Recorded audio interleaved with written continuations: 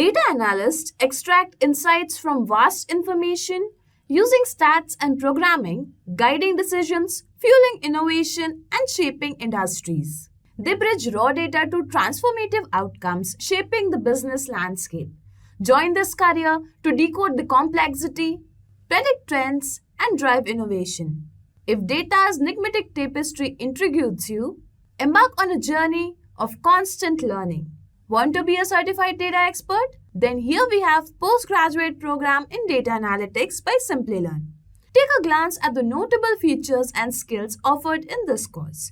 You will benefit from exclusive IBM hackathons and Ask Me Anything sessions, 8 times more interaction in live online classes with industry experts, capstone projects across 3 domains, and over 14 data analytics projects using real data sets from Google Play Store, Lyft, World Bank, and more. Master classes from Purdue faculty and IBM experts, along with Simplilearn's Job Assist for better job prospects. Acquire skills in data analytics, statistical analysis using Excel, data analysis using Python and R, and data visualization using Tableau and Power BI. Enroll now using the course link in the description box. Don't forget to subscribe to Simplilearn and hit the bell icon to never miss any updates from us. So without any further ado, let's begin with our tutors. In today's session, we will look at data analytics for beginners. But before we begin, make sure to subscribe to our channel and hit the bell icon to never miss an update. In this video, we will discuss what data analytics is and the need for data analytics. Then, we will look at the different ways in which data analytics can be used, followed by the various steps involved in the data analytics process. After that, we will get an idea about the different tools used in data analytics and the companies using data analytics. Moving forward, we will see a case study on how Walmart uses data analytics for better customer service. And finally, we will perform a regression analysis in R to predict sales based on the advertising expenditure from 3 mediums: TV ads, radio ads, and newspaper advertisements. So what is data analytics? Companies around the world are generating vast volumes of data every hour. This data could be in the form of log files, web server and transactional data, as well as various customer-related data. Also, data is being generated at a rapid rate from social media websites and applications such as Facebook, Instagram, Twitter, and WhatsApp. Companies want to use this data to derive value out of it and make business decisions. That's where data analytics comes into use. Data analytics is the process of exploring and analyzing large data sets to find hidden patterns, unseen trends, discover correlations, and valuable insights to make business predictions. Data analytics improves the speed and efficiency of your business. A few years ago, a business would have gathered information manually, performed statistical and complex analytics, and unearthed information that could be used for future decisions. But today, that business can identify insights on the fly for immediate decisions. Most organizations have big data, and many understand the need to harness that data and extract value out of it. So, they use a lot of modern tools and technologies to perform data analytics. Some of the tools I will discuss in detail later in this tutorial. Now that we have looked at what data analytics really is, let us understand the ways in which you can use data analytics. First is improved decision making. Data analytics eliminates a lot of guesswork and manual tasks from choosing the right content, planning marketing campaigns, and developing products. Organizations can use the insights they gain from data analytics to make informed decisions, leading to better outcomes and customer satisfaction. It gives you a 360-degree view of your customers, which helps you understand their behavior completely, enabling you to better meet their needs. Second is better customer service. Data analytics provides you with more accurate insights of your customers, allowing you to tailor customer service to their needs, provide more personalization, and build stronger relationships with them. Your data can reveal information about your customers' communication preferences, their interests, their concerns, and more. It helps you give better recommendations for products and services. Next is efficient operations. Data analytics can help you streamline your processes, save money, and boost production. When you have an improved understanding of what your audience wants, you waste less time in creating ads and content that don't match your audience interests.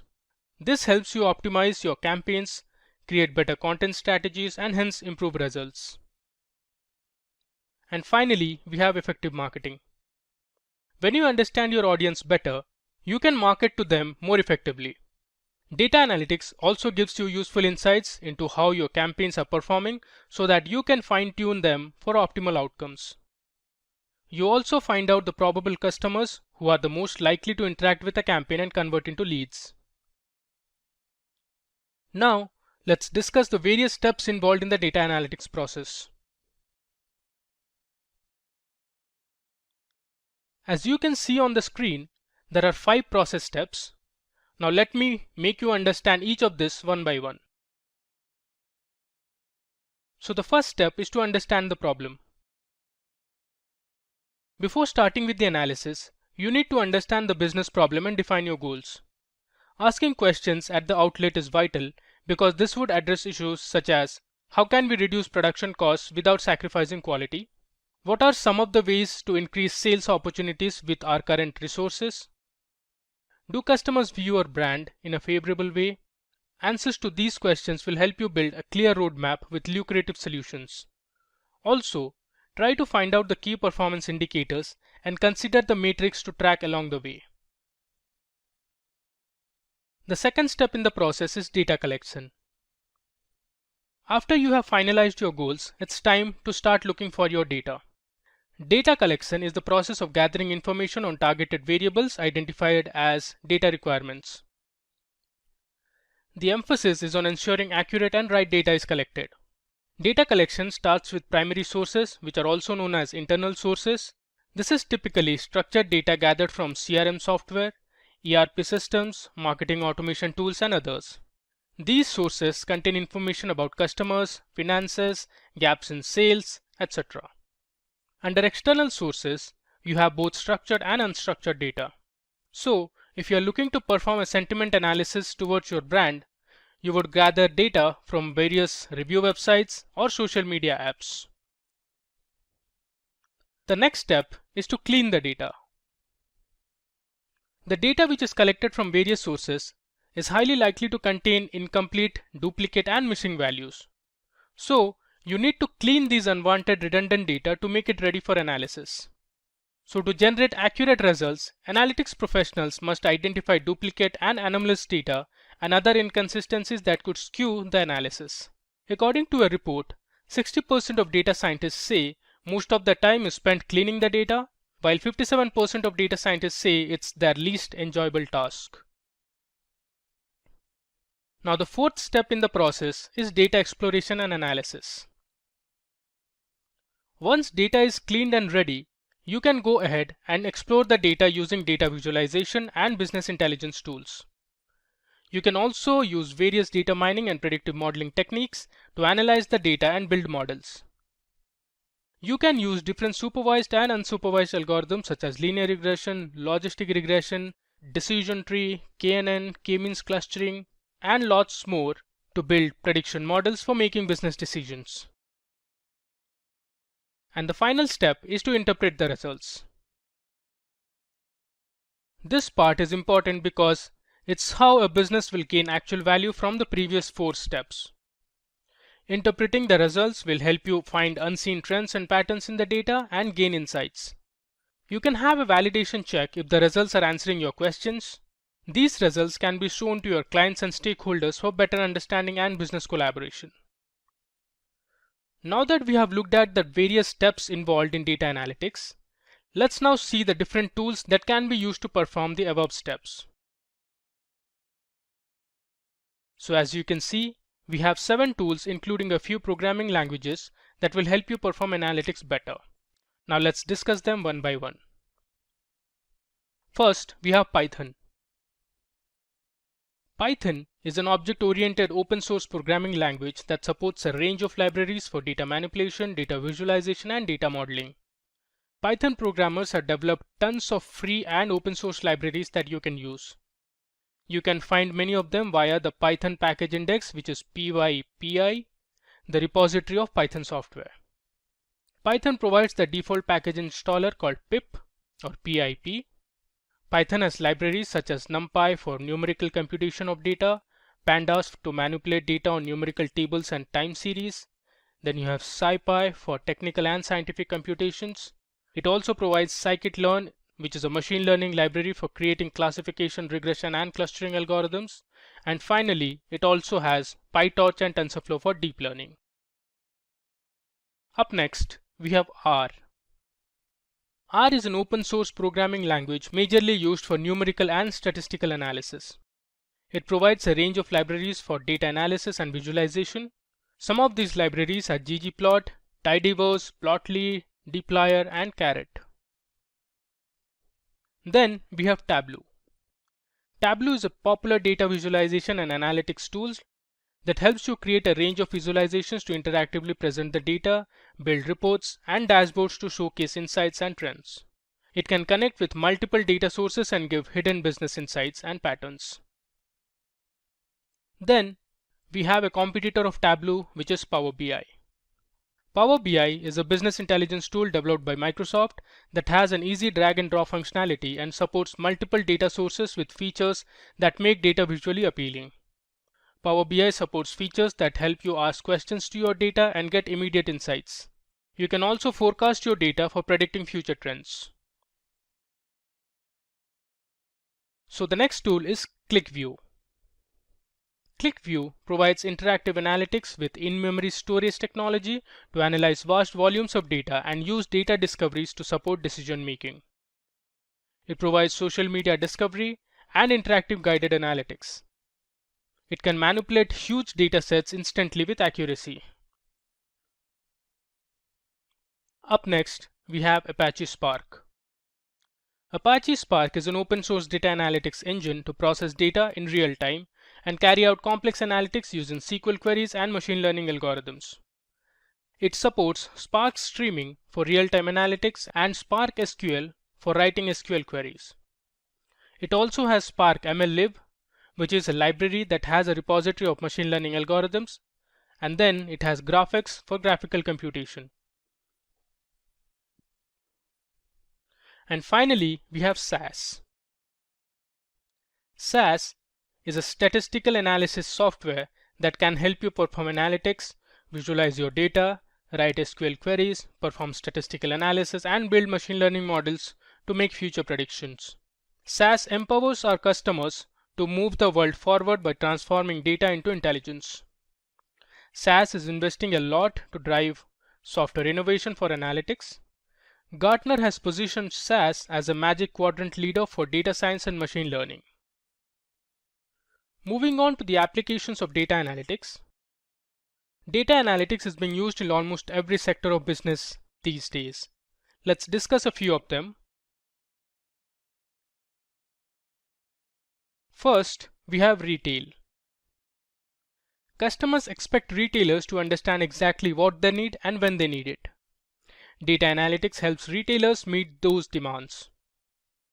Retailers not only have an in-depth understanding of their customers, but they can also predict trends, recommend new products, and boost profitability. Retailers create assortments based on customer preferences, invoke the most relevant engagement strategy for each customer, optimize supply chain and retail operations at every step of the customer journey. The second application is on healthcare. Healthcare industries analyze patient data to provide life-saving diagnosis and treatment options. They also deal with healthcare plans and insurance information to drive key insights. Using analytics, they can discover new drugs and come up with new drug development methods. Advanced analytics allows healthcare companies to improve patient outcomes and experience. Cancer cells and diabetic retinopathy can be discovered using medical imaging. At number 3, we have manufacturing. For manufacturers, solving problems is nothing new. They fight with difficult problems and situations on a daily basis. From complex supply chains to motion applications to labor constraints and equipment breakdowns, they deal with such problems on a regular basis. Using data analytics, manufacturing sectors can discover new cost-saving and revenue opportunities. The fourth application is related to the banking sector. Banking and financial institutions collect vast volumes of structured and unstructured data to derive analytical insights and make sound financial decisions. Using analytics, they can find out probable loan defaulters, customer churn-out rate, and detect fraudulent transactions immediately. The final application is based on logistics. Logistics companies use data analytics to develop new business models that can ease their business and improve productivity. They can optimize routes to ensure delivery reaches on time in a cost-efficient manner. They also focus on improving order processing capabilities as well as performance management. With that, now let's look at the companies using data analytics on a daily basis. So we have the e-commerce giant Amazon, then we have Accenture, followed by the American Healthcare Service Organization, Cigna. Then we have the American supplier of health information technology solutions, services, devices and hardware, Cerner, followed by Target and antivirus company McAfee. Next, we have Rapido, which is an Indian bike rental company based in Bangalore. After that, we have Flipkart and the world's largest retail company, Walmart. So, sky's the limit on what you use it for. Let's take a look at types of data analytics. And this can be broken up in so many ways, but we're going to start with looking at the most basic questions that you're going to be asking in data analytics. And the first one is you want descriptive analytics. What has happened? Hindsight. How many sales per call ratio coming out of the call center? If we have 500 tourists in a forest and you have a certain temperature, how many fires were started? How many times did the police have to show up to certain houses? All that's descriptive. The next one is predictive. Predictive analytics is what will happen next. We want to predict. This is great if you have an ice cream store and you want to predict how many people to work at the ice cream store on a certain day based on the temperature coming up and the time of the year. And then one of the biggest growing and most important parts of the industry is now prescriptive analytics. And you can think of that as combining the first two. We have descriptive and we have predictive, and then you get prescriptive analytics. How can we make it happen? Foresight. What can we change to make this work better? In all the industries we looked at before, we can start asking questions, especially in city development. There's a good one. If we want to have our city generate more income, and we want that income to be commercial based, what kind of commercial buildings do we need to build in that area that are going to bring people over? Do we need huge warehouse cells, Costco sales buildings, or do we need little mom and pop joints that are going to bring in people from the country to come shop there? Or do you want an industrial setup? What do you need to bring that industry in there? Is there a car industry available in that area? If it's not a car industry, what other industries are in that area? All those things are prescriptive. We're guessing. We're guessing what can we do to fix it? What can we do to fix crime in an area with education? What kind of education are we going to use to help people understand what's going on so that we lower the rate of crime and we help our communities grow better? That's all prescriptive. It's all guessing. We want foresight into how can we make it happen? How can we make this better? And we really can't not go into enough detail on these three, because a lot of people stumble on this when they come in and are doing analytics. Whether you're the manager, shareholder, or the data scientist coming in, you really need to understand the descriptive analytics, where you're studying the total units of furniture sold and the profit that was made in the past. Here we go into predictive analytics, predicting the total units that would sell and the profit we can expect in the future, gear up for how many employees we need, how much money we're going to make, and prescriptive analytics, finding ways to improve the sales and the profit so we can sell maybe a different kind of furniture. We're going to guess at what the area is looking for and how that marketing is going to change. Hello everyone, we welcome you all to this video by Simplilearn. In today's session, we will learn a really interesting topic, that is the top 10 skills to become a data analyst in 2022. In today's digital world, data is being generated by companies and individuals every second. so the role of a data analyst holds supreme importance. So if you're looking for a career in data analytics, this video will help you learn what a data analyst does and the various skills you need to possess to become a data analyst in 2022. Before we get started, make sure you subscribe to the Simplilearn channel and hit the bell icon to never miss an update from us. Let's look at the agenda for this video. First, we will understand who a data analyst is. Then we will understand the top 10 data analyst skills for 2022. Moving on, we will look at the salary of a data analyst. And finally, we will look at the companies hiring data analysts. So now let's understand who is a data analyst. A data analyst is a professional who collects business data from various sources, interprets it, and uses various statistical tools and techniques to extract insights and useful information from it. They acquire data from primary or secondary data sources and maintain databases.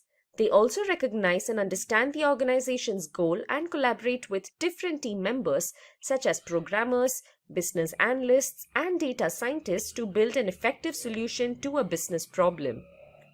Now, with this basic understanding of who a data analyst is, let's learn the top 10 data analyst skills for 2022. At number 1, we have Structured Query Language or SQL. SQL is a top skill that every data analyst should have.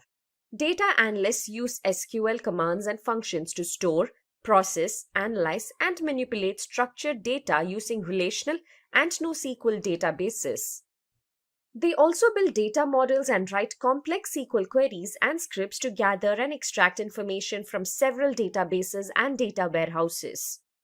Some of the popular databases a data analyst should be familiar with are Microsoft SQL Server, MySQL, PostgreSQL, and IBM DB2. The second important skill for a data analyst is Microsoft Excel. Microsoft Excel is one of the most popular and oldest spreadsheet applications for creating reports, performing calculations, and analyzing data. Data analysts need to know how to handle tabular data in Excel. So, they should be aware of features like sorting, filtering, conditional formatting, pivot tables, what-if analysis, and functions such as sumifs and countifs. The third crucial data analyst skill for 2022 is data cleaning and wrangling. Usually, the data collected by analysts from various heterogeneous sources is often messy and contains a lot of missing values. So, it is always crucial to clean the data and remove noise, missing, or erroneous elements. It is also important to format data using tools and methods before using it for analysis. They are responsible for data mining as well. The data mined from various sources are organized in order to obtain new information from it. Some of the tools you need to know for data cleaning and wrangling are Excel Power Query and OpenRefine. The fourth skill on our list is mathematics and statistics. Data analysts often work on data for higher dimensions that are greater than 3. In order to interpret such data, they need to be good at linear algebra and calculus. They also build predictive models and statistical models such as linear regression, logistic regression, naive Bayes, and k-means clustering. In order to understand the working of these algorithms, they must have knowledge about statistics and probability. Coming to the fifth important skill for a data analyst in 2022, we have programming. Data analysts need to master at least one programming language, preferably Python or R. In order to work with complex business problems, analysts need to write scripts and user-defined functions to automate tedious tasks. Python and R language provide a collection of different libraries and packages such as NumPy, Pandas, dplyr, matplotlib, ggplot, which data analysts can use to discover trends and patterns from complex data sets. After this, we have data visualization as our sixth skill. Another data analyst job role is to visualize large volumes of data and prepare summary reports and dashboards for the leadership team and clients so that they can make timely business decisions. To do this, data analysts use various data visualization tools such as Power BI, Tableau, and QlikView. Using these tools, data analysts can integrate various data sets, apply joint conditions, sort and filter data, as well create different visualizations using charts and graphs. The seventh skill for a data analyst is industry knowledge. Data analysts should have good knowledge and understanding of the industry or domain they are working in. For example, if you're working in a healthcare domain, you need to know how healthcare analytics can be applied to improve patient care. You should have knowledge about the challenges faced in healthcare and how you can leverage data and analytics to solve the issues. Only if you have strong industry knowledge can you try to improve the business. The eighth skill that is important for a data analyst in 2022 is problem solving. A business deals with several problems on a daily basis. Data analysts should be ready to face those challenges. Data analysts are expected to use their problem-solving skills, work with the team, troubleshoot what went wrong, and provide an effective solution via data analysis. A data analyst with good problem-solving skills can help a business identify current and potential issues and determine a viable solution based on the data it collects. The ninth skill on our list is analytical thinking. Data analysts need analytical thinking ability to break down a complex problem into simple components and resolve these components one by one. It is a must-have skill for data analysts. Analytical thinking includes deciding the parameters that need to be considered for defining data sets, analyzing them from different perspectives, and determining variable dependencies. Coming to the 10th skill among the top 10 skills for a data analyst in 2022, we have communication. Data analysts don't just interact with computers and programs, they also interact with team members, stakeholders, and data suppliers. So, good communication skills are essential. Data analysts also present their findings in front of an audience who might not be familiar with the analytical methods and processes, so they need to clearly translate their findings and insights into non-technical terms. So, those were the top 10 skills a data analyst needs to possess in 2022. Do you think we missed out on any skills? Then please put your answers in the comment section below. Now, let's look at the salary of a data analyst. According to Glassdoor, the average annual salary for a data analyst in the United States is $69,517, while in India, you can earn nearly 7 lakh rupees per annum. Finally, let's look at the top companies that are hiring data analysts in 2022. Here, we have the consultancy and Big Four giant Deloitte and the pharmaceutical company Cerner Corporation. Then we have the tech giant IBM, retail company Walmart, and the e-commerce leader Amazon. To achieve the goals of data analysis, we use a number of data analysis tools. Companies rely on these tools to gather and transform their data into meaningful insights. So which tool should you choose to analyze your data? Which tool should you learn if you want to make a career in this field? We will answer that in this session. After extensive research, we have come up with these top 10 data analysis tools. Here, we will look at the features of each of these tools and the companies using them. So let's start off. At number 10, we have Microsoft Excel. All of us would have used Microsoft Excel at some point, right? It is easy to use and one of the best tools for data analysis. Developed by Microsoft, Excel is basically a spreadsheet program. Using Excel, you can create grids of numbers, text, and formulae. It is one of the widely used tools, be it in a small or large setup. The interface of Microsoft Excel looks like this. Let's now move on to the features of Excel. Firstly, Excel works with the Windows version of Excel supports programming through Microsoft's Visual Basic for Applications (VBA). Programming with VBA allows spreadsheet manipulation that is difficult with standard spreadsheet techniques. In addition to this, the user can automate tasks such as formatting or data organization in VBA. One of the biggest benefits of Excel is its ability to organize large amounts of data into orderly logical spreadsheets and charts. By doing so, it's a lot easier to analyze data, especially while creating graphs and other visual data representations. The visualization can be generated from a specified group of cells. Those were few of the features of Microsoft Excel. Let's now have a look at the companies using it. Most of the organizations today use Excel. Few of them that use it for analysis are the UK-based company Ernst & Young. Then we have Urban Pro, Wipro, and Amazon.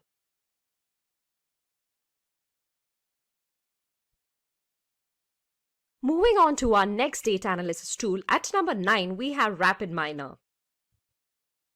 A data science software platform, RapidMiner provides an integrated environment for data preparation, analysis, machine learning, and deep learning.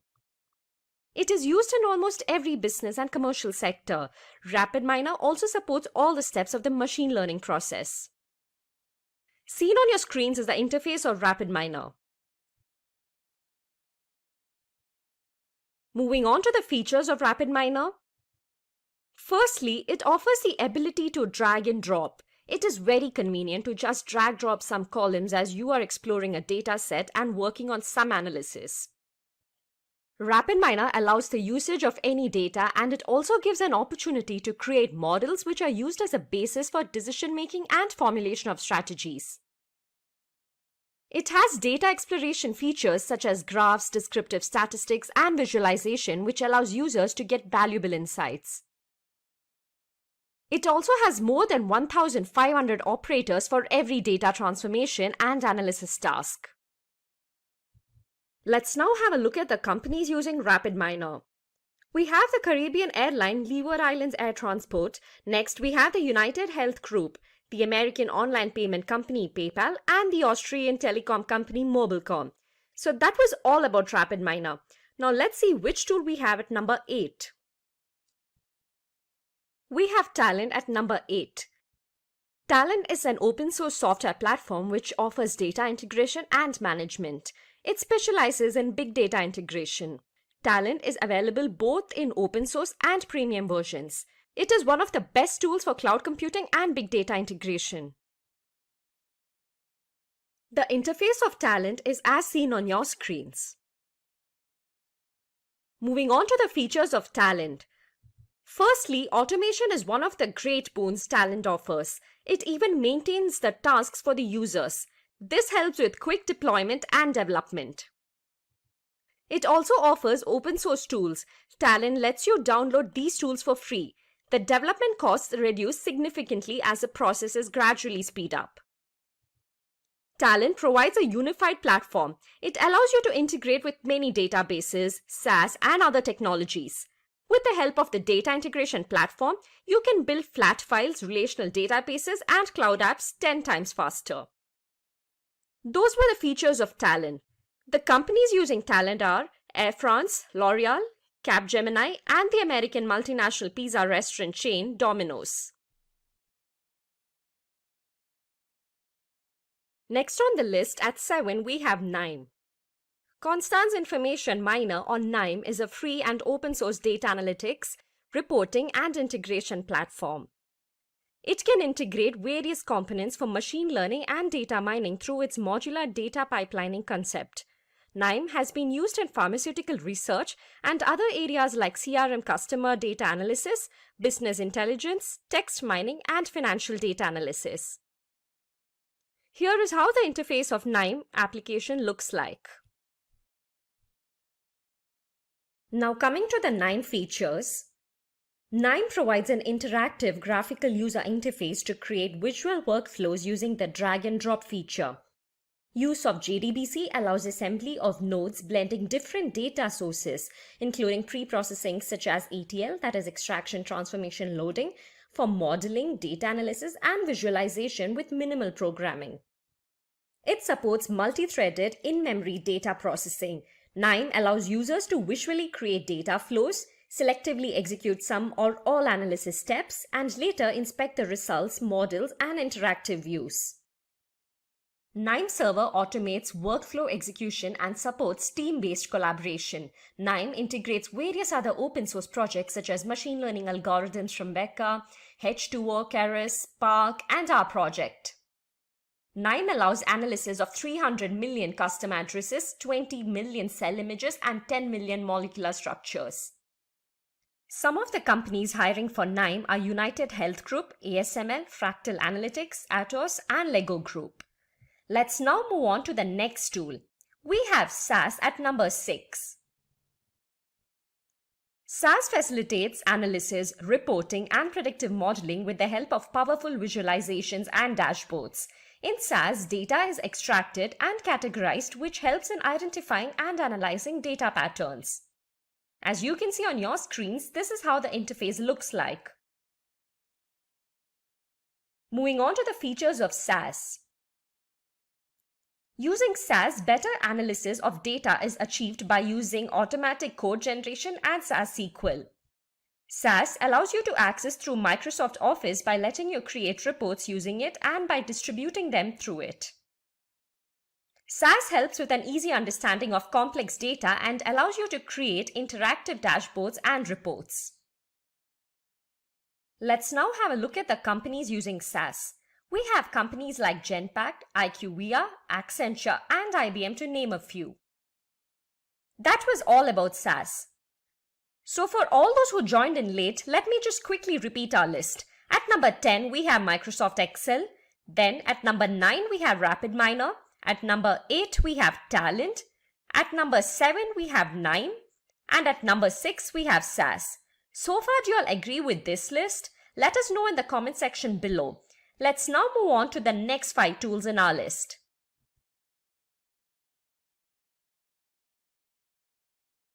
So at number 5, we have both R and Python. Yes, we have 2 of them in the 5th position.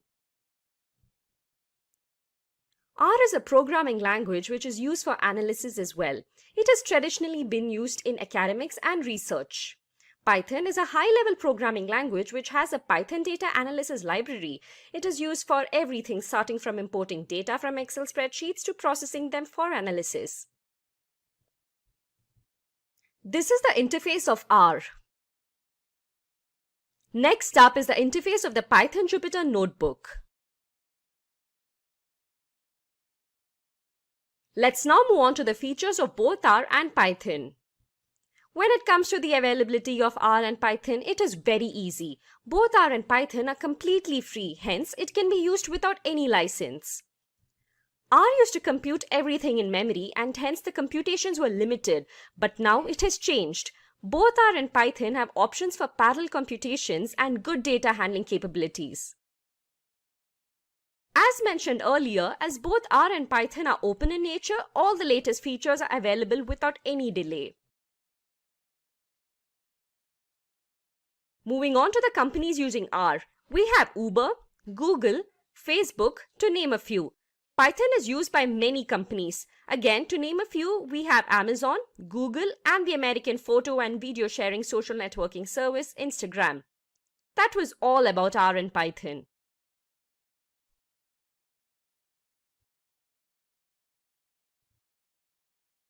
At number 4, we have Apache Spark. Apache Spark is an open source engine developed specifically for handling large-scale data processing and analytics. Spark offers the ability to access data in a variety of sources including Hadoop Distributed File System HDFS, OpenStack Swift, Amazon S3, and Cassandra. It allows you to store and process data in real time across various clusters of computers using simple programming constructs. Apache Spark is designed to accelerate analytics on Hadoop while providing a complete suite of complementary tools that include a fully featured machine learning library, a graph processing engine, and stream processing. So this is how the interface of Apache Spark looks like.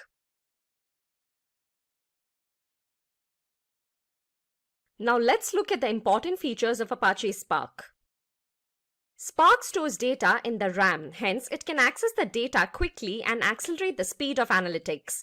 Spark helps to run an application in a Hadoop cluster up to 100 times faster in memory and 10 times faster when running on disk. It supports multiple languages and allows the developers to write applications in Java, Scala, R, or Python. Spark comes up with 80 high-level operators for interactive querying. Spark code for batch processing, join stream against historical data, or run ad hoc queries on stream state. Analytics can be performed better as Spark has a rich set of SQL queries, machine learning algorithms, complex analytics, etc. Apache Spark provides fault tolerance through Spark RDD. Spark resilient distributed data sets are designed to handle the failure of any worker node in the cluster. Thus, it ensures that the loss of data reduces to zero. Conviva, Netflix, IQVIA, Lockheed Martin, and eBay are some of the companies that use Apache Spark on a daily basis. At number 3, we have another important growing data analysis tool, that is ClickView. ClickView software is a product of Qlik for business intelligence and data visualization. ClickView is a business discovery platform that provides self-service BI for all business users and organizations.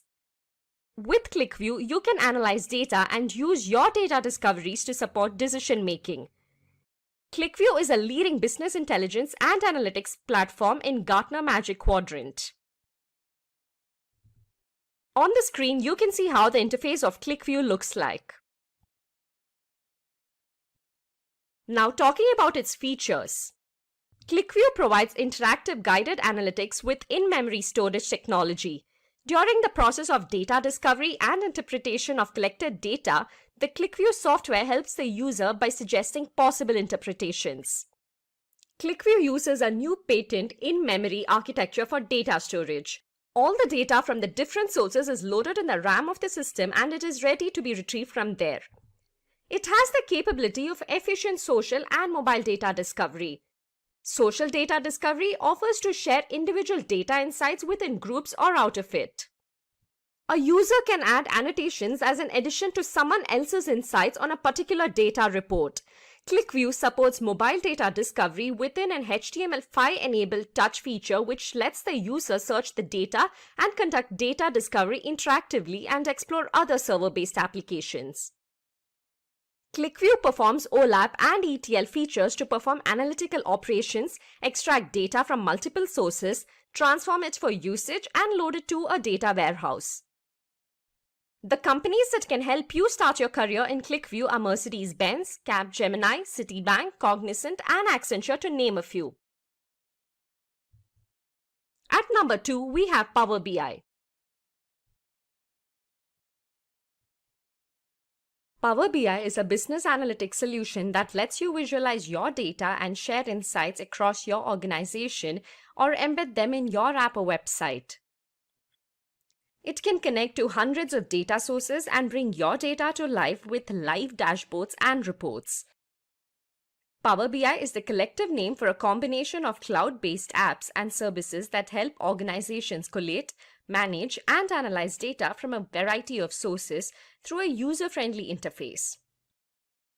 Power BI is built on the foundation of Microsoft Excel and has several components such as Windows desktop application called Power BI Desktop and online software as a service called Power BI Service, mobile Power BI apps available on Windows phones and tablets, as well as for iOS and Android devices.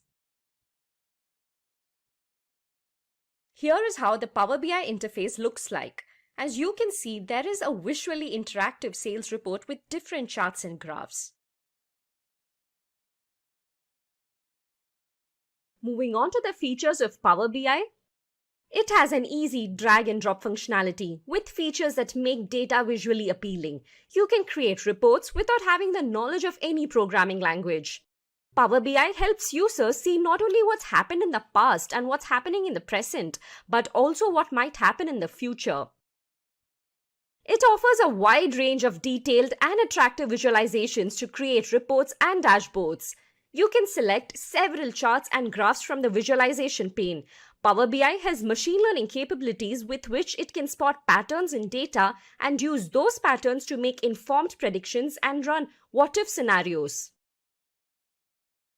Power BI supports multiple data sources such as Excel, Text CSV, Oracle, SQL Server PDF, and XML files. The platform integrates with other popular business management tools like SharePoint, Office 365, and Dynamics 365, as well as other non-Microsoft products like Spark, Hadoop, Google Analytics, SAP, Salesforce, and MailChimp. Some of the companies using Power BI are Adobe, AXA, Carlsberg, Capgemini, and Nestle. Moving on to the next tool. So any guesses as to what we have at number 1? You can comment in the chat section below. Finally, on the top of the pyramid, we have Tableau. Gartner's Magic Quadrant of 2020 classified Tableau as a leader in business intelligence and data analysis.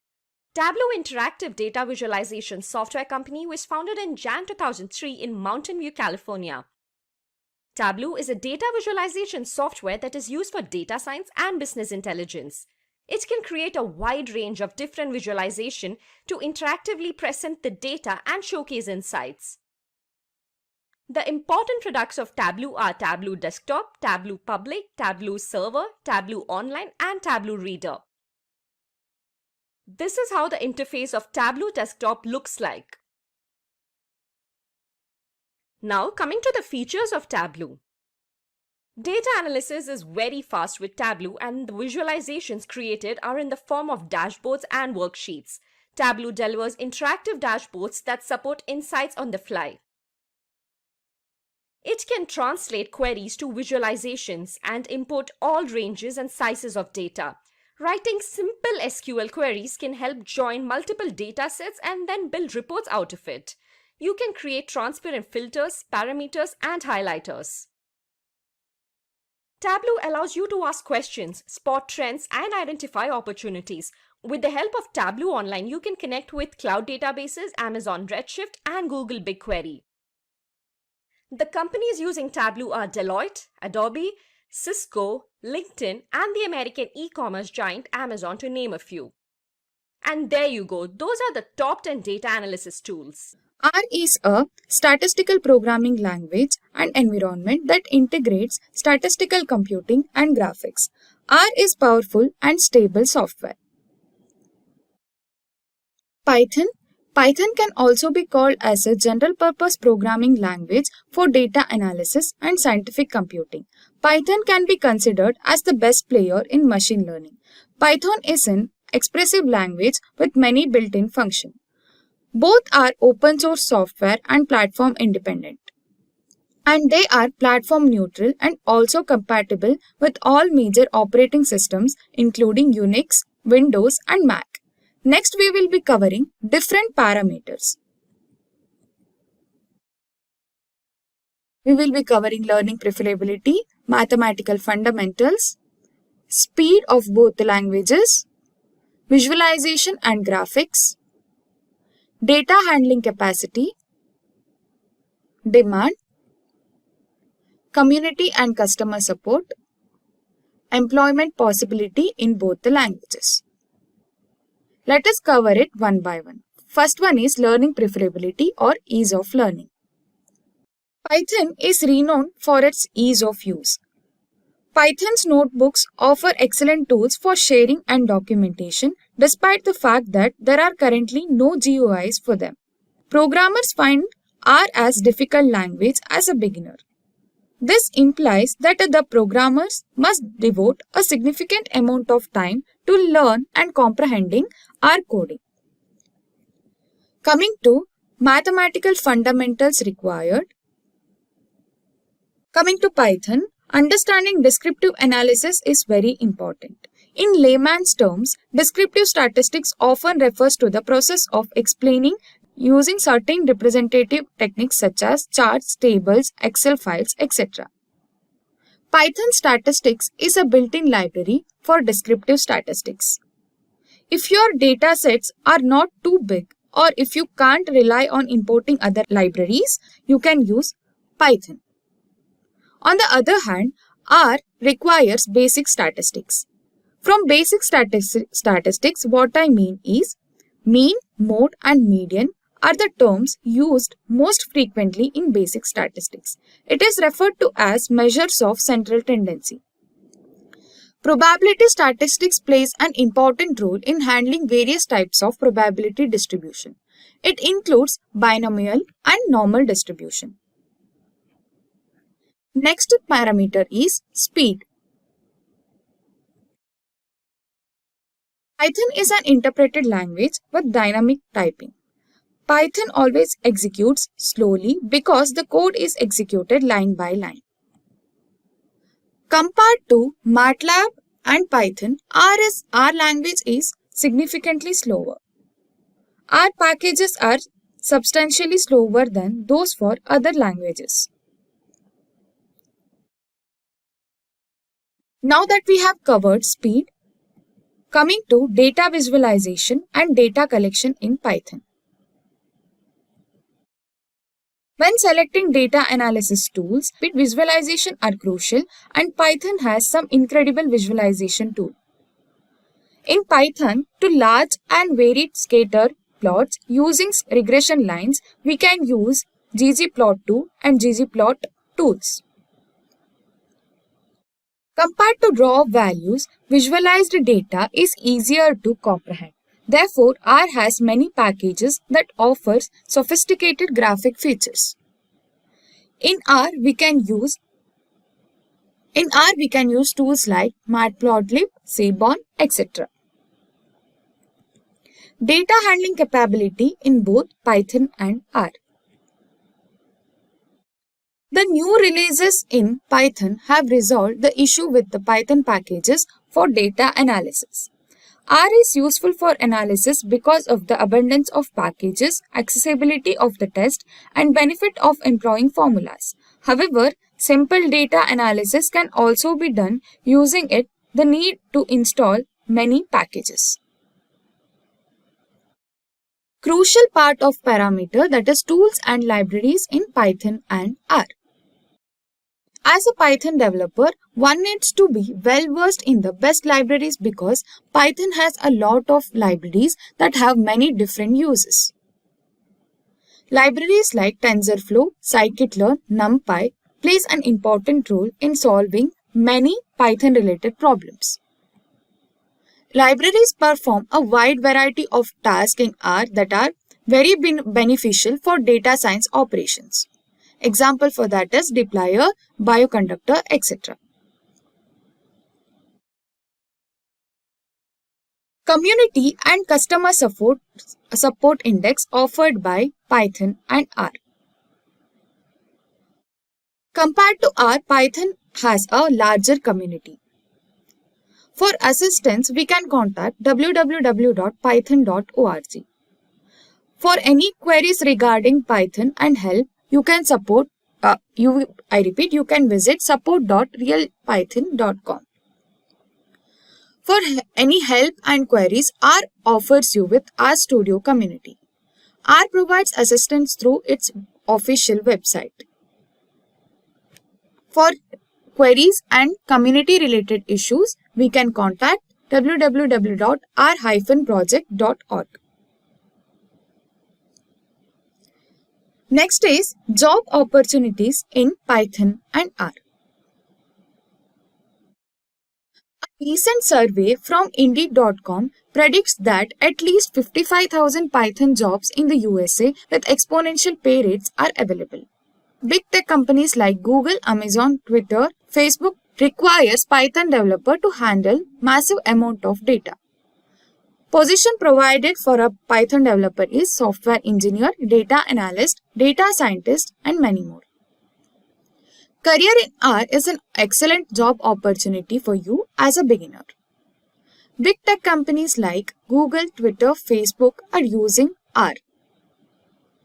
Position provided by companies as a R developer is data scientist, data analyst, data visualization analyst, etc. Moving on, let us wrap up an important topic, which language to be used between R and Python. There is no right or wrong way to study both Python or R. Both are in demand skills that will enable you to complete almost any data analytics work you come across. It ultimately depends on your background, interest, and career objectives that which one is better for you. But compared to R, Python is easy to learn. Let's compare its strengths and weaknesses. It is used to handle large amount of data. Python performs non-statistical functions and it is best suitable for programming. However, Python is better when it comes to coding. Whereas R is used in data visualization graphics, R is a widespread language in the statistical community. It is used to accomplish many mathematical tasks. So before concluding the topic, let me answer the query that I have asked regarding R and Python. Do you guys remember the question? The query was, our language is superficially related to which language? So the answer for the question is C language.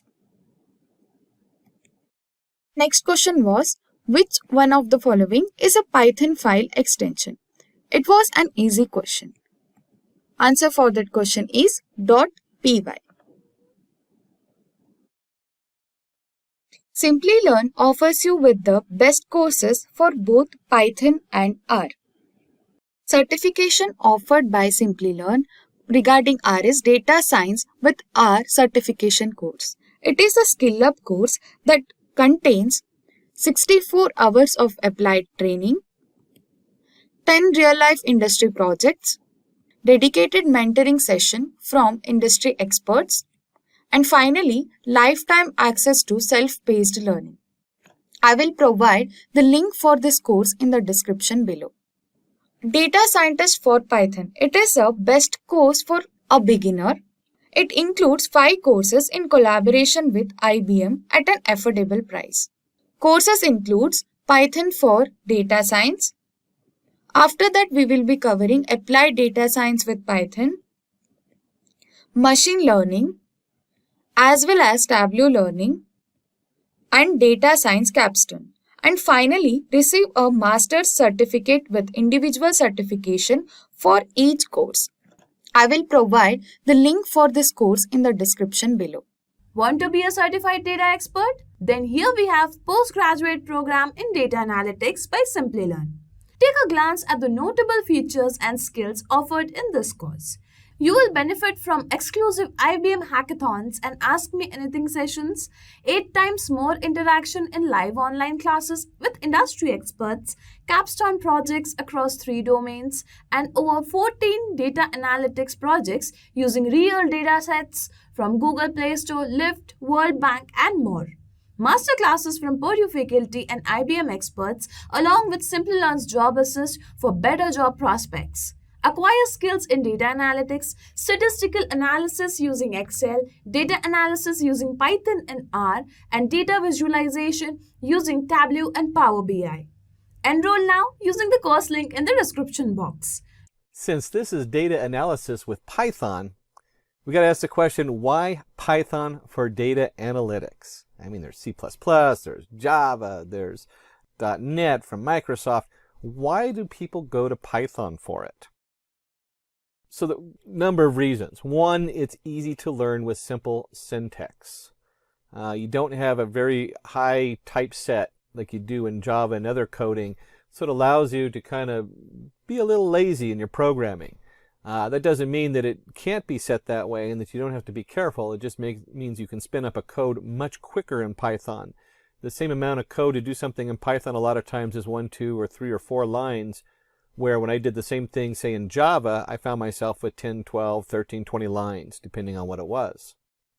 It's very scalable and flexible. So there's our flexibility because you can do a lot with it, and you can easily scale it up. You can go from something on your machine to using PySpark into the Spark environment and spread that across hundreds, if not thousands of servers across terabytes of data or petabytes of data. So it's very scalable. There's a huge collection of libraries. This one's always interesting because Java has a huge collection of libraries. C has a huge collection of libraries. .NET does, and they're always in competition to get those libraries out. Scala for your Spark. All those have huge collections of libraries. This is always changing, but because Python's open source, you almost always have easy to access libraries that anybody can use. You don't have to go check your licensing and have special licensing like you do in some packages. Graphics and visualization, they have a really powerful package for that, so it makes it easy to create nice displays for people to read. And community support. Because Python is open source, it has a huge community that supports it. You can do a quick Google and probably find a solution for almost anything you're working on. Python libraries. Let's bring it together. We have data analytics and we have Python. So when we're talking data analytics, we're talking Python libraries for data analytics. And the big 5 players are NumPy, Pandas, Matplot library, SciPy, which is going to be in the background, so we're not going to talk too much about the scientific formulas in SciPy, and scikit. So NumPy supports n-dimensional arrays, provides numerical computing tools useful for linear algebra and Fourier transform. And you can think of this as just a grid of numbers. And you can even have a grid inside a grid, or data. It's not even numbers, because you can also put words and characters and just about anything into that array. But you can think of a grid, and then you can have a grid inside a grid, and you end up with a nice three-dimensional array. If you want to talk three-dimensional array, you can think of images. You have your 3 channels of color, 4 if you have an alpha, and then you have your XY coordinates for the image we're looking at. So you can go X, Y, and then what are the 3 channels to generate that color. And NumPy isn't restricted to 3 dimensions. You could imagine watching a movie. Well, now you have your movie clips, and they each have their X number of frames, and each of those frames have X number of XY coordinates for the pictures in each frame, and then you have your 3 dimensions for the colors.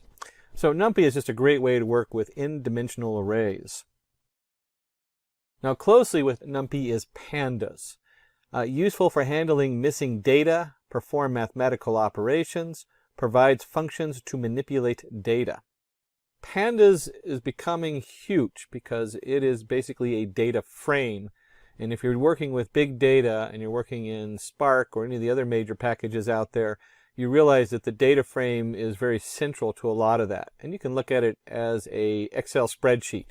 You have your columns, you have your rows or indexes, and you can do all kinds of different manipulations of the data within, including filling in missing data, which is a big thing when you're dealing with large pools or lakes of data where they might be collected differently from different locations.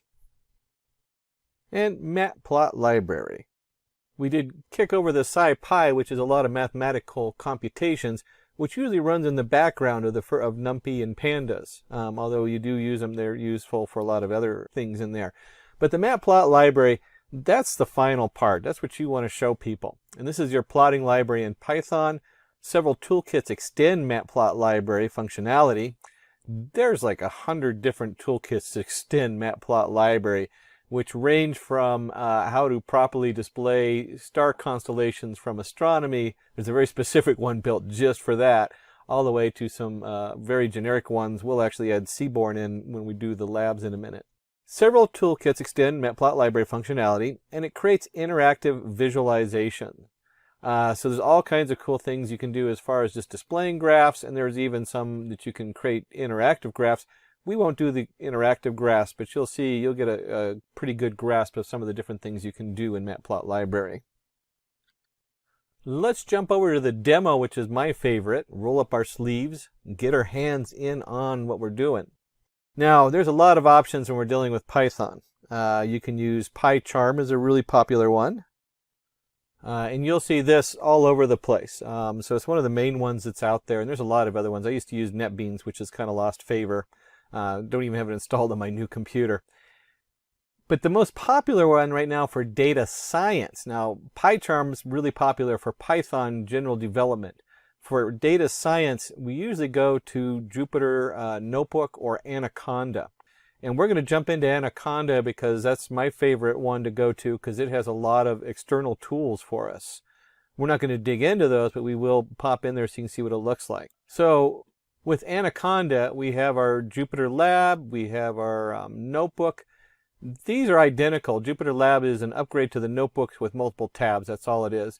And we'll be using the notebook. And you can see that PyCharm is so popular with Python that we even have it highlighted here in Anaconda as part of the setup. Jupyter Notebook can also be a standalone.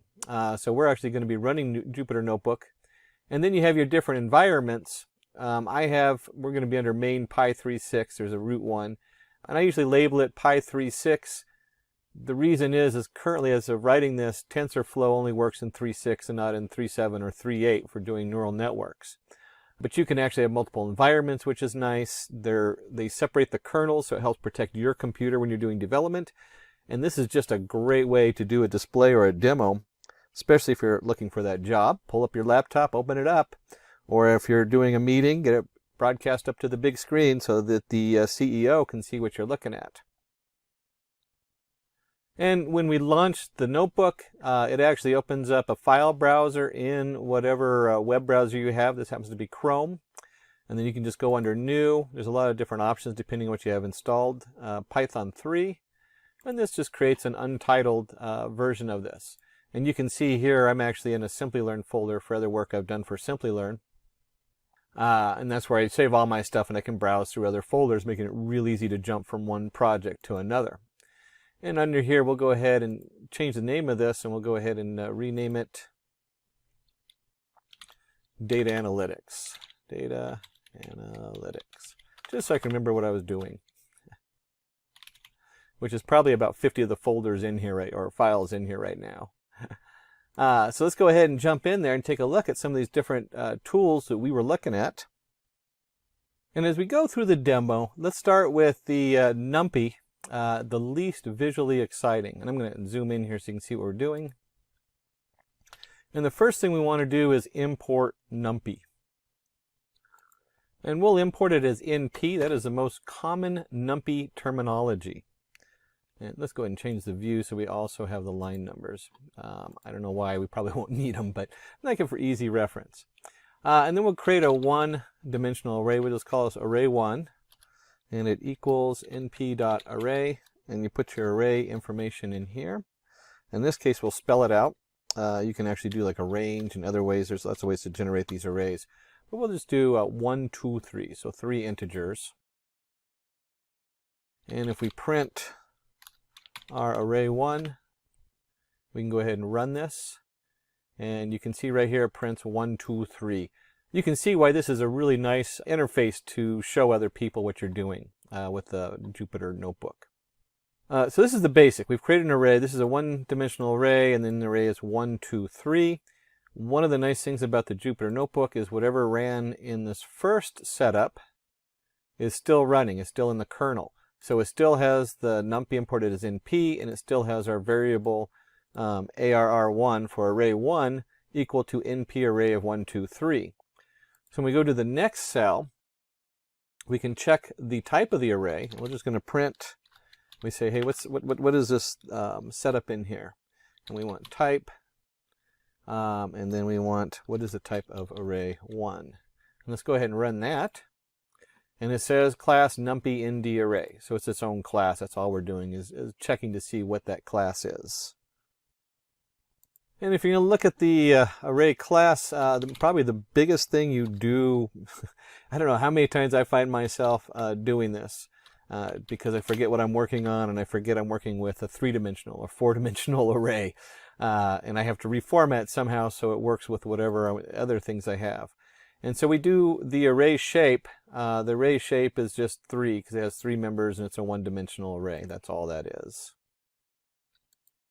And with the NumPy array, we can easily access, stick with the print statement. If you actually put a variable in Jupyter Notebook and it's the last one in the cell, it will be the same as a print statement. So if I do this, where array1 of 2, it's the same as doing print array of 2. Those are identical statements in our Jupyter Notebook. We'll go and stick with the print on this one, and it's 3. So there's our print space 2, and we have 0, 1, 2, 2 equals 3. We can easily change that. So we have array1 of place 2 equals 5, and then if we print our array1, you can see right down here when it comes out, it's 1, 2, and 5. And there I left the print statement off because it's the last variable in the list. It'll always print the variable if you just put it in like that.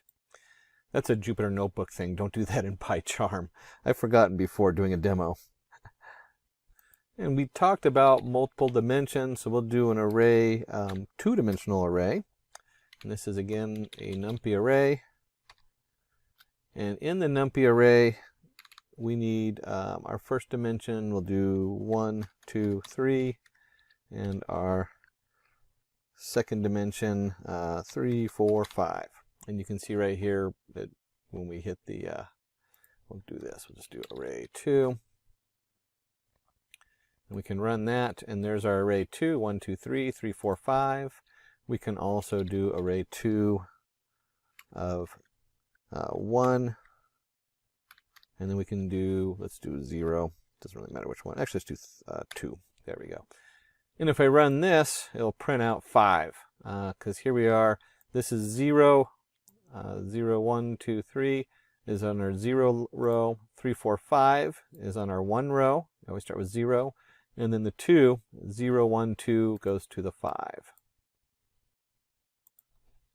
And then maybe we forgot what we were working with, so we'll go do array2.shape. And if we do array2 of shape, we'll go and run that. We'll see we have 2 rows, and each row has 3 elements. Two-dimensional array, 2, 3. If you looked up here when we did it before, it just had 3, nothing. When you have a single entity, it always saves it as a tuple with a blank space. But you can see right here we have 2, 3. And if you remember from up here, we just did this array2 of, let's go, what is it, 1, 2. We run that, we get the 5. You can also count backwards. This is kind of fun. And you'll see I just kind of switched something on you, because you can also do 1, 2 to get to the same spot. Now 2 is the last one, 0, 1, 2. It's the last one in there. We can count backwards and do -1. And if we run this, we get the same answer. Whether we count it as, let's go back up here. Whether we count this as 0, 1, 2, or we count backwards as -1, -2, -3. And you can see that if I change this -1 to a -2 and run that, I get 4, which is going backwards, -1, -2. So there's a lot of different ways to reference what we're working on inside the NumPy array. It's really a cool tool. It's got a lot of things you can do with it. And we talked about the fact that it can also hold things that are not values, and we'll call this array ask for strings equals np.array. Put our setup in there, our brackets, and let's go China, India, USA, Mexico. It doesn't matter, we can make whatever we want on here.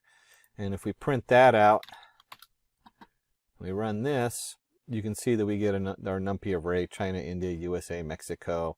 It even gives us our D type of a U6. And a lot of times when you're messing with data, we'll call this array R for range, just to kind of keep it uniform. np.arange. So this is a command inside NumPy to create a range of numbers.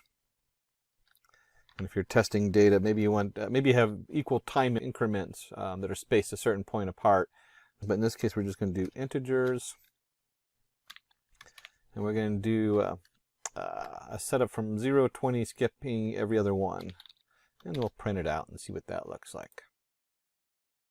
And you can see here we have 0, 2, 4, 6, 8, 10, 12, 14, 16, 18. Like you expected, it skips every one. And just a quick note, there's no 20 on here. Why? Well, this starts at 0 and counts up to 20. So if you're used to another language where it explicitly says less than or less than equal to 20, like for x equals 0, x plus plus, x is less than 20. That's what this is. It just assumes x is less than 20 on here. And if we want to create a very uniform set, 0, 2, 4, 6, what happens if I want to create numbers from 0 to 10, but I need 20 increments in there? We can do that with line space. So we can create an R, we'll call this L, equals, I don't think we'll actually use any of this again, so I don't know why I'm creating unique identifiers for it. But we'll do np lin space, and we're going to do 0 to 10, or 0 to 9. Remember, it goes up to 10. And then we want to, let's say we have 20 different increments in there. So we're creating we have a data set, and we know it's over a certain time period, and we need to divide that time period by 20. And it happens to just have 10 pieces in it. And here we go. You can see right here, we have 20, or it has 20 pieces in it, but it's over 10 years. And we got to divide it in the middle. And you can see it goes 0.52. Remember, yeah, there's our 10 on the end, so it goes up to 10. And then we can also do random. There's np.random. If you're doing neural networks, usually you start it by seeding it with random numbers. And we'll just do np.random, and we'll just call this array. We'll stop giving it unique numbers. We'll print that one out and run it. And you can see we have random numbers. They are 0 to 1. So you'll see that all these numbers are under 1. And you can easily alter that by multiplying them out or something like that if you want to do like 0 to 100.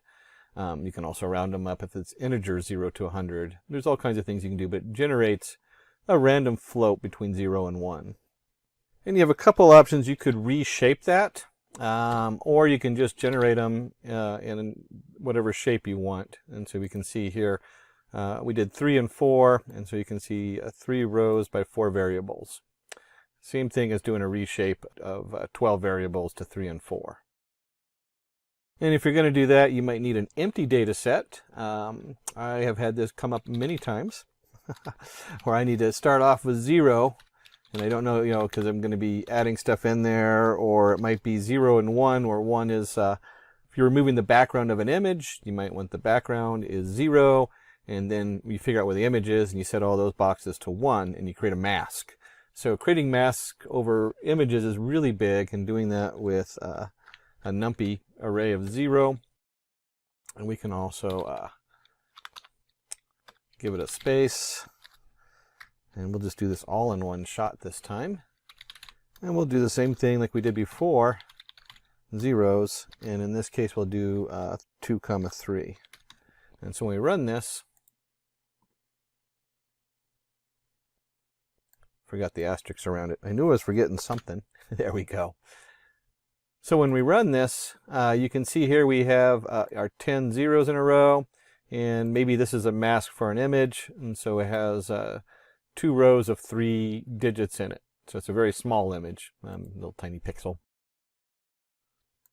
And maybe you're looking to do something the opposite way. Instead of creating a mask of zeros and filling in with ones, maybe you want to create a mask of 1s and fill them in with zeros. And we'll just do, just like we did before, we'll do 3, 4.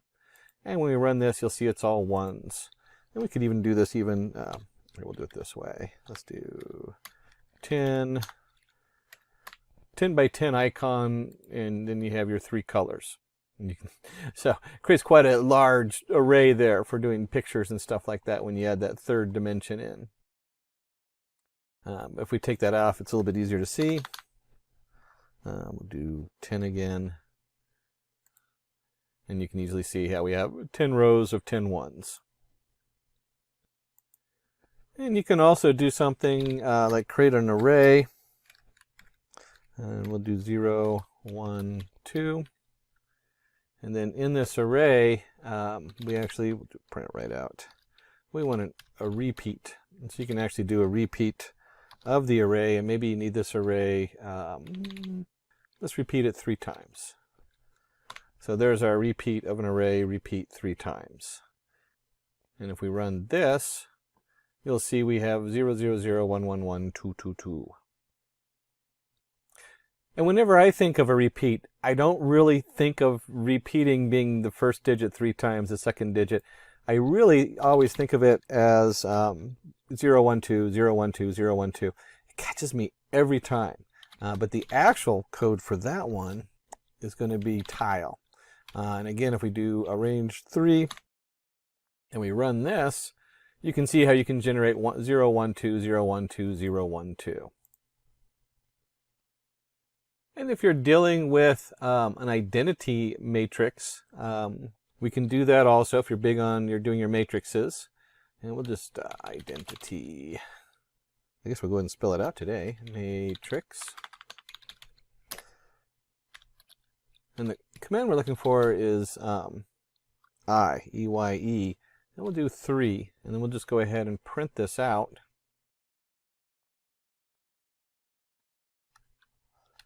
There we go. There's our identity matrix. And it comes out by a 3 by 3 array, because there's our matrix. And then it puts the 1s down the middle and for doing your different matrix math. And we can manipulate that a little bit too. We talk about matrices, we might not want ones across the middle, in which case we now have the diagonal. So we can do an np.diagonal. And we do a diagonal. Let's put in the diagonal 1, 2, 3, 4, 5. And when we run this, again, this generates a value. And by just putting that value in, there's the same as putting print around it, or putting array equals and then print array. And you can see it generates a diagonal 1, 2, 3, 4, 5, and there's your beginning of your matrix array for working with matrices. And we can actually go in reverse. Let's create an array equals, remember our random dot-random, and we'll do a 5 by 5 array. Oops, there we go. 5 by 5. And just so you can see what that looks like. Helps if I don't mistype the numbers, which in this case I just need to take out the brackets. And there you go, you have your 5 by 5 array set up in there. And we can now, because we're working with matrices, we might want to do this in reverse and extract the diagonals, which would be the 0.79, the 0.678, and so on. And we simply type in np.diagonal. We put our array in there. And this will, of course, print it out because it returns it as a variable. And you can see here, here's our diagonal going across from our matrix. And we did talk about shape earlier. If you remember, you can do print the shape out. You can also do the dimensions. So in dimensions, very similar to shape, it comes out and just has 2 dimensions. We can also look at the size. So if we do size on here, we can run that. And you can see it has a size of 25, 2 dimensions, and of course 5 by 5. And that was from the shape from earlier that we looked at. There's our 5 by 5 shape. And if you remember earlier we did random, well, you can also do random. I talked a little bit about manipulating 0 to 1 and how you can get different answers. You can also do straight for the integer part, and we'll do minus 10 to 10, 4. And so we're going to generate random integers between minus 10 to 10. We're going to generate 4 of those. And so when we run that, we have 7, minus 3, minus 6, minus 3. They're all between minus 10 and 10, and there's 4 of them. And now we jump into some of the functionality of arrays, which is really great, because this is where they come in. Here's your array, and you can add 10 to it. And if I run this, there it takes my original array from up here with the integers and adds 10 to all of those values. So now we have, oh, this is the decimal, that's right. This is a random decimal I had stored in an array. But this takes a random decimal, the random numbers I had from 0 to 1 and adds 10 to them. And we can just as easily do minus 10. We could even do times 2. And we could do divide by 2. And it'll take that random number we generated and cut it in half. So now all these numbers are under 0.5. Another way you can change the numbers to what you need on there. And as you dig deeper into NumPy, we can also do exponential. So as an exponential function, which would generate some interesting numbers off of the random. So we're taking them to the power, I don't even remember what the original numbers in the array were, because we did the random numbers up there. Here's our original numbers, and if you build an exponential on there, this is where you get e to the x on this. And just like you can do e to the x, you can also do the log. So if you're doing logarithmic functions, that reinforced learning, you might be doing some kind of log setup on there, and you can see the logarithmic of these different array numbers. And if you're working with log base 2, you can just change it in there, np log 2. You have to look it up, because this is not log 1, 2, 3, 4, 5. It is log and log 2. So just a quick note, that's not a variable going in. That is an actual command. There's a number of them in there, and you'll have to go look and see what the documentation is. But you can also do log 10. So here's log value 10. Some other really cool functions you can do with this is your sign. So we can take a sign value of all of our different values in there. And if you have sine, you of course have cosine. We can run that. So here's the cosine of those. And if you're doing activations in your NumPy array and you're doing a tangent activation, there's your tangent for that. And the tangent activation is actually from neural networks. That's one of the ways you can activate it, because it forms a nice curve between from whether you're generating 1 to -1 with some discrepancy in the middle. Just jumping a little bit in there into neural networks. And then we get into, let me just put the array back out there so that we can see it while we're doing this. As we're getting into this, you can also sum the values. So we have np sum, and you can do a summation of all the values in this array. And you'll see that if you added all these together, they'd equal 12.519, and so on. I don't know what the whole setup is in there. But you can see right here the summation of this. One of the things you can also do is by axes. So we could do axes equals 0. And if we run the summation of the axes equals 0, and you can think of that in NumPy as the rows.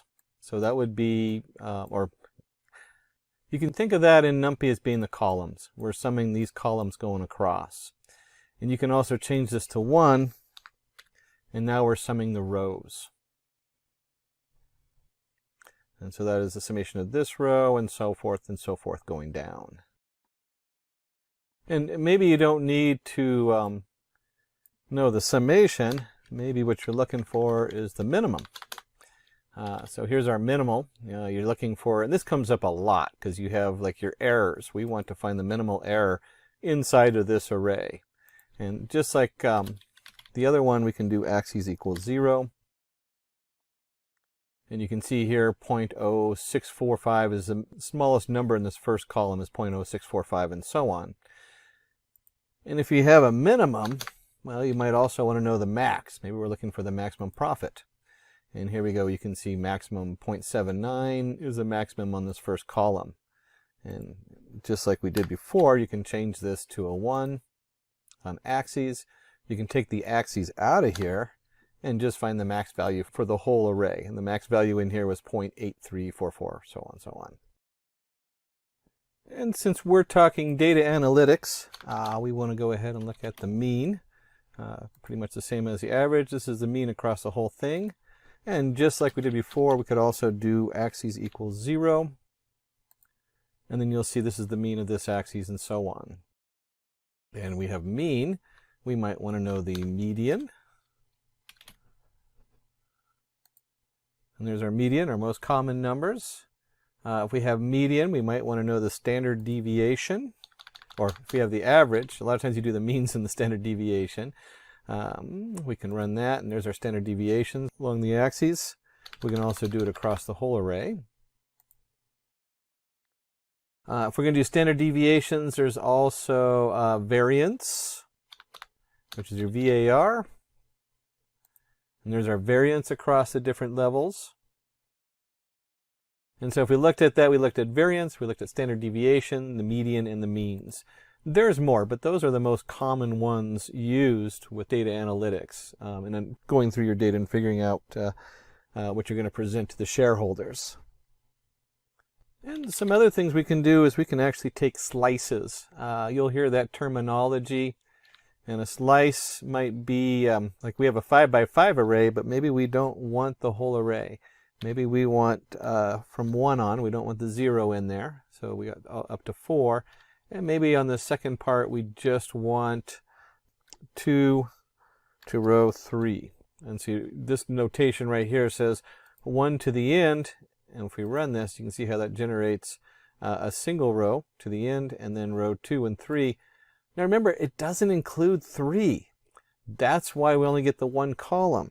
So if you wanted 2 and 3, you would need to go ahead and go 2 to 4. So it goes up to 4. We could also do this in reverse. Just like we learned earlier, we can go -1. Whoops. And when we go to -1, it's the same thing because we have 0, 1, 2, 3, 4. This is the same thing as 2 to 4. It goes 2 to the last one. Also very common with arrays is you're going to want to sort them. So we still have our array up here that we randomly generated, and we might want to sort it, and we'll go and throw an axis back in there. Axis equals 1. If we run this, you can see from the axes that it sorts it, the 0.2 being the lowest value to the highest value by the row.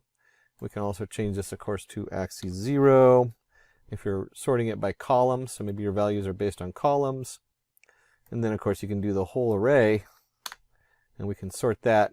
Don't usually do that, but I guess sometimes that might come up. And so you can see right here we have a nice sorted array. Something else, let's just go ahead and reprint our array so we can look at it again. Starting to get too many boxes up there. Something else you can do with an array is we can take and transpose it. This comes up more than you would think. When you transpose it, you'll see that the rows in the column are transposed. So where 0.79, 0.57, 0.064 is a column, now we've switched it and we have 0.79, 0.42 as the index. You can see this really more dramatic if we take a slice, and we'll just do a slice of the first couple, and then we'll just do all the other, the full rows, and if we run this, you can see how it comes up a little bit different. And we'll just do the same slice up here so you can see how those two look next to each other. There we go. There's our slice. Run. And so you can see the slice comes up and it has 1, 2, 3, 4, 5 columns. Now we have 1, 2, 3, 4, 5 rows and 3 columns versus 3 rows. And the original version, when they first started putting this together, was a function. So the original version was transpose, and this still works. You can still see it generates the same value as just a capital T. So many times we flip this data because we'll have an XY value, or we'll have an image or something like that, and it's being read one way into the next process, and the next one needs it the opposite. So this actually happens a lot. You need to know how to transpose the data really quick. And we can go ahead, let's just take, here's our transpose. We'll just stick with the transpose on here. And instead of doing it this way, we might need to do something called flattening. Why would you flatten your data? If this is an array going into a neural network, you might want to send it in as one set of values instead of 2 rows. And you can see here is all the values as a single array. It just flattens it down into one array. So we covered our scientific means, transpose, median, some different variations on here. Some of the other things we want to do is what happens if we want to append to our array. So let's create a new array. I'm getting tired of looking at the same set of random numbers we generated earlier. So we'll go ahead and create a new array here, something a little simpler so it's easier to see what we're doing. And 4, 5, 6, 7, 8. That's good enough. We'll just do 4, 5, 6, 7, 8. And if we print this array, there it is, 4, 5, 6, 7, 8. And we might want to append something to the array. So we have our array, we need to extend it. You got to be very careful about appending things to your array, and there's a number of reasons for that. One is runtime. Because of the way the NumPy array is set up, a lot of times you build your data and then push it into the NumPy array instead of continually adding on to the array. And then it also it automatically generates a copy for protecting your data. So there's a lot of reasons to be careful about appending this way. But you can certainly do it. And we can just take our array, we're going to create a new array, array 1. And if we print array 1 and we append 8 to it, you'll see 4, 5, 6, 7, and then there's our 8 appended onto the end. And if you want to append something to an array, you'd probably also want to, whoops, array 1. Let's try that again. There we go. Now we have the 8 appended onto the end. So you can see 4, 5, 6, 7, 8, and then we appended another 8 on there. And if you're going to append something, you might want to go ahead and insert. Instead of appending, it might be you need to keep a certain order. And we can do the same thing. We can do our array, and we're going to append, or insert at the beginning. And let's go ahead and insert 1, 2, 3. 1, 2, 3. And we go ahead and print our array 2. We run it, and you can see 1, 2, 3 is inserted at the beginning. Insert's a lot more powerful in that you can put it anywhere in the array. We can move it to the 1 spot, and there we go, 1, 2, 3. We can do a -1 just for fun, and you'll see it comes up 1, 2, 3, and we're counting backwards by 1. I imagine you can do a -0 and run this, and it turns out that -0 puts it back at the beginning, because that's why it registers as 0, just takes a minus sign off. And just like we add numbers on, we might want to delete numbers.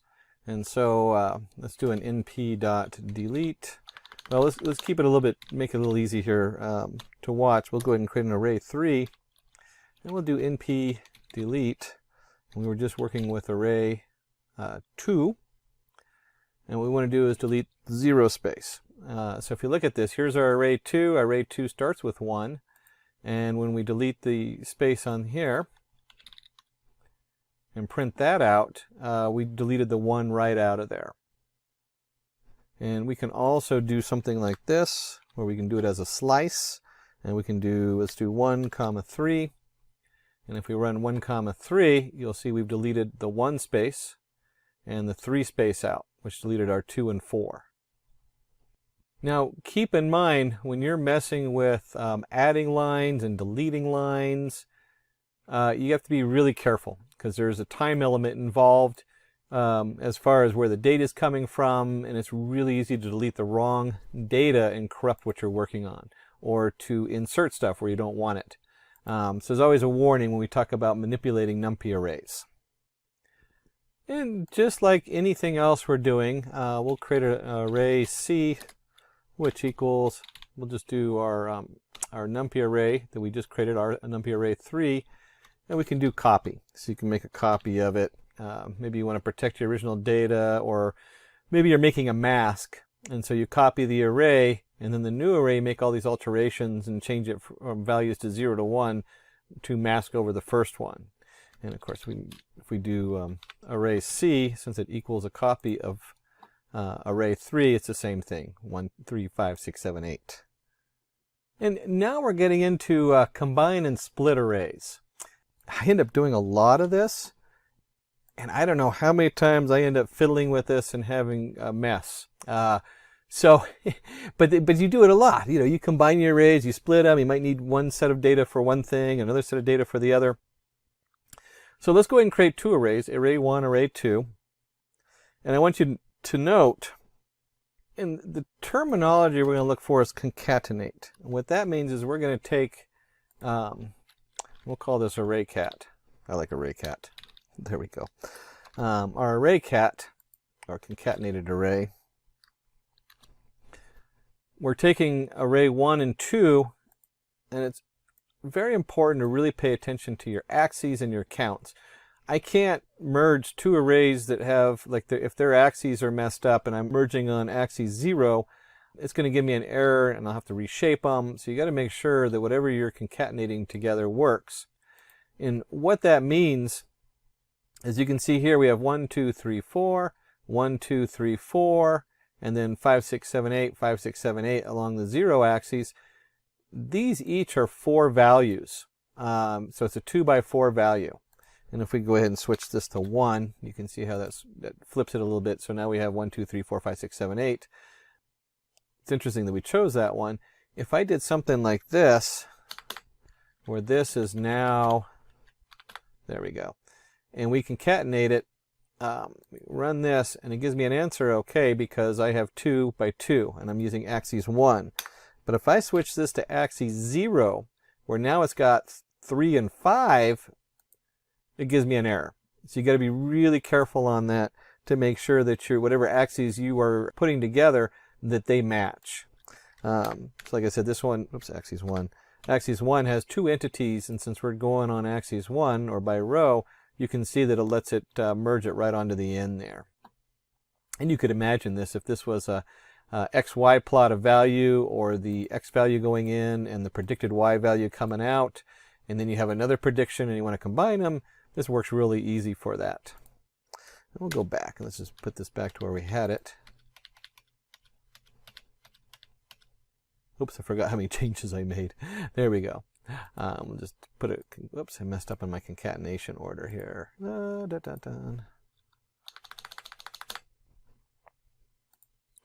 There we go. Okay, so you can see that we went through the different concatenation. Axes is really important when you're doing your concatenation values on here. And we'll switch this back to 1 just because I like the looks of that better. There we go. 2 rows. Now, there are other commands in here. So we can do cat v equals np v stack. This is nothing more than your concatenation, but instead we don't have to put the axes in there because v stands for vertical. And so if we print out cat v and we run this, you can see we get the 1, 2, 3, 4, 1, 2, 3, 4, and that would be the same as making this axis 0 for vertical stack. And if you're going to have a vertical stack, you can also have an H stack. So if we change this from V stack to, oops, here we go, H stack, and we'll just change this from cat to cat, and I run this, it's the same as doing axis 0. The process is identical in the background. This is like a legacy setup, your V stack and your H stack. Most people just use concatenate and then put the axes in there because it's has a lot more clarity and is more commonly used nowadays.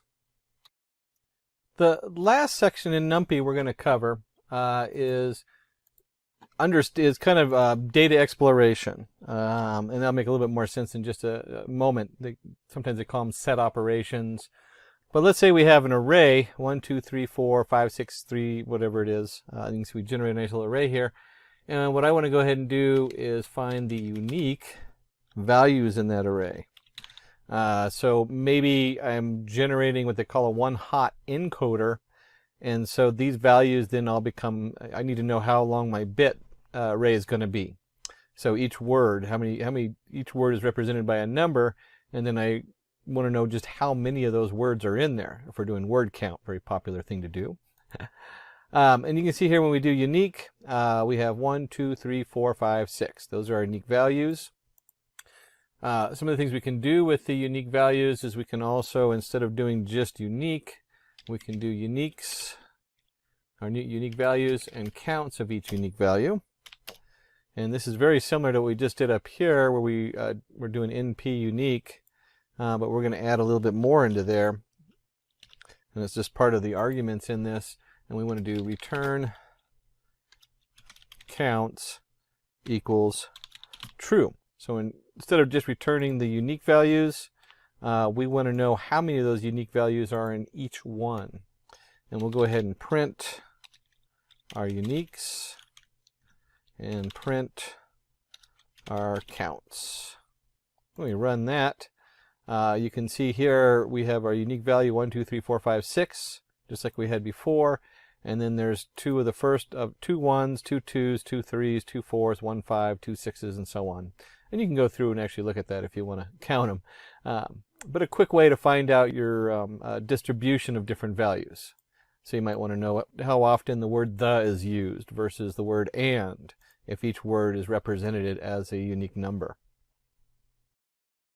And along the set variables, we might want to know, let me just put a note up here.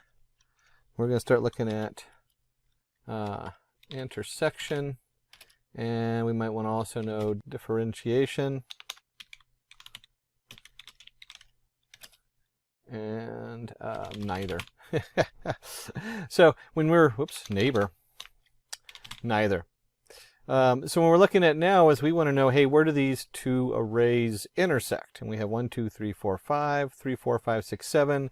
We might want to know what is common between the two arrays. And so when we do that, we have np intersect, and it's a 1D array, one-dimensional array. And then we need to go ahead and put array 1, array 2. And if we run this, We can see they intersect at 3, 4, 5. That's what they have common. And because we're going to go ahead and go through these and look at a couple different options, let's change this from intersect 1D. And we'll do the same thing. We'll go ahead and print this. So we might want to know the intersection where they have commonalities. Another unique word is union of 1D. So instead of intersect, we want to know all the values that are in both of them. So here's our union of 1D. When we run that, you can see we have 1, 2, 3, 4, 5, 6, 7. So it's all the different values in there. And the last, one of the last words, we have 2 more to go, is we want to know what the set difference is. And so that's where you'll see that if you remember set, we talked about that being what they call these things. So the set difference of a 1D array, when we run that, you can see that 1 is only in one array and 2 is only in one array. And if we want to know what's in array 1 but not in array 2, we might want to know what is in array 1 but not 2 and what's in 2 but not 1. And this would be the set XOR 1D on here. So we have the 4 different options here where we can do an intersection. What do they both have in common? We can do a union. What are all the unique values in both arrays? We can see the difference, what's in array 1 but not array 2, so set diff 1D. And then set XOR, what is not in 1 but is in 2, and what is not in 2 but in 1. So we dug a lot in NumPy because we were talking, there's a lot of different little mathematical things going on in NumPy. A lot of this can also be done in pandas, although usually the heavy lifting is left for NumPy because that's what it's designed for. Let's go ahead and open up another Python 3 setup in here. And so we want to explore what happens when you want to display this. This is where it starts getting, in my opinion, a little fun because you're actually playing with it and you have something to show people. And we'll go ahead and rename this. We're going to call this pandas and pyplot. So pandas pyplot, just so I can remember for next time. And we want to go ahead and import the necessary libraries. We're going to import pandas as PD. Now remember, this is a data frame, so we're talking rows and columns, and you'll see how pandas work so nicely when you're actually showing data to people. And then we're going to have NumPy in the background. NumPy works with pandas, so a lot of times you just import them by default. Seaborn sits on top of the matplot library. So sometimes we use the Seaborn because it kind of extends. It's one of the 100 packages that extends the matplot library. Probably the most common used because it has a lot of built-in functionality. Almost by default, I usually just put Seaborn in there in case I need it. And of course we have matplot library as pyplot, as PLT. And note we have as PD, as NP, as SNS, as PLT. Those are pretty standard. So when you're doing your imports, I would probably keep those just so other people can read your code and it makes sense to them. That's pretty much a standard nowadays. And then we have the strange line here. It says ampersand matplot library inline. That is for Jupyter Notebook only. So if you're running this in a different package, you'll have a pop-up when it goes to display the matplot library. You can, with the most current version of Jupyter, usually leave that out and it will still display it right on the page as we go. And we'll see what that looks like.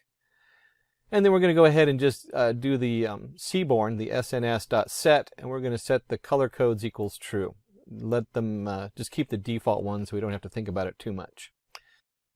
And we of course have to run this. The reason we run this is because these values are all set.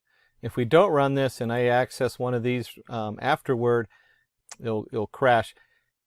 The cool thing about Jupyter Notebooks is if you forgot to import one of these, you forgot to install it, because you do have to install this under your Anaconda setup or whatever setup you're in, you can flip over to Anaconda and run your install for these. And then just come back and run it. You don't have to close anything out. And we'll go ahead and paste this one in here real quick where we have car equals pd.read_CSV. And then we have the actual path. This path, of course, will vary depending on what you are working with. So it's wherever you save the file at. And you can see here I have like my OneDrive documents, Simplilearn, Python, data analytic, using Python / car CSV. It's quite a long file. when we open that up, what we get is we get a CSV file, and we have the make, the model, the year, the engine, fuel type, engine horsepower, cylinders, and so on. And this is just a comma separated file. So each row is like a row of data. Think of it as a spreadsheet. And then each one is a column of data on here. And as you can see right here, it has the make, model. So it has columns for a header on here. Now, your pandas just does an excellent job of automatically pulling a lot of this in. So when you start seeing the pandas on here, you realize that you are already like halfway done with getting your data in. I just love pandas for that reason. NumPy also has it. You can load a CSV directly into NumPy, but we're working with pandas, and this is where it really gets cool, is I can come down here and I can print, you remember our print statement, we can actually get rid of it, and we're just going to do car head because it's going to print that out. The head is going to print the top values of that data file we just ran in. And so you can see right here, it does a nice printout. It's all nice and in line because we're in Jupyter Notebook. I can scroll back and forth and look at the different data. And just like we expected, we have our column, and it brought the header right in. One thing to note is the index. It automatically created an index 0, 1, 2, 3, 4, and so on. And we're just looking at the head. So we got 0, 1, 2, 3, 4. You can change this. You might want to just look at the top two. We can run that. There's our top two BMWs. Another thing we can do is instead of head, we can do tail. And look at the last three values that are in that data file. And you can see right here, it numbered them all the way up to 11,913. Oh my goodness, they put a lot of data in this file. I didn't even look to see how big the file was. So you can really easily get through and view the different data in here. When you're talking about big data, you almost never just print out car. In fact, let's see what happens when we do. If we run this and we just run the car, it's huge. In fact, it's so big that the pandas automatically truncates it and just does head plus tail, so you can see the two. So we really don't want to look at the whole thing. We'll go and go back to, let's stick with the head, displaying our data. There we go. So there's the head of our data. It gives us a quick look to see what's actually in there. I can zoom out if we want so you can actually get a better view. Although we'll keep it zoomed in so you can see the code I'm working on. And then from the data standpoint, we of course want to look at data types. What's going on with our data? What does it look like?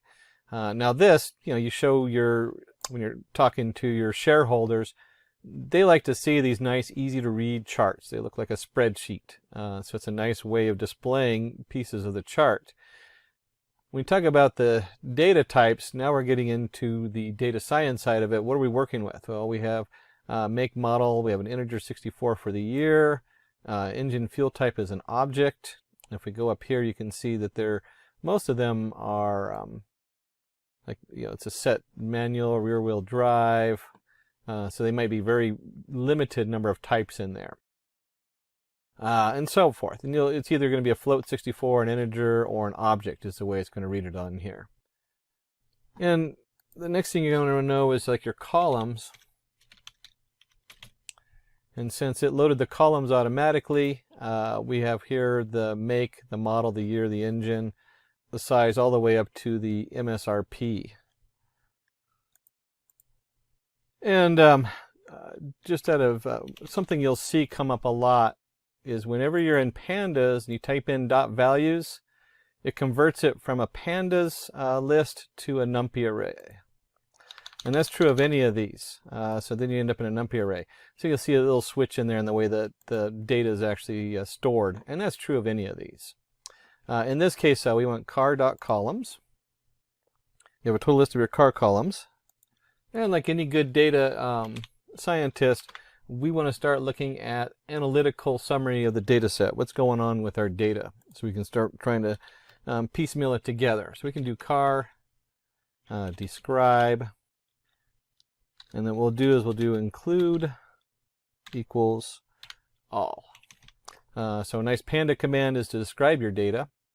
If you're working with R, this should start looking familiar. And we come down here and you can see count. There's the make, the model, the year, how many of each one, how many unique values of each one, the top value of each one, what's most common, the frequency, the mean. Clearly on some of these it's an object, so it really can't tell you what the average is. It'd just be the top one's the average, I guess. The year, what's the average year on there? All this stuff comes down here. Your standard deviation, your minimum value, your maximum value, what's in the lower quarter, 50% mark, where's that line at? And what's in the upper 75%, the top 25% going into the max. Now, this next part is just cool. This is what we always wanted computers to be back like in the 90s, instead of 5,000 lines of code to do this. Maybe not 5,000. All right, I built my own plot library back in 95, and the amount of code for doing a simple plot was, I don't know, probably about 100 lines of code. This is being done in one line of code. We have our car, which is our pandas. We generated that. It's our data frame. And we have .hist for histogram. That is the power of Seaborn. Now, it's still going to generate a numpy graph, but Seaborn sits on top, and then we can do the figure size. This is just so it fits nicely on the paper on here. And we do something simple like this, and you can see here where it comes up, and it does say matplot library and does subplots and everything. But we're looking at a histogram of all the different pieces in our database. And we have our engine cylinders. That's always a good one because you can see like they have some that had a null on there, so they came out as 0. Maybe one of them had a 2-cylinder engine way back when. 4 is a common, 6 a little less common, and then you see the 8-cylinder, 12-cylinder engines. Boy, that's got to be a speedster or something. But you can see right here, it just breaks it down. So now you have how many cars with how many, whatever it is, cylinders, horsepower, and so on. And it does a nice job displaying it. You can see if you're working with your, you're going into your demo, it's really nice just to be able to type that in and boom, there it is. It can see it all the way across. And we might want to zero in and use like a box plot. And this time we'll go ahead and call the Seaborn, SNS, box plot. And we're going to go ahead and do vehicle size versus engine horsepower XY plot. And the data comes from the car. So if we run this, we end up with a nice box plot. You see our mid-size, compact, and large. You can see the variation. There's our outlier showing up there on the compact. That must be a high-end sports car. Large car might have a couple engines, and again, we have all these outliers and then your deviation on them. Very powerful and quick way to zero in on one small piece of data and display it for people who need to have it reduced to something they can see and look at and understand. And that's our Seaborn box plot, or sns.boxplot. And then if we're going to back out and we want a quick look at what they call pair plotting, we can run that, and you can see with the Seaborn, it just does all the work for you.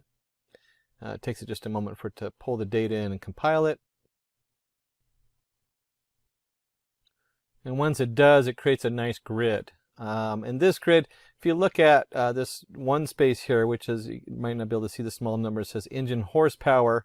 This is engine horsepower to the year it was built, and it's just flipped. So everything to the right of the middle diagonal is just the rotation of what's on the left.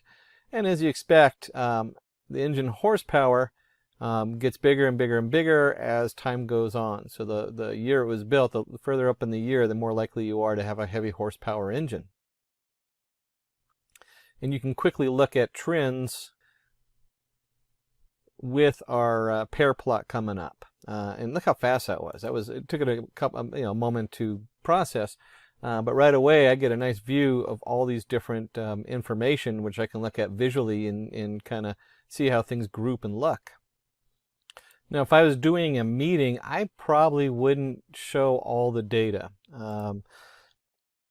One of the things I've learned over the years is people, myself included, love to show all our work. You know, we were taught in school, show all your work, prove what you know.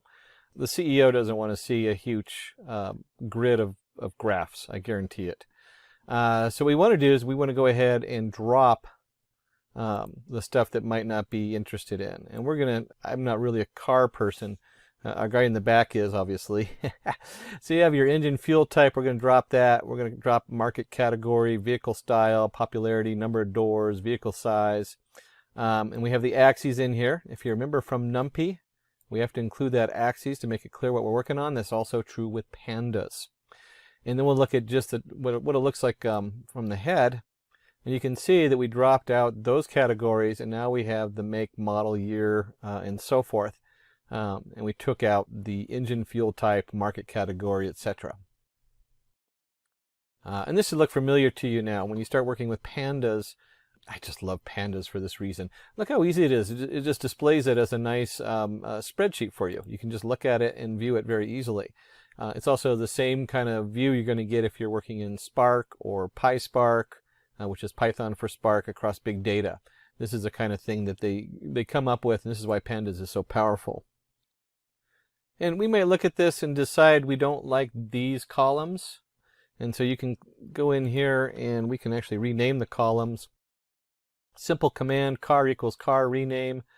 Columns equals engine horsepower equals horsepower. This is just your standard Python dictionary.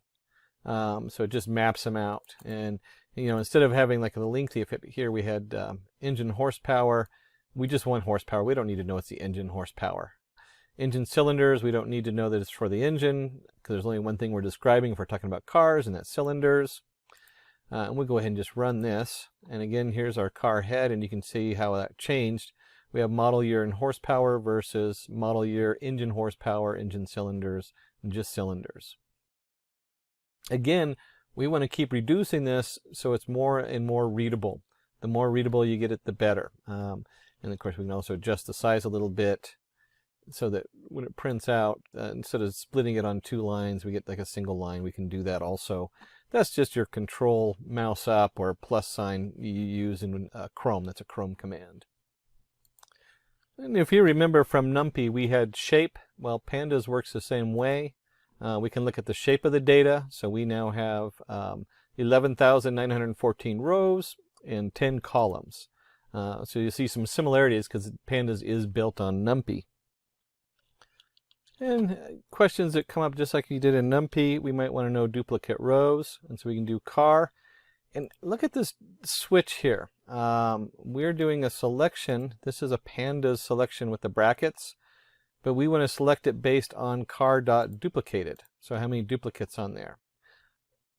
So it's starting to look a little bit different as far as how we access some of the data on here. This can be a logical statement.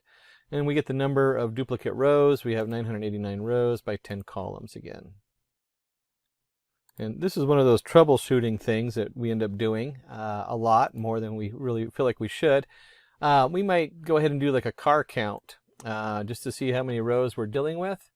And then right after that, we might want to go ahead and say, hey, let's drop duplicates. So remember we did all the duplicates on there. So car equals car dot drop duplicates. And then we can print the head again. We'll just do car head here. And you can see the data on there looks the same as before. And just note that we did car equals car dot duplicates. There are commands in here where you can do, where it changes the actual value. And it works on some of them and not on others depending on what you're doing. But by default, it always returns a copy. So when we do this, we're reassigning it to car. And you can see it's the same header, but we want to go ahead and do count and see how the count changes. Let's go ahead and run this. And you can see here, instead of 11,914, we have 10,925. So we removed about 100 cars that were duplicated, just slightly under 100 there. And then as we're prepping our data, we might want to know car is null.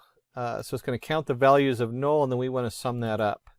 And when we do that, we do the car is null function dot sum.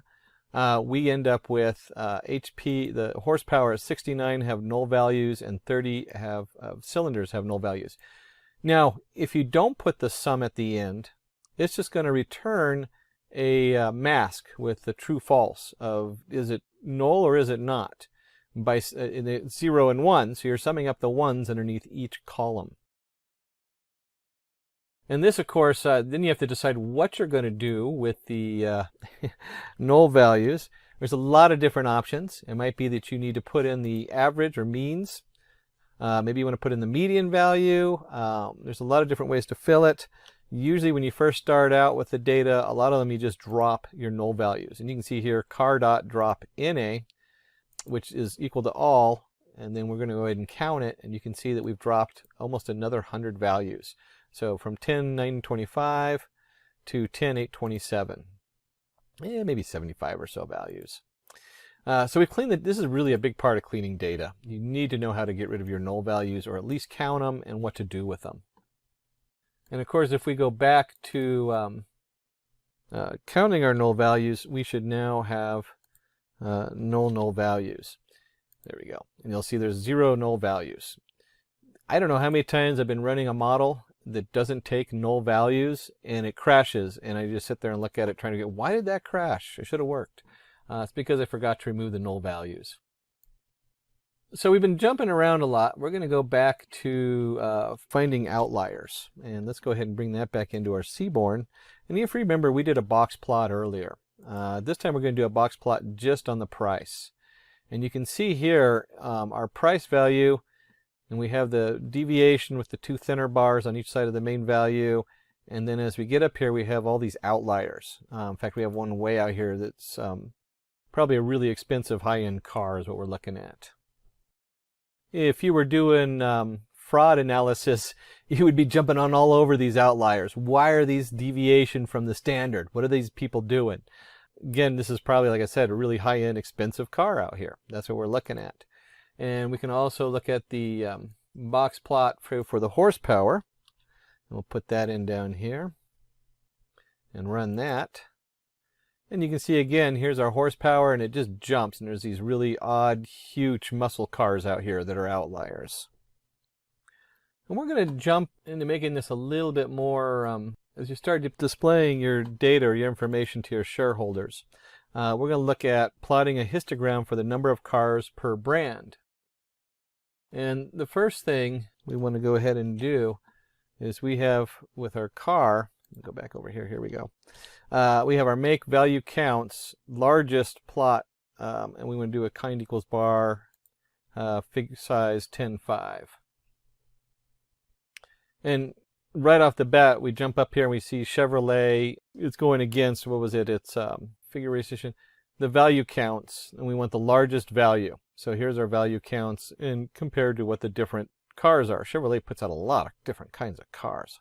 I didn't realize that they made that many cars or different types. And then for readability, let's go ahead and add a title, number of cars by make, number of cars, and make. If you had looked at this the first time, you would have been like, well, what the heck am I looking at? Well, we're looking at the number of cars by make. And then you can see here, now we're talking about the type of cars and the different ones were put out. Lotus, I guess, only had a few different kinds of cars over there. Very high-end cars. And then as doing data analytics and as a data scientist, one of the things I am most interested in is the relationship between the variables. So this is always a place to start. We want to know what's going on with our variables and how they connect with each other. So the first thing we're going to do is we're going to go ahead and set a figure size because we want to make sure it fits our graph. We'll just go ahead and set this one plot figure set to figure size 2010. If you never used the matplot library, which is sitting behind Seaborn, whatever is in the PLT, this is what's loaded. It's like a canvas you're painting on. So the second you load that PyPlot as PLT, anything you do to that is affecting everything on it. And then we want to go ahead, since we're using Seaborn, we'll go ahead and create a variable C for relationships or correspondence, and car.corr. That's a correlation in Seaborn on top of pandas. Again, one line and you get the whole correlation on there. And because we're working with Seaborn, let's put it into a nice heat map. If you're not familiar with heat maps, that means we're just using color as part of our setup. So we have a nice visual. And we can see here that the Seaborn connected to the pandas prints out a nice chart. We'll talk a little bit about the color here in a second. it prints out a nice chart. This is a chart I look at. As a data scientist, these are the numbers I want to look at. And we'll just highlight one of them. Here's cylinders versus horsepower. The closer to 1, the higher the correlation. So 0.788. Pretty high correlation between the number of cylinders and how heavy the horsepower is.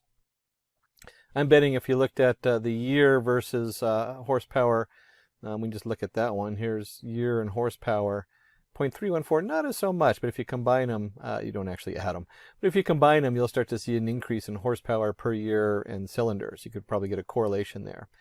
And just like 0.78 is a positive correlation, you might notice if we look at cylinders, or let's look at horsepower and mileage. So if we go here to horsepower to mileage, you get a nice negative. We'll do cylinders, that's a bigger number. With cylinders to the miles per gallon, it's a minus 0.6. So it's a negative correlation. The closer to -1, the more the negative correlation is. And then the chart you would actually show people is a nice heat map. This is all our colors, and it's just those numbers put into a heat map. The darker the color, the higher the correlation. You can see straight down the middle, obviously the year correlates directly with the year, horsepower with horsepower, and so on. That's why it's a 1. The closer to the 1, the higher the correlation between the two pieces of data. Now, this is a good introduction. Pandas goes way beyond this. Most of the functionality in NumPy, since Pandas sits on it, is also in Pandas, and then it even has additional features in it. And we use Seaborn pretty extensively sitting on top over our PyPlot. So keep in mind that our PyPlot has a ton of other features in it that we didn't even touch on in here. We couldn't, even if you had a sole course in it, there's just so many things hidden in there depending on what your domain you're working on. But you can see here, here's our Seaborn and here's our Matplot library. That's all our graphics that we did. And then the Seaborn works really nicely with the pandas. We really like that. So that wraps up our demo part for today. Let's learn about data manipulation in R.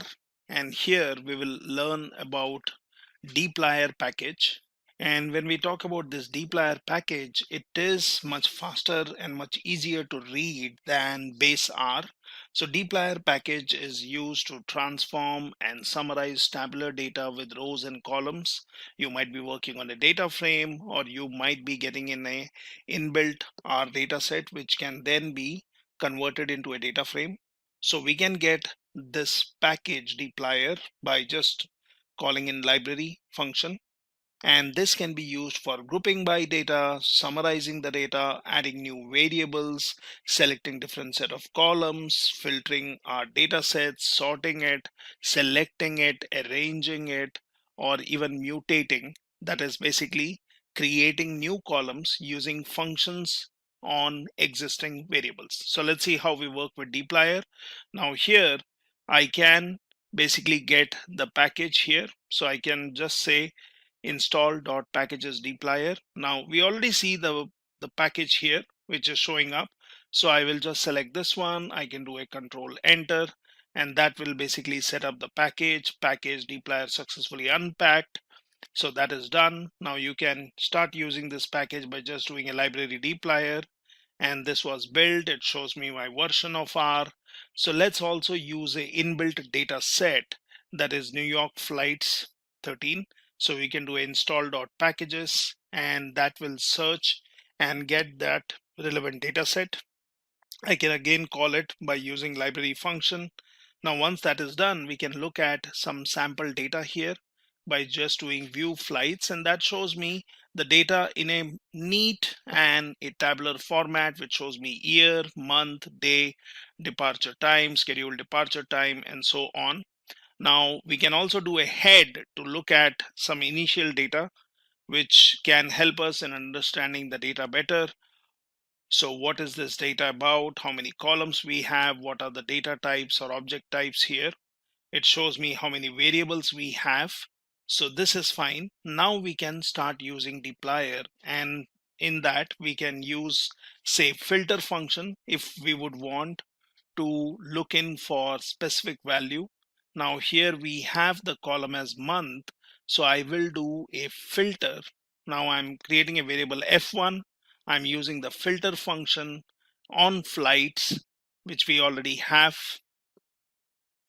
And then what we can do is we can basically look at the month where the month value is 07. So let's look at that. And this one, you can do a view on F1, which shows me the data wherein you have filtered out all the data based on month being 7. So this is a simple usage of filter. We can take some other example. We may want to include multiple columns. So we can say F2 filter flights, and here we will say month is equal to 7, day is 3, and then look at the value of F2 if you are interested in seeing this. And that tells you the month is 7 and day is 3. You could also look into a more readable format by using view on F2, and that gives me my selected result. So we are just extracting in some specific value. We can keep extending this. So here we can say flights is what we would want to work on. I'm using the filter function, so I can straight away, instead of creating a variable and then doing a view, I can also do a view in this way. I can just pass in my filter within the view, and within this I'm saying filter. I would want to look at the flights, month being 09, day being 2, and origin being LGA, and then that shows me the value here. And obviously you can scroll and look at all the columns, and if you see the origin column, it shows the selected value. So now we have filtered our data based on values in 3 different columns. Now what we can also do is we can use and, or we can use or operators. So I could have done this in a little different way. So I could have said head, which shows me initial result. I will do a flights. So within my head function, I'm passing in this. And what does that contain? So you are saying flights, and in this flights data set, you would want to pick up the month being the column. So we use the dollar symbol here. We give in a value, and I'll say and I'll again say flights, wherein I will select the day being 2 and remember, when you talk about and, it is going to check if all the values are met true. So then you say flights origin LGA, and you look at the value. So in this way I can filter out specifically multiple values by specifying columns. Now we could have done it in this way. We could have created a view, or we could have assigned this to a variable and then done a view on that, where we could have selected month being day and origin. Or you can be more specific in specifying all the columns. It makes the code more readable.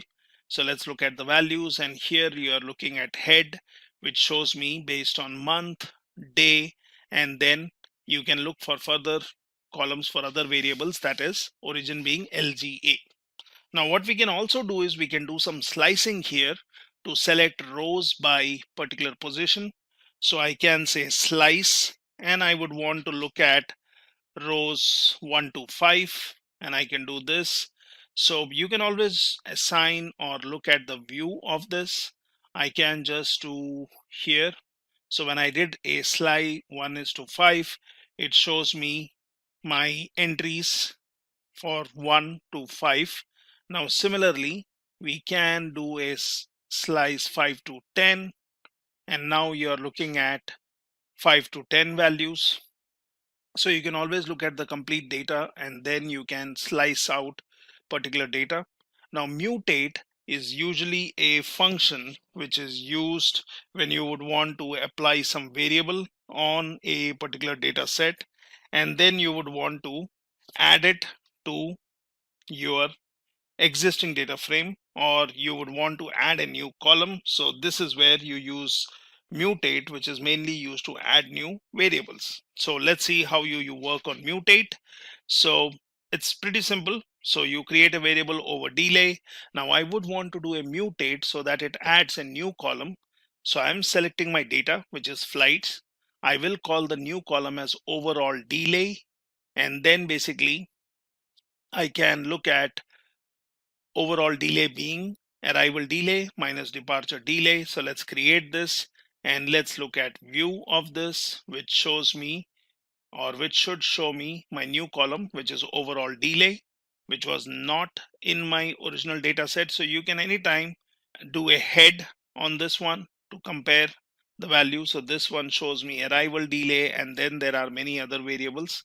What you can also do is you can do a view, and you could have just look at flights if you would want to compare.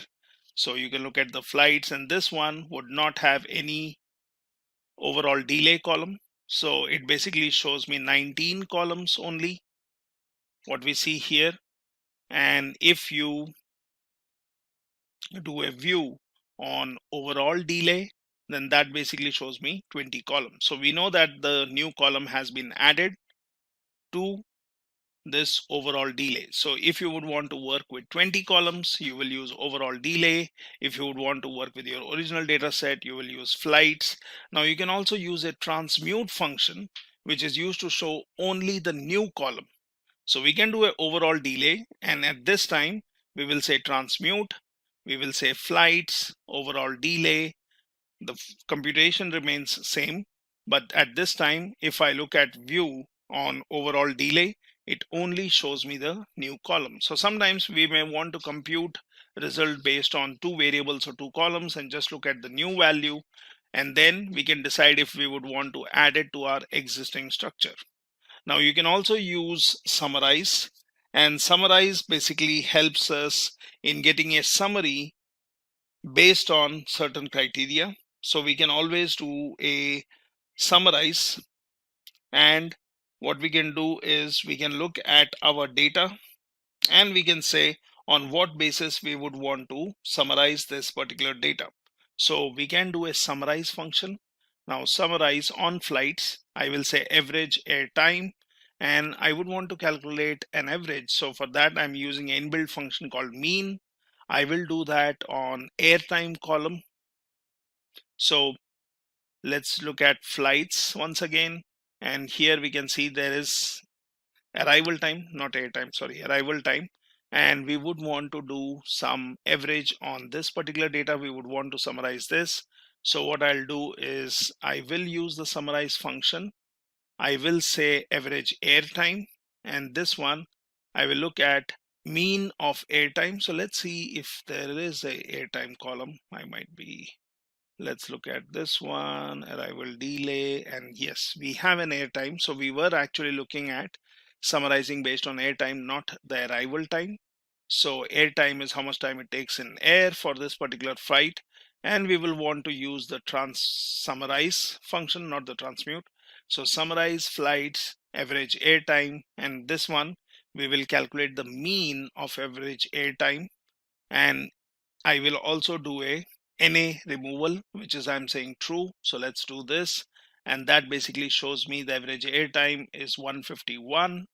I can also do a total airtime where I'm doing a summation of values, or I can get the standard deviation, or I can basically get multiple values such as mean. I can say total airtime where I'm doing a summation, and then I can look at other values, which is if you would want to put in standard deviation here, you could do that. So let's look at the result of this summarize, and this basically allows me to get some useful information which is summarized based on a particular function such as mean, sum, standard deviation, or all three of them. Now let's look at grouping by. So sometimes we may be interested in summarizing the data by groups, and that's where we use the group by function. So we can always use the group by clause. Now here we are taking a different data set. So we will say, for example, let's look at head of empty cars, and that is basically my data set on empty cars.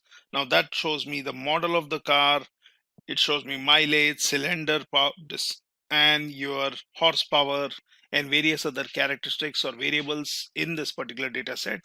So here we can say let's do a grouping by gear.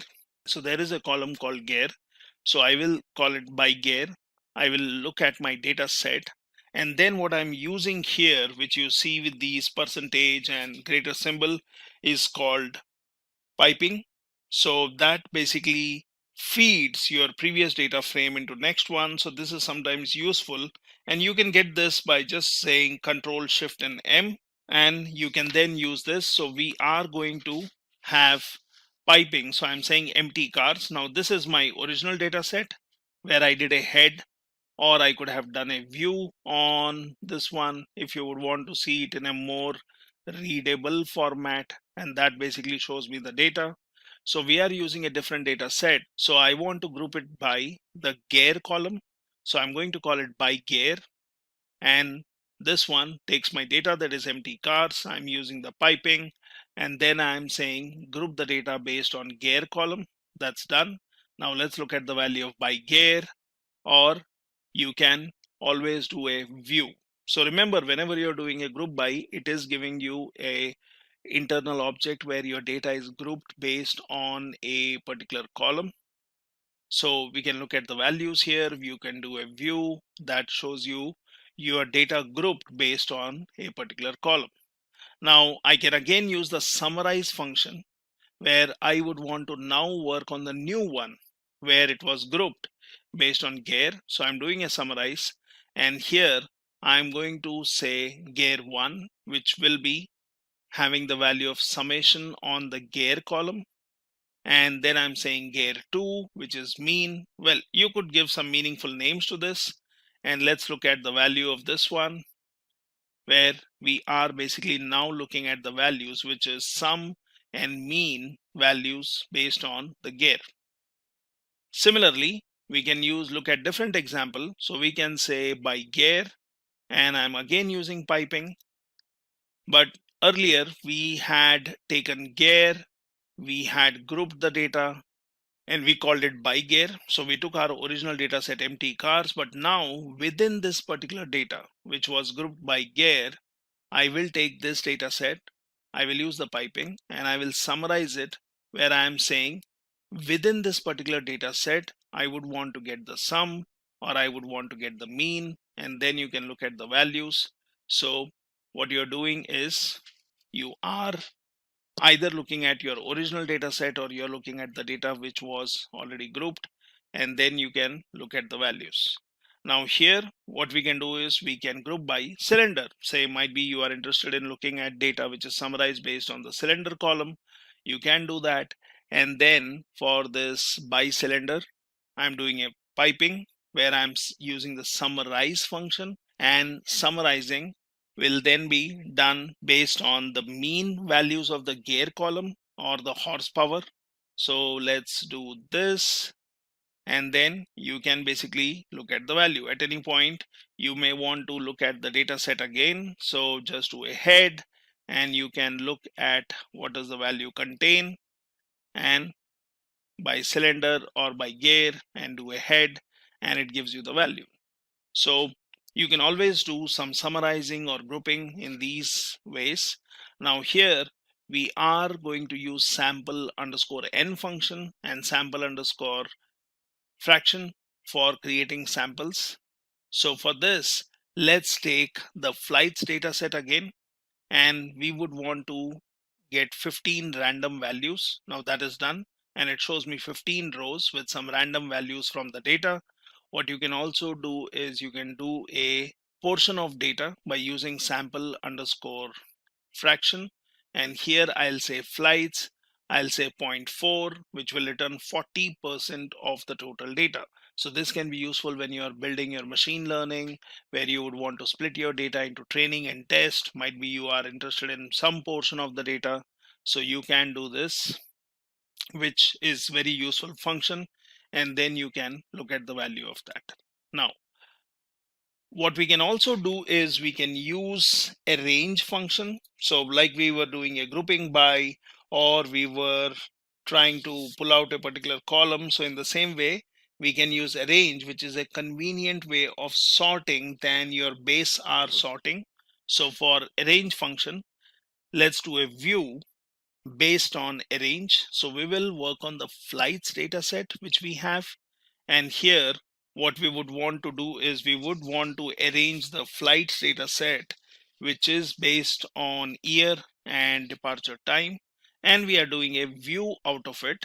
So that basically gives me the data which is arranged based on your year and departure time. Now I can do a head to give me some highlighting of that data. Now the piping operator, what we are using, can be used in these ways also. So here I will say df, I will just assign the data set empty cars to it. Let's look at the df, which has basically your different models. You can obviously look at the head or view of it to look at useful information. We can also go for nesting options, which can be useful. So we are creating a variable called result here. Now that has the arrange function. So what does this arrange function do? So when we would want to use arrange to sort the data, so I would want to sort the data, but what data would I sort? So I will use sample n, which will give me some portion of the data or some sample data. Now what is that sample data? So here we are using nesting. That is, earlier when we did a sample, we just said data and how many random samples we want. But instead of giving that, what we are going to do is we are going to use filter here. Now this filter will work on df. So filtering will happen based on the mileage, which is greater than 20. I will say size is 5, and I would want to basically arrange this in a descending order. So I'm using the des on this particular mileage column. By default, it is always ascending. So let's get the result out of this, which will basically show me the mileage details in a descending order. So this is my data frame, and now we can look at the result, what we have created. So just do a view or do a head and look at the view. So here you see mileage, where the highest value is on the top, and we were only interested in 5 values in our random sample. So that's why when you did a view, it shows your 5 values and it shows in a descending order based on mileage. So we have not only used an inbuilt function, we have not only arranged the data, that is, we have sorted the data, but we have sorted the data based on a descending order on a particular column. We have said the value should be greater than 20, and we have also said we just need 5 random samples. Now let's look at some other examples. So you can always do a multi-assignment. So I can say filter, wherein I'm going to use df, which was assigned empty cars. I'm going to say mileage should be greater than 20. Then I say b, which is going to get a sample out of a, and I just want 5 random values. So let's look at that. So we have b, which is going to get a set of 5 values from a. Now I will create a result variable which will arrange b, which is sample data, in a descending order. Now let's look at the result of this, and that basically shows me what we were seeing earlier. So you can do a multi-assignment where you can create a variable, get a sample out of it, and then basically whatever is that result, you can arrange that or sort that in a descending or by default ascending order. So same thing, we can do it using pipe operator. So piping, so here I will say result. I'm passing in my df, that's the data set. I'm using piping, and which basically tells what you need to do on this particular data set. So I'm going to filter out the data based on mileage 20. Then I'm going to push that or forward it to get the random sample, and whatever is this random sample is going to be pushed. So you are arranging this in a descending order. So this is one more way of doing it, and then basically you can look at the result. So these are some simple examples where you can use your dplyr with multiple assignments, or using your nesting to filter out the data. You can also do a arrange, which is to sort the data. You can get some random samples out of it. You can summarize the data. You can also summarize the data based on 1 or 2 or multiple columns, and you can use some inbuilt functions to summarize the data based on some functions which are applied on the variables or on the columns. You can transmute it where you would be interested in only looking at one column. You can mutate it where you want to add a new column. You can slice it, and you can give the conditions where you can say and or to filter out the data. So what we can also do is on this particular data set, which we have, say for example, DF, where I have my data. Let's look at this one. And if I just do a DF at this point, it shows me my data set. And if you would be interested only in particular column, then your dplyr also allows you to either we can do a filter or we can simply do a select. Now for selecting, we can choose our data. So for example, I'll say df underscore, I'm interested in mileage, I'm interested in horsepower, might be I'm interested in your cylinders in this. And for this one, what I can do is when I would want to do a select, I can basically say selected df, let's call it some name. I can say control shift m, which is for piping. And then basically what you can do is you can do a select and you can choose your columns. So I was interested in mileage, I was interested in horsepower, I was interested in cylinder. And here what I'm doing is I'm using a select where I can look at the new data frame. So let's do this. And I'm sorry, here we will have to give it df. This is where you are passing in your data. Yeah, now this one is done, and we can look at the value of this one by just doing a df or head on df underscore mileage horsepower cylinder and look at the selected result. So you can be looking at selective columns. I could have done this filter, but filter will always look for a condition. Say your mileage is greater than 20, or might be your cylinders are more than 4 or something else. But when you do a select, you are selecting specific columns.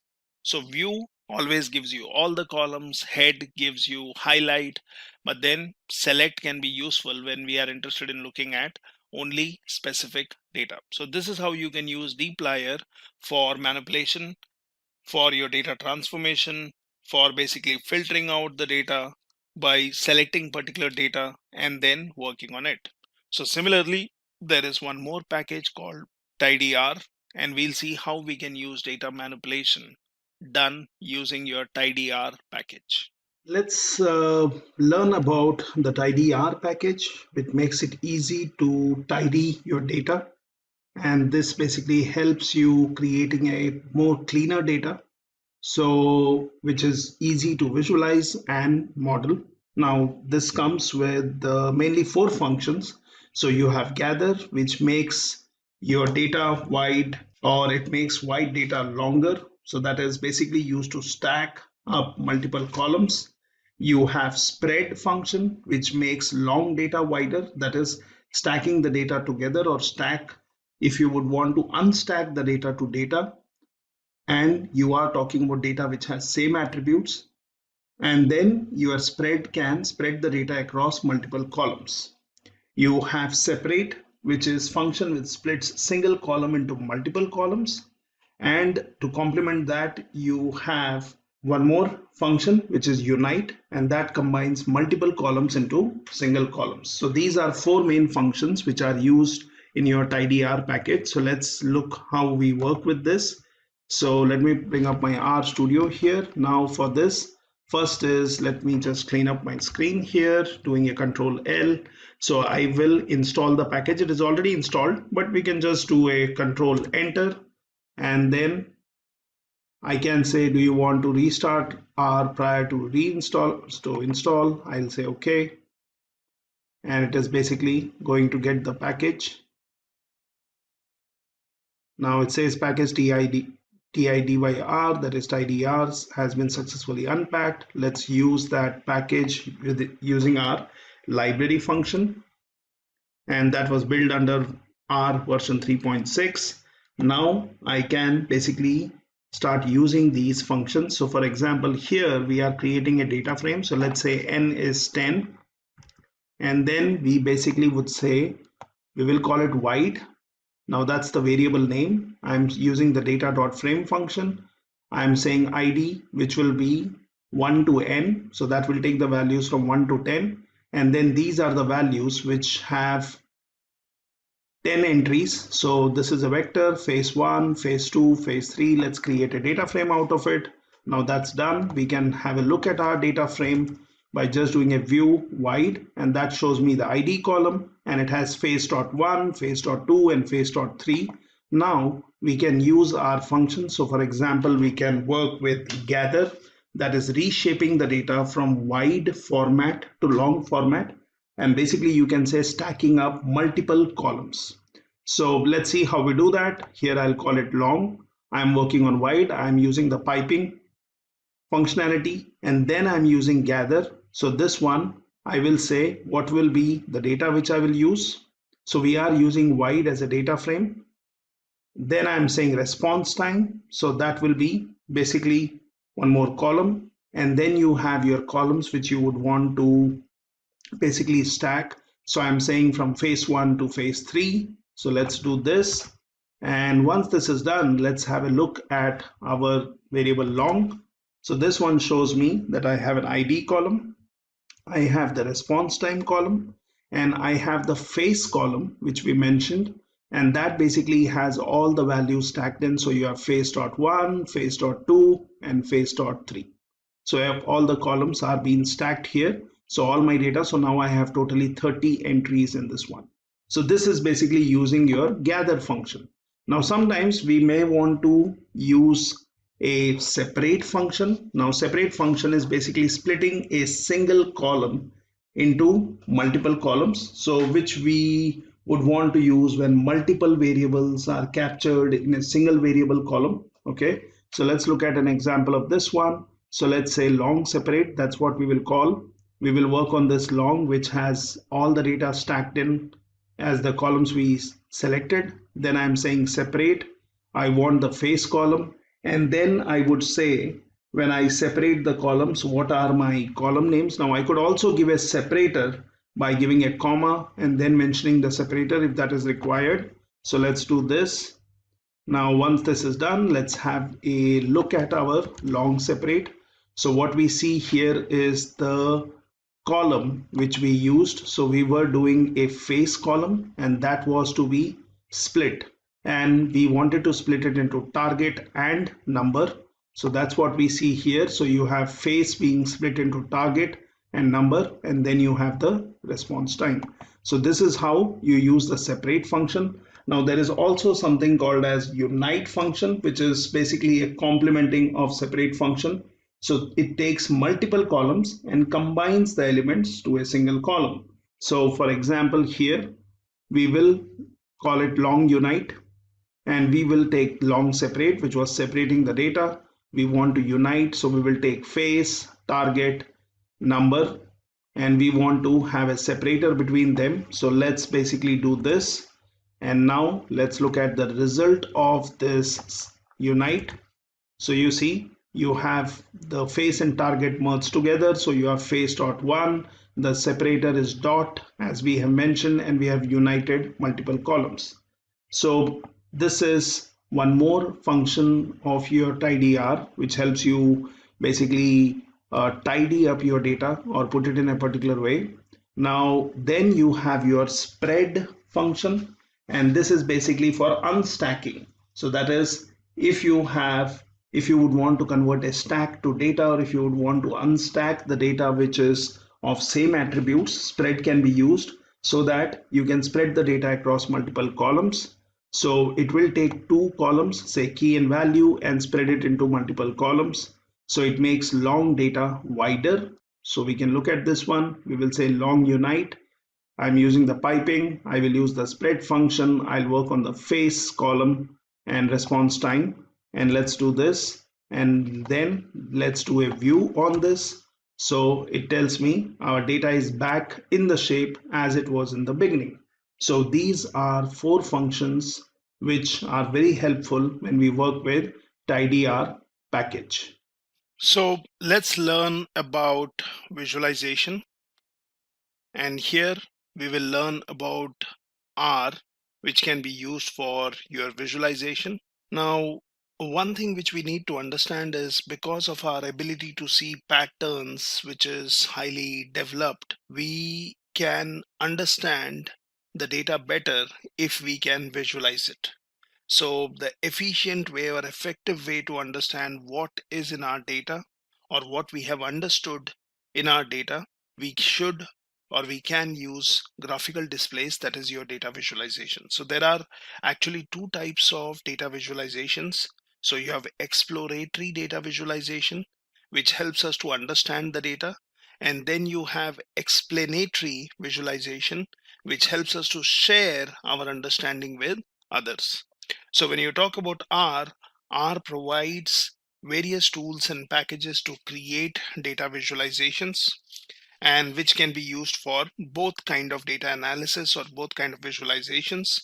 So when you talk about exploratory data visualization, the key is to keep all the potentially relevant details together. Now, the objective when we talk about exploratory data analysis is to help you see what is in your data. And the main question is how much details can we interpret? Now, when you talk about different functions which we see here, such as plot, which is more for a generic plotting. You have bar plot, which is used to plot data using rectangular bars, or you can say creating bar charts. You have histogram or hist function to create histograms, where you look at the frequency of the data, or basically used to look at the central tendency of the data. You have box plot, which is used to represent data in the form of quartiles. You have ggplot, which is a package which enables the user to create sophisticated visualizations with the little code using the grammar of graphics. And then you have plotly or plotly. It creates interactive web-based graphs via the open source JavaScript graphing library. Now, before we see some examples here, let's also talk about, when you talk about plotting, let's also try to understand what kind of plots you can have and what kind of techniques you have. So let me open up my RStudio here. Now, for example, I can pull out a particular data set, and let's look at this one. So here I can look at all the panes, and that shows me the information. Now what I can do is I can install and get the inbuilt data sets, and then I can simply do a plot wherein I am doing a plot on chick-weight data set. So let's see what does that show. It summarizes the relationship between four variables in chick-weight data frame, which is in R's built-in dataset package. Now from these plots, we can see, for example, weight varies systematically over time. You can also see that chicks were assigned to 4 different diets. Now, when we talk about explanatory data analysis or visualization, that shows others what we found in the data.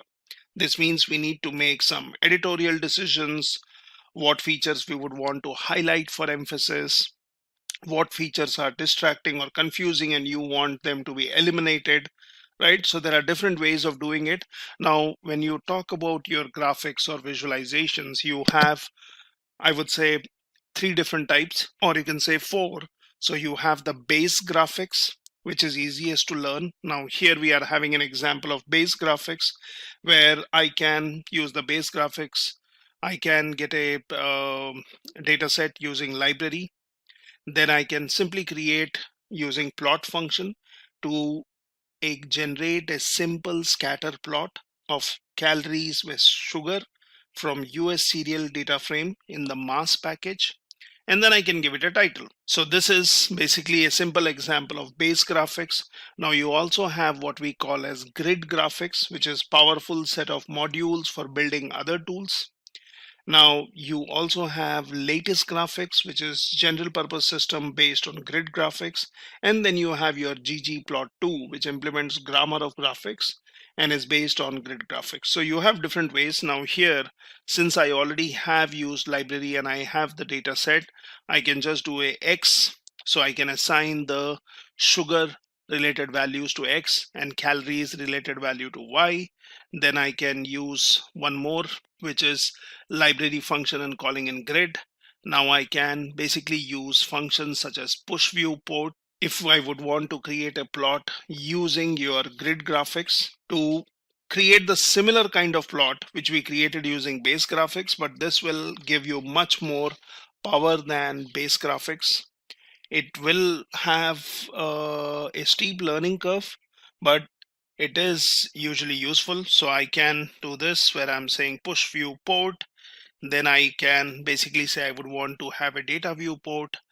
I would say different functions of your grid package. So I'm saying rectangle, you have x-axis, y-axis, given some points here. And then basically you can add details to the graph by giving the names to the columns, and you can basically create a simple grid graphics based plot here. Now, there are different other options which we can use to create plots. Now, before we go into understanding how you create plots, let me just give you a brief on what are the different kind of plots and how they can be used. So here we will look at these different plots. Now, for example, we have a bar chart, which is a graph which shows comparisons across discrete categories. So you have x-axis, which will show the categories being compared, and y-axis, which represents a measured value, and height of the bars are proportional to measured values. Now, to create different kind of charts, you can use ggplot, which is a package for creating graphs in R.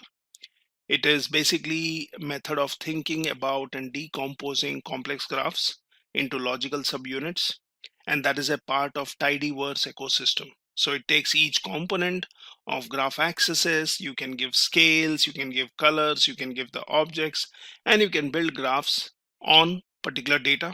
You can modify each of those components in a way that's more flexible and user friendly. You can, if you are not providing details for the components, then ggplot will use sensible defaults, and this basically makes it a powerful and a flexible tool. Now here are different options when you use your ggplot, such as you can use geom, or what we call as geometric objects, to form the basis of different type of graphs. For bar charts, you have for line graphs, you have scatter plots, that is underscore point, you have underscore box plot for box plots, you have quartile for continuous x, violin for richer display of distribution, and jitter for small data. So here is some simple example where I would not go into too many details here, but you can just have a look at this one where we are using library function to get the ggplot2 package. Then basically we would want to look into the mileage data. We would want to look at the structure of it. And then we can basically get the tidyverse package. Finally, we can create a bar chart using geom underscore bar. And we can basically also mention what would be in x-axis. Now you can also give different colors to basically add more meaning to your data. You could also go for stacked bar charts. So here we are actually telling ggplot to map the data in the drive column to fill the aesthetic. So here I am giving aesthetic access class, and I'm saying what is the data we need to have, and then we are using geom underscore bar. So you can also have dodged bar in your ggplot, that is not bar charts which are stacked but next to each other, and you can create that by using your position as position underscore dodge. Okay, now you can obviously use your different packages which are inbuilt, and you can create your bar charts. And you have other kind of graphs such as line graph, which is basically a type of graph that displays information as a series of data points connected by straight line segments such as this one. And for this one, we are using, if you see, geom_line. Now you can also create a scatter plot, which is a two-dimensional data visualization that uses points to graph the values of two different variables, one on an x-axis, one on y-axis, like what we saw in base graphics example. And they are mainly used if you would want to assess the relationship or lack of relationship between two variables. And you also have histogram, which I mentioned is mainly to look at the distribution of a data, to look at the central tendency of the data, basically looking at your large amount of data or for a single variable. You would be interested in saying where is more data found in terms of frequency, where is lesser data found in the graph, how close the data is towards its midpoint, or what we call as mean, median, mode. So you can use histogram where you can categorize the data in what we call as bins.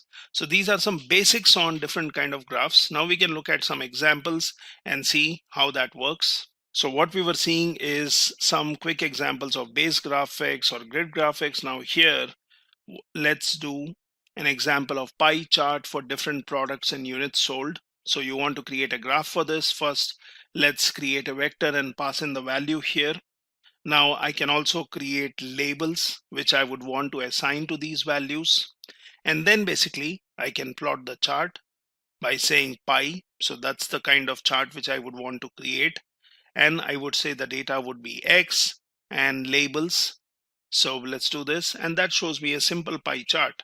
Now I can also give main details here. So instead of just doing a pie X comma labels, I can say what is the main and then what kind of coloring it should follow. So this is the way you can create a simple plot. Now I can also find out what is the percentage, and then basically I would be interested in plotting the pie chart, which takes X, which takes the labels, which will be the percentage, which we are calculating here by doing a round function. And then you can basically give details to your graph. You can say what color it follows. You can basically look at the legend where it needs to be in your chart. What are the values? And then basically fill up the colors. So let's run this one, and that shows me the percentage which was calculated, and it gives me the details, and we can always have a look at our plot. Now if you would want to go for a 3D pie chart, then you can get the package which is Plotrix. Let's use that by calling in the library function. Let's pass in some data to X, and let's give some values or labels which will make more meaning to the data. And then let's plot the 3D graph. So I'm saying pie 3D here, where I'm using X and labels. Then I'm basically doing an explode, which will basically control how your graph looks like and basically give the values. So it also takes the title when you say main and pie chart of countries. Now let's create data for graph. So again, we are having a variable here. We are using the C function, creating a vector, and then let's create a histogram for this one, where I would say X lab, what would be your data around x-axis, what is the color, what is the border, and here I'm creating a simple histogram, which, as I discussed earlier, will always show your values on the x-axis, and y-axis is more of frequency. And then you can look at the set of values and what is their frequency.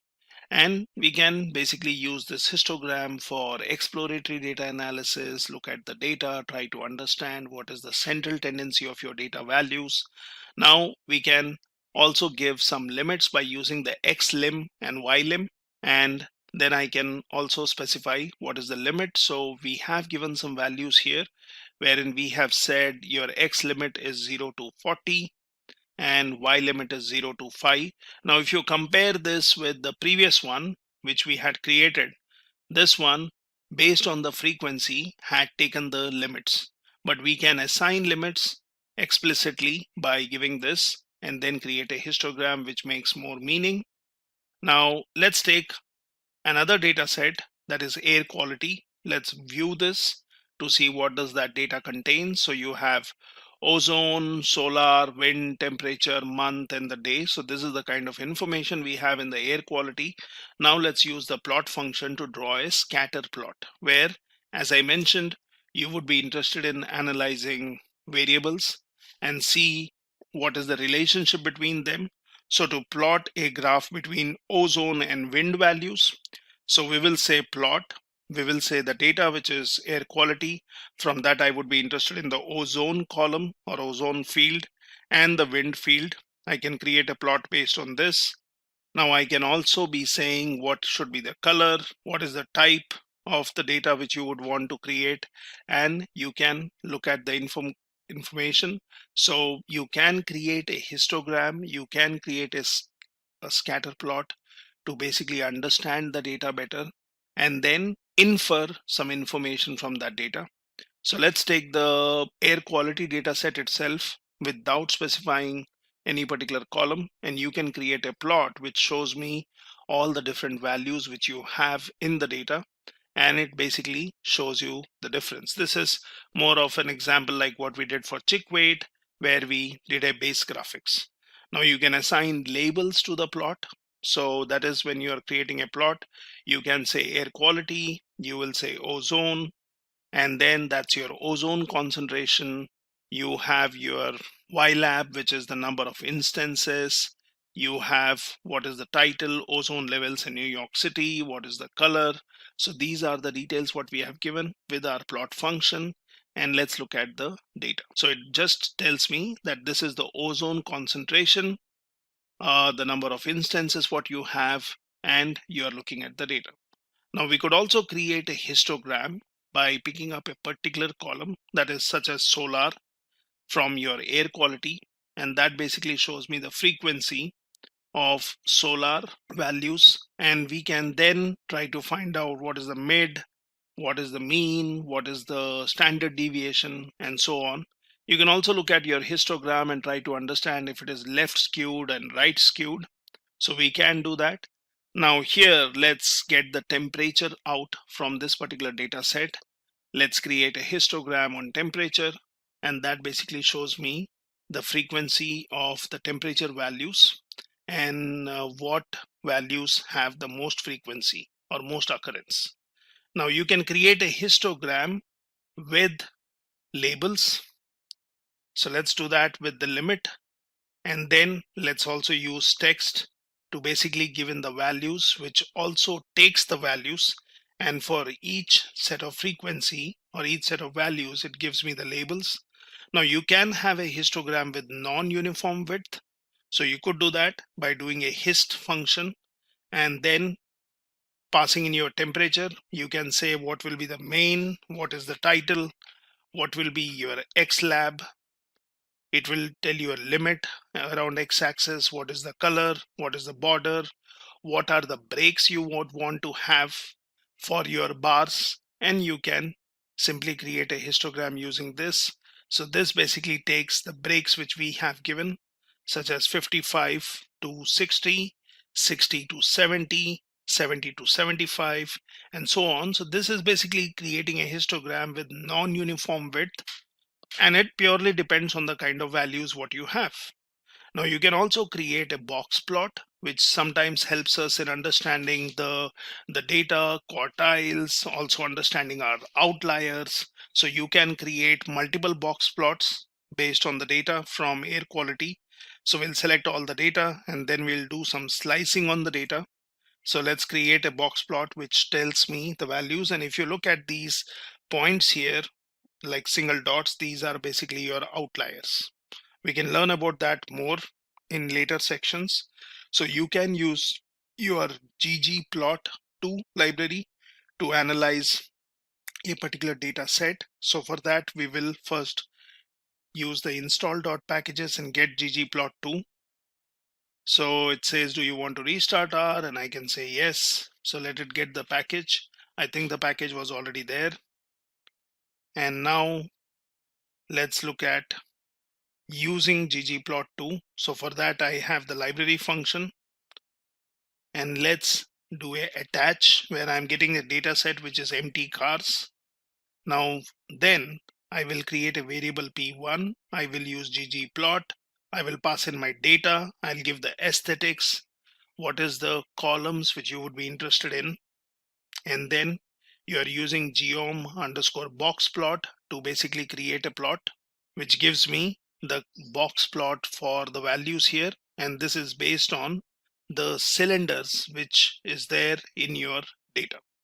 So we can always look at what does our data contain and what kind of values or features are available in the data. Now let's create a box plot.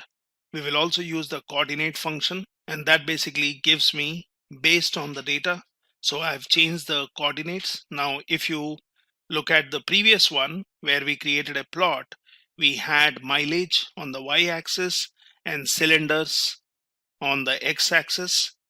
Now I did a coordinate flip, and that's like your transpose function.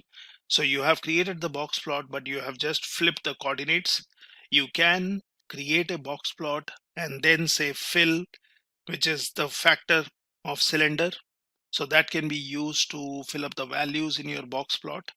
Now what we can also do is we can create factors. So we have learned about factors earlier, which is usually used to work on categorical variables. So here let's create a factor which is empty cars gear. You have AM, you have cylinder, and if you look at the factors which we have created, we have passed our data, what is the field or the column we are interested in, what is the level of values there, and what are the labels for those values, right? So we have learned about factors. You can always look into the previous section and learn more about factors. Now let's create a scatter plot by using the ggplot function. Again, we will use the data as empty cars. I will go for mapping option, and then I will give my aesthetics. That is what would be X, what would be your Y, and you also would want to use what kind of function you are using. So let's go for geom point, and that basically helps me in creating a scatter plot. Now you can create a scatter plot by factors. So here we will say ggplot. So notice in all of these cases, depending on the kind of data you have, depending on the kind of plot you are interested in, you will use the ggplot and then basically a function with that or the inbuilt package. So here I'm saying data is empty cars. I'm going for mapping, which basically will take the values for your X and Y. What is the color? And the coloring will be done based on the factor values. Now, if you remember, factors will obviously have some levels, and those levels will basically help you in differentiating between your categorical variables. So I'm saying as dot factor on cylinder, and then I'm using geom point to basically create this scatter plot. So let's do this, and I can look at the values of this one. So it says must be, there is an error which says must at least one color from the hue palette. So let's look at that one. So the error which we were facing when we gave color as the factor values was because when you look at these factors which were created with some labels, if we look at the values of these, it tells me there are NA values in that particular column. Similarly, your gear, or similarly, you can completely look at the complete data set. It tells me cylinder, you have AM, you have gear. Now these have some, we have created some labels, but these have NA values. So what we can do is we can create a scatter plot as we did earlier by giving the aesthetics, and that's a simple scatter plot wherein I'm also using geom point so that I can have these points by defaults or with defaults. You can also give a color specific, basically if you would want to have different kind of data in the same plot, or I can create scatter plots by different sizes by giving a size, or I can give a color and size, and that's again one way in which you can create your scatter plots. Now let's also see how you can visualize one more data set, which is MPG. So I can also do it in this way where I set ggplot2 and then pass in, look at the data set what we have here. You can just do a view on this to see what my data contains, if the fields have any NA values, if that's going to affect your plotting. So now what we can do is we can create a bar plot or a bar chart. So I'm saying ggplot. The data would be as we have given in previous lines, that is ggplot2 mpg. Then I will say what should be in my aesthetics and what kind of chart are you going to create. So I'm saying geom underscore bar. So that's my bar chart, and that has basically your class and count. Now you can create a stacked bar chart where your information is stacked in the same bars, and we are still using the same data. We are going for aesthetics, which is class. And then when you say geom bar, which creates your stacked bar, we will use fill, which is drive. And we can always go back and look at our data. For example, you can always look into this. So you have the drive column here, and you are also working on this complete data set. So let's go ahead and create a stacked bar chart. And that basically gives me the information where you have the drive information, which is stacked here. Now you can do a dodge by giving the position as dodge. So we are still going to go for a stack chart, but this time the bars will be next to each other, and that can also be done, which is very useful. You can use this by using geom point, where you are mapping and you are specifying what are your aesthetics. So we were creating a scatter plot. Now you can also use or give more details where you can say color can be based on the class, and we have different classes, and based on that my points have been colored. Now you can also use a plot ly or plotly library. So let's install this one. I will say yes, for example. Let it basically restart so that all my packages are updated. Then I can access that package using library function, and then create a variable to which you are assigning your plot underscore ly plot. So data is empty cars. What will be your x-axis, what will be your y-axis, and details on your marker, which we have given, wherein I will give a list which is size, color, which is a combination, and then you have your line, what kind of color it will have, and what will be the width. So this is where I'm going to use plot ly, and let's look at this plot. So it basically gives me some information. Now we see some warnings which are getting generated, but you don't need to worry about that. So you can look at the packages, what you have, and what options you are using. So similarly, we can create one more plot using plot ly and look at the values of those. So that's a plot with a trend which explains me about my data. So this is a simple small tutorial on understanding or how you can have your graphics or visualization used to understand your data. Obviously, there are much more examples, much more ways in which you can pass into your plot functions or your ggplot and the inbuilt packages which are available in R for your visualization. Now that could be for exploratory data analysis or explanatory data analysis. So try these graphs and see if you can change these options and try or create new visualizations. Good morning and good evening, everyone. So welcome to this session where we will learn on time series analysis using R programming language. So this is basically a mini project where we will look at time series data and how we can analyze it, visualize it to basically find some important information or gather insights from the data. Now, when you talk about time series analysis, time series is basically any data set where your values are measured at different points in time. So when you talk about time series data, data is usually uniformly spaced at a specific frequency. For example, hourly weather measurements, you have daily counts of website visits, monthly sales total, and so on. So when you talk about time series, that can also be irregularly spaced and sporadic. For example, timestamp data in computer systems, event log, or history of 9/11 emergency calls.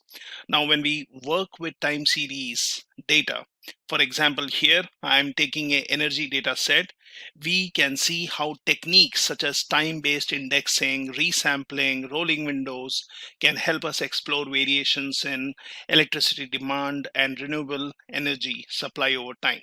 Now here we will look at some aspects of this data set which I am considering. So this is open power systems data set, and here is the data set I have. We can look at the data set. Now this is in a simple format. It has time. It basically has values for consumption, and then you have data for wind and solar and wind plus solar. So in certain cases you have only the date and the consumption, but then if we scroll down, we will also find data for wind, solar, wind plus solar, and so on. So this is a time series data set which we would want to work on. Sometimes you may also have the data collected which just does not have the time, but it may also have timestamp. That is, it would have, say, hour, minutes, and seconds, and that can also be worked upon. So let's consider this data set and let's work on this project where we will analyze this time series data set. Now here we can work on this time series data. We can basically create some data structures out of it, such as data frames. We can do some time-based indexing. We can visualize the data. We can look at the seasonality in the data, look at some frequencies, and also do some trend detection. Now, when you talk about this data set, it has electricity production and consumption, which is reported as daily totals in gigawatt hours. And here are the columns of the data, which I was just showing you. So you have data, you have consumption, you have wind, you have solar, and wind plus solar. So this is the data we have, and we will basically explore, say, electricity consumption and production in Germany, which has varied over time. So some of the questions which we can answer here is, when is electricity consumption typically highest and lowest? How do wind and solar power production vary with seasons of the year? What are the long-term trends in electricity consumption, solar power, and wind power? How do wind and solar power production compare with electricity consumption, and how has this ratio changed over time? We can also do wrangling or cleaning of this data or pre-processing of data and create a data frame, and then we can visualize this. Now let's see how do we do that. So I will open up my RStudio and let's look at the data set. So here is the data set. Now I'm picking it up from my machine. You can also pick it up from GitHub. So all the data sets or similar data sets can be found in my GitHub repository. And here I can look in the data sets. You will find a lot of different data sets here. There are some time series data sets such as power. I can search for power, or you have basically coal, or you have this OPSD Germany daily data set, and there are many other data sets which you can work on. Now, to get the documentation on this project, you can also look in my GitHub repository and you can search for repositories, and then basically you can look in data science and R, and here there is a project folder where I've given the documentation, sample data set, and also your time series analysis related document. This is also the code which you can directly import in your RStudio, and you can practice or work on this project. So let's see how does that work. So first thing is, we will create a data frame from this data set. Now here, if you see, I am using header as true so that it understands the heading of each column. I'm also giving row dot names and I'm specifying date. So there is this date column in the data set as I showed you earlier. Let's look at it again. So you have date, consumption, wind, solar, wind plus solar. So you can suggest that date should become the index column, which can be useful. So you can do this. Now let's just create this. Let's look at what does this data frame contain. And here, if you see, it shows me some data which has been Now, as a part of this data frame structure, it starts with consumption, wind, solar, wind plus solar.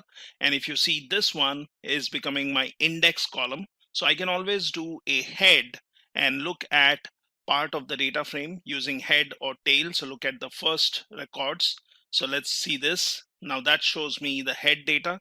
I can also do a tail and look at the ending values. So if you closely see here, we have wind, solar, wind dot solar, and that basically has NA values. So there are missing values, but let's look at the tail, and that tells me that there is some data available for wind and solar and wind solar.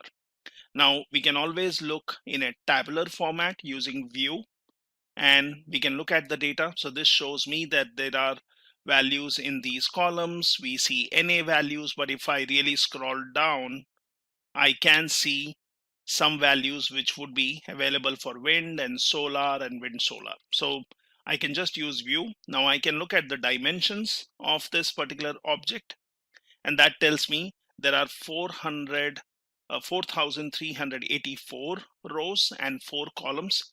You can always look at the structure, that is, check the data type of each column, which can be very useful. So if I see here, I don't see the date column because date column was considered as an index, which can be useful. But I also look at my other columns, so they are of the num types. So that's the data type for each attribute or each column here. Now we would be interested in looking at this date column. So let's look at the data type of this date column. Now if I try to do this, this will show me that this is null because date as a column does not exist because we created it as an index. So if I look at row names and then I search for my data, show me the index column or row dot names, it tells me these are the values, that's the date column, which we are seeing here. Now we can access a specific row by just doing a my data and give the index value or row name value. So let's look at that, and that shows me based on this index you're looking at the value. You can obviously search for a different date, something like this. You can also pass in a vector and you can give range of values. So that is 0, 1, 2006 to 4 of January. And we can look at this one. So it shows me these are the values. So here actually I'm not giving a range, but I'm just selecting multiple values from row dot names. Now we already know that in R you have a summary function, so you can always do a summary, and that gives you for each column, it gives you minimum, first quartile, median, mean, third quartile, and maximum values. So we are looking at consumption, we are looking at wind, solar, and wind dot solar. Now this is good, but then if I would want to really visualize the data, access the data, do some analysis, then it would be good to take all the columns, and then we can later decide to change the data type of, say, date column if we want to use it. So earlier I was using date as row dot names or the name of the rows or index, what you call in any other programming language. So here I will just use my data set and I'll say header as true. I'm calling it my data 2. Let's look at the data, and this one shows me 5 columns, wherein my first column is the date, consumption, wind, solar, and so on. Now looking at the structure, so let's look at the data type. So it tells me that if now I'm interested in looking at the date column from my data to data frame, it tells me it is a factor with 4384 levels, and these are the values. So it is not in a date time format, it's a factor. Now what we can do is we can convert this into a date format. How do we do that? So let's have a variable x, and I'm going to use as.date function, and I'm going to pass in my date column. So that's assigned to x. Now let's look at the head of x, and it shows me the values. We will also see what kind of class it is, and we will look at the structure of x. So class already says it is date type, and look at the structure, so it shows me the format. Now we have converted this column or column related value into x. Now how do I basically extract values out of it or make it a part of data frame. So first I will use, so all once it has been converted in date format, I will go for as.numeric, and here I will create a variable called year, and I will just do a format on X, which is basically of date type, and then I'm saying %y, so that will get me the year component out of this. Let's look at the values. That shows me year component. Now similarly, we can get the month out of this and then basically look at the month values. We can get the day out of it and we can get the day component. Now, if I look at my data 2, which we had created earlier, this basically had date, consumption, wind, solar, wind, solar. So what I can do is I can add these extracted columns such as year, month, day to my data frame using a cbind, that is column bind, and I will assign it to my data 2 again. So let's do this. And now if you look at head, it shows me date. So that should be date format, consumption. Now this one might not be date format, but we'll see.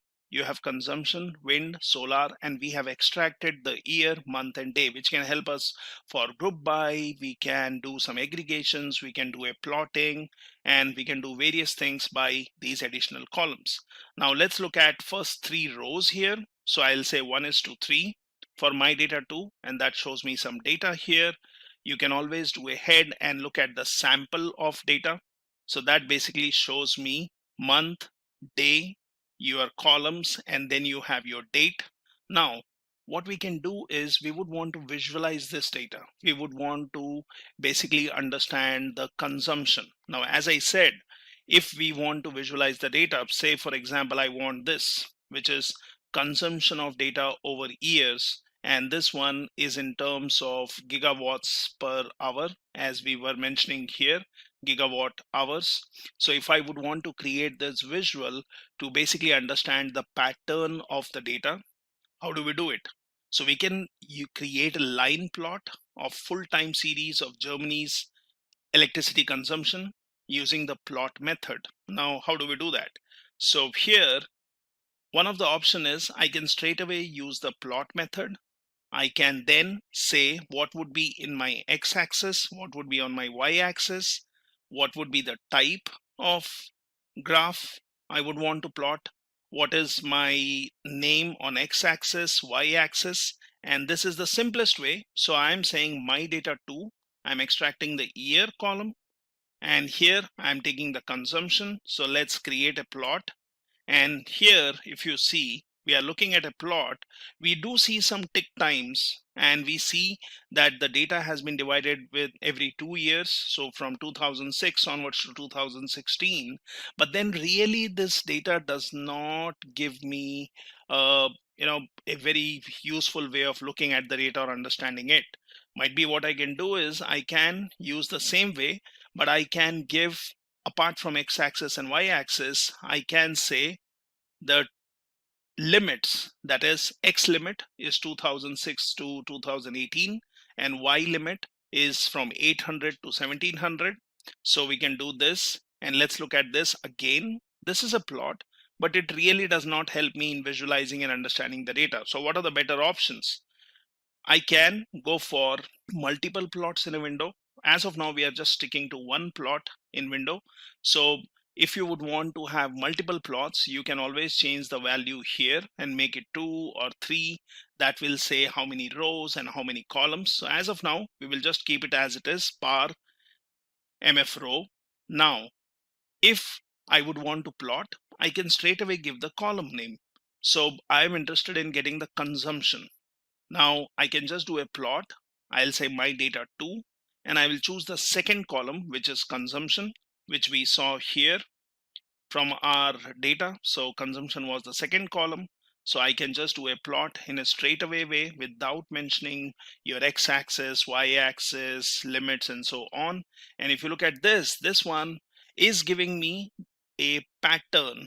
Now here I am looking at x-axis, y-axis, which is not really named. We do not have a name to this graph, and we are looking at the data. It does show me some kind of pattern, but might be we can make it more meaningful. So I can do it this way, where I say my data second column, let's give axis as year, x-axis, y-axis is consumption. Now that has changed, the x-axis and y-axis. Now I can also give some more details. I can say type should be line. I have the line width. I'm saying color is blue. And let's do this. So this looks more meaningful, might be shows a wavering pattern of consumption over years. I can also give a limit of X, that is 0 to 2018, and that basically shows me the range. Now we can change that and we can be more specific and saying X limit should be 2006 to 2018. And let's look at this. Now this one, once you have given a proper limit, it shows the line graph and it shows what was the consumption in 2006 and over a period till 2018. I can then use any of these options are fine, but it depends on what and whom you are presenting the data or what kind of analysis you're doing. So I can do a plot. I can choose column second, X lab, which is x-axis, y-axis, type is line, width, giving a X limit, Y limit, and then I'm giving a title to this, which is consumption graph. And then basically you are looking at the line graph. Now, those are the options which you can do. Either you could be very specific, or you could just give your column which you want to plot, or obviously make it more meaningful by giving all the details. Now, what we can do is, if we would want to look at this data and understand it better, rather than just looking at a simple line, I can take the log values. So here I'm saying log of my data to second column. So I'm taking log values of consumption and I'm taking the difference of logs. So I can say difference, and then you can basically increase or decrease this by multiplying it by some number. So rest remains the same. I'm changing the color, and let's look at this plot. And you see, this basically is giving me a better pattern which makes meaning. Here we see the log values. So this is, you are using a simple plot function. In R, you can also use ggplot. Now for that, we can install the ggplot package. It's already there in my machine, so I'll say no. I will access this by using the library ggplot2. And now I can use ggplot to plot. So the way you specify here, you can say my data 2, that's the data frame. I'm saying type as O, and when I'm saying line, I am basically going to use x-axis, which is year, y is consumption. And let's look at this plot. So again, we are back to the one which we were doing earlier. Really does not make any sense. It gives us some data, but then really does not give me enough information.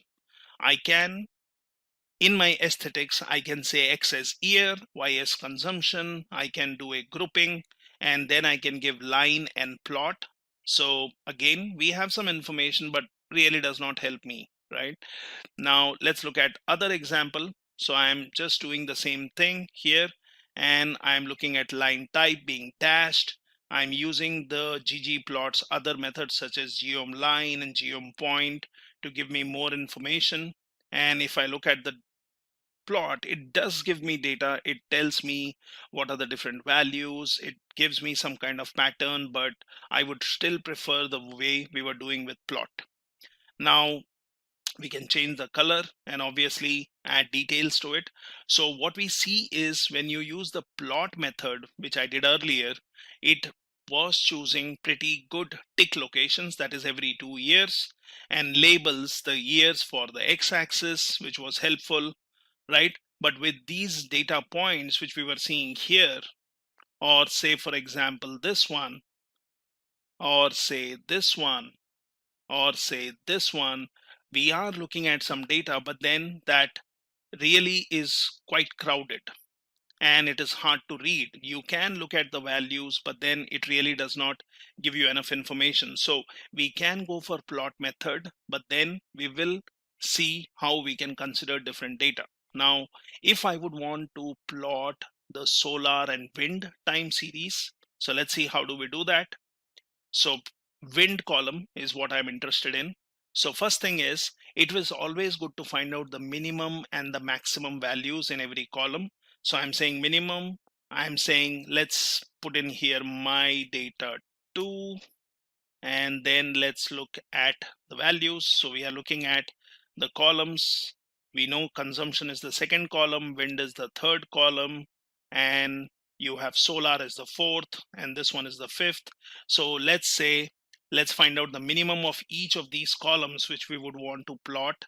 So let's say minimum of data third column, and here I'm also saying remove the NA values because we do not want to consider the NA values.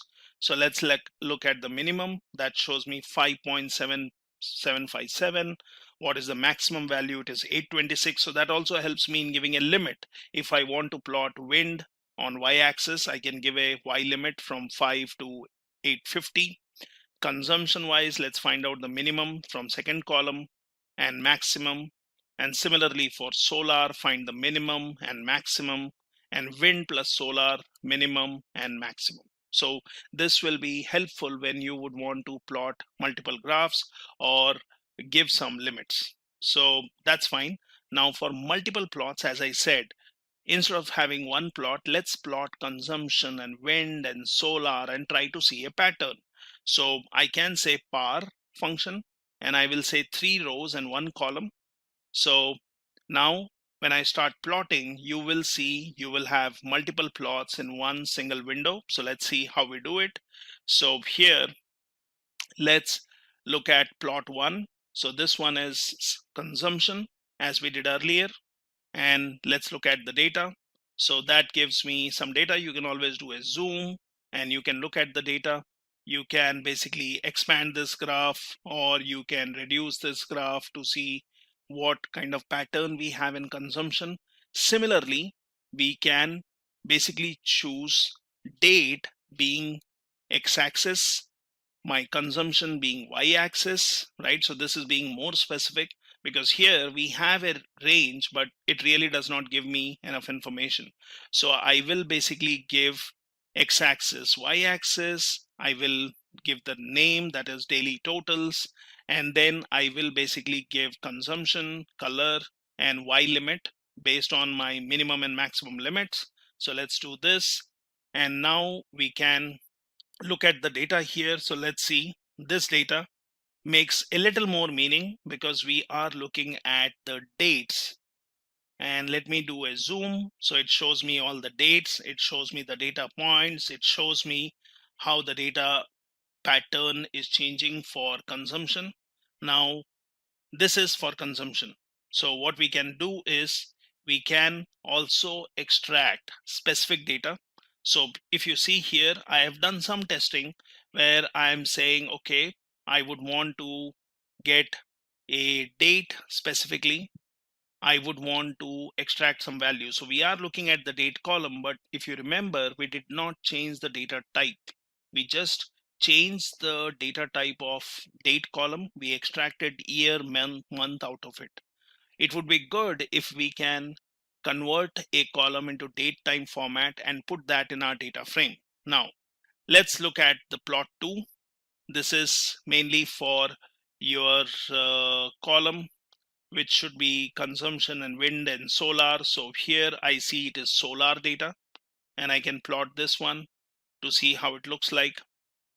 And that tells me from 2006 onwards, we have some pattern. I can be more specific where I say I would be giving date and then the column for solar, x-axis, y-axis, what is the type, what is the y limit, and what is the color. It is always good to specify your x and y axis, give a name rather than let it automatically pick up. Now this makes more meaning because it shows me some dates. Similarly, we can do for wind. So either you do it just by giving the column, or you give your x and y axis. So let's look at this one, and this shows me the data. So we can choose plot 3, this one, we can choose plot 2, we can choose plot 1, and we can put all that data in one graph. So that's when you are putting in multi plots in one particular graph. You can always do a zoom, You can always look at the data, right? And this is usually useful to look at the pattern, what kind of pattern we see, what data we have, and so on. Now, moving forward, so we have seen how you are creating these plots all in one window. Let me reset this back to one plot per window, and let's basically plot time series in a single year. So what we have seen is that when you look at the plot method, it was quite crowded. Then we looked at solar and wind. And if you compare that, you will see your consumption pattern, your solar pattern, your wind pattern, and basically we can see from this particular data some kind of pattern. So electricity consumption is highest in the winter, where we will see what is the consumption. Is it highest in winter or is it in summer? We can see that by breaking a year further into months. We can see that, but we see a pattern which goes for every year or every 2 years being highest at a particular point of time, and then it drops down. So electricity consumption is highest in winter, and that might be due to electrical heating and increased lighting usage, and lowest in summer. Now, when you look at electricity consumption, it appears to split into two clusters. We can always look at the consumption, one with oscillation centered roundly around 1400 gigawatts. So you can always look at 1400 gigawatts and you see all the values here, which are in that particular consumption. Another with fewer and more scattered data points, centrally roughed around 1150.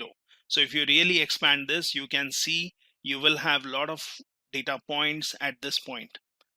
Now, we might guess that these clusters correspond with weekdays and weekends, which we can see if you break that data into yearly, monthly, weekly, and so on. Now, if you look at solar production, that is highest in summer when sunlight is most abundant, and lowest in winter. So obviously when you're making or gathering some insights, when you're looking at the data, you are also using your domain knowledge, your business knowledge, your knowledge of business to understand how this goes. If you look at wind power production, that's again highest in winters and drops down in summer. So due to stronger winds and more frequent storms, and lowest in summer. So there is some kind of increasing trend in wind power production over years, which we can see here over the years. And all the time series data what we are looking at is referring or showing us some kind of seasonality. That is, we are looking at seasonality in which a pattern is repeating again and again at regular times, at regular intervals. So if you look at consumption, solar, and wind time series, that oscillates between high and low values on a yearly time scale, which we can break down and see. I'll show you that. It corresponds with the seasonal changes in weather over the year. So seasonality does not have to correspond with meteorological reasons. For example, if you look at retail sales data, that will show you yearly seasonality with increased sales in particular months. So seasonality, when we say, can occur on other time scales. So the plots what we are seeing here, they are fine, but if you look at those plots, they might show some kind of weekly seasonality also. So in your consumption corresponding to weekdays and weekends. So let's plot for one single year. Now, how do I do that? So first is I will look at my data 2. That shows me the structure. It shows me date, which is factor, other columns, which are all numerics. Now, like we did earlier, I'll repeat this step where I'm going to convert the date column into date type, look at head of it, look at class of it, look at the structure of it, right? And then what I want to do is I want to add this to my data frame. So I will create a variable called mod data, and this one will have as data, and I'm formatting the value of X, which is date time, into month, day, and year. So let's do that. And now you look at the mod data, which I created, like modified data. So this is the format I have. It is in date type, if you carefully see here. And then I can look at the head of it. So it says me mod data. Now what we did here is when I said my data 3. So my data 3 we did a cbind and I did a mod data, which is going to add this column to my other columns of my data 2. So my new data frame is my data 3. Let's look at the structure of it. And you see there is this date column. I can delete it, I can remove it, I can let it be, right? So that depends on our choice. Might be we want to, once our analysis is done, we want to remove the mod data, right? So we can keep both of them. Now let's basically extract data for a particular year. Now how do you do that? So this is some wrangling. So I will say my data 4, let's call it my data 4, and I will use subset function. So subset will work on my data 3, that's the data. And what I'll do is I will do a subset. How is the subset found? So I'll say take the mod data column, the value should be greater than or equal to 2017 and should be less than 2017 December 31st. So I'm getting data for 1 year and I'm storing it as my data 4. Let's get the head of it, and you see we are specifically looking at 2017 related data. Now let's do a plotting of this where I will only create a plot for 1 year. So I'm saying my data 4, that's my new data what we got. So here I am going to take the first column, which is mod data. I'm going to take the third column, which is consumption. So I'm looking at the date format for 1 year, consumption values for it, and then rest of the things as we have done earlier. Let's look at the plot, and this makes more meaning, right? So when you look at this plot, it tells me Jan to Jan. It shows me some kind of pattern where I have divided the year into months, right? And it is broken down into say 2 months, so Jan and March and May and July and so on, but we still see a pattern, and that gives me good understanding of pattern where I've broken it down into months. So this is where you have taken time series in a single year to investigate further, and this is what we see, right? Now we can clearly see there are some weekly oscillations. What one more interesting feature is that at this level of granularity, that is when you're looking at yearly data, there is a drastic decrease in electricity consumption in early January and late December during the holidays, or probably we can assume that this is holidays. Now I can zoom in further and look at just Jan and Feb data. Let's see how we do that, and let's see how we work by zooming in the data further. So to zoom in the data further, let's see how we do it. Now here we have this my data 4, which is basically having a subset, right? So let's work on this one. So I will say my data 4, which earlier I was taking data 3, I was doing a subset and I was giving the date, but this time I will make it more narrower. So I'll say my data 4, I will say subset from my data 3, and I will choose mod data column, which we have modified with the date format.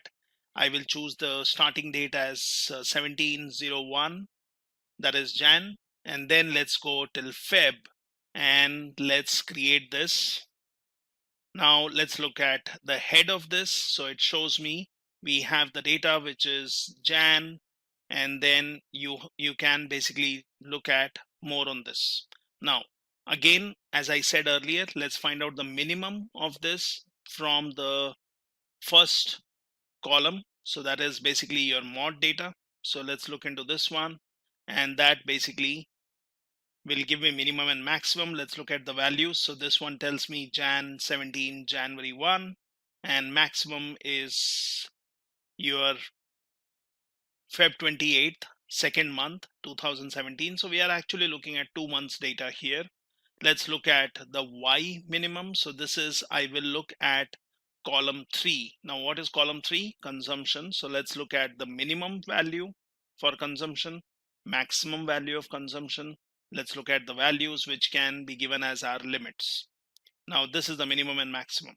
Now let's do a plotting for this data which has been narrowed down for consumption based on my data. So I'm saying my first column, which is mod data, and then third column, which is consumption, I'm giving some naming convention for, namings for your x-axis, y-axis, what is my consumption, or what is my title here, what is the color, and then you see I'm using X limit to give the minimum and maximum limit and Y limit.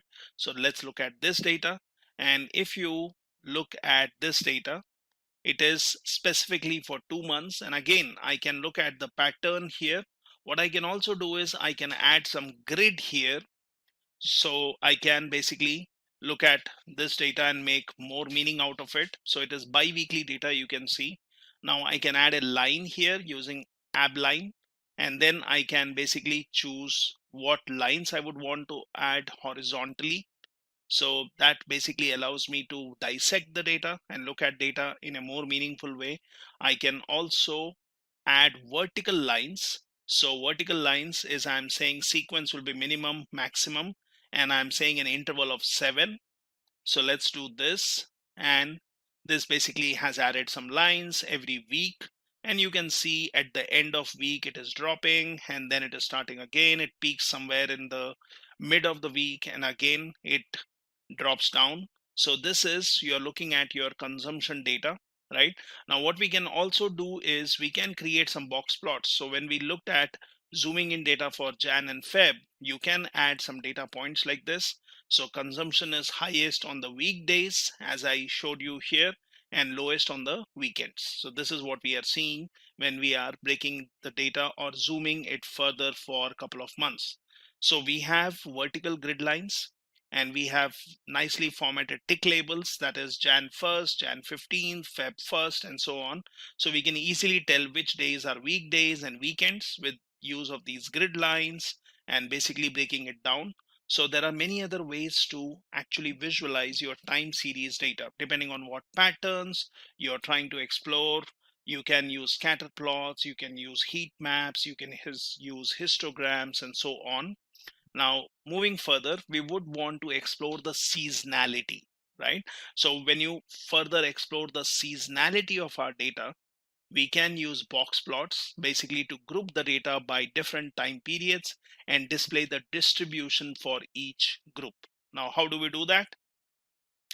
Let's come here and let's see how box plot works. So I can just do a simple box plot and I can choose my consumption column, and that gives me just the consumption data, but this really does not give me any meaning. I can look at solar data, I can look at the wind data, and we can also see some outliers here. So we can create box plots, but if we would want to do a box plot, what is box plot? It is basically a visual display of your 5-number summary. That is, you want to look at your mean, median, you want to look at your 25th percentile, 50 percentile, or 75th percentile. So we can use a quantile function, use the consumption column, and then you basically give a vector which shows you 5-number summary. So that's your quantile. And then let's do a box plot. So if you are looking at quantile, it tells me what is the minimum, what is 25th percentile, 50, 75th, and 100. That's from my consumption column. So let's create a box plot for consumption. Let's give it a name as consumption. Let's give y-axis as consumption and a limit for y-axis. Now that's my consumption graph. So I can look at yearly data. Now that will make more meaning rather than just looking at the complete consumption data. So how do we do it yearly? So we will say consumption, and then I will say the year column. So it is consumption, but grouped based on year. So here I can give x-axis, y-axis, and I can give y limit. So let's create this, and this makes more meaning. We can give some coloring scheme here, but now I'm looking at 2006, 2007, 8, 9, and so on. And we can look at the data, what is the range, right?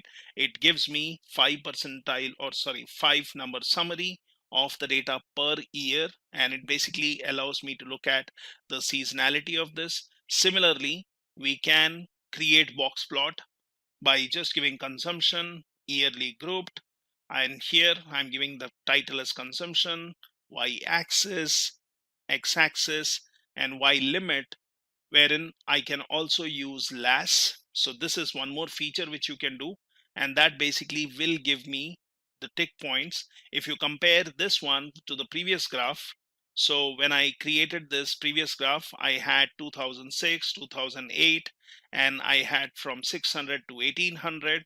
And if I go for the next one, I am basically seeing more useful information. Now let's look at monthly data. So I would want to group it based on months, and let's create that. So this gives me the monthly data where I'm looking at months, and I could select a particular year, or I can just do a grouping based on months. So I can have multiple plots to see a difference here. So let's do this. Now let's create a box plot for consumption, which is monthly data, and let's give it a color. Let's look at the wind data, which is again grouped monthly, and let's look at the solar data, which is grouped monthly. Now, if I zoom in, it basically gives me the seasonality of the data for your wind, for your consumption, for your solar. So what we are doing is we are creating these box plots which are giving us values. Now what I can also do is I could look at the day wise also. But before we look into this, how do I infer some information from these box plots which are being created? So this is what we have done, where we are looking at the data for month, and these box plots give me year seasonality, which we were seeing in earlier plots, but give some additional insights. So if I look at the data here, it tells me the electricity consumption is generally higher in winter. Now this is based on months, so we can see consumption is higher in winters and lower in summer. So we can obviously look at our plot, we can see where it is lower, where it is higher, and then we can look at the median and lower two quartiles are lower in December and January compared to November and February. So that is, you look at the quartiles and you will see that the median and lower two quartiles are lower in December and January. Here Jan and December, so you can look at from my plot. Now this is giving you some idea on seasonality. Now that might be due to business being closed over holidays. Now this one we were also seeing when we looked at time series for 2017 only, and box plot basically confirms that there is this consistent pattern throughout the years. Now when you look at your solar and wind power production, both will give you a year seasonality, what we are seeing here. And if basically I look at the data, so it depends on what parameters you are choosing, but if you look at solar, it will reflect the effect of occasional extreme wind speeds associated with storms and other transient. And since we are grouping it based on months, we can see this pattern is quite evident every year. Now, what we can do is we can group the data day wise. So here, let me again reset this to one plot per graph. Now I'll say box plot. I'll say consumption, which is grouped based on day. Now we know that there is a day column, and let's give a while limit and let's look at the data. So this is where I'm grouping the data day wise. So you look at 31 days and you look at the box plot. So this is where you are plotting it on a daily basis. So you can look at the data, you can break it down to a particular week. So here I have given day and I have chosen all the 31 days, but I can break it down to a week and I can look at the data. So if we look at the data per week or per day, we can basically infer that electricity consumption, where I'm doing a consumption group by day, is higher on weekdays than on weekends. So time series with strong seasonality can often be represented with models that can decompose signal into seasonality and long trend. Now this is an easy way. Now how do we look at the frequency of the data? That could be interesting to see. So let me look at, say, the yearly data. which we were seeing here. Now let's go further, and here we have looked at data. So what we will do is we look at the frequency. Now when you look at the frequency, when you talk about frequency in your data, so we have the modified date column, which gives me a frequency. And if we really look into the data, that will tell me that the data is on a daily basis. So for that, let's look at my data 3 again, which gives me data, and you can just see all the data or dates are in sequence. So your 22, 23, 24, 25, 26, and so on. I can access a dplyr package that is basically allowing me to work in a better way.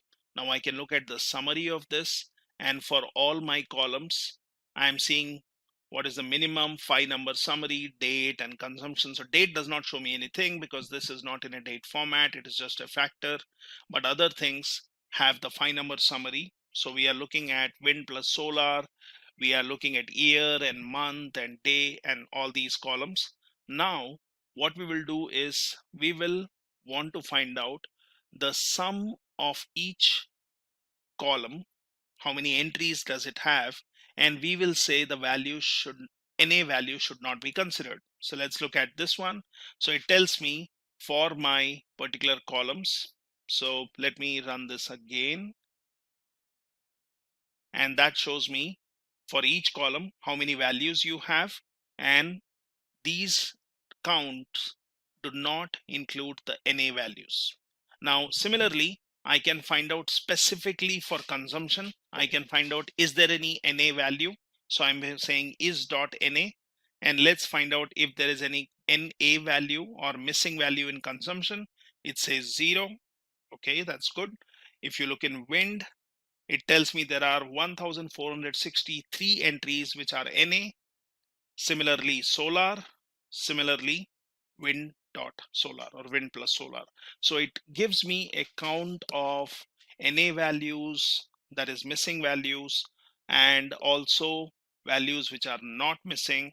So to understand frequency, what we can do is we can find out the minimum on the date, that is the first column, and I'm saying RM na.rm is true, that is get rid of NA values and find out the minimum. And let's look at the minimum value. This is the minimum from my modified date. Now if I would want to get the frequency, I can basically use sequence function. So I can say from X minimum, that is the minimum value, I want to look at the frequency, that is day wise, and let's just look at 5 entries and see if there is a day by day frequency. So let's look at the value of this, and obviously it tells me there is day wise frequency. So that allows me to look at the frequency, look at the type of it. It is an integer, class is a date. So similarly, we can say from X minimum, we can basically look at the frequency month wise, and I can again look at 5 records. So that shows me monthly data, right? So I can extract the data for frequency, similarly yearly data, and that's also very useful. Now we can select data which has NA values for wind. So how do I do it? I would want to find out the wind column, and I want to find out where the values are NA. So I will create a variable, and here I will say my data 3, and then I give a conditional where I say is NA in the column. So let's do this. Now once I've done this, I have said that my selected wind data from my data 3, where we said NA values, and I will give the names to this. So names should be in my data 3. I'm interested in mod data, consumption, wind, and solar. So these are the 4 columns I'm interested in. Let's look at first 10 records here, or first 10 rows. So that tells me these are the values where wind has NA or missing values. I can always do a view, and that gives me the complete data. So it basically shows me 1463 entries, and here it shows me all NA values. So you can look at all the way to the end, and it shows me wind has NA. Solar does have some value here in the last row, but then also if you see the numbers have a difference. So you have 1461 and then you have 2174. So there is a difference. So there is some data in between where wind has some values. So we have found out NA values. Now what we will do is we will select data which does not have NA values. So I will call it cell selected wind 2. I'll again use my data 3. I will say which, but now I'm saying not NA from this column, and I will select the data for the columns. So I'm interested in looking at 10 records, and this shows me not NA values, so no more missing values.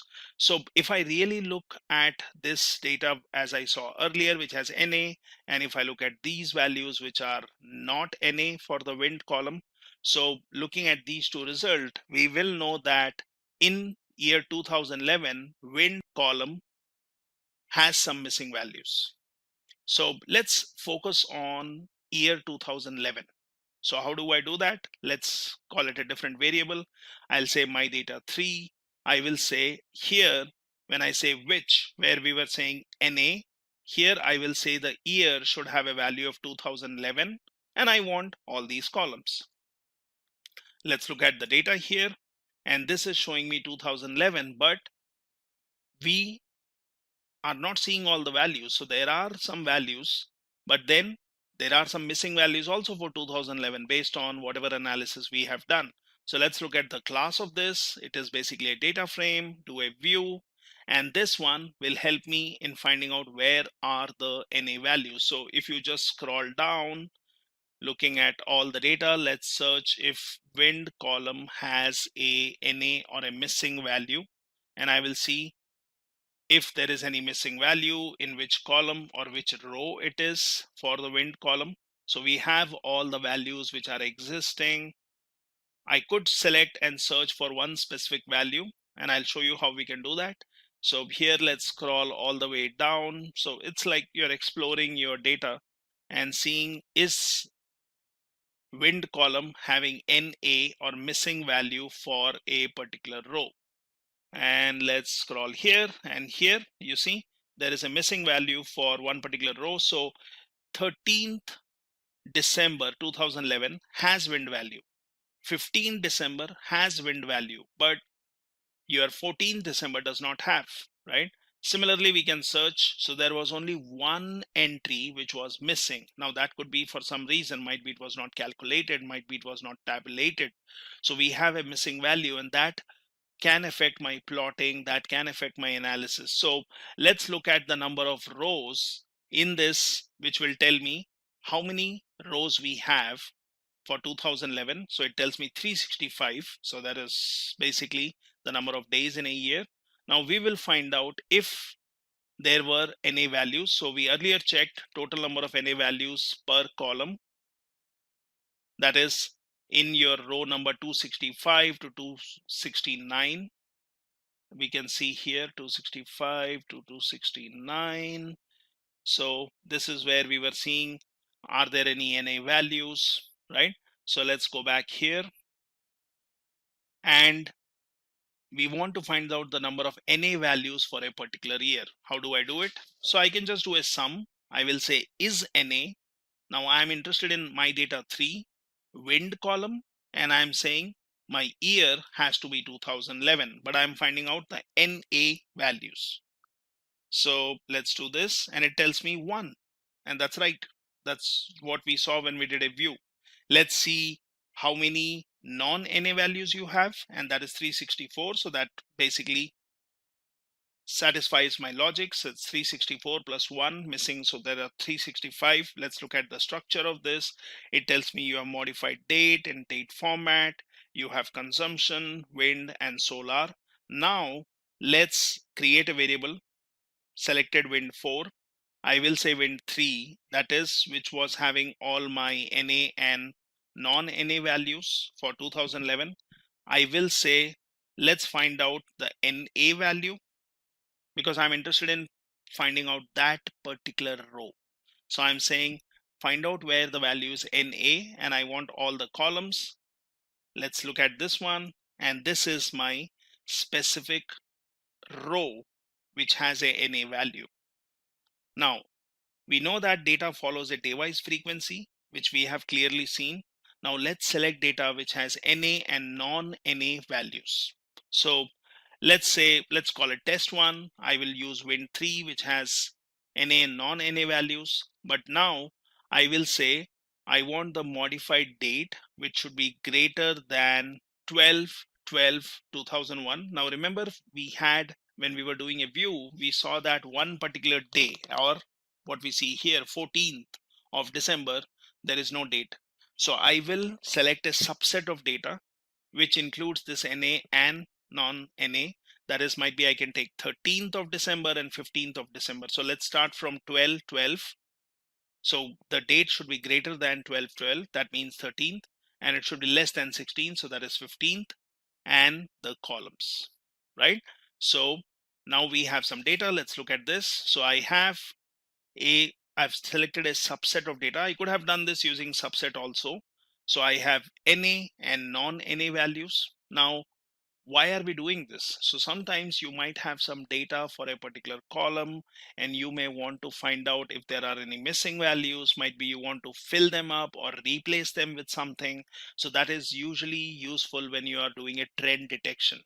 So say, for example, you have data for every month, and might be in one of the months you have missed, or might be you have data for every year collected monthly, and then in one of the years for a couple of months you don't have the data. Like I can say 2016, I have data for all 12 months, 2017, all 12 months, 2018, might be I don't have data for March and June, 2019, I don't have data for same months. So I can forward fill or backward fill them using the previous year's same month data. So we can do that. So here I have test data where I've extracted a subset of data.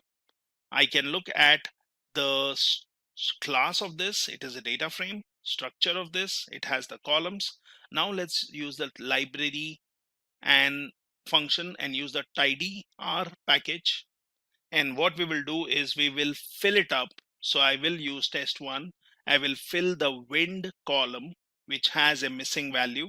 Now once you do this, if you notice, it has done a forward fill. So it has taken the previous value and it has just filled up that. So you can fill up the data using different directions such as up and down, left and right, and so on. So we can take care of missing values in our frequency data, which allows us to basically analyze the data in a better way. Now, here we will want to also look at some more data. So this is to deal with frequencies of fill column, wherein you can take care of missing values forward filled. So filling values can be done in different directions, as I said, and you may want to first convert your time series to specified frequency if your data does not have a frequency, but we had. Now, if you do not have a frequency, might be you can convert it into a frequency such as weekly, daily, monthly, as I showed you. And then basically you can do a forward fill for the values. So for example, if I have my data, I can break it down into weekly and then look at the values. And if there are any values missing for weekly data, I can use a forward fill. So that can take care of my frequency data. Then let's look at the trends of the data, which is the last part of this project. So basically, let's look at the trend. So when you say trend, what does that mean? So in time series data, you always have some kind of trend. So that will exhibit some slow, gradual variability in addition to higher frequency variability, such as seasonality and noise.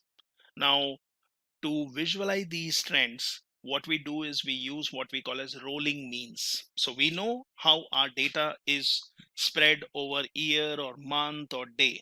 But how about looking at a rolling average and see what is the difference? So a rolling mean will tend to smooth a time series by averaging out the variations and frequencies. So this can be higher than the window size. So there is something called as windowing, where you can choose a set of time frame. You can also average out any seasonality on a time scale equal to window size. So this will allow you to look at lower frequency variation in the data. So when we are looking at electricity consumption time series, we already saw there is a weekly pattern, there is a yearly seasonality, which we saw using box plots. So we can also look at the rolling means of the time scales. How do we do that? So for this, you can use some package like Zoo, and then you can basically use a rolling mean using the Zoo package, and you can say what is the frequency with which you want to calculate the rolling mean. Now, how do we do this? Let's look at this data. So here I'm going to look at my data 3, which we have been using so far. Now let's call it a 3-day test. You can give it any name. I'm going to use my data 3. I'm using the pipe in function.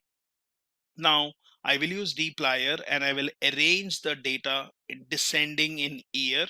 Now you can always break it down step by step and you can see the result of this. So I'm going to arrange this data in descending order of year. So obviously my last one, 2017 or 2018, will be on the top. You want to group the data by year. So it depends on how many years we have, we'll see. So you can group the data by year.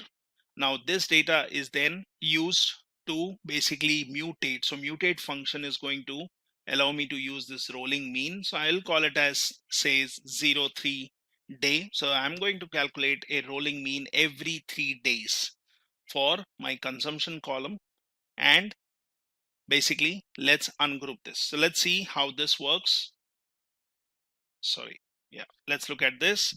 And here, when I'm doing a 3-day test, let's look at the result of this and then I'll explain this. So if you see here, we have the test 3-day column. Now this has the rolling average. Now what does that mean?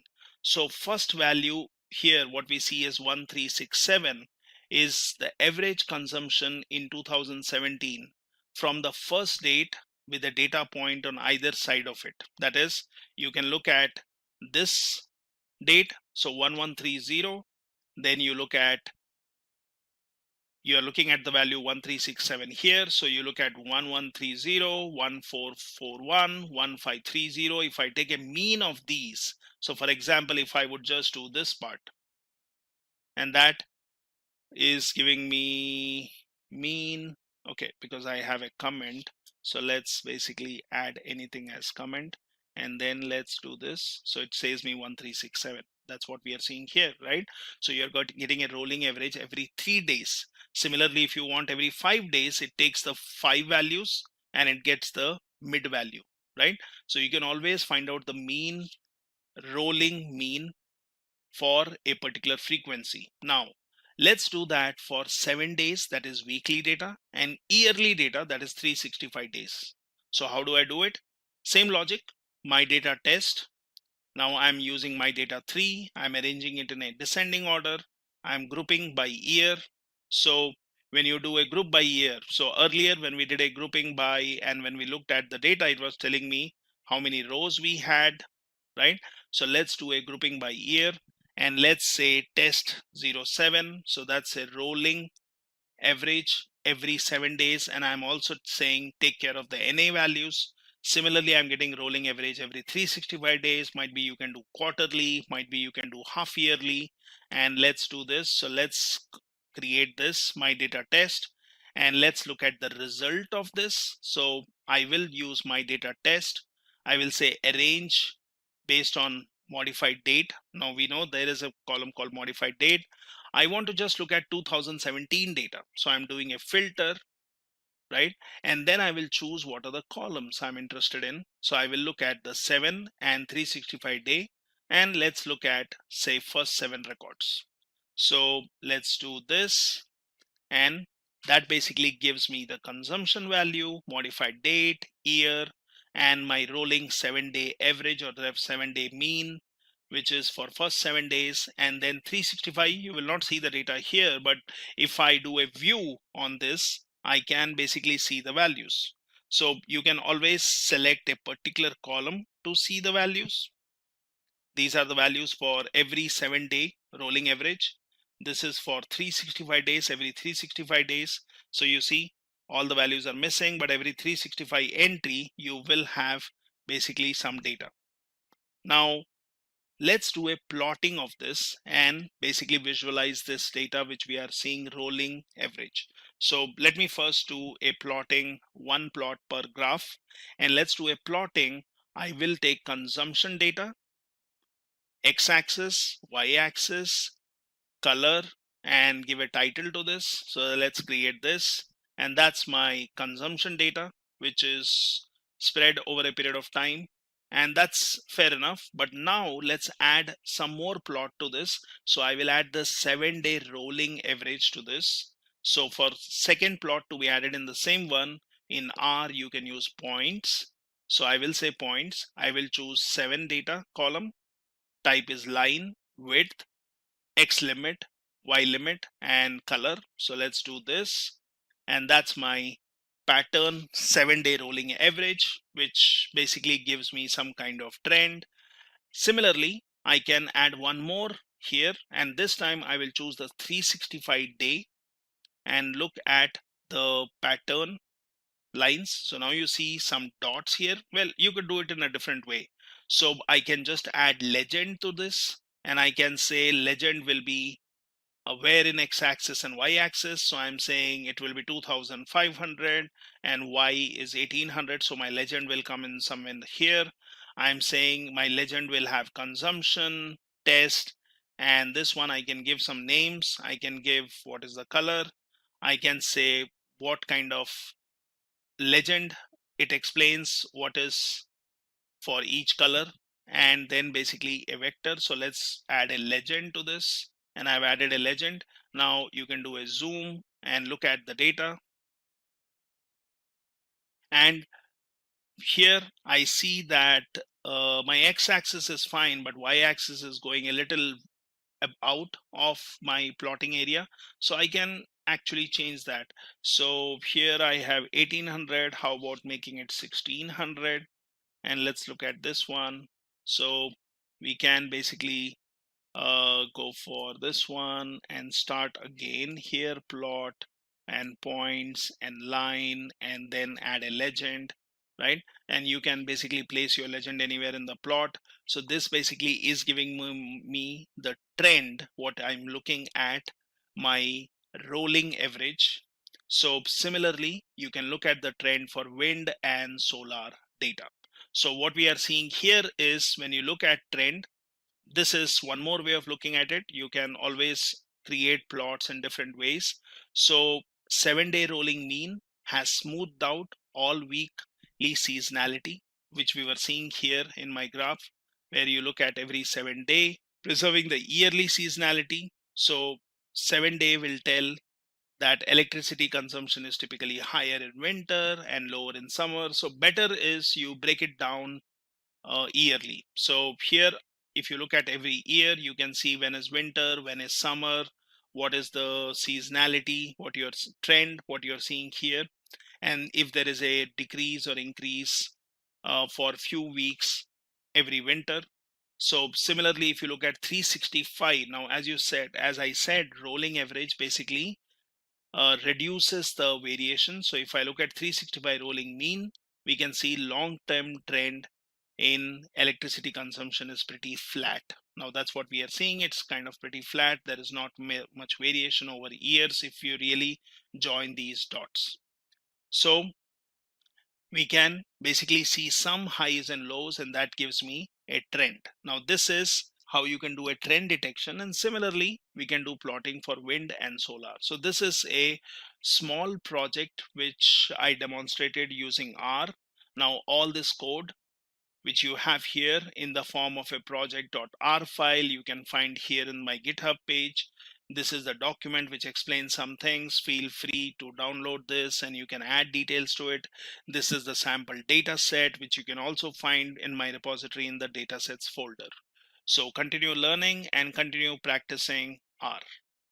Want to be a certified data expert? Then here we have postgraduate program in data analytics by Simplilearn. Take a glance at the notable features and skills offered in this course. You will benefit from exclusive IBM hackathons and Ask Me Anything sessions, 8 times more interaction in live online classes with industry experts, capstone projects across 3 domains, and over 14 data analytics projects using real data sets from Google Play Store, Lyft, World Bank, and more. Masterclasses from Purdue faculty and IBM experts, along with Simplilearn's Job Assist for better job prospects. Acquire skills in data analytics, statistical analysis using Excel, data analysis using Python and R, and data visualization using Tableau and Power BI. Enroll now using the course link in the description box. Excel is a really powerful tool for data analytics and reporting, and pivot tables are one of the features that Excel offers for creating tabular reports to summarize our data. Let's begin by understanding what is a pivot table. A pivot table is a tool that summarizes and reorganizes selected columns and rows of data in a spreadsheet to obtain a desired report. It does not actually change the spreadsheet data, it simply pivots or turns the data to view it in different perspectives. Pivot tables are especially useful with large amounts of data that would be time consuming to calculate manually. Now, let's understand the different components of a pivot table. So there are 4 main components. First we have rows. When a field is chosen for the row area, it populates as the first column in the pivot table. Similar to the columns, all row labels are unique values and duplicates are removed. Columns is the second component. When a field is chosen for the column area, only the unique values of the field are listed across the top. Then we have values. Each value is kept in a pivot table cell and displays the summarized information. The most common values are sum, average, minimum, and maximum. Finally, we have filters. Filters apply a calculation or restriction to the entire table. So let's jump over to Microsoft Excel and let me show you the dataset that we will use in this demo. So with India being ready for its 16th census in 2021, that is next year, it is a good time for us to analyze India's last census data from 2011 and see where different states and cities across India stood in terms of population, literacy, and other socio-economic factors. We will analyze this data by creating different pivot tables in Excel and explore some of its features. So let's begin. First, I'll show you one of the features that Excel offers us. So suppose I click on any cell and hit Ctrl plus Q, you can see our entire table is selected, and at the right bottom there's an option of quick analysis. Now you can see by default Excel has prompted certain features such as formatting, we have charts, totals, and there's one more called tables. Now Excel by default has created some pivot tables for us. Now the first one you see is sum of district code by state names. Next we have sum of sex ratio by state name. Then we have sum of child sex ratio, sum of male graduates, and sum of female graduates by state name, and there are others. Before creating our pivot table, so let's have a final look at our data set. So first column you see is the city column. So there are different cities from different parts of India. Then we have the state code, we have the state name, district code, we have the total population followed by male and female population. Next you can see we have the total literates from each city. Then we have the male and female literates. Next we have the sex ratio. Then we have the child sex ratio. Next we have total number of graduates. And finally you can see we have male and female graduates. So using this table, we'll create several pivot tables. Now first of all, let's create a pivot table to find the total population for each state and sort it in descending order. So you can see here we have the problem statement. So our first pivot table will have the total population for each of the states in descending order. So to create a pivot table, you can click any cell in your data, go to the Insert tab, and here left you can see we have the option to create a pivot table. So let me select pivot table. Now my range is already selected, the entire table, and here I'll choose existing worksheet because I want to place my pivot table in the same worksheet, and I'll give my location, I'll point to cell Q5. Now let me click OK. You can see the pivot table fields appears here on the right. Now since we want to find the total population for each state, so what I'll do is I'll drag my state name onto rows. So here in our pivot table you can see we have the different state names listed. Now we want the total population for each of these states. So in the field list I'll search for total population, which is this one, and drag it under values. You can see we have a sum of total population for each of these states. By default, Excel will sum any numeric column. You can always change it to average, minimum, maximum, anything you want. Now we want to sort this column in descending order. So I right click, go to sort option and choose Z to A, that is largest to smallest. You can see here in 2011 Maharashtra had the highest number of population, or the total population in Maharashtra was the highest. Then it was Uttar Pradesh, we had Andhra Pradesh, and if I come down we have Nagaland and Andaman and Nicobar Islands towards the end. So this is a simple pivot table that we created. Now the next problem we have is we want to find the total sum of literates in each city belonging to a certain state. So let's see how to do it. I'll click on any cell, go to insert, and here I can click on pivot table. My range is selected. I'll choose existing worksheet and give my location, which is Q5. I click on OK. Now here we want to find the total sum of literates. So what I'll do is first let me drag total literates column to values. You have the total sum of literates from all the states.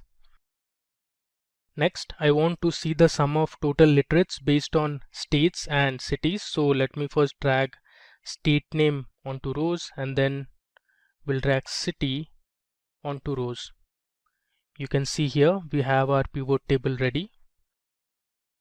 To the left of the pivot table you can see we have the state names and the cities per state, and on the right you can see the total number of literates from each city. If I scroll down we have Assam, then you can see we have Bihar, and if I keep scrolling we have all the states, Haryana, Himachal Pradesh, there's Jammu and Kashmir, which has now become a union territory. We have Jharkhand, Karnataka and other states as well. Moving on. Okay, so the next thing we want to see is what is the average sex ratio and the child sex ratio for each state. With that we also want to find the states that had the highest and lowest sex ratio in 2011. So let's create a pivot table for this. I'll click on any cell, go to insert, choose pivot table, click on existing worksheet. I'll select cell Q5 and click on OK.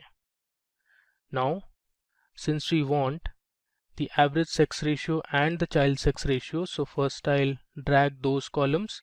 Either you can manually scroll and drag it, or here you have the option to search for it. So if I look for child, you can see we have the same column listed. You can just drag it from there. Let me delete this. And I also want the sex ratio, so I'll place it on top of child sex ratio. Next, we want to see it based on different states. So what I'll do is I'll take state name and put it under rows. So here you can see we have our pivot table ready. On the left you can see we have the different state names listed, and on the right we have the values. Now we want to find the average.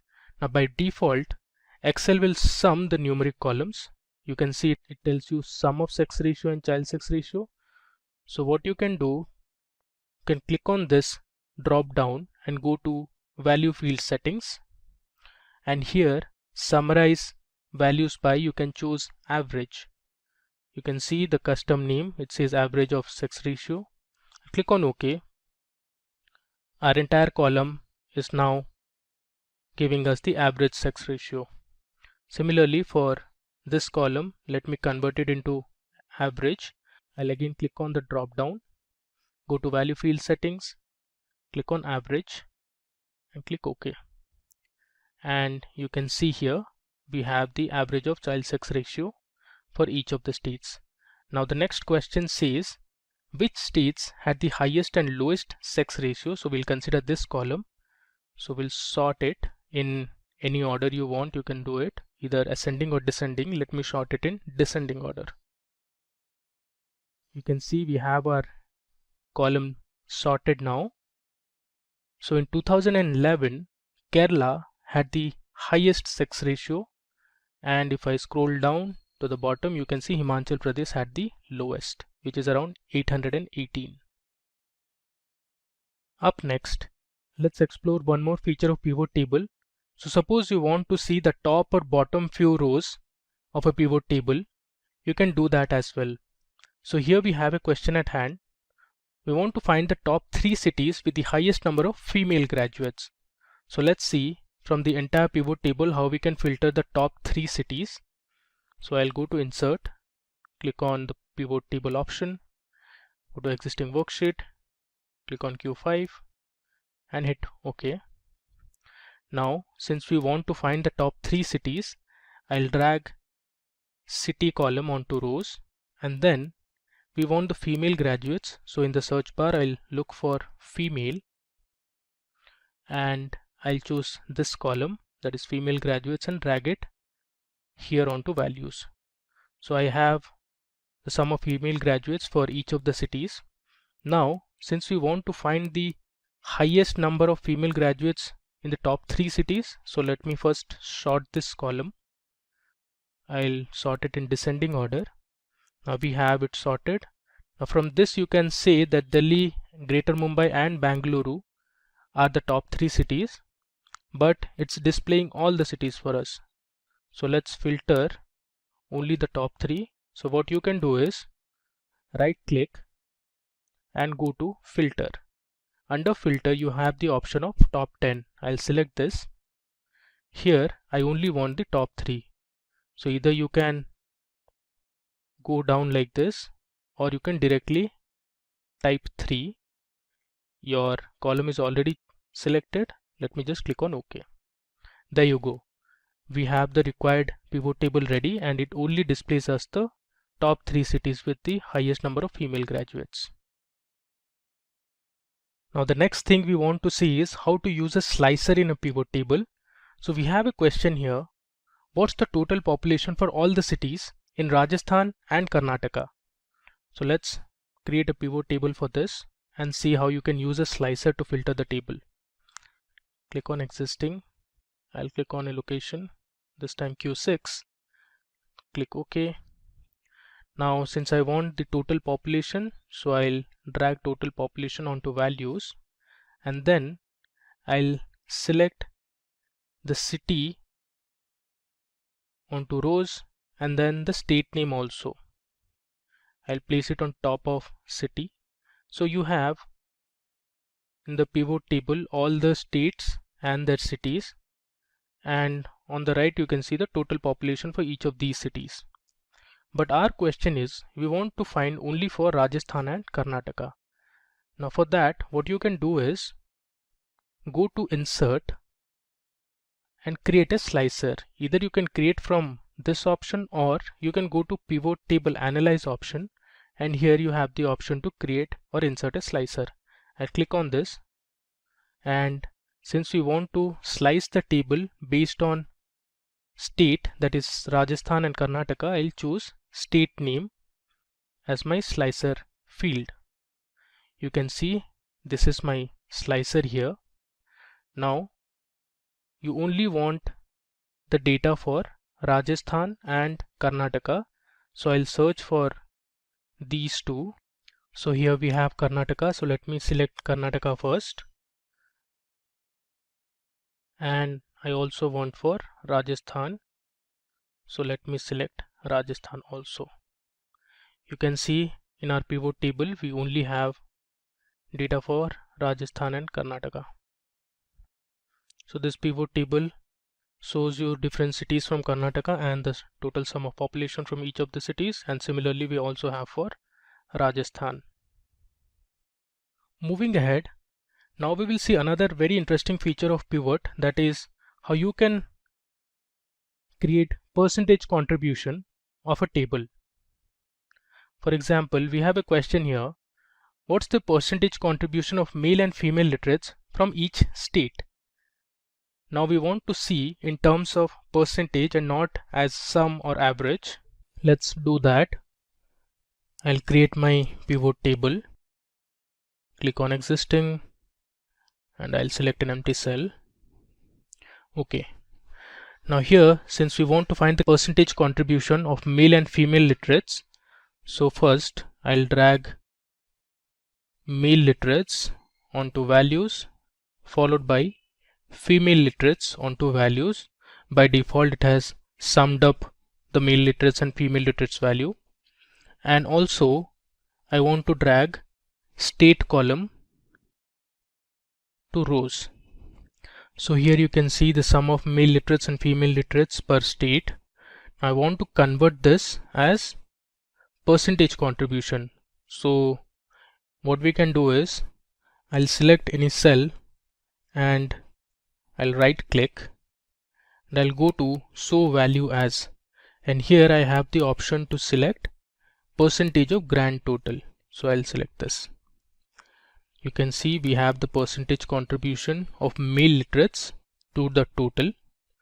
Now if I sort this, you will get to know which state contributed or has the highest percentage contribution. So we have Maharashtra for male literates, then we had Uttar Pradesh in 2011.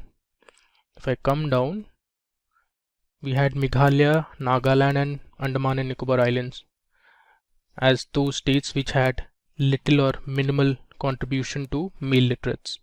Similarly, let's do it for female literates. I'll go to show value as and select percentage of grand total.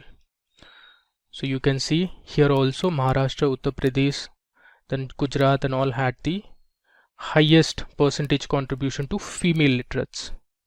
So this is another good feature to convert your data and see it in terms of percentage. Now moving ahead, let's say we want to find the bottom 3 cities from each state that had the lowest female graduates. We can do that as well. I'll go to insert, click on pivot, go to existing worksheet, select an empty worksheet and click on OK. Now since I want to see based on states as well as cities, so let me drag the state name first onto rows and let's drag the city column onto rows.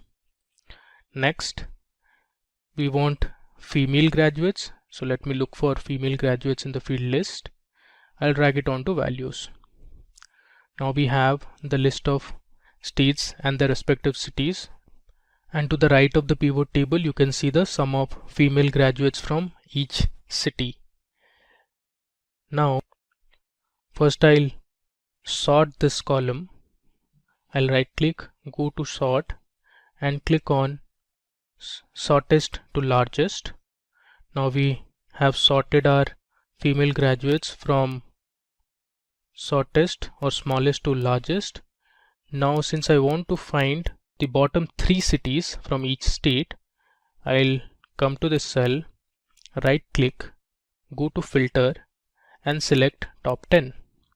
Now I'll replace top 10 with bottom and I want the bottom 3 cities from each state. I have my column selected, that is sum of female graduates. If I click on OK, you can see here some of the states don't have 3 cities. So you can see Andaman and Nicobar Islands has only 1 city, that is Port Blair, while the remaining you can find the bottom 3 cities with the lowest number of female graduates. So Andhra Pradesh had these 3, in Assam we had Nagaon, then there was Dibrugarh and Silchar. Similarly, if I come down in Haryana we have Palwal, Kathal and Zind. If I come further, here you can see for Karnataka there's Gangavati, there's Rani Benur and there's Kolar. Similarly you can see for Kerala as well. Now moving ahead, now in the next example I'll tell you how you can create a calculated field or a calculated column in Excel with the help of a pivot table. So in a pivot table you can create or use custom formulas to create calculated fields or items. calculated fields are formulas that can refer to other fields in the pivot table. Calculated fields appear with other value fields in the pivot table. Like other value fields, a calculated field's name may precede with sum of followed by the field name. So here we have a sales table that has columns like the items, which has different fruits and vegetables, and those have been categorized as fruits and vegetables. We have the price per kg, and this is in terms of rupees, and we have the quantity that was sold. Now let's see, if you want to find the sales for each item in the table, you can create a calculated field. So your sales column is going to be the product of price per kg and quantity. So let me show you how you can do that with the help of a pivot table. I'll create a pivot table first. Click on an empty cell, hit OK. Now if you see on the top, under pivot table analyze and under calculations, we have the option fields, items and sets. If I click on this drop down, I get the option to create a calculated field or insert a calculated field. I click on this. I'll give my field name as sales and I'll select my formula. I'll first click on price per kg and hit insert field. I'll give a space, hit shift 8 to give the product symbol, and then I'll double click on quantity. Now this is my formula for sales, that is price per kg multiplied by quantity. I'll click on add and I click on OK. If you see here, there's a calculated field that is present in the pivot table fields, which is sales, but it did not add it to our original table. Our original table is the same, but here we have added a calculated field which is present only in the pivot table list. Now we can use this. It has already taken it under values. Now let's say I want to find the sum of sales for each item under each category. You can see it here. We have our category fruit and we have our category vegetable, and under that we have different items like apple, apricot, banana. Similarly in vegetables we have broccoli, the carrots, corn, eggplant and others.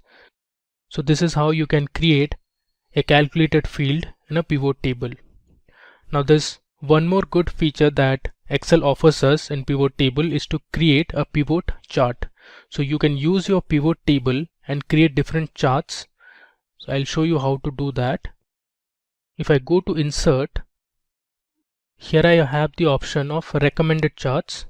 If I click on this, Excel gives me some default charts which you can use. Let's say I'll select this. Let me drag it a bit to the right. Here you can see I'll close this pivot field list. This is a nice bar chart that Excel has created. This is called a pivot chart. Now here you can see the category fruits and vegetables and the different fruits and vegetables or the items. In the y-axis you can see the total sales. If you see from the graph, guava made the highest amount of sales. Now if I sort this, let's sort this first. You can see it here, fruit guava made the highest amount of sales. Now since I sorted and changed my pivot table, the pivot chart also automatically gets updated. Similarly, there are other charts also that you can create. Let's go to the insert tab and let's click on recommended charts again. Let's look for a pie chart. So this is a pie chart that you can create. Let me click on OK. So here is our pie chart, and each pie represents a certain item, and the pie that has the highest area represents it had the highest amount of sales. In this case you can see it is guava, and similarly we have other items as well. This is fruit banana, that's corn, and we have spinach and others. Let's explore a few other charts. So first I'll click on my pivot table, go to insert, and under recommended charts let's now select a line chart. If I hit OK, move it to the right. So this is a line chart. You can see it starts from guava, which had the highest amount of sales, then it drops and in the x-axis you can see the different items. Similarly, when it starts with the vegetables, broccoli made the highest amount of sales with 2,800 rupees, and our lowest was eggplant at 900 rupees. For fruits, papaya sold the least at 700 rupees. Let's take another chart. I'll go to insert. Under recommended charts, let's see.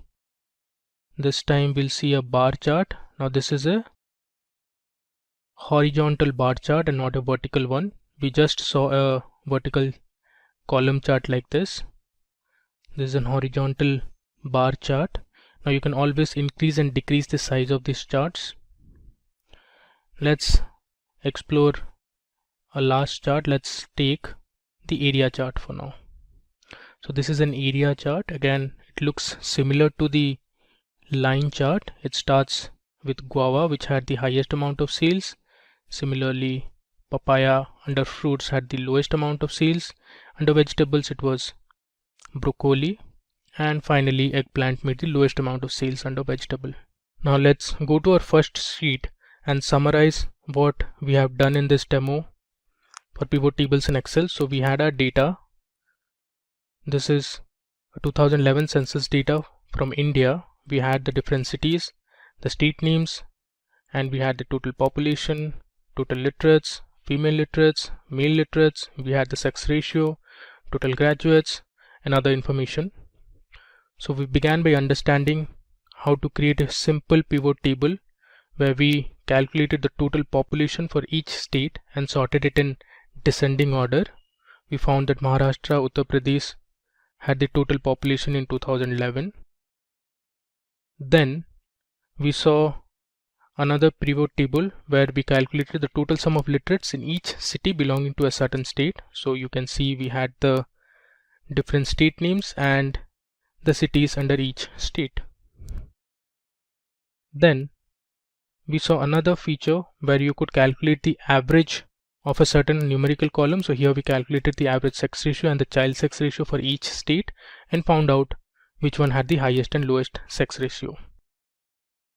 After that, we saw how you could find or filter tables. We saw how to find the top 3 cities with the highest number of female graduates. We found out that Delhi, Greater Mumbai and Bangalore were the top cities with highest number of female graduates. Next, we saw how to use slicer in a pivot table. So we sliced our table based on Rajasthan and Karnataka state and saw the total population for all the cities in Rajasthan and Karnataka. In the next sheet, we explored another feature that was to find the percentage contribution of male and female literates from each state. Then here we saw how to find out the bottom 3 cities for each state having lowest female graduates. Now one thing marked that some of the states did not have 3 cities. For example, Andaman had only 1 city, that was Port Blair, but the others we found out the bottom 3 cities that had the lowest female graduates. Finally, we looked at how to create a calculated field in a pivot table. So we saw how to create a calculated field called sales, and then we explored how to create different charts and graphs. So this was an area chart that we saw. There's a column chart. We also saw or looked at a bar chart that was a horizontal bar chart. Similarly, we saw how to create a pie chart as well. In this video, we'll be creating 2 dashboards using a sample sales dataset. So if you want to get the data and the dashboard file that we'll be creating in this demo, then please put your email IDs in the comment section of the video. Our team will share the files via email. Now, let's begin by understanding what is a dashboard in Excel. A dashboard is a visual interface that provides an overview of key measures relevant to a particular objective with the help of charts and graphs. Dashboard reports allow managers to get a high-level overview of the business and help them make quick decisions. There are different types of dashboards such as strategic dashboards, analytical dashboards, and operational dashboards. An advantage of dashboards is the quick detection of outliers and correlations. With comprehensive data visualization, it is time-saving as compared to running multiple reports. With this understanding, let's jump into our demo. For creating our dashboards, we'll be using a sample sales dataset. Let me show you the dataset first. So here is the sales dataset that we'll be using for our demo. So this dataset was actually generated using a simulator and is completely random. It was not validated, though we have applied certain transformations to the data using Power Query features. So this data, as you can see, has 1000 rows. So using the simulator, we had generated 1000 rows of data. Similarly, if I go on top, you can see this dataset has 17 columns. Now let me give you a brief about each of the columns.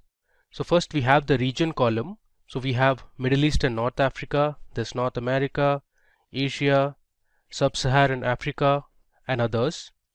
Similarly, we have the country names from which the item was ordered. The third column is the item type. So we have different items: cosmetics, vegetables, there's baby food, cereal, fruits, etc. Then we have the representative's name, or you can say this as the customer name who ordered the product.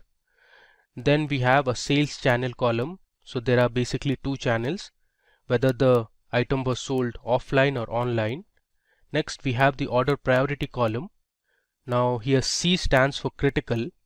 Then we have H, which is for high priority orders. Then we have M for medium priority orders, and finally we have L, which is for low priority orders.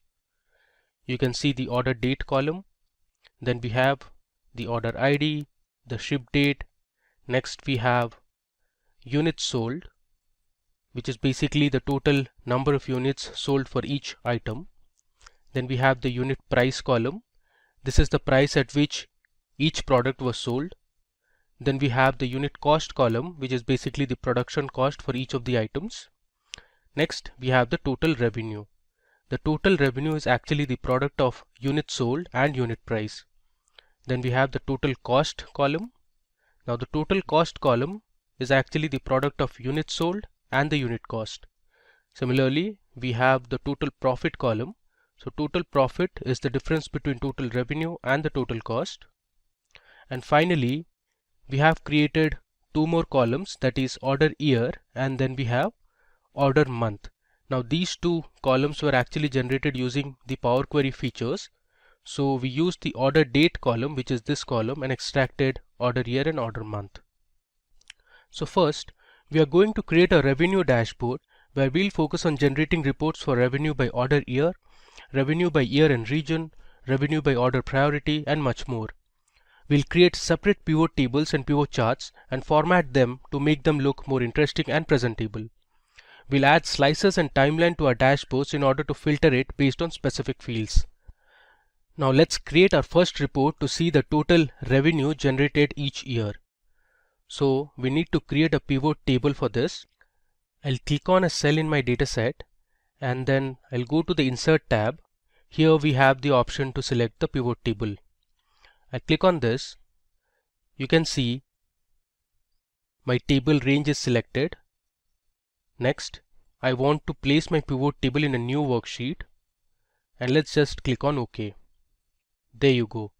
So we have a new sheet where I can place my pivot table. So first, I need to find the total revenue generated by each year. So what I'll do is, I'll drag my order year column under rows, and then I'll select the total revenue column under values. You can see I have my pivot chart ready. Now if you want, you can sort this. So from the data, you can see we have order year from 2010 to 2017. Now based on this data, let's create our pivot chart. So I'll click on any cell, go to Insert, and here you have the option to select recommended charts. I click on this. Now actually I want a line chart, so I'll click on line here and select OK. There you go. So we have successfully created our first pivot chart. Now let me show you how you can format this chart to make it more readable. So first, let me delete these. So I'll right click and select hide all field buttons on the chart. So this will delete the buttons present on the chart. Now let me go ahead and edit the chart title. So the title I want is total revenue. I'll type it down by year. Alright. Next, let's do a few more transformations. So if I click on this plus sign, which is actually for chart elements, we have some options like to add axis, axis titles, chart title, data labels, this grid lines, legend and others. Okay, so let's remove the legend now. You can see the total legend is gone. Now let me add axis titles. So we'll label our x-axis and y-axis. So here under x-axis I can write it as year. Similarly on the y-axis I'll put revenue. Okay, now you can move a bit. Alright, now let me select this chart style option and go to colors first. Here I'll select yellow color. Okay, and then let me go back to style. Let's select a new style from this list. I want this style. Okay, now you can also add data labels. So I'll just click on data labels. You can see we have the revenue for each of the years. Now this is not readable at all, so we'll format this a bit. If I click on this arrow, here I have more options. If I scroll down, you can see we have something called as number here. I'll expand this and under category I'll select custom. Now here we'll give a format code which is a bit different. So this is actually a kind of a formula. So I'll write if my revenue value is greater than, let's say, 9,99,000. Let me make sure there are 6 nines here. So 1, 2, 3, 4, 5 and 6. Okay, we are good to go. I'll close the bracket. I'll give a hash, give 2 commas. So if the revenue is greater than 9,99,000, I'll put it in the format of millions. So within double quotes I'll write M. I'll give a semicolon followed by another hash, and if the value is less than the desired number, it should be 0 million. Let me click on add. Alright, you can see how nicely we have formatted our data, and you see here we have added the new format which is in millions. Alright, now if you want you can go ahead and adjust the boxes. Let me move this a bit up. I'll delete this. Now if you notice this line chart, you can make a few conclusions. For example, if you see here in 2010, the total revenue generated was nearly 175 million. Now this came down to 150 million in 2011. Then the revenue constantly grew from 2011 till 2014. It reached 195 million. And after 2014, it again came down to 180 million, and the revenue dropped significantly between 2016 and 2017. In 2017, the revenue was just 96 million. Now before moving ahead to my next chart, let me just rename this sheet. So I'll write it as revenue by year. Alright. Now let's analyze the revenue generated each year in different regions. So for this, we'll create another pivot table. Let me close this. I'll click on any cell, go to insert and select pivot table.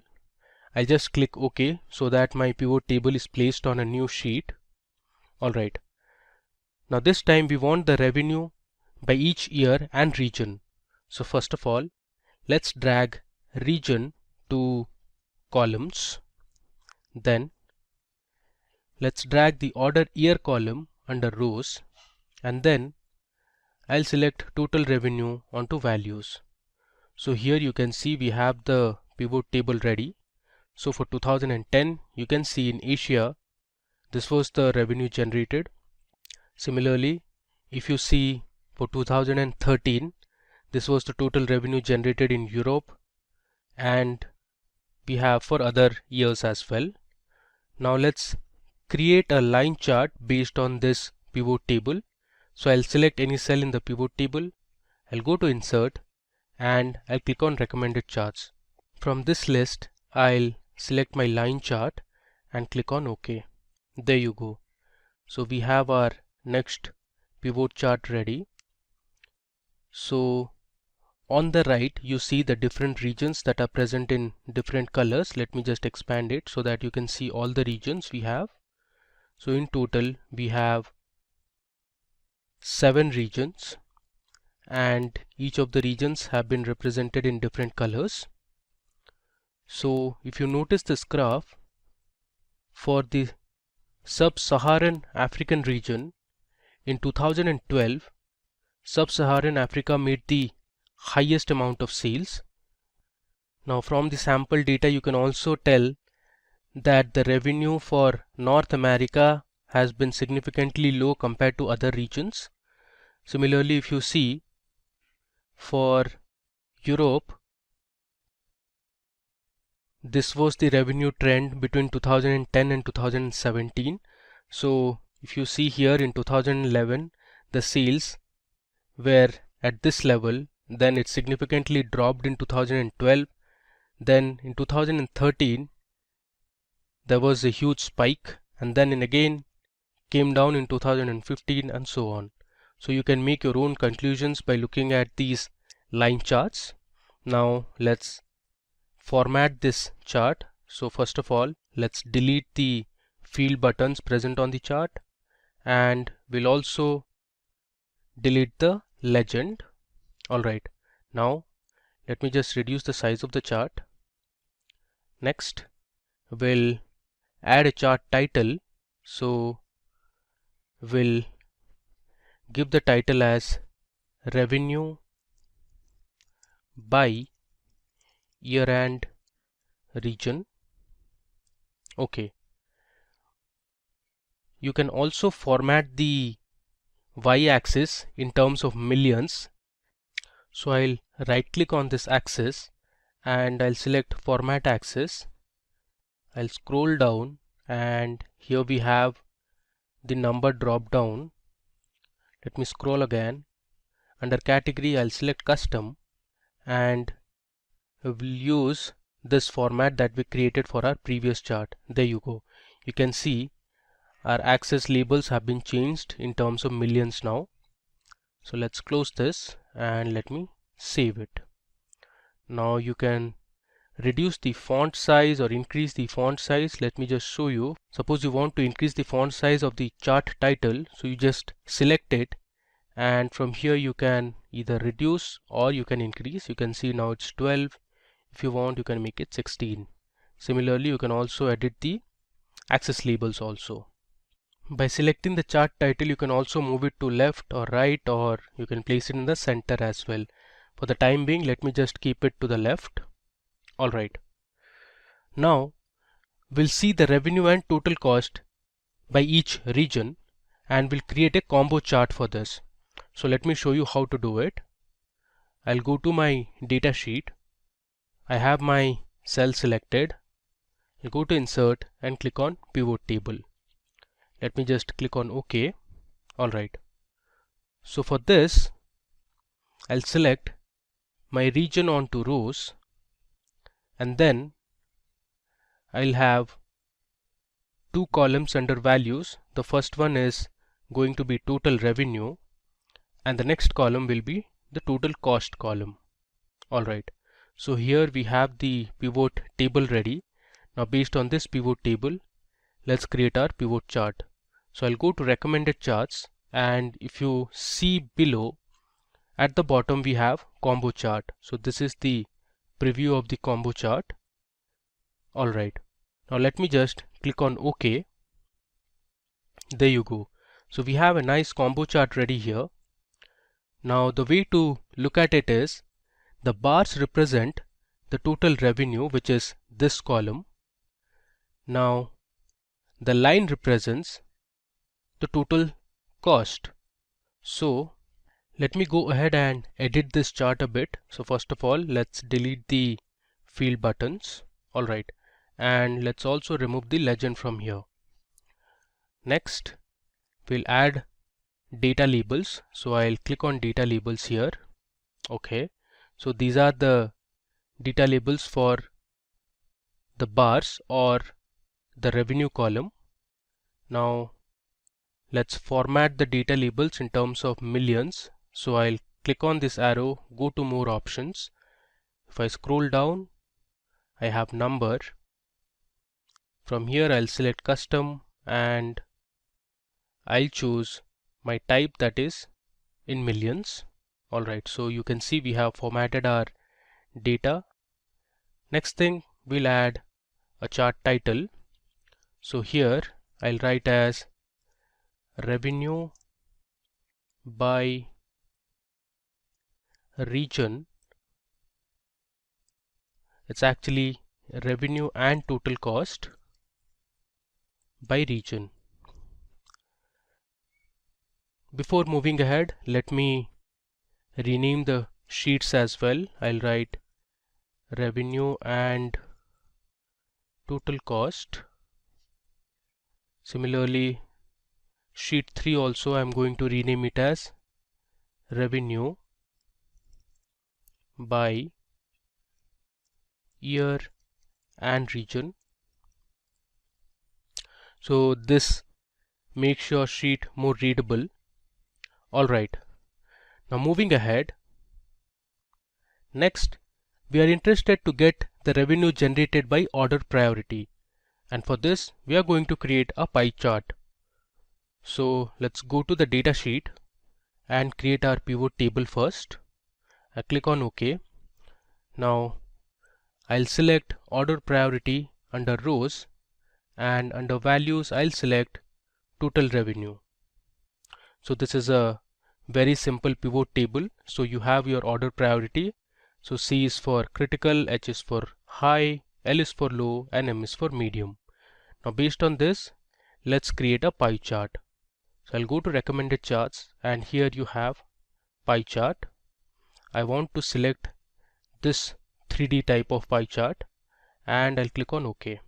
Alright, so we have our pie chart ready. Let me just resize it, and from here I'll remove the field buttons, and I also don't need the legend, so I'll delete this as well. Alright, now let's give a chart title. So this is going to be revenue by order priority. Now let's add our data labels. I'll check this option. Okay, now let's again format this in terms of millions.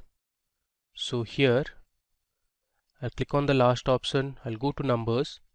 Under category I'll select custom, and my type is going to be in terms of millions. There you go. Let me close this. I will just move this to the center. Alright. Now if you want, you can change the color of the text as well.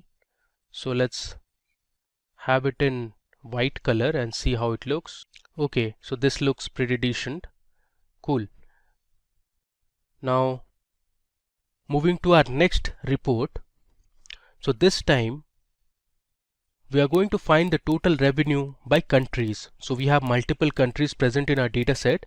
We want to visualize the revenue generated in each country. So for this we are going to create a horizontal bar chart. So let me show you how to do it. But before moving ahead, let me just rename this sheet. So I'll write revenue by, I'll just put OP, which stands for order priority. Alright, now let's create our horizontal bar chart. I'll go to insert, click on pivot table. and select OK. So I want my revenue based on different countries, so I'll select country and put it under rows, and then I'll choose total revenue and place it under values. So here you have the different country names. We have Afghanistan, there's Albania. Let me scroll down. You have Bangladesh. There are a number of countries. You have Czech Republic, there's Estonia, France, Gabon. Similarly, if you scroll down, we have India, there's Jamaica, Italy, and all the way to the bottom if you go, we have New Zealand, there's Netherlands, Philippines, Portugal. We also have Singapore, lots and lots of countries.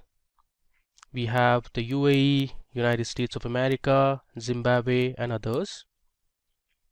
Alright, let me go up. So based on this pivot table, let's create our pivot chart. So I'll go to Insert and select Recommended Charts. From here, I'm going to select the column chart. You can see the preview here, and let me click on OK. Alright, so here you can see the different country names at the bottom and the revenue for each of the countries. Let's go ahead and edit this chart.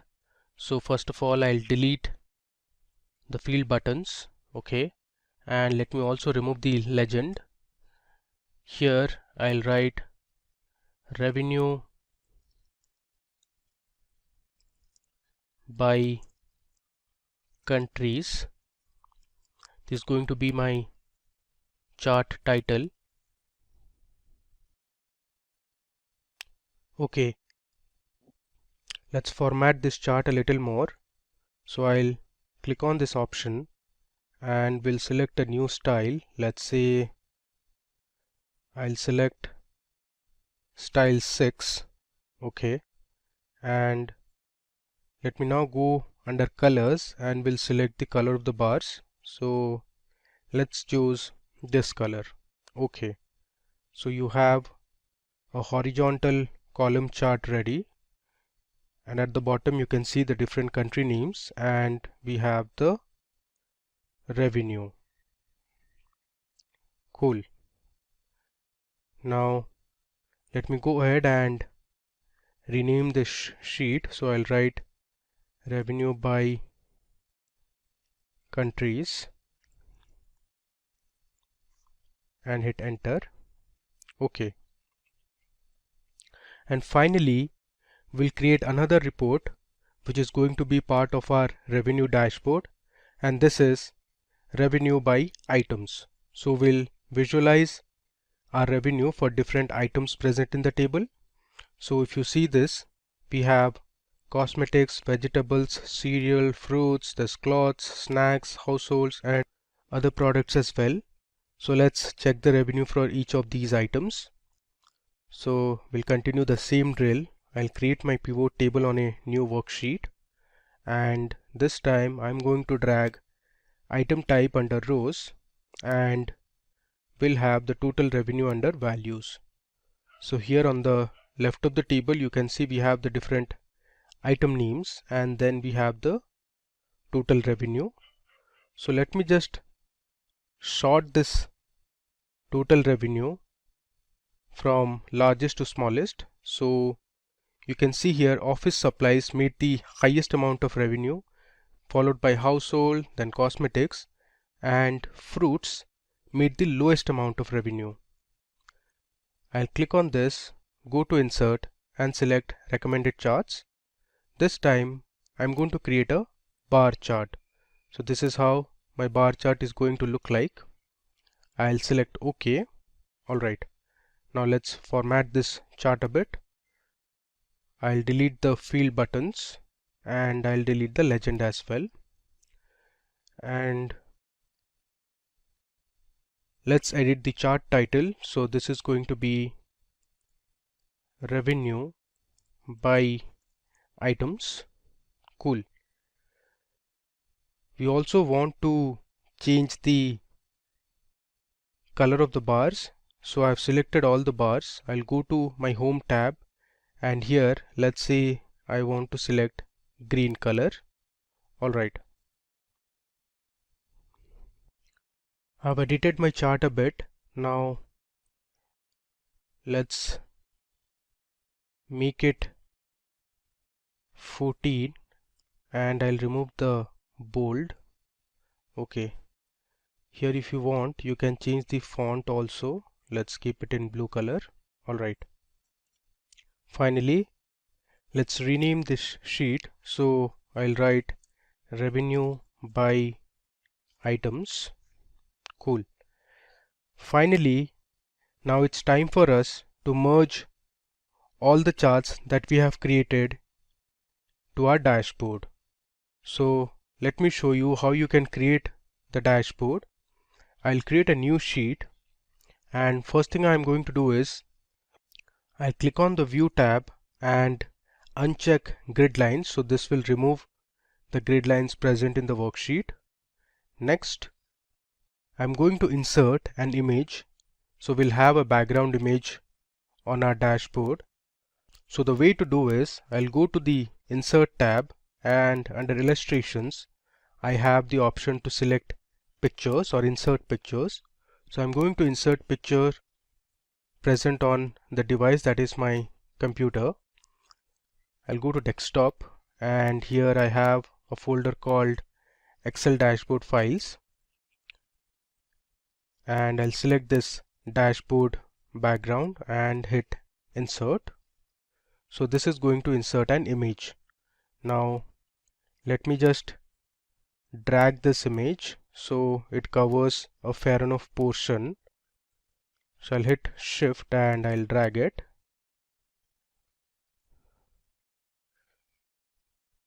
Alright, so you can see I have successfully added a background image. If you want, you can still expand this background image a bit to the right. Cool. Now the next thing is going to be the title of the dashboard. So I'll click on insert, and here I have the option to select a text box. So I'll click on a text box, and I'm going to place a text box in the middle, and I'm going to name this text box as Excel Revenue Dashboard.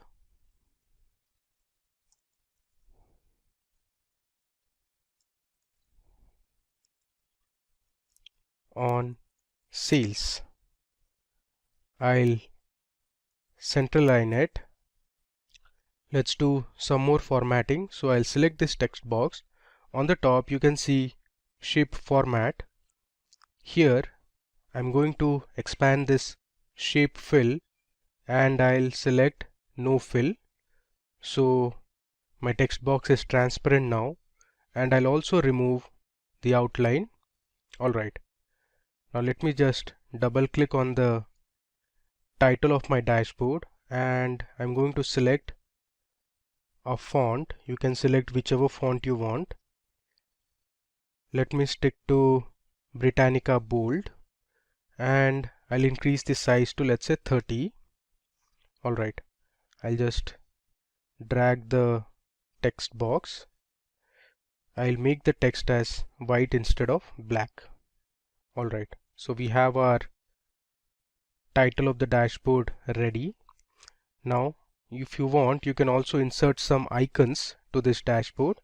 So I'll go to insert, and I'll click on illustrations again and select pictures.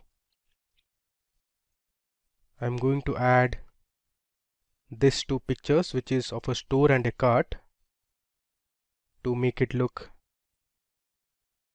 visually appealing. So I'll place the icons here, and similarly let me just copy it, and I'll place the cart and the store to the right as well. Alright, next the idea is to bring in all the charts that we have created and place it on the dashboard. So let me copy each of the charts and place it on the dashboard. So I'll hit Ctrl V to paste it, and we'll resize this as well.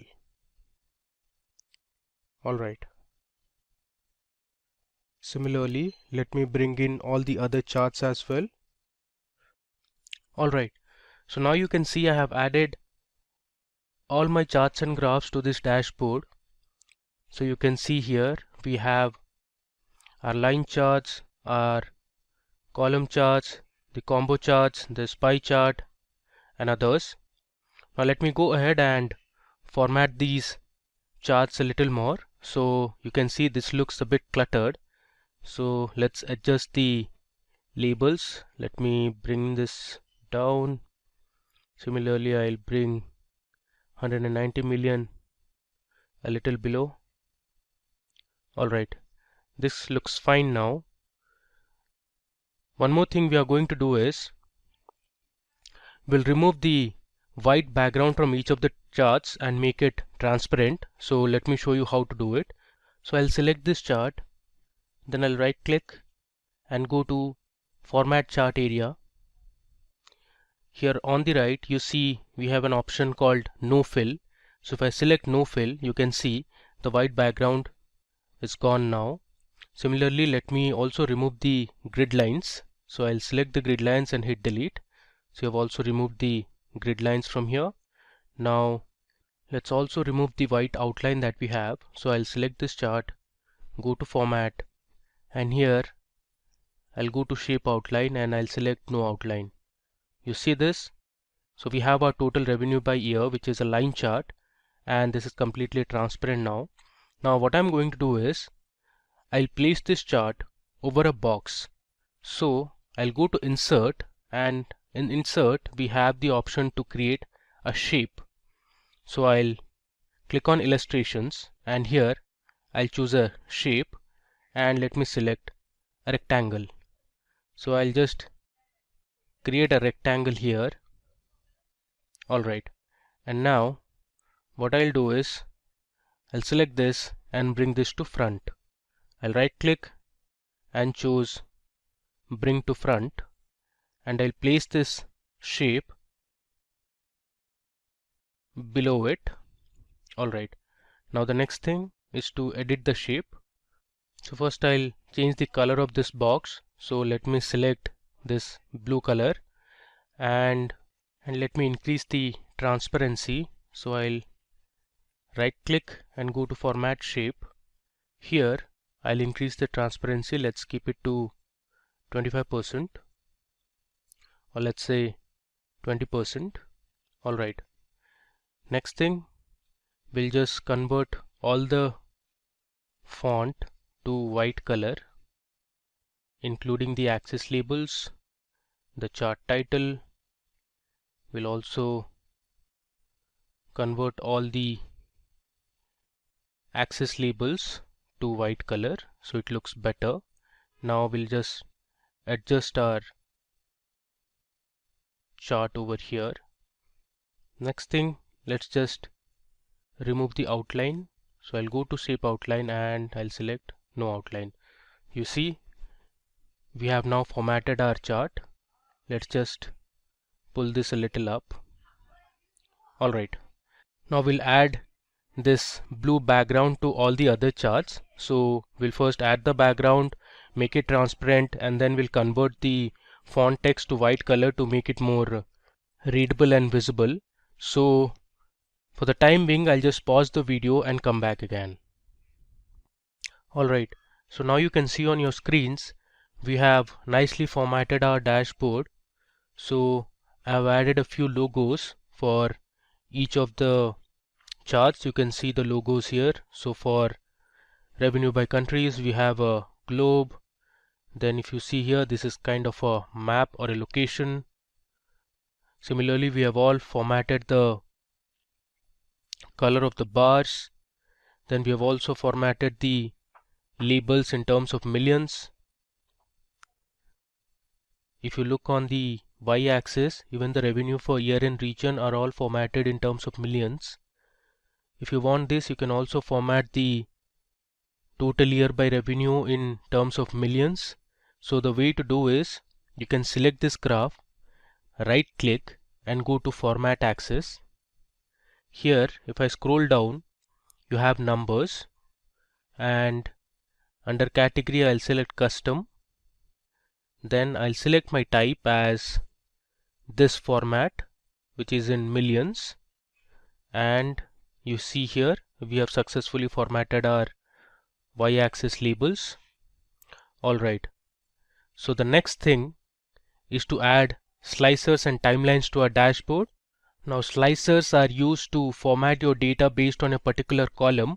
Suppose if you want to see revenue by certain items, you can add item as a slicer and you can view the entire dashboard. Similarly, for timelines you can add date columns. So if you want to see what was the amount of sales or revenue generated on a particular year or a particular month, you can do that using a timeline.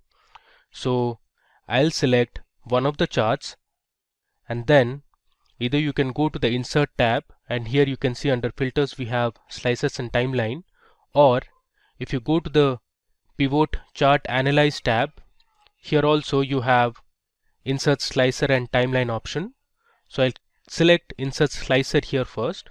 Now it's giving me the list of fields present in the dataset. So I'll select country, region, and let's say we want to know by item type and sales channel. So these are going to be my 4 slicers. I'll click on OK. You can see it here. We have our 4 slicers here, and these are the list of values. So under region we have Asia, this Europe, North America and others. Similarly we have the different country names for country slicers, and then for item type also we have all the items that were present in our dataset. Now moving ahead, we need to connect all the slicers to a dashboard. So what I'll do is I'll right click on this option and I'll go to report connections. Okay, so under report connections you have all the pivot tables that we created. You currently see only one of the pivot table is selected, so we need to select all the pivot tables. So let me check all the pivot tables present in this workbook and click on OK. Alright, now that we have connected one of our slicers, we'll now connect the other remaining slicers. So I'll right click on this, go to report connections, and I'll check all the pivot tables present in this worksheet. Click on OK. Similarly, let's do it for the country slicer. I'll go to report connections and let me select all the pivot tables. And finally we have the item type. So I'll right click, go to report connections, and then I'll select all my pivot tables and let's hit OK. Alright, now let me just organize this a bit. So I'll place my pivot tables to the right. I'll just reduce the size. Let me scroll down. Now I'll add my region slicer here.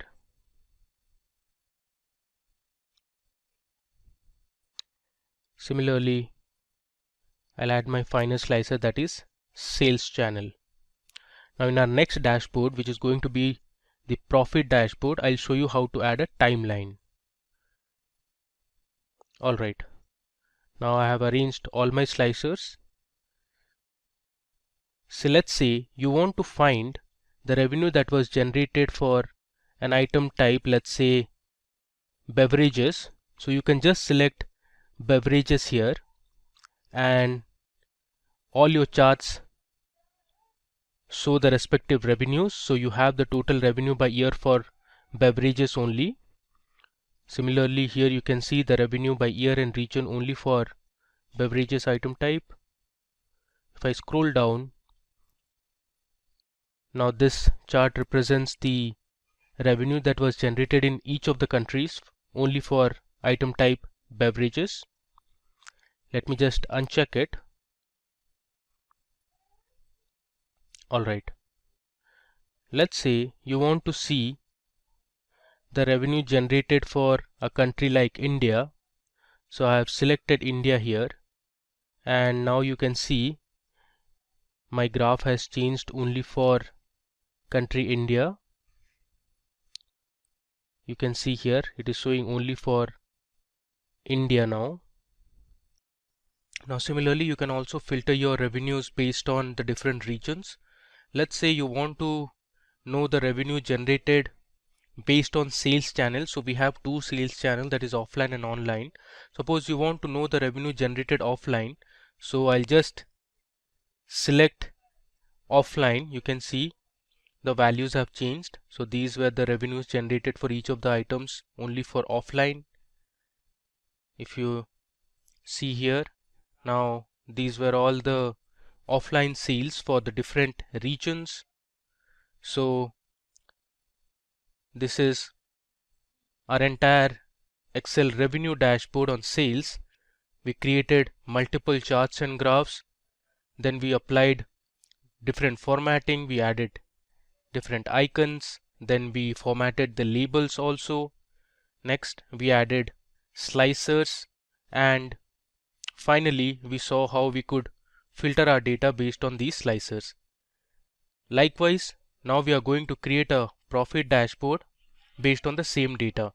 So before moving ahead, let me rename this sheet as revenue dashboard. I'll write REV dashboard. Okay. Now we'll move to our data sheet and start creating our pivot tables and pivot charts for the profit dashboard. Alright, so let me go ahead and create my first pivot table. So I'll create a new worksheet. This time I'm going to create a line chart to visualize the profit for each year.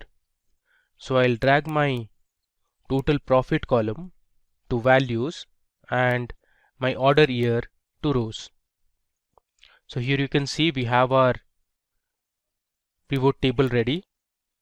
Now you can sort this data to get an idea as to which year had the highest profit and which year had the lowest profit. So from this pivot table you can see, since I've sorted this data in descending order, so 2014 had the maximum amount of profit and 2017 had the least amount of profit. I'll just do Control Z to undo it. Alright. Now based on this pivot table, let me go ahead and create my pivot chart. So I'll go to recommended charts and click on a line chart.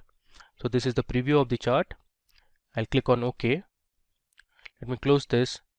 Similarly, we are going to edit this chart now. So first I'll hide all the field buttons present on the chart, and I'll rename the chart title as total profit by year. Next, I'm going to remove the legend, so I'll delete this. Let's do some more formatting. So I'll go to style, and this time I'm going to select my style type. Okay, and if you want, you can choose the colors as well. For the time being, let's have this yellow color. Next, let me add the data labels. So again, if you see here, this is not formatted properly. So let's go ahead and format the data labels. So I'll click on number and I'll select custom here, and the type I'm going to select is in millions, and I'll click on close. So here you can see we have our line chart ready which shows total profit by year. Let's rename this sheet as profit by year. Alright, now let's move back to our data sheet again. Next, we are going to show the total profit by countries. For this, I'm going to create a map. So let me first create my pivot table. So I'll go to insert and I'll click on pivot table. Let me click on OK. Since I want the country names, so I'll select country under rows, and then I have my total profit under values. The next thing I'm going to do is I'll just rename the row labels as countries, and then I'm going to delete the grand total, which you can see at the bottom. So here we have the grand total. Let me just delete the grand total. So I'm going to select this pivot table, go to the design tab. Here we have subtotals and grand totals. I'll switch off the grand total. Let me just verify it again. I'll scroll down. You see the grand total has gone now. Alright. Now we want to create a map out of this. The way to do is I'm going to select my data, copy it, I'll go on top and I'll paste it here. Using this data, I can create my field map now. So I'll go to insert. Here we have the option to create a field map. There you go. You can see we have our map ready. I can expand this. Now as you can see, our map has a color scale which comes from light gray color to dark blue color. So the countries that are in gray, or you can say light blue, have the lowest amount of profit, while the regions or the countries that have been shaded in dark color or dark blue color have highest amount of profit. I will go ahead and delete this scale. Okay. Next, we need to connect this map to the original data source. So what I'll do is I'll right click on this map and I'll go to select data. Here instead of the previous range, I'll give my new range now. So my new range will be my original pivot table that I had created. I'll go on top and click on OK. So we have our map ready now. Now if you want, you can change the color of the shade. So I'll just go to colors and let's say we'll keep green color. So the countries that are shaded in dark green have the highest amount of profit, while those which are highlighted in light green color are the countries that made least amount of profit. Okay, now moving on. Next, we want to create a pivot table that will show us the profit by year and sales channel. So for this we are going to create another line chart. So I'll go to insert and click on pivot table. So I'll select new worksheet. Here, since I want to know the profit by year, first of all I'll drag my order year column to rows, and then I'll choose my total profit column under values. Next, I'm going to select my sales channel under columns. There you go. So we have our pivot table here. Now based on this pivot table, let me create my pivot chart. So I'll go to recommended charts and I'm going to create a line chart. I close this. You see here, based on this chart, you can tell the profit generated with online sales were actually lower than that of offline. So here the blue line represents offline profit and the orange line represents online profit. If you mark clearly, in year 2012 the online profit was actually higher than the offline profit. So let me go ahead and edit this chart a bit. So we'll delete the field buttons. I'll also delete the legend for now. Let me go ahead and add a chart title. So I'll write profit by year and sales channel. Okay, so this is my second report. Before moving ahead, let me just rename this sheet. So I'll write profit by countries. Similarly, let me rename this sheet as profit by year and let's say SC for sales channel. Okay. Moving ahead, now I want to create a pie chart based on a pivot table that will show the profit by sales channel only. So this is going to be a simple pie chart. So I'll first go to insert, click on pivot table and click on OK. So I'll drag my sales channel under rows and then we'll have the total profit column under values. So this is my simple pivot table. Now let's create our pivot chart, which is going to be a pie chart. Let me explore the other types of pie charts we have. Okay, so I'm going to select a donut chart here. I'll click on OK. Let's edit this chart. I'll remove the field buttons. Let me now remove the legend as well.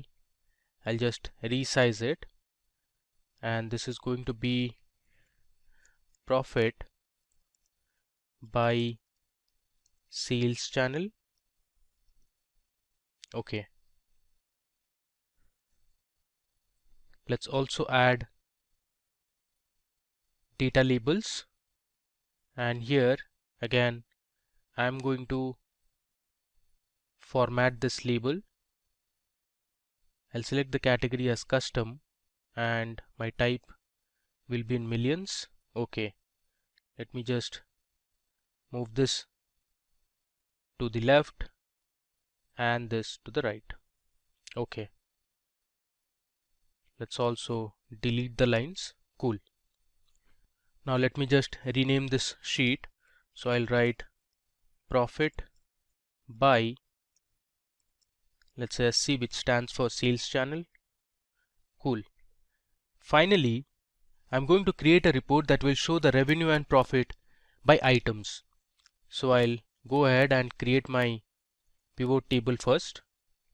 This time I'll choose my total profit under values, and we'll also have the revenue column. So I'll put my revenue at the top.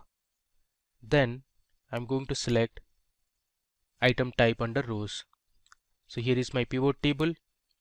Based on this pivot table, let me now create a combo chart.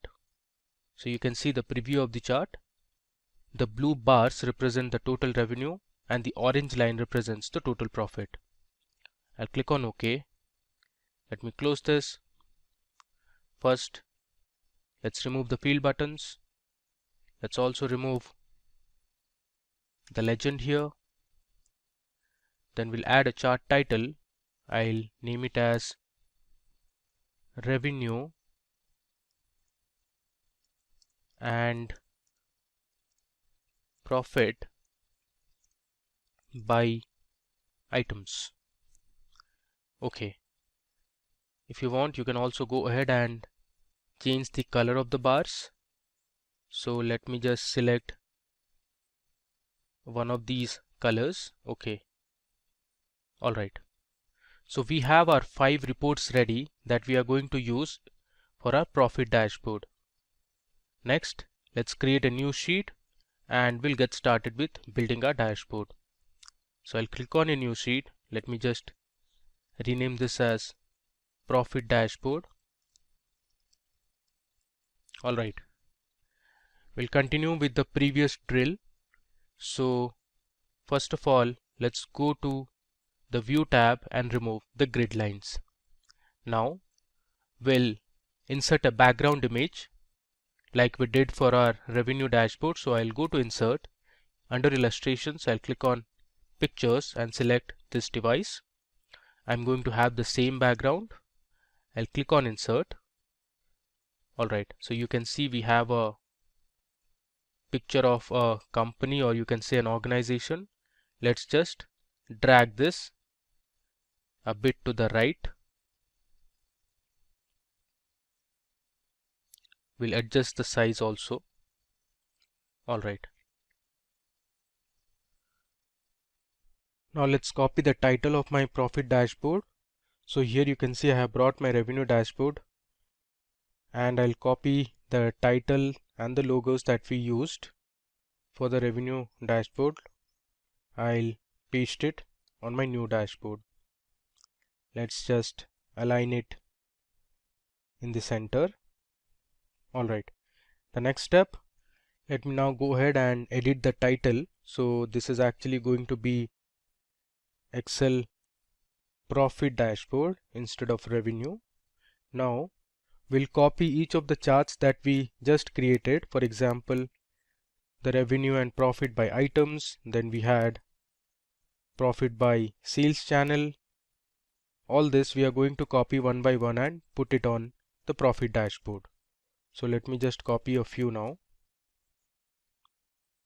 I'll paste it here, and later on we can make the adjustment. I'll copy this as well.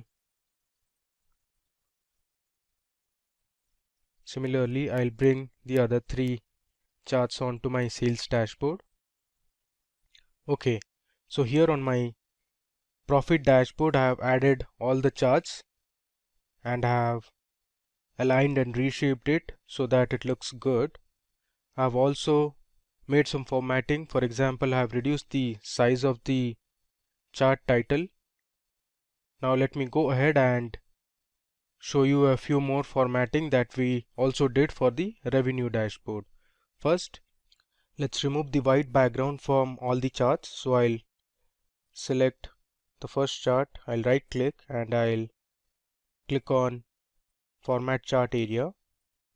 Here under fill I'll select no fill. Next I'm going to remove the grid lines, so I'll just delete it. Let me close this. Now we also have a outline, so I'll go to design, actually format, and I'll remove the outline. Next I'm going to add a blue box at the back like how we did for the revenue dashboard. So let me select a blue box from here and I'm going to paste it here.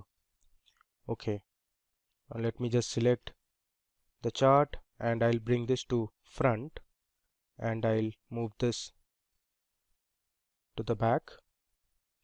Next I'm going to change the font color all to white so that it's clearly visible and it's more readable. I'll do it for the x-axis as well. Okay, so here I have my first chart ready. The same I'm going to do for the rest of the charts. Okay, so now you can see here I have formatted all my charts. I have also added a blue background. You see here I have also formatted the Y labels in terms of millions, which is actually the profit. Similarly, here I have added the data labels. This is for revenue. Some of the charts also have the data legends. So here you can see the blue color represents offline and the red represents online. Similarly, here you have the legends. I have also formatted the map as well. Okay, now the next thing is to make this dashboard more interactive. So we'll add our slicers as well as timeline. First, let me show you how to add a timeline. So I'll select one of the charts and I'll go to insert. Under insert, I have the option to create a timeline. So I'll just click on timelines. So timeline is actually based on date columns. So since in our dataset we only have two date columns, one is order date and one is ship date. So Excel has only shown us two columns. So I'm going to create my timeline based on order date. So I'll select my order date column and I'll click on OK. You can see here this is called a timeline. I can expand this. Now this timeline is based on months now. If I scroll this timeline, you can see here I have my order year 2010 and I have all the 12 months. Similarly, we have for 2011, then we have for 2012, all the way till 2017. Now you can filter this in terms of years, quarters, months or days. Let me just select year now. So I have years from 2010 till 2017. Let me just squeeze this and I'll place it somewhere here on the right. Now let me go ahead and create a few slicers for my profit dashboard. So I have selected one of the charts. Under insert, I'll click on slicer. You can see it gives me the list of columns from which I want to create slicers. So I'll create a region. Let me also select country, let's say I want the representative's name or the customer's name, and I'll click on OK. So here I have created 3 slicers. Let me first resize it and I'll place it on the right. Similarly, I'll place the country column also. Then we have the region slicer. I'll resize this and I'll bring it here. Okay. The next thing we need to do is I have to connect all the slicers and the timeline to the pivot tables for the profit dashboard. So I'm going to click on the multiple select option and go to report connections. Here I'm going to select all the pivot tables that are related to profit. So here I have selected 4 and I need one more, which is pivot table number 10. I click on OK. Similarly, let's create or connect my region filter to all the pivot tables. So I right click, go to report connections. Here I'll choose all my pivot tables which are based on profit. I'll click on OK. Let's do it for the country slicer as well.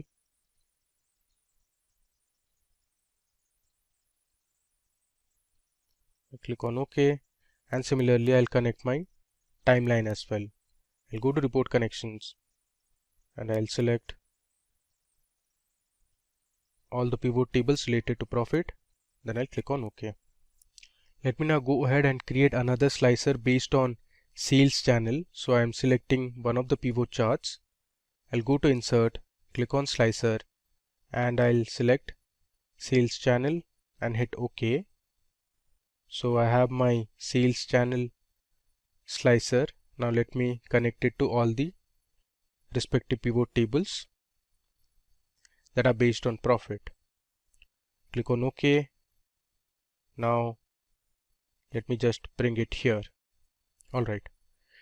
The next thing I want to show is how are we going to use the timeline first. So you see we have all the years here from 2010 till 2017. Now suppose you want to know the profit that was generated in the year 2012.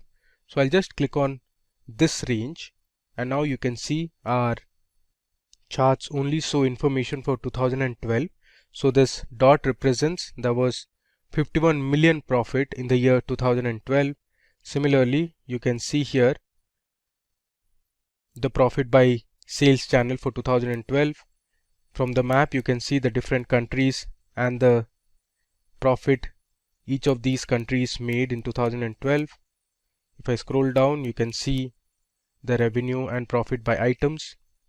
Now if I select another year, let's say 2013, I can just drag this to the right, and now you can see our profit by year and sales channel for offline and online. You can see the map or the line chart for total profit by year. So in 2012 it was 51 million, and then it went up to 54 million in 2013. Similarly, our map has also changed. Now this is a sort of an information that we have. You can click on this and check the information that Excel has prompted. Alright, so this is how you can use a timeline. Now as I said, we checked by years. You can also see it for months and quarters as well. Let me just uncheck it. I'll send it back to the place where it was, and I'll reduce the size. Okay. Now suppose you want to check the profit made by different representatives. You can select them one by one. Let's say Adam Churchill. This is the profit generated by Adam Churchill. Similarly, you can select multiple persons as well.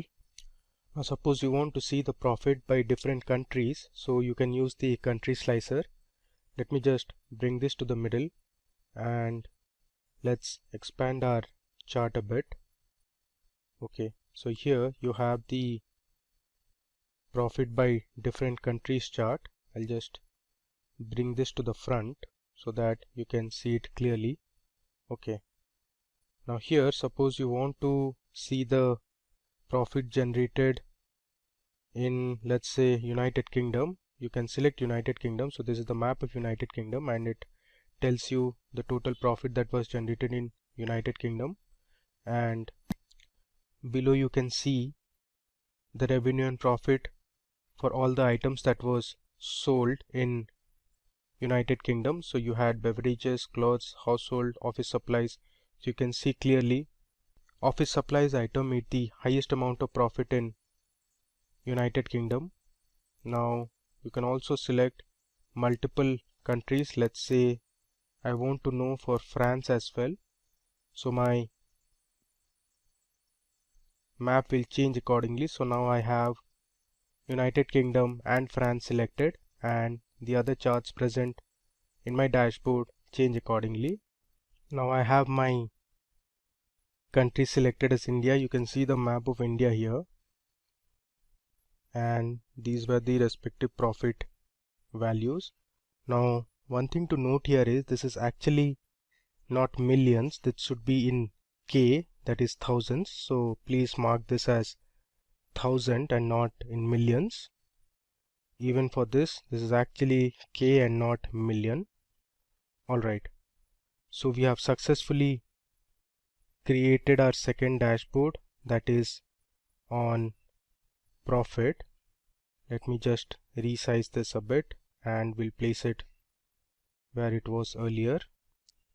Cool. So we saw how to create different pivot tables and pivot charts, and then we formatted our pivot charts based on our requirement. We saw how to edit the colors. Now let me show you one more thing. You can also change the look and feel of the dashboard by going to the page layout tab. Under page layout you have themes.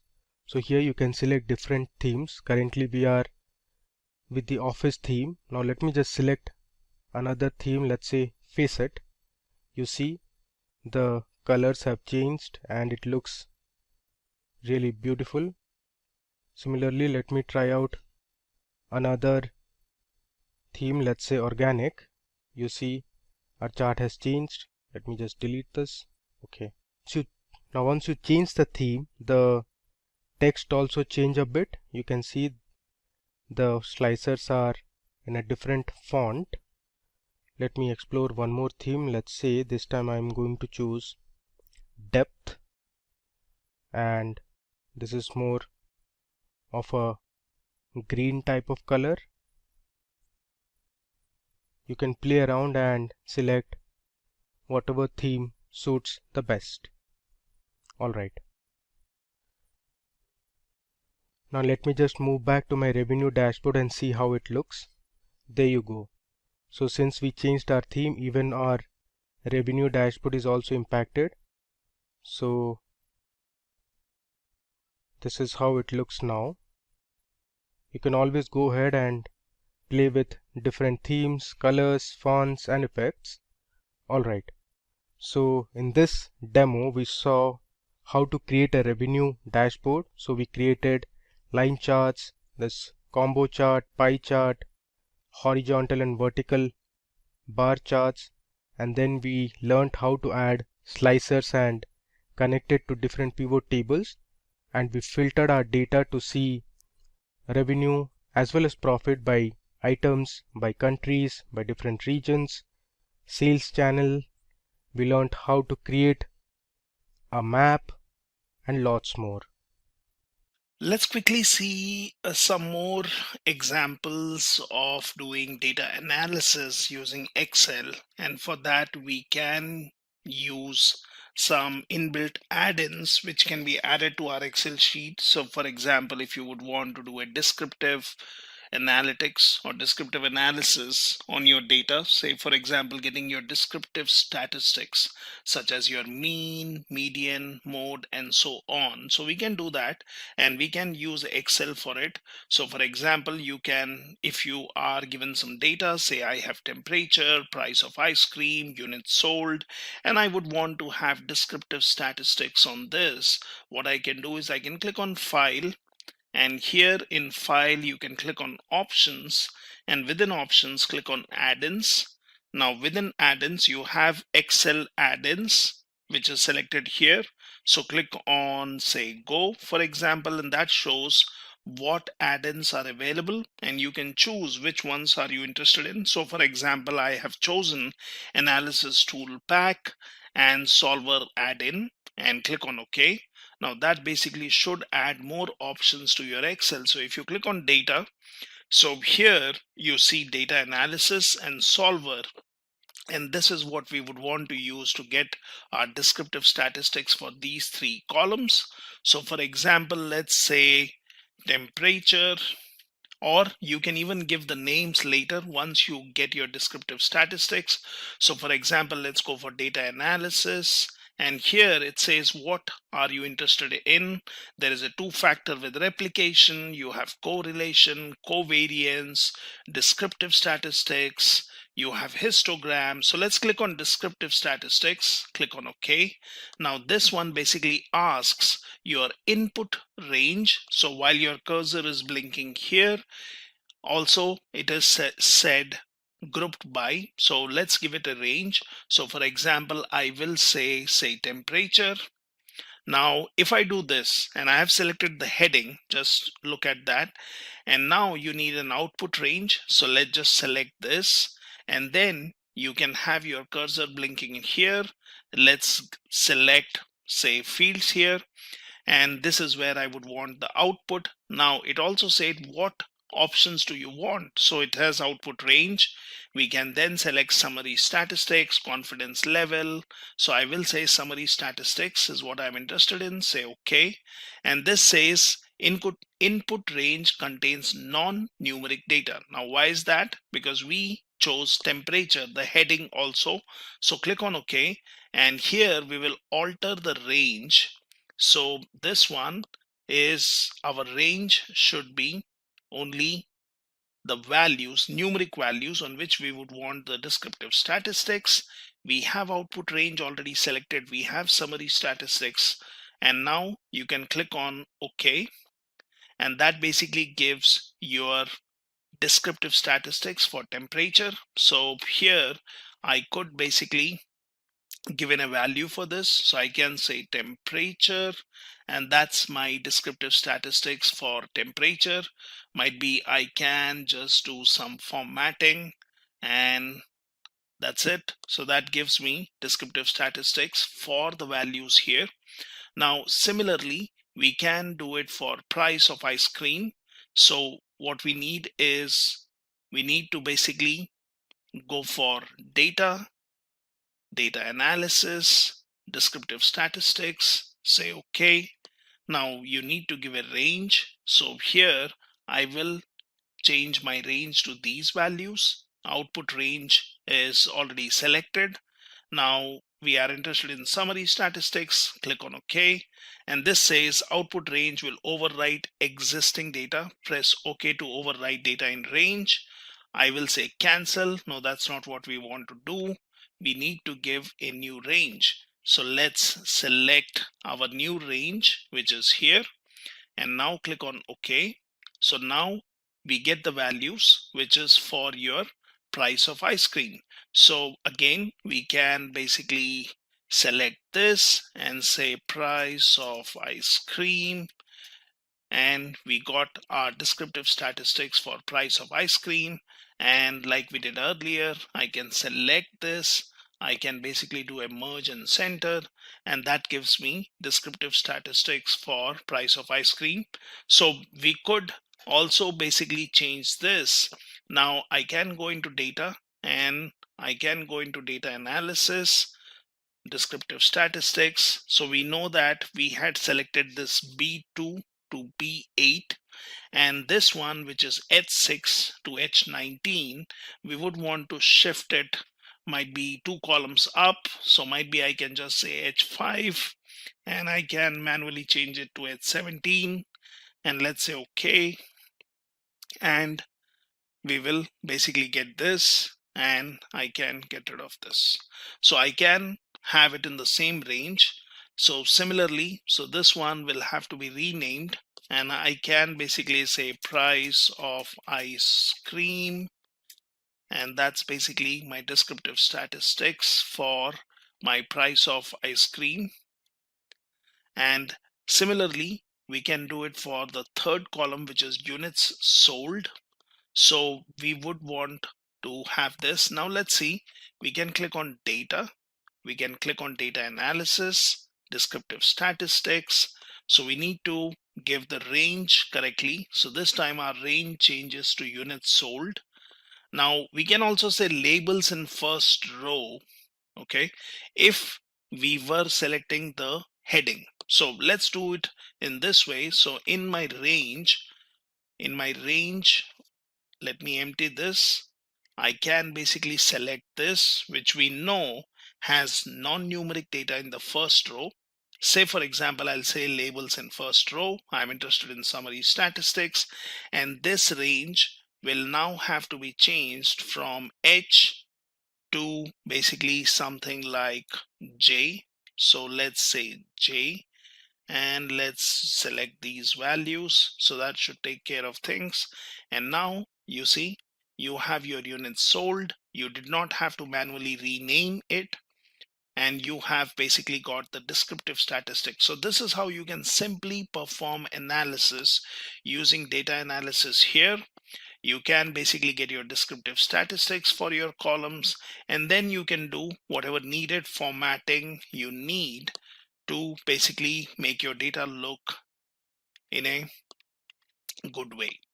Now let's look at one more example of data analysis where we may want to look at the frequency of values or frequency of values occurring in a range of values. So for example, if you have been given temperatures, you have been given some bins where you would want to identify how many values fall into the range of 0 to 20, 20 to 30, 30 to 40, 40 to 50, and the easiest way to do that would be creating histogram. Now histogram is usually used for data analysis where you would want to look at different variables or say features. For example, temperature is one such feature. There might be one more variable or feature such as sale of ice cream, and you would want to see if the increase or decrease in temperature affects the increase or decrease in sale of ice cream. Might be sale of ice cream is a response based on temperature. So it depends. So sometimes you may want to find a relationship between two variables, whether they are positively or negatively related, or you would want to do different kind of analysis. And in certain cases we may want to first do analysis on one single variable, look at the frequency of values, might be also look at the defects, and for which we can use something like Pareto chart. So we can go for histogram, and that basically gives us the frequency of values. Now how do we do that? So we have already added the add-in, which is data analysis earlier, so we can just use the same thing again. Here we would want to create a histogram, so let's say okay. Now I have already selected input range. So if you see here, my input range is temperature, which is also with the headings, and I have bin range, which is basically the range of values. So for example, I can select this, and that's my bin range.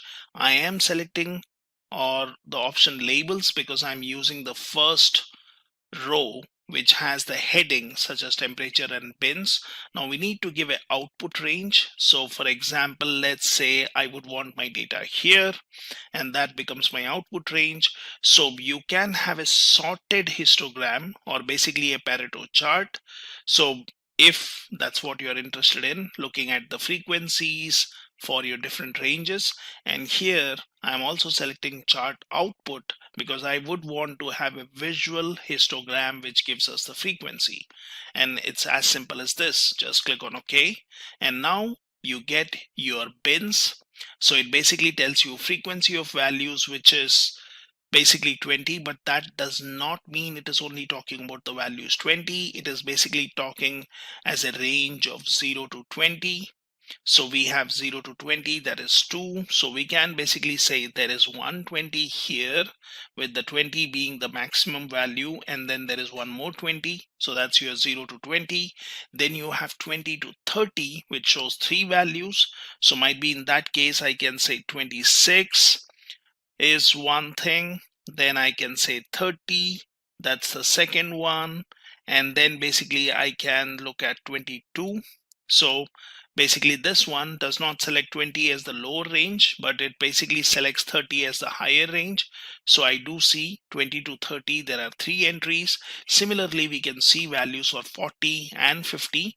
And since we have selected Pareto or sorted histogram that shows in a descending order what is the highest frequency of values within a particular range. So that shows me highest frequency is 5, and then you have 3 and 3 and then 2. So this is how we can create a histogram and we can perform analysis on a single variable. Now, as discussed earlier, as I said, sometimes we may be interested in finding out the correlation between different variables, such as, say, here we have temperature, price of ice cream, and units sold, and we may want to find out the correlation between one variable to another variable, or we would want to find out the relationship between variables. Are they linearly related? Are they positively related, negatively related, and so on? And for that, we can use the correlation of your data analysis add-in. So for example, you want to find out correlation of temperature and units sold. And what we can do is we can find out that using a formula. So for example, if I search for something like correlation, and let's search. So there is a function called correlation which we can use, and we can use this to calculate the correlation of temperature and units sold. So for example, let's select this, and that's the function. So it says give me an first array and a second array. So we are interested in finding out correlation of temperature and units sold.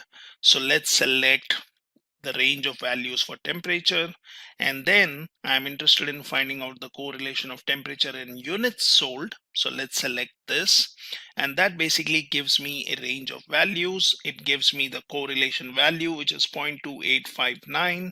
Say OK, and that's your value. So similarly, we can do it for temperature and price ice cream. So let's go for correlation. So that's the function we are interested in. You need to give a range of values. So here we are interested in temperature and price of ice cream. So let's select temperature. And then the second array or list of values is price of ice cream. Let's select that. Let's close our bracket.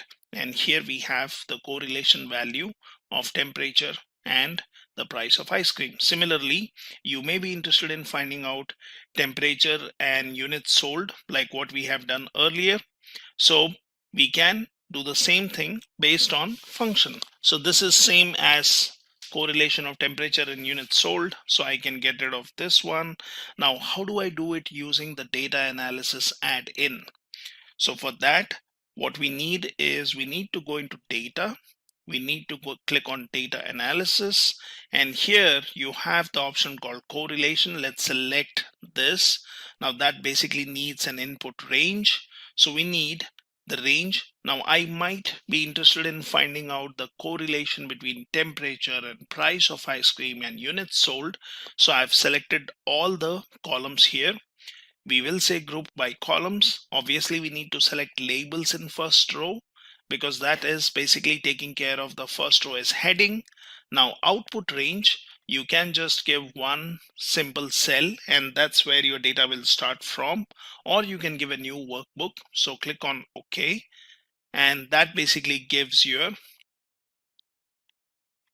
that basically gives your correlation of your different variables and what are the values, and we can check these values based on the values what we have here. So we have basically temperature and price of ice cream, and that basically shows me 0.96149. You have temperature in units sold, so you have 0.2859. Now you can also look at units sold and say, for example, price of ice cream. You can look at these particular values. So if I would be interested in finding out what is the relationship between these variables, I can easily find using correlation.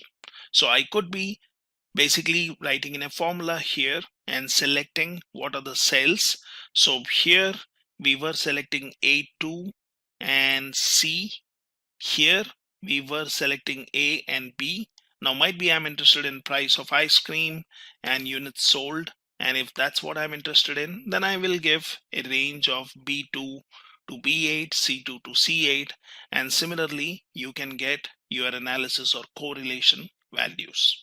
So it's very simple in Excel, and you can use either the data analysis tab and get your correlation, or you can use formulas and do that.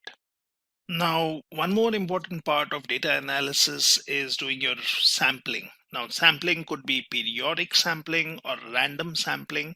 So sometimes you may want to look at a variable and you may want to get some values based on periodic data. That means might be I'm interested in range of values. I'm interested in seeing a sample of values for a particular period, which could be basically a range of values, or you could just do a random sampling. So for example, if I go for periodic sampling, so out of these values which I see here, might be I want to see, say, periodic sampling, that is a frequency of 2 values, how many times we have these values occurring here. Or I would go for random sampling. So basically randomly I would want to pick up, say, 3 temperature values. Now how do I do it?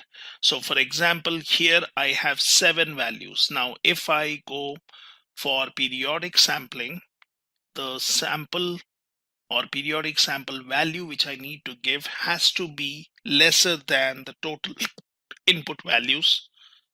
So for example, we can do this. Let's go in here and let's go for data analysis. So we can go for sampling here, click on OK, and that needs a range of values. So we will select A2 to A8. Now I could have selected all the values for this one, temperature, and in that case I can give labels, which is going to take care of the first row. Now here we can go for number of samples which we are interested in, or giving a period. So let's go for period and say, for example, I have 7 values. So what if I select 5? So for example, if I say 5, that means I could just get one value. So basically when I'm saying 5 out of 7, so that's just giving me out of 5 I want one value. So I can then just give an output range. So here I can basically select this cell, I'll say OK, and now you see it just shows me one value. So out of the first range, that is, I've said 5, it has given me the 5th value. That's your periodic sampling.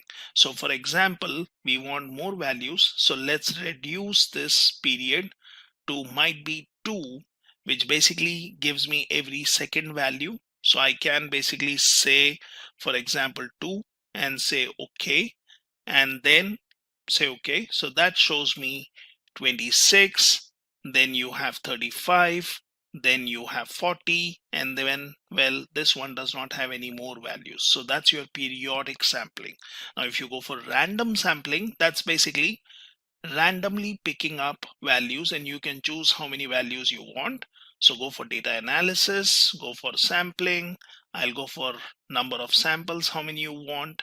So for example, out of 7 values, randomly I want 3 values, and I can just give this, say OK, and then we will do a cancel because we need to change that range. So let's select this and say OK, and that gives me random 3 values from this values of temperature. So we can use Excel to do a simple sampling, and we can choose whether we would want to go for. Want to be a certified data expert? Then here we have postgraduate program in data analytics by Simplilearn. Take a glance at the notable features and skills offered in this course. You will benefit from exclusive IBM hackathons and Ask Me Anything sessions, 8 times more interaction in live online classes with industry experts, capstone projects across 3 domains, and over 14 data analytics projects using real data sets from Google Play Store, Lyft, World Bank, and more. Masterclasses from Purdue faculty and IBM experts, along with Simplilearn's Job Assist for better job prospects. Acquire skills in data analytics, statistical analysis using Excel, data analysis using Python and R, and data visualization using Tableau and Power BI. Enroll now using the course link in the description box. Hello everyone, and welcome to this interesting video tutorial by Simplilearn. Today, we are going to perform 2 hands-on projects on COVID data analysis using Python and Tableau. This is going to be a really interesting and fun session where I'll be asking you a few generic quiz questions related to coronavirus.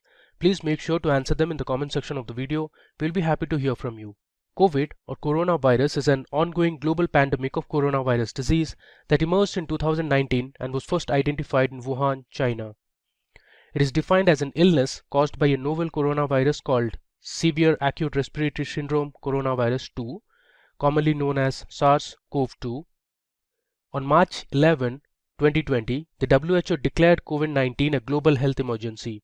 The virus has so far infected over 22 crore people and killed more than 4.5 million innocents.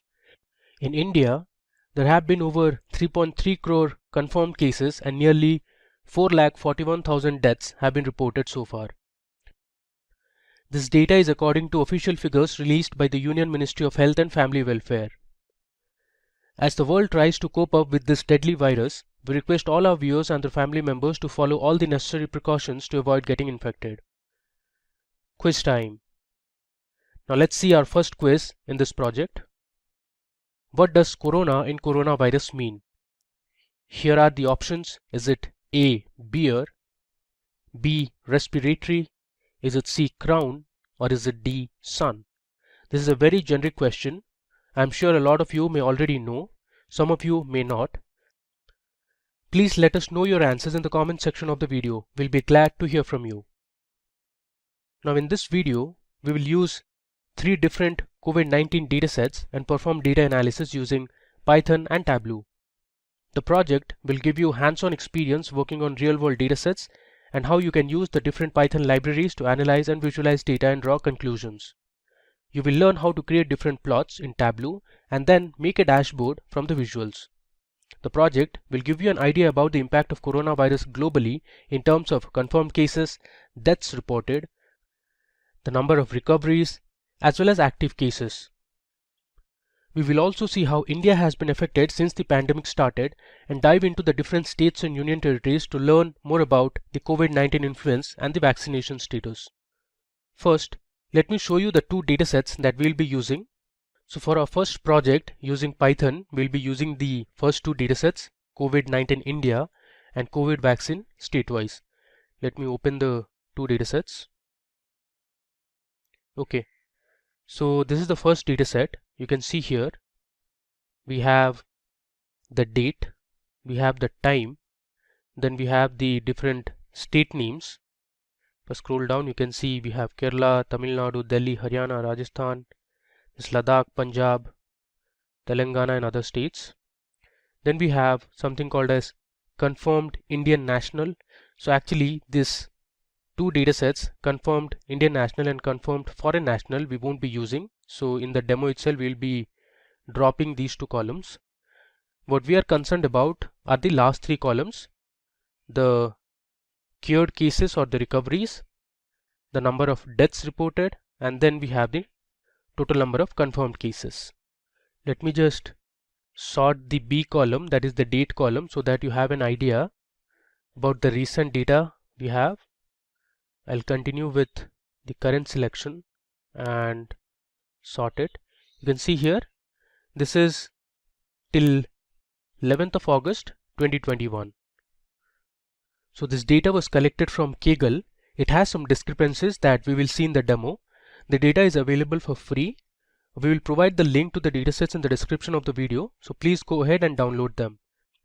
The visualizations and results that you will see in the demo are based on the datasets that we'll be using. We haven't pre-processed the data to remove outliers or any missing values. Now before I jump into the demo, let me show you the second dataset that we are going to use. Okay, so COVID vaccine state-wise is my second dataset. Let me open it. There you go. So this is the second dataset that we'll be using in the Python project. You can see we have a column called updated on, then we have the state. Again, you can see here there are a few discrepancies here. It has taken the country name and not the state name. Below you can see there are the different state names, and you can also see we have information about the total doses administered. We have the sessions, sites, first dose administered, then we have the second dose, then we have information about male and female doses. You can see here the different vaccines administered, Covaxin and Covishield. You have Sputnik V, and here are the different age groups as well. And finally, if you see, we have male individuals vaccinated, the total number of female individuals vaccinated for a particular day. We have information about transgender individuals vaccinated, and finally we have the total individuals vaccinated each day. Alright, before we jump into the hands-on part, let's have a look at the second quiz in this project. So here is the second quiz question. Which is the first country to start COVID vaccination for toddlers? Is it A, Japan, B, Israel, C, Portugal, or is it D, Cuba? This is a very recent development that took place. If you watch daily news updates on coronavirus, you will be definitely able to answer the question. Please give it a try and put your answers in the comment section of the video. It is really important for our viewers to know the right answer. Alright, so now let's begin with our demo. So I am on my Jupyter notebook. So the first project we are going to use Python Jupyter notebook. I'll just rename this notebook as COVID data analysis project. I click on rename. Alright, so first and foremost we need to import all the necessary libraries that we are going to use. So first I'm importing pandas as PD. This is for data manipulation. Then we have numpy as NP.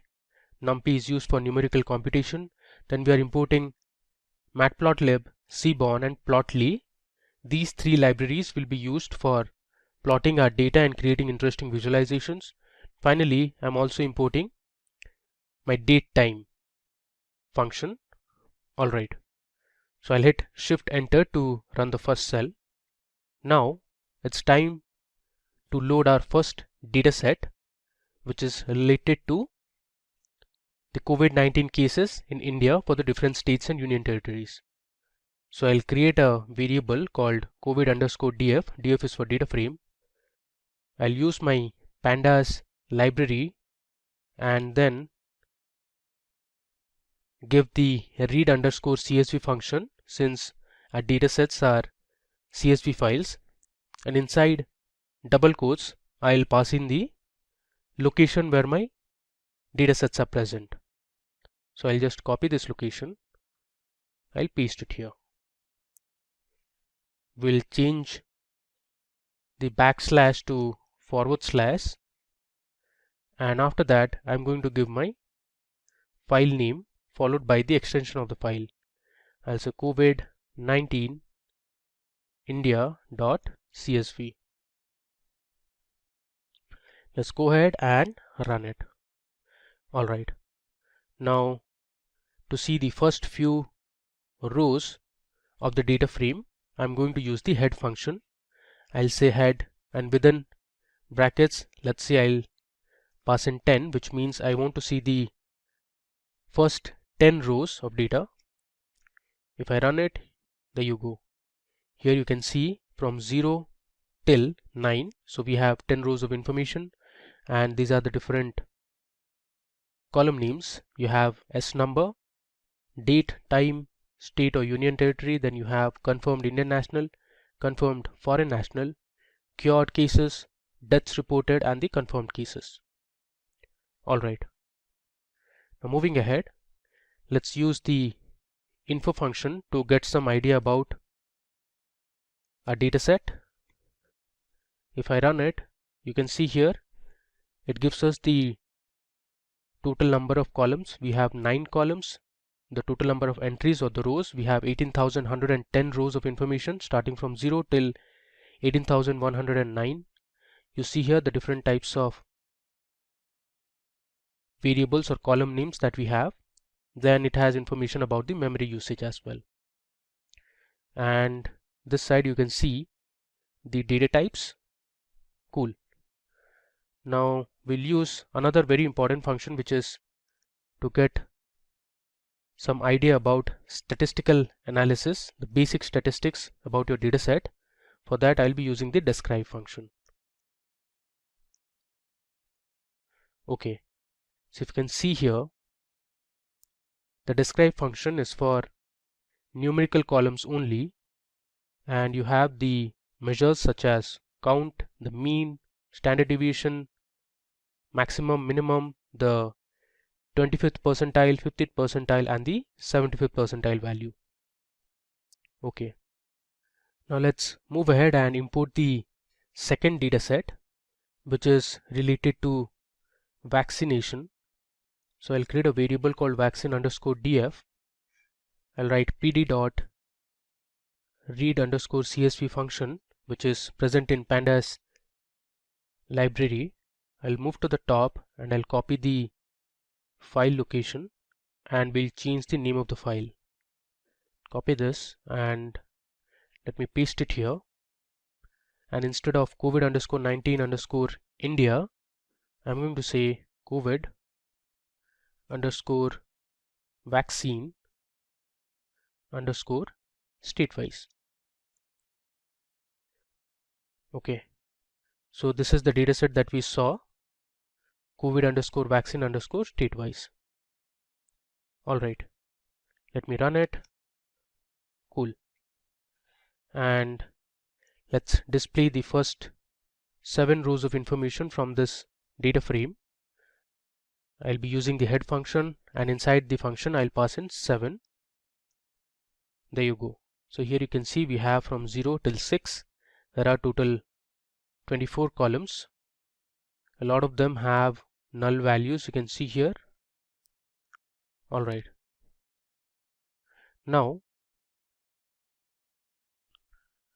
from the first data set, which is the COVID_df data frame, we'll be dropping a few unnecessary columns such as the time column, confirmed Indian national and confirmed foreign national, as well as the S number.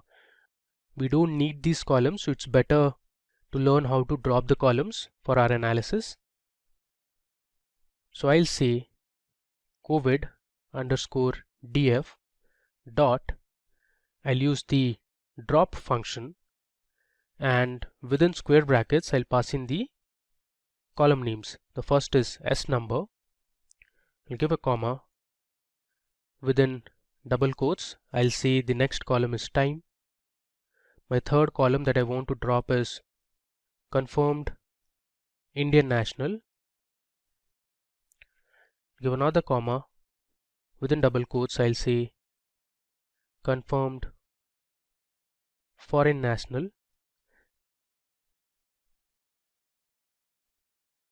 Outside the square brackets I'll give another comma and pass in my next argument, that is in place equal to, I'll say true. I'll give another comma and say axis equal to 1. Let's run it. Okay, it has thrown an error. Let's debug the error. Says confirmed Indian. Okay, it should be Indian national and not Indian nation. I'll just mention it as national. We'll run it again. Okay, now we have removed these 4 columns. Let me show you the dataset now. There you go. So we have only the date column, state or union territory, cured, deaths and confirmed.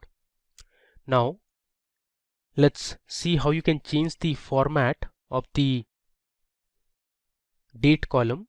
For that you have the function called toDateTime.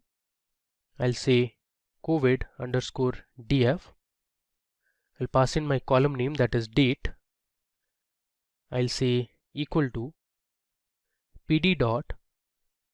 I'll use the pandas function, that is to_datetime. I'll say COVID_df, which is my data frame name. Pass in my variable, which is date.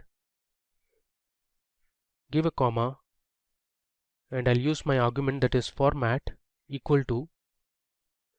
I'll say %y.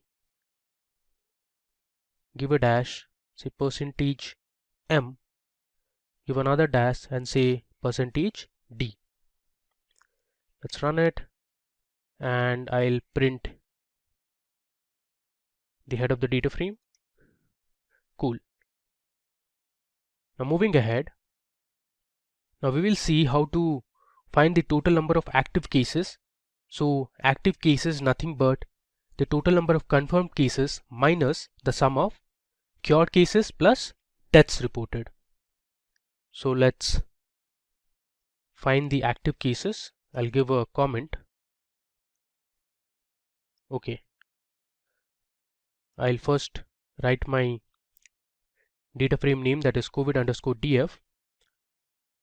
Within square brackets I'll give my new column, which is active_cases. I'll say equal to COVID_df, and my first column would be the confirmed cases column minus, I'll say COVID_df. Then I'll pass in my cured column plus, I'll again say COVID_df and add my deaths column. This time let's print the last 5 rows from the new data frame that we have created. Okay, let's run it. Okay, it has thrown an error. Let's debug it. Says data frame object has no attribute tails. This should be tail. There you go. You can see here we have added a new column called active cases, which is the confirmed cases minus the sum of cured and deaths reported column. Now we will learn how to create a pivot table using the pandas library. So in this table we'll be summing all the confirmed deaths and cured cases for each of the states and union territories. So we'll be using the pivot_table function for this. I'll create a variable called statewise and say pd dot. I'll use the pivot_table function. I'll pass in my data frame, that is COVID_df, and then I'll give my values parameter. Inside the square brackets I'll pass in my columns confirmed, deaths, and then we'll have the cured column. I'll give a comma, and next argument would be index, which is going to be my state / the union territory column. Let me bring this to the next line so it is more readable. I'll say union territory I will give a comma now and pass in my last argument, which is agg function, that means aggregate function, and this function would be max. Alright, let's run it. Okay, now I'm going to find out the recovery rate. So recovery rate is basically the total number of cured cases divided by the total number of confirmed cases into 100. So I'll say state-wise, and within square brackets I'll pass in my variable that I want to create, which is recovery rate. This will be equal to the cured cases multiplied by 100 by the total number of confirmed cases. Within square brackets I'll give my column as confirmed. Let's run this. Okay, I'll just copy this column, paste it here. So this time we are going to find out the mortality rate. So mortality rate is nothing but the total number of deaths divided by the total number of confirmed cases into 100. So I'm just going to replace the names. Here I'll say mortality. Alright, and then instead of cured I'll say my deaths column into 100 divided by the confirmed cases. Let's run it. Okay, now we are going to sort the values based on the confirmed cases column, and we'll sort it in descending order. So let me show you how to do it. I'll say state-wise equal to, I'll use the function sort underscore values. So I'll pass in my variable state-wise dot and use the sort underscore values function. I'll say by, I want to sort it by my confirmed cases column. Give a comma and I'll say ascending equal to false. Let's run it.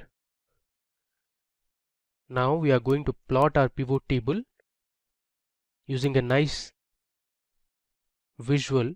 So for that I'm going to use my background underscore gradient function, and inside that function we'll pass in our CMap parameter. I'll show you how to do it. Say style dot background underscore gradient, and inside this we'll pass in a parameter called CMap. So CMap stands for color maps. This is present inside the matplotlib library. So here you can see there's a nice documentation on choosing color maps in matplotlib. This is provided by matplotlib.org. If I scroll down, you can see there are a number of CMaps that you can use. Purples, blues, you have something called reds. There are other things like magma, you have summer, autumn, spring, winter, cool, all these. You can use whichever color map that you want, and here you can see the different shades or the gradients. Okay, so I am going to use my color map as cube helix. Let me run it and show you the pivot table. There you go. Here you can see we have our pivot table ready. Now, as I said in the beginning, there are a few discrepancies in the data set. So here you can see there's one called Maharashtra, and there's also Maharashtra triple star. This you can ignore. Even if I scroll down, you have Madhya Pradesh followed by 3 asterisks. You can ignore this value as well. Even for Bihar we have. So these have been duplicated. and here you can see the different state names and union territories. Then on the top you have the confirmed cases, cured cases, the deaths reported, and the new columns that we created. These are calculated columns, recovery rate and mortality rate, and we have ordered it in descending order of confirmed cases. So far our data says that Maharashtra has the highest number of cases, followed by Kerala, Karnataka, Tamil Nadu, Andhra Pradesh and Uttar Pradesh. So these are the top 5 states which have the highest number of confirmed cases. Even if you see, the mortality rate is also high for Maharashtra, and if I scroll down, the mortality rate is also high for Uttarakhand. If you see here, if I scroll further, you have Punjab, the mortality rate is also high. Alright, so this was our first visual that we created in the COVID data analysis project. Now moving ahead, we'll see the top 10 states based on the number of active cases. So we'll start. I'll give a comment, top 10 active cases states. Okay, so we are going to explore another very important pandas function in this, which is known as group by. So I'll first pass in my data frame, which is COVID_df dot followed by the group by function. I'm going to group my data based on state/union territory column.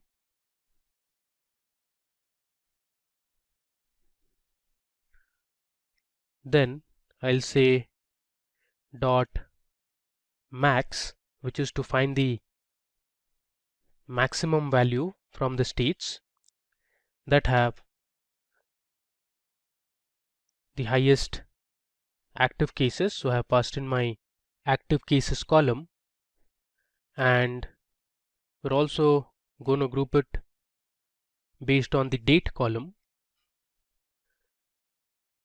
After that, we are going to sort the values. So I'll use my function that is sort_values.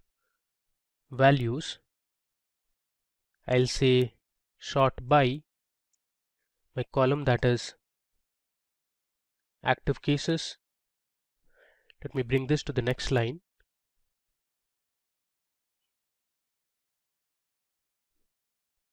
Underscore cases. I'll give a comma and say ascending equal to false, say dot, and then reset my index. For that I'll use reset_index function. Okay, let's check if everything is fine. I have missed a square bracket here. Let me give another square bracket here. Okay, and all this we are going to store in our variable called top_10_active_cases. Okay, now let me go ahead and run this cell. Okay, there is a syntax error here. Now let's run it. Okay, now I'll create another variable called fig. Here we'll pass in the plt, which is for matplotlib library, and we'll give the figure size using the fig size argument. It's equal to, and within a tuple and passing the size, let's say 16,9. We'll run it. Okay, and let's give a title to our plot. So here we are going to create a bar plot. So using plt.title, we'll pass in the title, let's say top 10 states with most active cases in India. I'll give a comma and pass in the size of my title, let's say 25. Okay, you can see we are slowly being able to create our graph. The most important thing is to pass in the x-axis and the y-axis. I'll say ax, which is for axis. To pass in the axis, I'm going to use the bar plot function that is present inside the Seaborn library. I'll say sns.barplot. I'll say data equal to my variable, which is top underscore 10 underscore states. This is actually active states. Alright, and now I'm going to use the iloc function and take the first 10 states. So I'm using a colon and then giving 10 as my value. ILOC is for index location.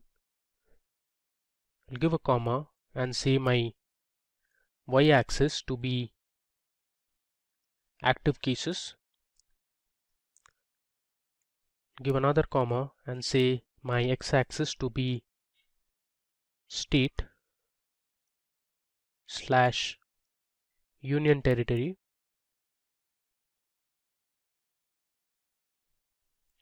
Give another comma. We are going to pass in the line width to 2. I'll say line width equal to 2 and we'll give an edge color. Let's say the edge color is red. Okay, so I have my axis defined now. Let's run it. There's an error here. It says top 10 active states not found. Let's go to the stop and see the exact. Okay, so this is top 10 active cases. Let me change it to cases here. Now run it. Okay, the x-axis also has a mistake. This should be state / union territory. Now let me run it. There you go. We have our plot created, but as you can see here, the labels of the different states and union territories are overlapping. So for that, let me first pass in the x labels. I'll say plt.x label, and my x label would be states. Then I'll say plt.y label. My y label will have the total active cases. And finally, I'll write plt.show. Before I run it, let's collate all the lines of code that we have written for our top 10 states for most active cases in India into one cell. So what I'll do is I'll just copy this and we'll keep adding in this cell itself. Okay, I'll go to the top. Next, we'll copy my figure size and we'll paste it here. Next, let's take the title and put it here. Give a space and we are going to copy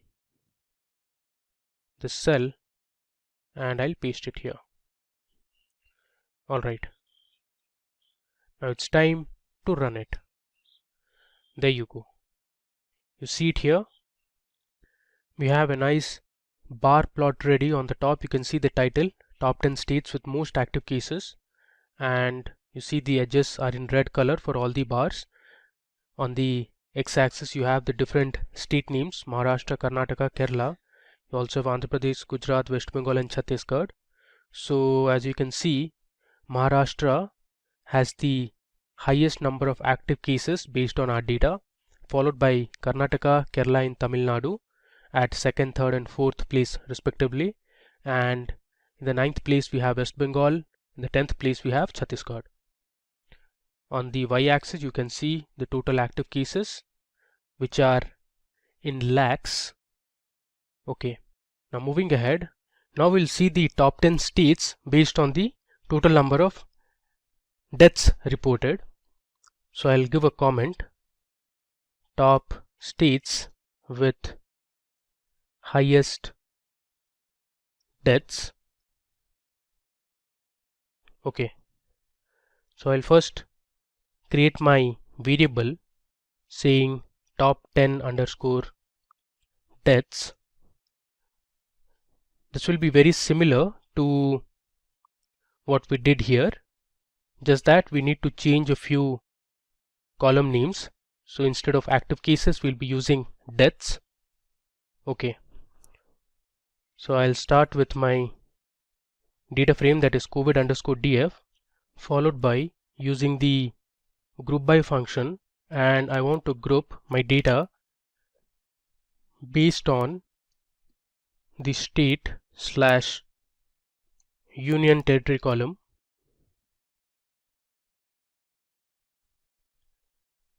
Then I'll choose the max function, and within double square brackets I'll pass in my column names deaths and date.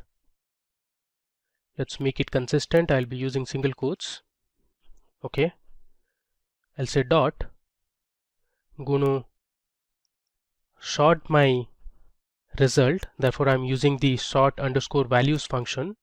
I want to sort it by deaths column. I'll give another comma and say ascending equal to false, which means I want to order my result in descending order. Then I'll say dot reset underscore index.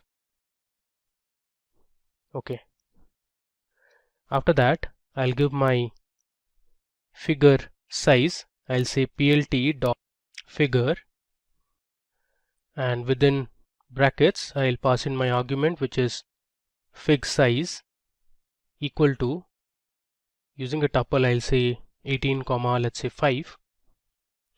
Now let's give a title. For that I'll use the title function which is present in the matplotlib library. I'll say top 10 states with most deaths, and let's give a size to the title 25. Now it's time for us to give the axis labels. I'll just scroll down. Okay, so I'll say ax equal to, again this will be a bar plot, so I'm using my Seaborn library followed by the bar plot function. My data will be top underscore 10 underscore deaths, which is this variable. I'll give my index location ILOC. I'm going to choose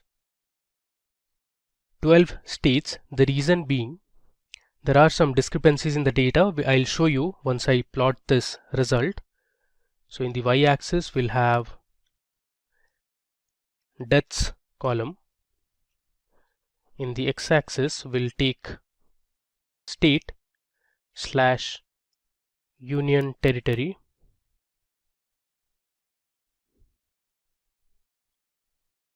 Okay, I'll give another comma and say line width equal to 2, and we'll give an edge color to our bars like we did here. So I'll say edge color equal to, let's say, black. Okay, now finally we'll give the x label, the y label. So I'll say plt dot x label. X label would be states. My y label will be total death cases, then I'll write plt.show. Now let's run it. There you go. You can see here we have a nice bar plot. On the top we have the title, top 10 states with most deaths. Now what I specifically wanted you to see was these discrepancies in the data. You can see here Maharashtra is repeated twice, even in our data that we collected from Kaggle. Karnataka spelling has an error. You can see here we have a few rows of information where Karnataka is spelled as K-A-R-A-N instead of K-A-R-N-A. Alright, so to remove these two results or to ignore these two results, I had given my index location till 12. So we have Maharashtra, Karnataka, Tamil Nadu, Delhi, then Uttar Pradesh, West Bengal, Kerala, Punjab, Andhra Pradesh and Chhattisgarh with the states that have the most number of deaths reported. Okay, now we'll create a line plot to see the growth or the trend of active cases for top 5 states with most number of confirmed cases. So the states are Maharashtra, Karnataka, Kerala, Tamil Nadu and Uttar Pradesh. I can show you. So these are the states with highest number of active cases. Okay. Hello everyone. Welcome to today's video tutorial by Simplilearn. In this video, we are going to perform a really interesting data analysis using Python on the Spotify music streaming service platform dataset. I'll also be asking you a few questions related to Spotify during our discussion. Please make sure to answer them in the comment section of the video. So now let's get started. Spotify is a Swedish audio streaming and media services provider founded in April 2006. It is the world's largest music streaming service provider and has over 381 million monthly active users, which also includes 172 million paid subscribers. The total number of downloads on the Spotify app in the Android store exceeded 1 billion in May 2021. So millions of people listen to music all day. Even I am hooked to music. As an analyst, what's better than exploring and quantifying data about music and drawing valuable insights? Before I move ahead, I have a quiz question for you people. The name Spotify comes from a combination of two words. So which are those two words? Please let us know your thoughts in the comment section below. I would like to repeat the question again. The name Spotify comes from a combination of two words. So what are those two words? We would love to hear from you. So please put your answers in the comment section below. Now let's use Python libraries and functions to analyze and visualize our dataset. First, I'll show you the two datasets that we'll be using. So here is the first dataset that we'll be using for our demo, and then I have my second dataset called Spotify features, which is essentially about the genres of the different soundtracks.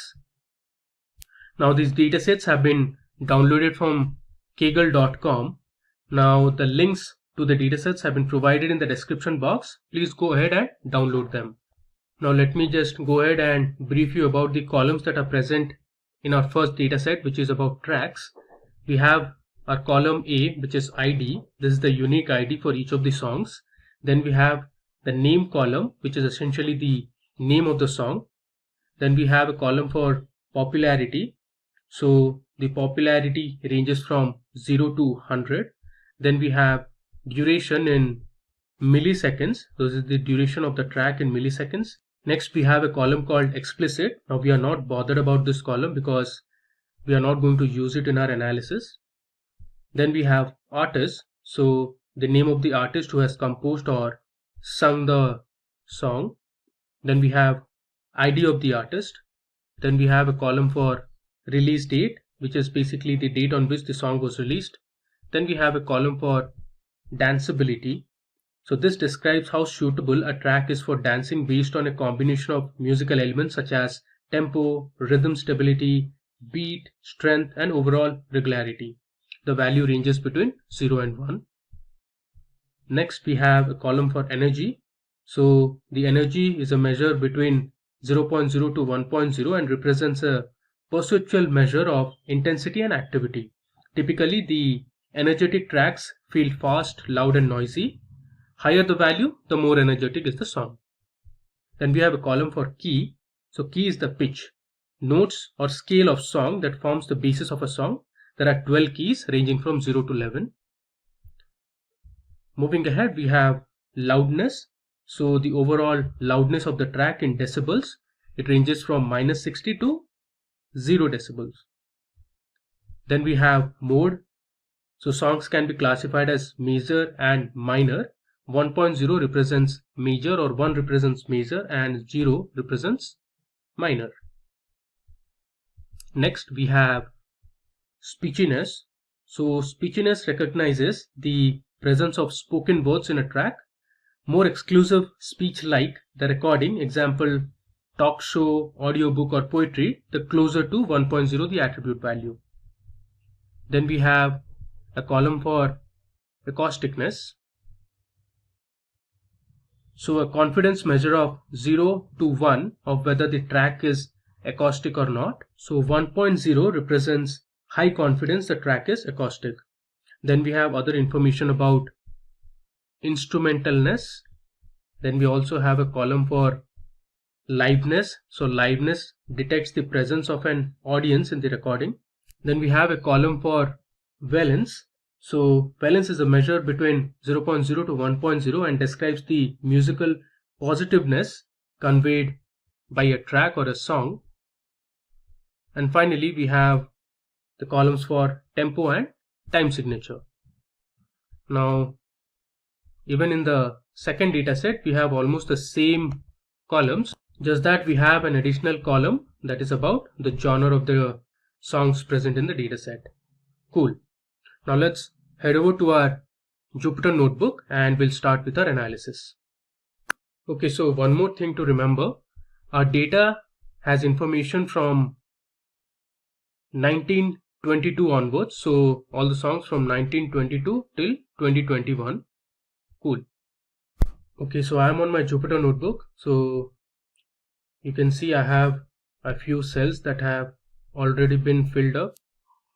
So we'll start with our analysis. First of all, let's go ahead and import the necessary libraries. So I'm importing NumPy, Pandas, Matplotlib and Seaborn for my analysis and visualization. I'll hit Shift Enter to import the libraries. Alright. And in the next cell, I'm going to load my dataset using the pandas read_csv function. I have my location already put here. Let me show you the location where the data files or the data sets are located. So this is my location. Under Chrome downloads I have a folder called Spotify datasets. Okay, so let's import and check the first 5 rows in the dataset. So for that I have used the head function. There you go. So here you can see I have my first 5 rows of information from the dataset, and on the top you can see the different columns. You have ID, name, popularity, artist, then we have the release date, danceability, energy, key, loudness, liveliness or liveness, valence, tempo and other information. Cool. Now let's check for null values in the dataset. I'll just give a comment as null values. Every time when you download a dataset from an open repository, there are chances that the dataset would contain null values, so it's better to check them beforehand. So I'm going to use the isNull function present in the pandas library. PD I'm using because I had imported pandas as PD. So pd.isNull. Then I'm going to use the variable name df_tracks because I imported my dataset and stored it in the variable df_tracks. So I have my data frame under df_tracks variable, and then I'll use the sum function to check the total number of null values present in the dataset for each of the columns. If I run it, there you go. So here you can see my name column has 71 missing values or null values, and we don't have any null values for the rest of the columns. Okay. Now let's use the info method that will give us the total number of rows and columns in the dataset, and we'll also check the data types and the memory usage. So I'll say my data frame name, that is df underscore tracks dot info. If I run it, you can see here, now if you mark, there are total 5,86,601 names, or the names of the songs present in the dataset, while the rest all have 5,86,672. So clearly there are total 71 song names or soundtracks missing from our dataset. And below you can see the data types. We have float, integer and object, and then you can see the memory usage. Cool. Now before I move ahead with our next analysis, I have another question for you. Which artist or musician has the most number of followers on Spotify? I repeat, which artist or musician has the most number of followers on Spotify? Please put your answers in the comment section below. We would be happy to hear from you. Now let's move ahead and do our first major analysis in this demo. We are going to find the 10 least popular songs present in the Spotify dataset. So I'll create a variable called sorted underscore df that will be equal to my data frame name, that is df underscore tracks dot. I'm going to use the sort underscore values function and say my column name is popularity. So I'm going to sort the values based on the popularity and then say ascending equal to true, since I want only the least popular songs. And then I'm going to say head of 10, which means I want the top 10 least popular songs. Now let's go ahead and print sorted underscore df. If I run it, you can see we have the list of 10 least popular songs on Spotify. You can see that popularity is 0, and you can see the names of the songs. Some of them are songs which are not in English language, and you can see the artist names as well. Cool.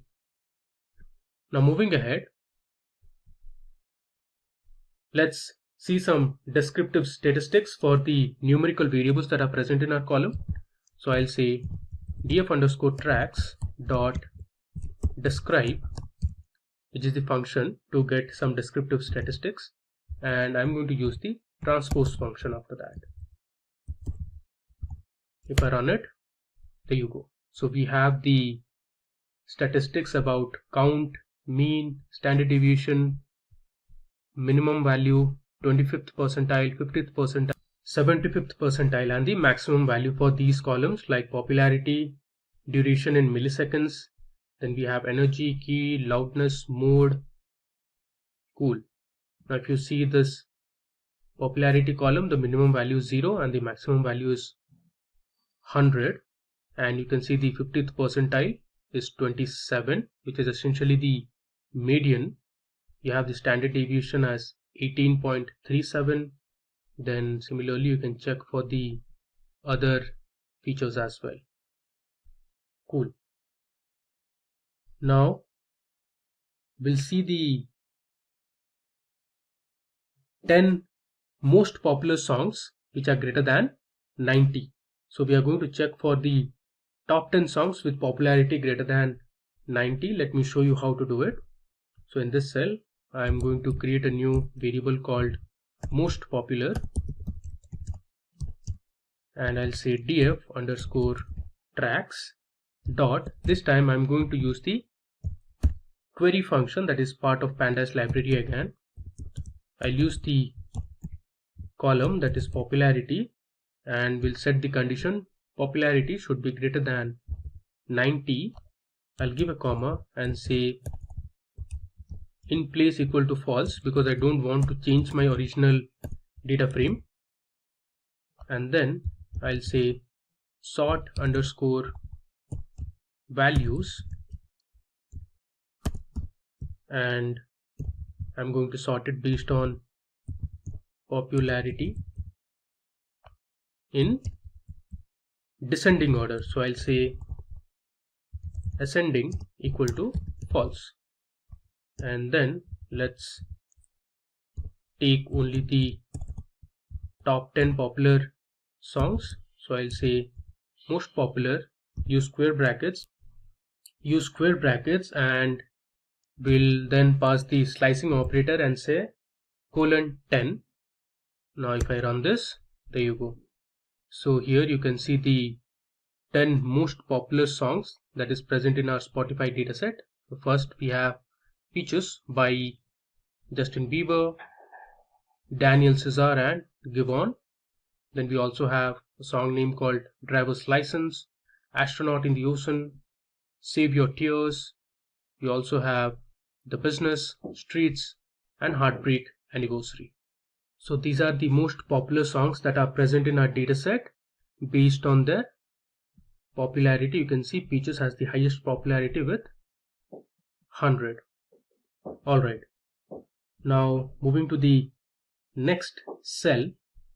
So here we are going to set the index to be release date column in the main data frame. So I am setting my index using the set underscore index function. I have passed in my column name as release date, and I'm saying in place equal to true, which means I want to change it in my original data frame, and then I'm changing the value to date time format, and let's print the head of the dataset. So you can see here we have successfully changed our index. Now here you can see instead of 0, 1, 2, 3 we have the release date column, and the rest of the columns are intact. Cool.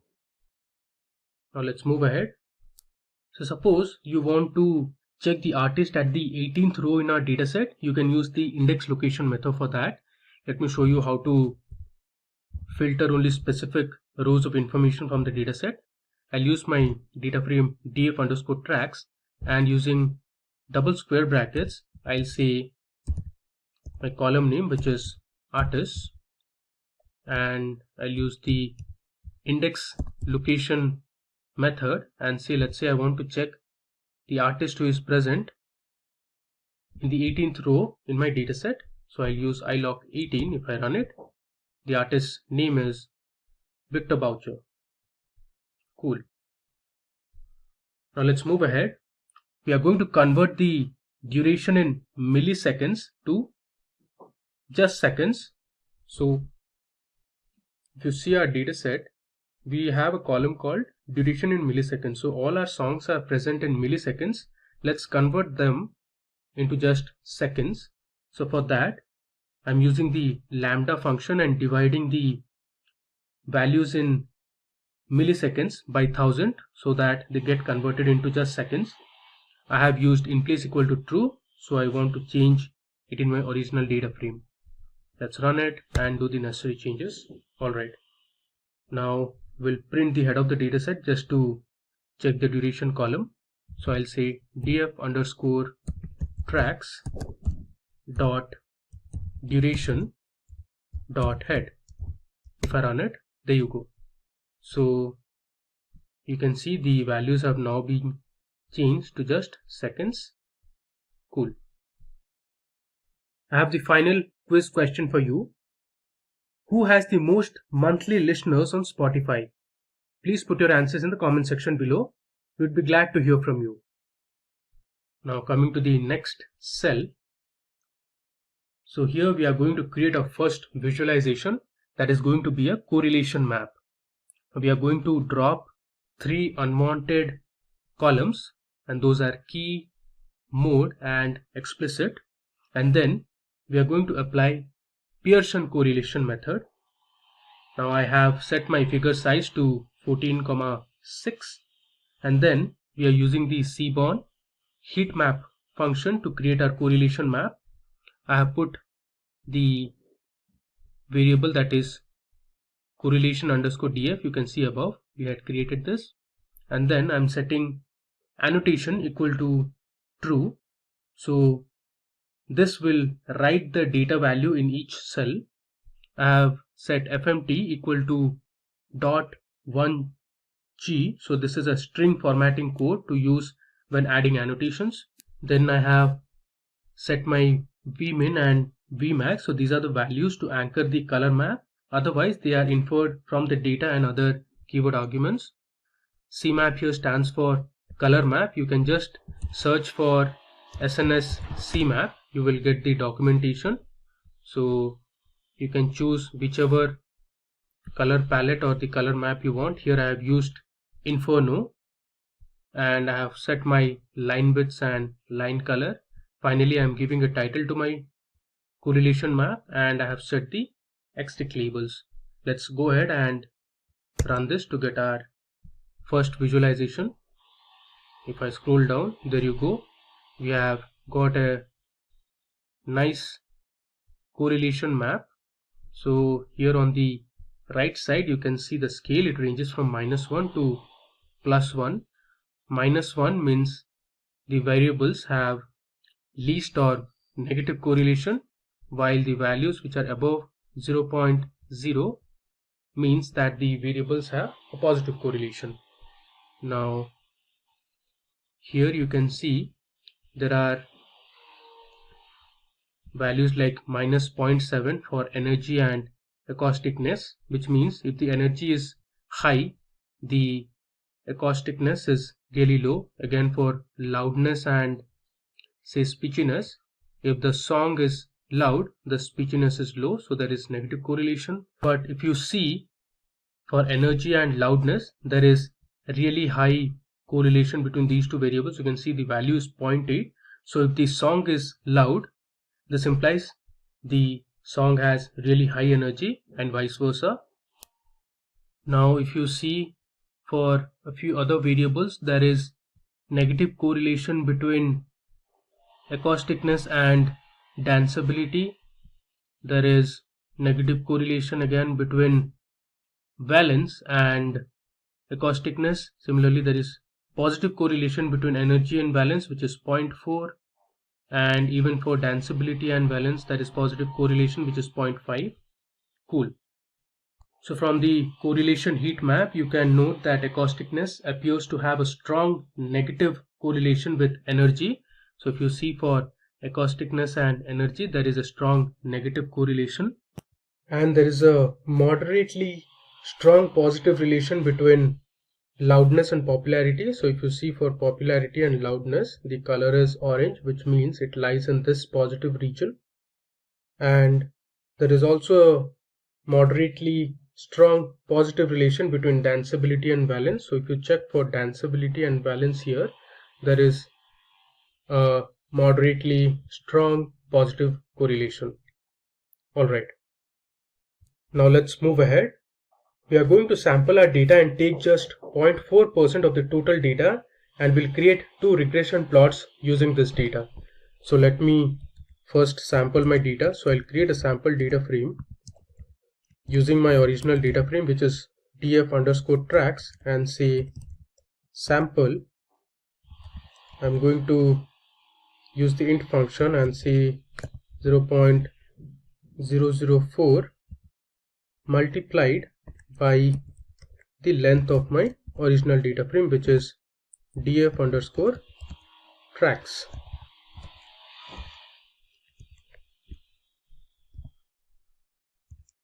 Alright, now let's run this and we'll print the length of my sample data frame. If I run it, you can see 0.4% of my total data set is 2346 rows. Cool. Now we are going to create a regression plot between loudness and energy. Now in our correlation map, we saw there was a positive correlation between loudness and energy, which was 0.8. Let's plot it in the form of a regression line. So I'll use plt.figure. I'll set my figure size equal to, let's say 10,6. I'll say SNS dot regression plot. So I'm using the function called ggplot, and I'll use my data as sample underscore tf, give a comma, and say in my y-axis I'll have my column loudness, and in the x-axis we'll have energy. I'll give a color to my data variable. Let's say the color is C. Then I'll set my title to loudness versus energy. Let's say correlation. Alright.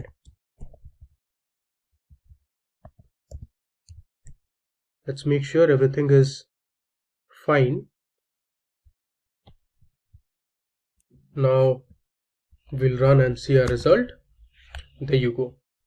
So you can see here clearly there is a very high positive correlation between loudness and energy. On the y-axis we have loudness, and on the x-axis we have energy, and you can see all the data points or the songs are in one direction. So if the energy increases, the loudness of the song also increases, and similarly if the loudness of the song decreases, your energy of the song or the track also decreases. So there is a very high positive correlation, and you can see the regression line here. It has gone and is increasing gradually. Cool. Now similarly, I'll just copy this code, and we are going to see another regression plot, this time for two different features. Let's say we have popularity in the y-axis. So I'll say popularity, and then in the x-axis we have, let's say, acousticness.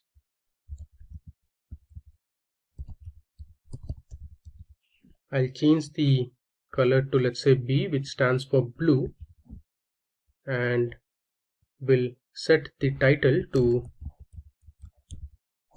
popularity versus, I'll have acousticness correlation.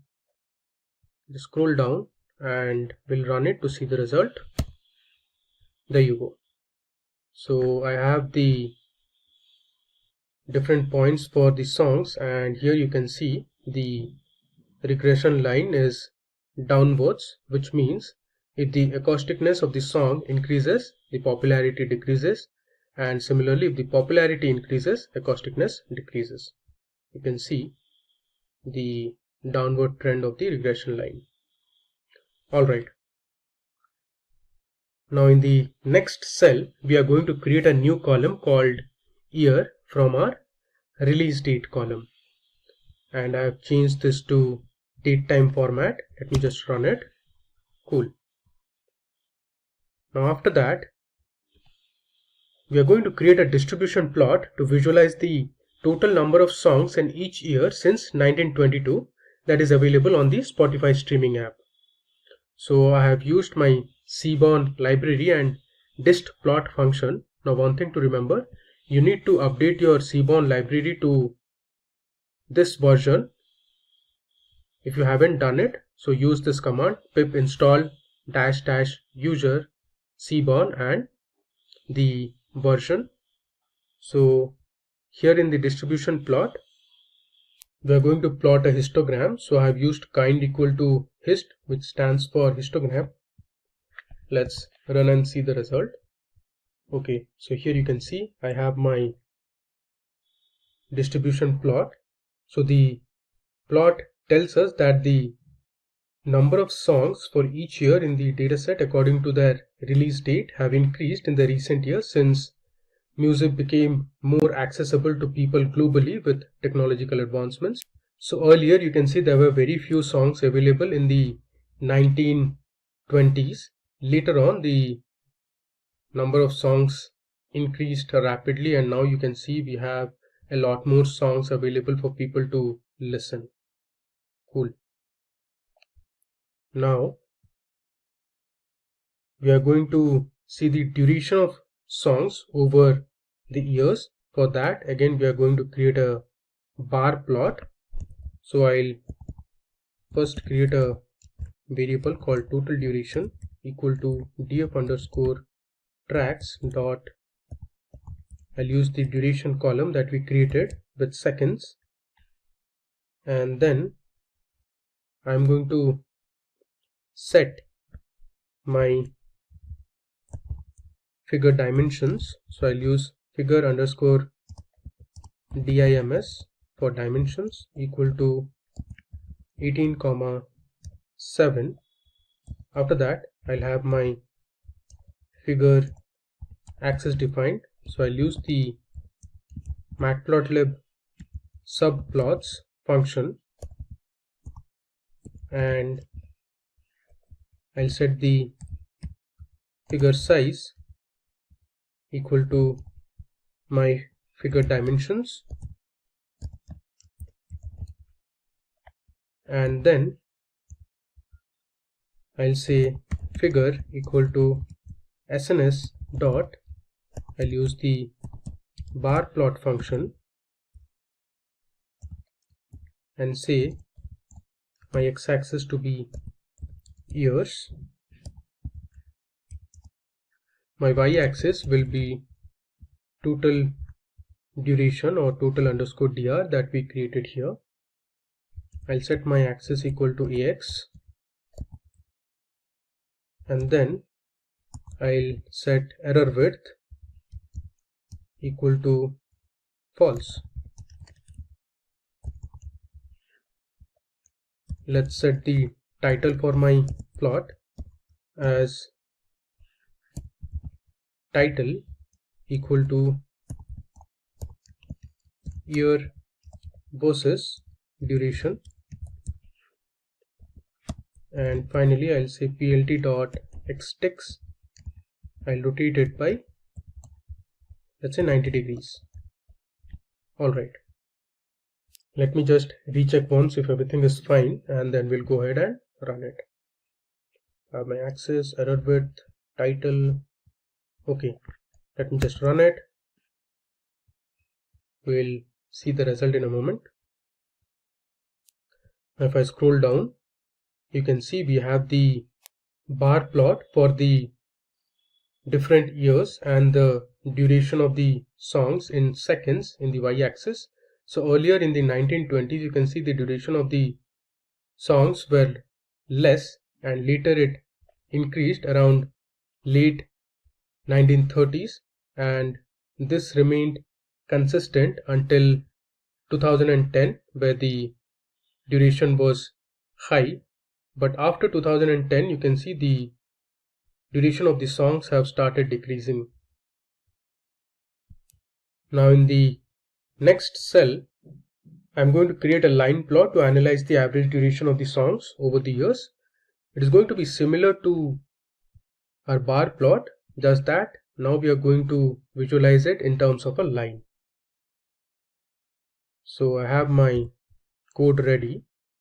You can see here I've used my Seaborn library and the line plot function. In the x-axis I have years, and in the y-axis I have total duration.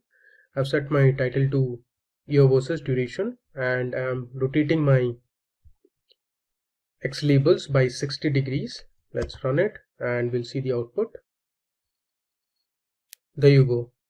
Now if I scroll down, you can see we have a nice line plot, and on the x-axis you have the years, and on the y-axis we have the duration.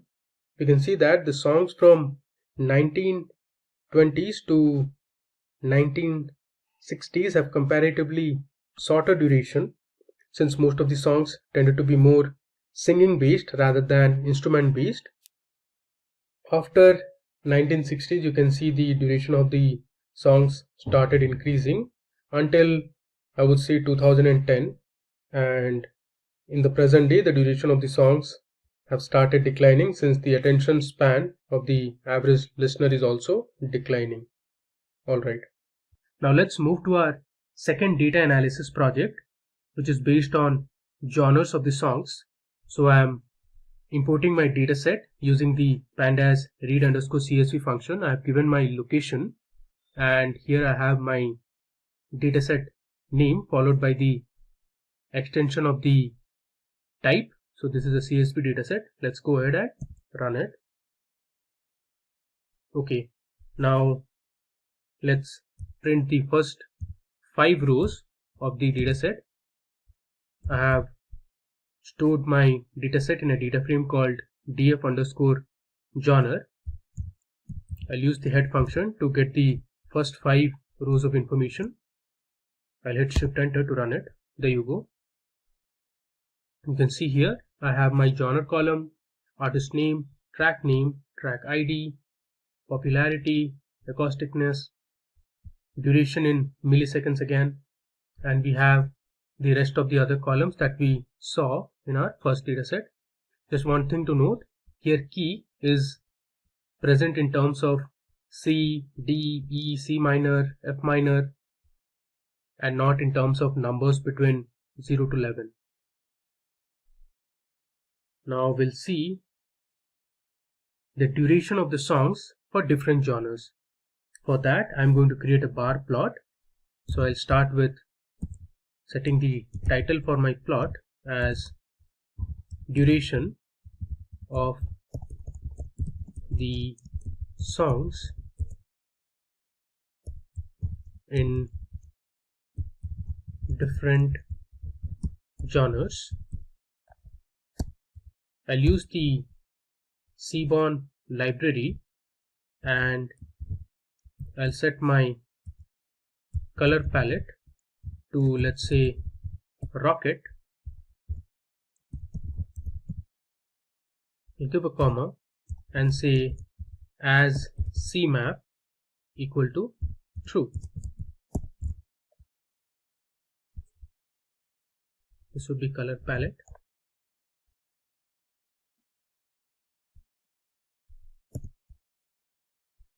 Now I'll say SNS dot bar plot. In the y-axis I'll have genre, and in the x-axis I'll have my duration column, which is in milliseconds, so duration underscore ms, and then I pass my data frame using the data argument. So I'll say data equal to df dot genre. Next we'll set the x labels, so I'll say plt dot x label. Let's say my x label is duration in milliseconds, and then I'll say plt dot y label as genres. Now let's go ahead and run this.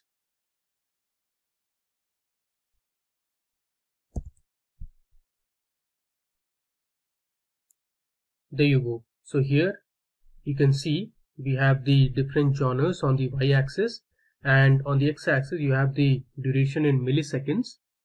And if you see the graph for classical genre and for songs that belong to world genre, the duration of the songs are more compared to other genres. Now if you check for children's music genre, the duration is less or the least. Cool.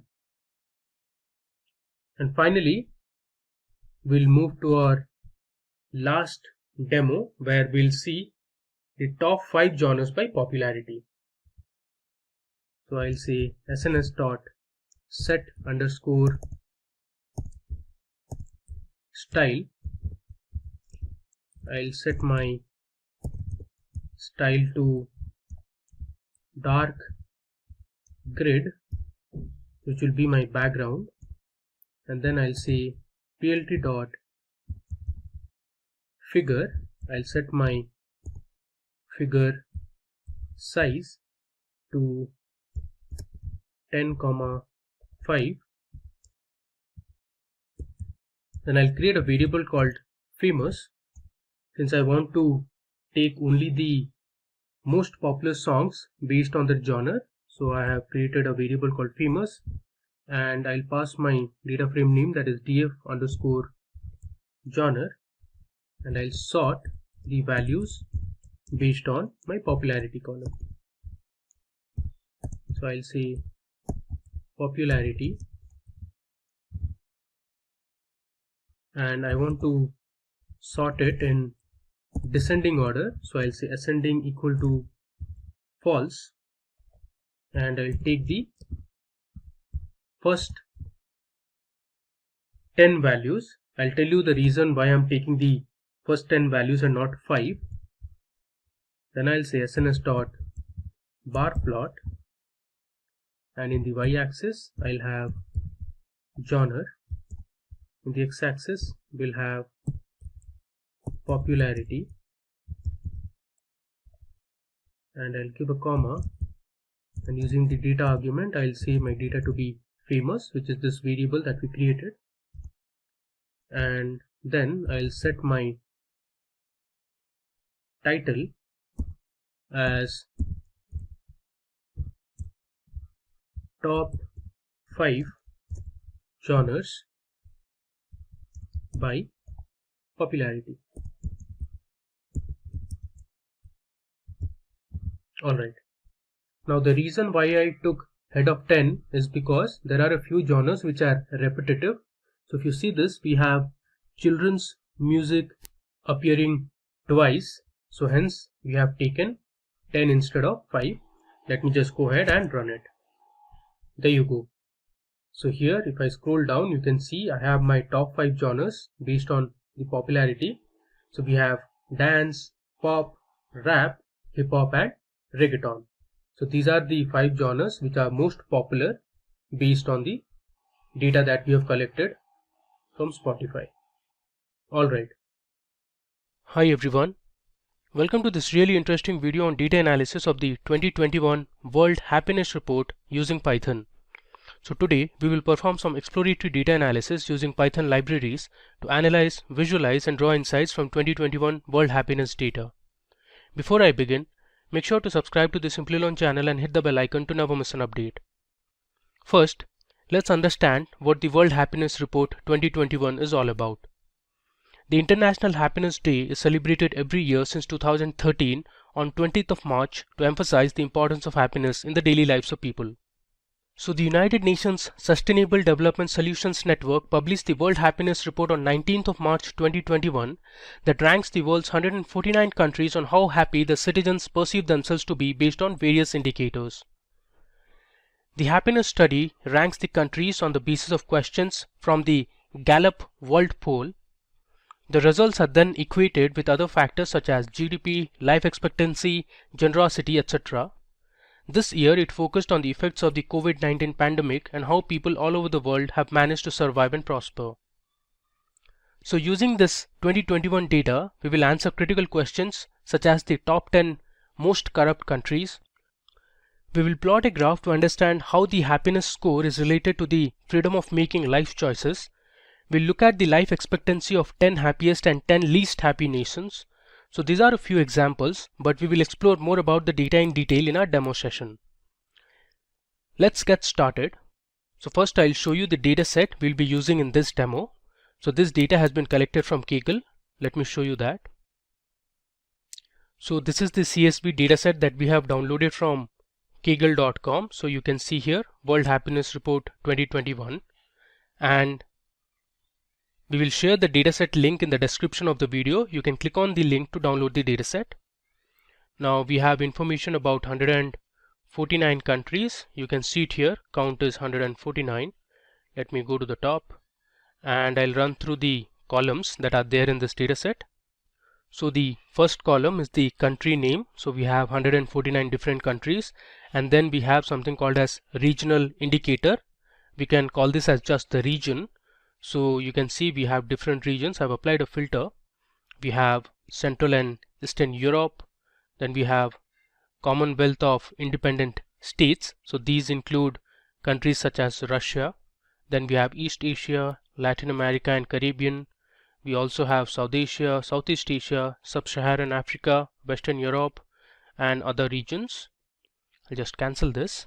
And then we have the happiness score column that has been sorted in descending order.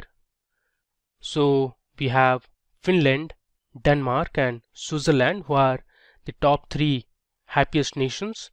Now if I scroll down, we have countries like Rwanda, Zimbabwe and Afghanistan, which are the least 3 happy countries. Now there are a few columns that we won't be using in our analysis, so we will learn how to exclude those columns and keep only the relevant ones.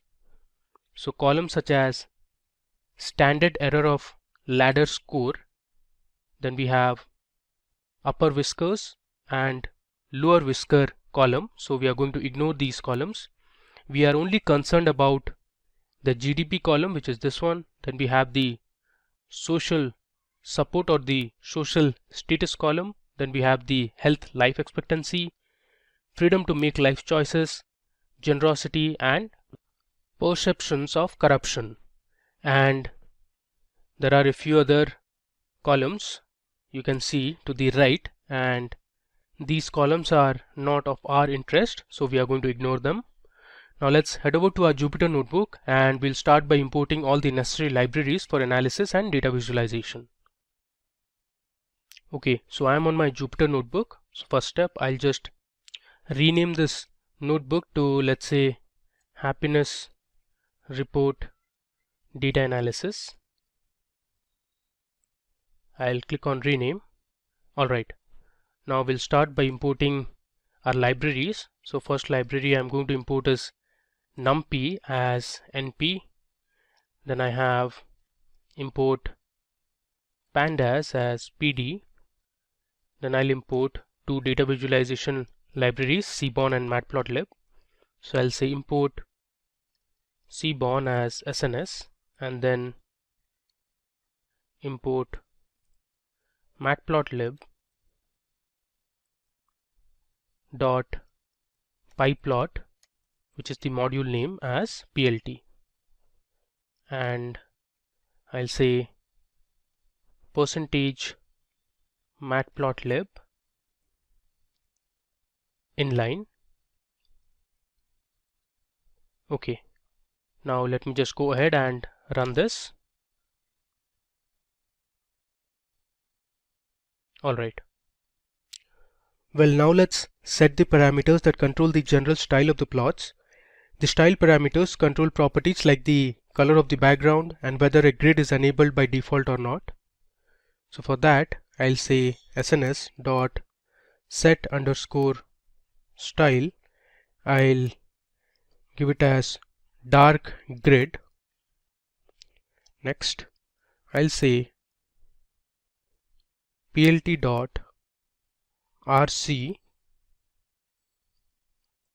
params, which stands for runtime configuration parameters. I'm going to set my font size to, let's say, 15. Then I'll say plt dot rc params. Now I'm going to set the figure size, so I'll say figure dot fig size.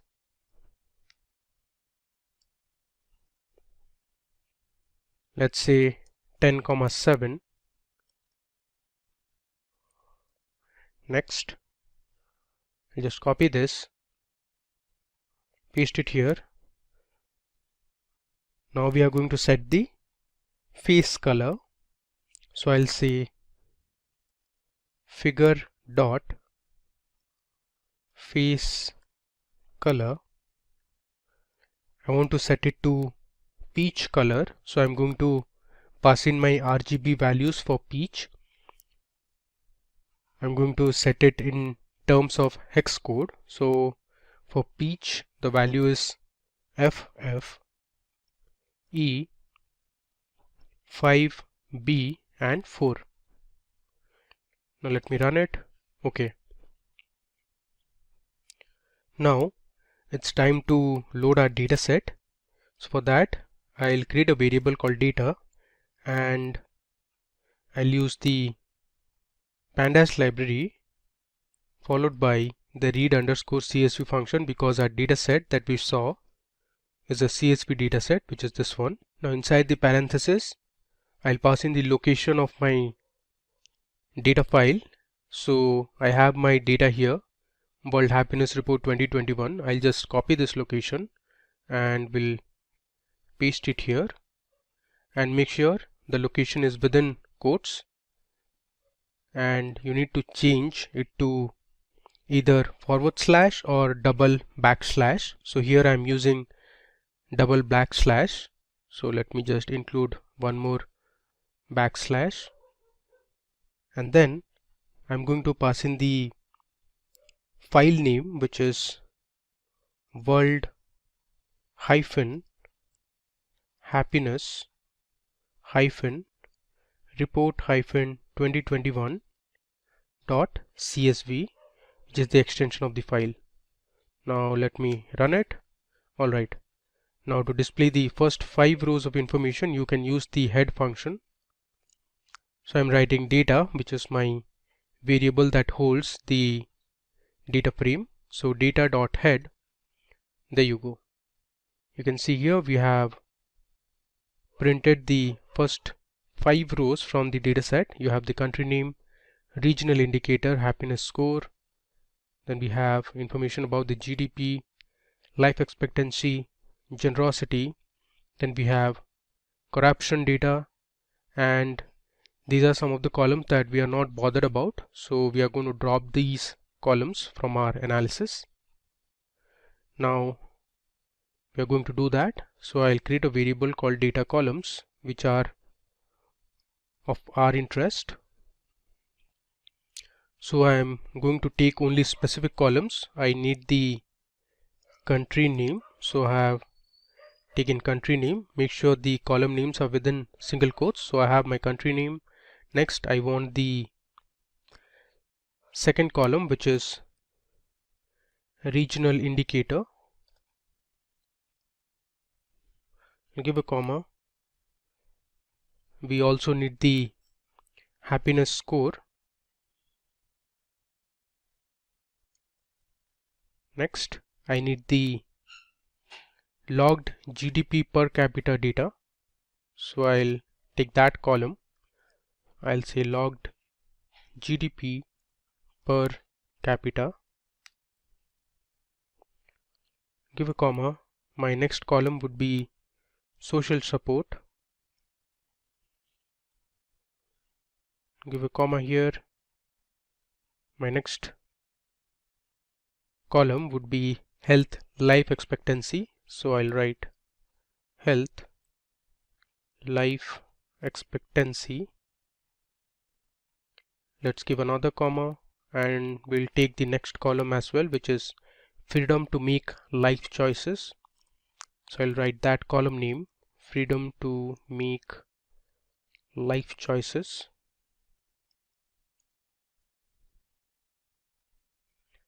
And finally we'll take the next 2 columns, that is generosity and perceptions of corruption. So within single quotes I'll say generosity, give a comma, and we're going to include the final column, which is of our interest, that is perceptions of corruption. Let me have a recheck to ensure that I have put the column names correctly, otherwise it will throw an error. Now let me go ahead and run this cell. I'll hit Shift Enter. Alright, so we have successfully taken the columns that we'll be using for an analysis. Now I'm going to say data equal to data I'll pass in my new variable, that is data underscore columns, and I'm going to copy all the data. So I'll say dot copy. Let's run it. Okay, this should be data underscore columns. Alright.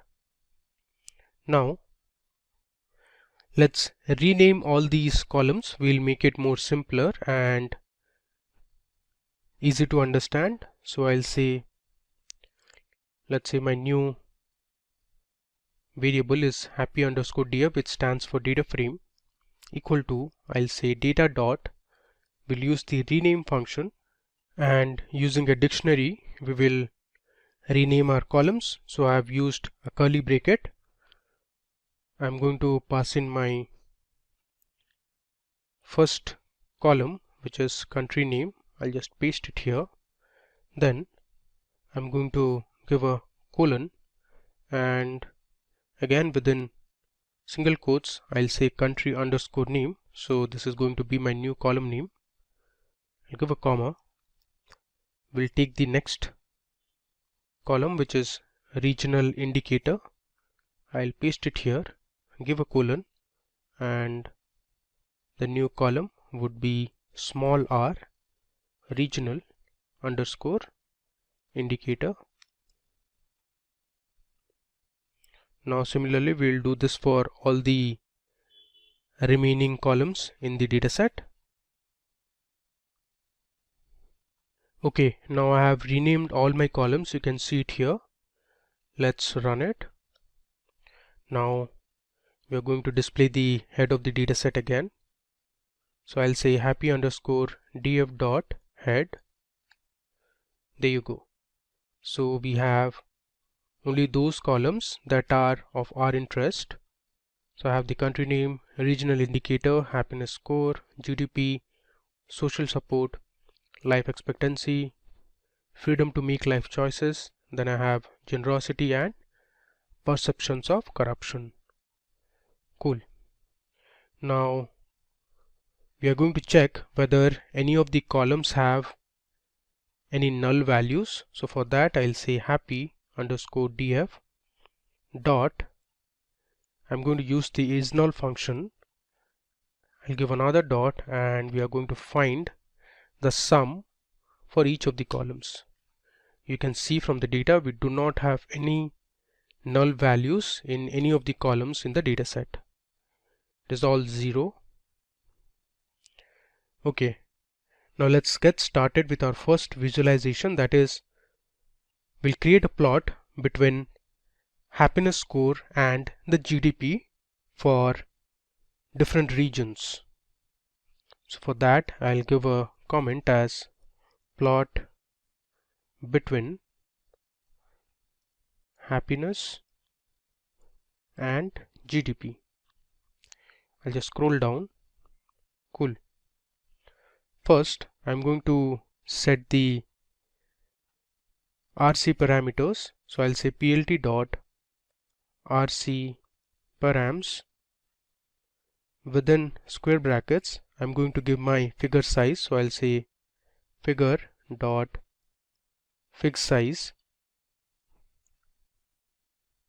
equal to, let's say my figure size is 15,7.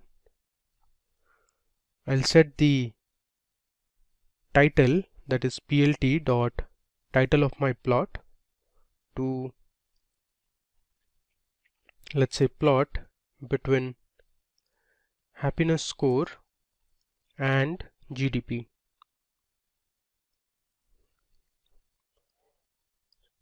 Next I'm going to say SNS dot, let's create a scatter plot. So I'll say SNS dot scatter plot.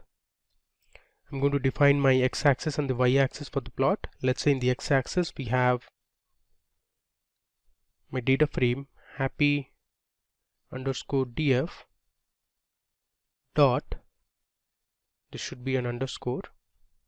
I'll say a column name as happiness underscore score, give a comma, and in the y-axis we'll have my data frame name, that is happy underscore df dot, we'll have the GDP column, that is logged underscore GDP underscore per underscore capita.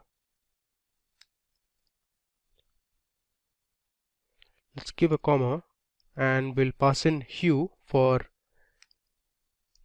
the color. Let's say for hue I'm going to use the regional column or the regional indicator column. So I'll say happy underscore df dot regional underscore indicator.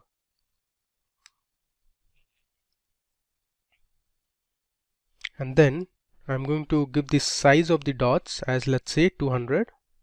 Then I'll give a semicolon. Come to the next line. I'll say plt dot, let me just scroll down. Now we are going to define the legend. So I'll say plt dot legend, and in legend we'll have the location. Let's say I want to put the legend at upper left corner. So I'll say LOC, which is for location, equal to upper left. Give a comma and then say font size of my legend, let's say be 10. Make sure this is within quotes. Then I'm going to pass my x-axis labels and the y-axis labels. So I'll say plt.x label. Let's say the x label is happiness score and my y label is GDP per capita. So I'll say plt.y label, within single quotes I'll say GDP per capita. There's an error here, there should be plot. Alright, so I have written my code to create a scatter plot. Let's run it and see the result. There is some error here. Okay, this should be regional indicator and not indicatory. There's a spelling mistake. Let's run it again. Alright, so here you can see we have a nice scatter plot. On the top you can see we have the title of the plot, that is plot between happiness score and GDP. On the x-axis we have the happiness score from 0 to 8 and above, and on the y-axis you have the GDP per capita. And if you see here, in this region we have countries from Western Europe which have the highest happiness score and the GDP per capita is also the highest. Around this region you can see here, which is for green, and in the legend you can see green is for sub-Saharan Africa. So all these countries have low happiness score and even the GDP per capita is also low.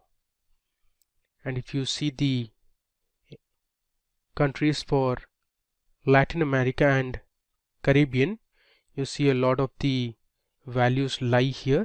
So they are all within the range of 5.5 to 7 in happiness score, and even the GDP per capita is more than 9 for most of them.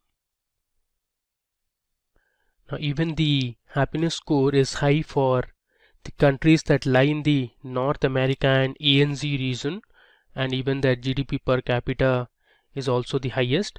I can name a few countries such as Australia, New Zealand. We have Canada and United States of America, which belong to the North America and ANZ region. Cool. Now there is one country which you see here.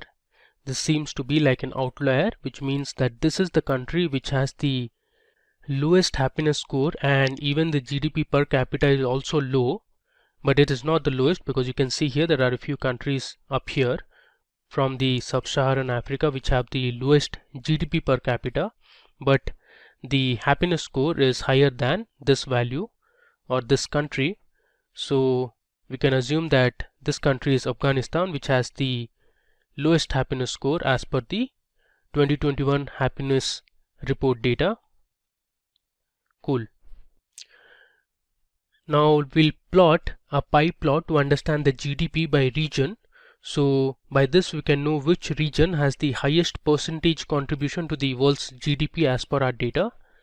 So for that I'll create a variable GDP underscore region equal to, we'll use our data frame that is happy underscore df dot, I'm going to use the group by function, and after that I'm going to use my column that is region.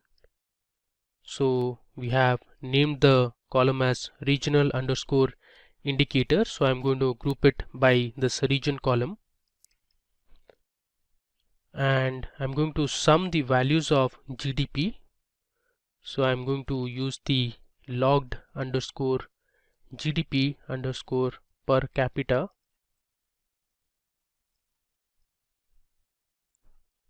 column, and after that I'm going to use the sum function, and let me just print GDP underscore region. You can see it here, we have the sum of all the countries for different regions and their GDP all total. Now this data we are going to plot it in the form of a pie plot. So I'll say GDP underscore region dot plot dot pie. We are going to plot it in terms of percentage, so I'm going to use a parameter called autopct equal to, then I'm going to pass in my format. So I'll say percentage 1.1 f percentage, then I'll say plt dot title. Let's say the title of my pie plot is going to be GDP by region, and I'll say plt dot by label, which is going to be blank. Let's run it. Okay, so here you can see we have the peach background at the back because we had assigned a peach face color. You can see it here.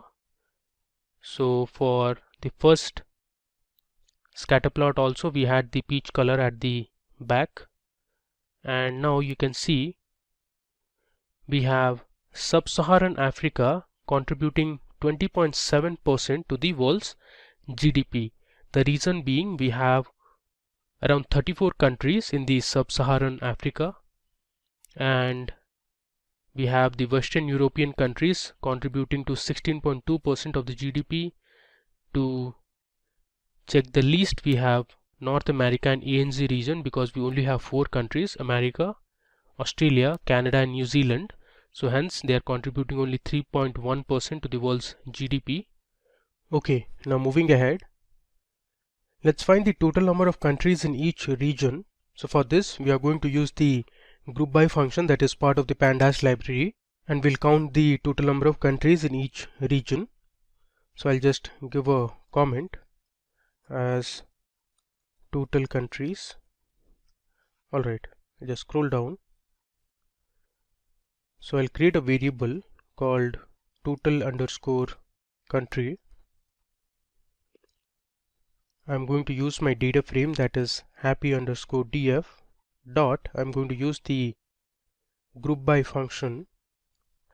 I'll group the values based on the region column. So within single quotes I'll say regional underscore indicator, and then I'm going to find the total count of country names. So I'm using the column country underscore name, and after that I'll just use dot count. Now let's go ahead and print my variable that is total underscore country. Alright, now let me hit shift enter. Okay, so here you can see, alright, so for Sub-Saharan Africa there are total 36 countries and not 34 as I mentioned earlier. So hence you can see, because it has the highest number of countries, it is contributing the most to the world's GDP, that is 20.7%. Then we have the least number of countries in North America and ANZ, that is only 4. We have 6 countries in East Asia, and then we have 20 countries in Latin America and Caribbean, 12 countries in Commonwealth of Independent States, then we have 17 countries in Central and Eastern Europe. Cool. Now I'm going to show you how to create a correlation map so that we can see the relationship that exists between each of the variables that are present in our dataset. I'll just run through the code and we'll see the output. Okay, so here I have my code written for the correlation map that I want to create. So first of all, I'm going to compute the correlation matrix. So I have used the CORR function, which stands for correlation, and the method I'm going to use is Pearson method. Now here I have a Wikipedia page opened for Pearson correlation coefficient. So this is a nice article where you can understand what the Pearson correlation is all about. And then I'm going to set up the matplotlib figures. So I have used the subplots function and I have given the figure size as 10,5, and after that we are going to draw the heat map with the mask. So I'm using the heat map function present in the Seaborn library, and then I have passed in my variable, that is COR, which essentially stands for correlation. And then I have used mask, which is a Boolean array, or it can be a data frame, and it is an optional parameter. If it is passed, the data will not be shown in cells where the mask is true, and the cells with missing values are automatically masked. After that, I have used the CMap parameter, which stands for color map, so you can customize the colors in your heat map.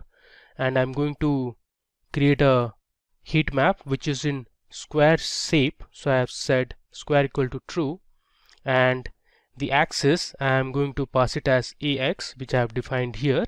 So this is the matplotlib axis and it is optional. So axis in which you want to draw the plot, otherwise you can use the current active axis. Now let me just go ahead and run this and we'll see the heat map. There you go. So if I scroll down, here we have the correlation matrix, and since I had given my CMap as blue, and here you can see it is mostly blue, and we have the scale here. Now I'll tell you how to read this correlation matrix. So wherever the cells are in blue or dark blue color, this means that the variables have very high correlation, and all these cells where you see light blue color or grayish and white color, this indicates that the variables have very low correlation. For example, there is very low or almost negative correlation between happiness score and perceptions of corruption. So obviously if the citizens of a country feel that there is a lot of corruption in the country, their happiness score would obviously be less or low. And if you see, there is also low correlation between happiness score and generosity. There is again low correlation between health life expectancy and perceptions of corruption.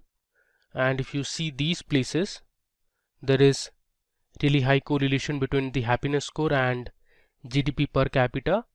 Again, for social support also there is very high correlation.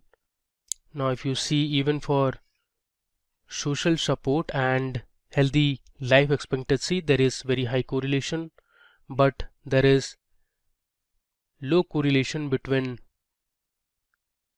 making life choices and generosity, and there is negative correlation between corruption and freedom of making life choices. You can see it is almost white color, which means it falls around this region, so negative correlation. Similarly, for logged GDP per capita and corruption, there is negative correlation. Alright. Okay, now we are going to visualize a bar plot that will tell us the corruption in different regions. So I'll just give a comment: corruption in regions. let me just scroll down. Okay, so I'll create a variable called corruption, which will be equal to my data frame, that is happy underscore df. Now first of all, I'm going to use the group by function to group all my regions. So I'll say regional underscore indicator, which is my column name present in the data set.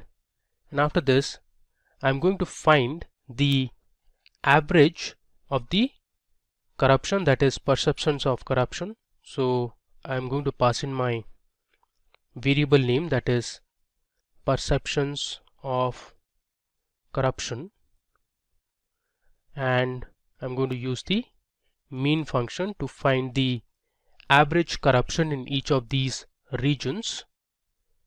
Now let me just go ahead and print my variable, that is corruption.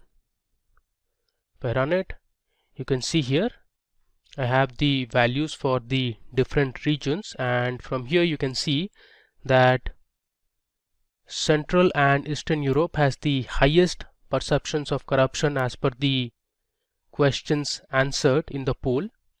And if you see the table, we have Western Europe and the North America region with the least perceptions of corruption.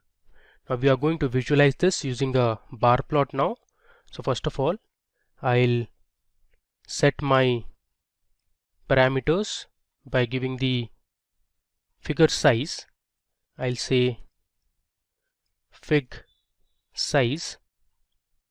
It's rather figure dot fig size. I'll just add figure here. Okay, and now let's say I'll assign it as 12,8. Now I'll give a title to my plot. So I'll say plt dot title, and my title of the plot is going to be perception of corruption in various regions. Alright, then I'm going to define my X label. So I'll say X label will be regions, and we'll set the font size of the X label to, let's say, 13, or let it be 15. Then we are going to set the Y label. In Y label, I'll have corruption index as the label name. Again, we are going to set the font size to 15. Now I'm going to use X ticks parameter, since I want to rotate the axis labels in the x-axis by 30 degrees. So I'll say rotation equal to 30, and I'll say HA, which stands for horizontal alignment, equal to right. Make sure this right should be within single quotes. And finally, I'll say plt dot bar, because I'm going to plot a bar graph. I'll say corruption dot index, comma, and then I'll say corruption dot perceptions of corruption, which is my column name. Alright, so I have my code ready for the bar plot. Now let me just go ahead and print the bar plot. Make sure everything is correct. I'll just hit shift enter. Okay, there is one mistake here. It says, okay, this should be X ticks and not X tick. Let me run it again. There you go. So if I scroll down, on the top you have the title, which is perception of corruption in various regions. On the x-axis you have the regions label, on the y-axis you have the corruption index. And if you see this, as per our table that we created, we have least corruption in North America and ANZ region. Then we have the next least corruption in Western Europe, but we have the highest corruption in Central and Eastern Europe as per their citizens' perception. Similarly, we have the second and third highest corruption in Latin America and Caribbean as well as South Asia. Cool. Now moving ahead, I'm going to show you how you can find the life expectancy of the top 10 happiest countries and bottom 10 happy countries. So for that I'm going to run you through the code and we'll see the visualization side by side. Okay, so I have my code written in these two cells. So first I'm going to find out the top 10 happiest countries, and then I'm going to find the bottom 10 happiest countries. So for that I'm using the head function and I have passed in 10 since I want the top 10 country names, and to get the bottom 10 countries as per their happiness score I am using the tail function. So let me just run it. So we have saved the result in two variables, top underscore 10 and bottom underscore 10, and to create the bar plots we are using two different codes. So here you can see I have set my figure size and axis, and then I have my X label as country name. After that I am setting my title of the bar plot to top 10 happiest countries life expectancy. I've used my X tick labels and I'm rotating it by 45 degrees, and I have my horizontal alignment as right. You can see it here. We have used the bar plot function. I have the x-axis as country name and y-axis as healthy life expectancy column, and I have set my axis. Then I am using the X labels and Y labels as country name and life expectancy. And similarly I have my bar plot for the bottom 10 least happy countries life expectancy. Let's just run it and we'll see the result. There you go. Now if I scroll down, you can see we have two different bar plots. The first one is for the 10 happiest countries, and then we have the bottom 10 least happy countries. So if you see, on an average, the top 10 happiest countries life expectancy is above 70 years. So if you are from one of these countries, you are expected to live for more than 70 years. Now if you check the bottom 10 least happy countries, you see here Lesotho has less than 50 life expectancy age, and most of them are less than 60 years. So if you are from one of the top 10 happiest countries, you are expected to live 10 years more than these countries that lie in the bottom 10 region. Cool. Now moving ahead. Alright, so now we are going to see the plot between freedom to make life choices and the happiness score. For this I am going to use a scatter plot. So I'll first define my figure size. So I'll say plt dot rcparams, which stands for parameters.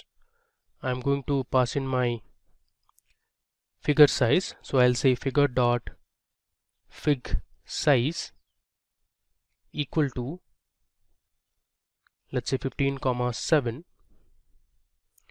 Then using the Seaborn library and the scatterplot function, we'll pass in the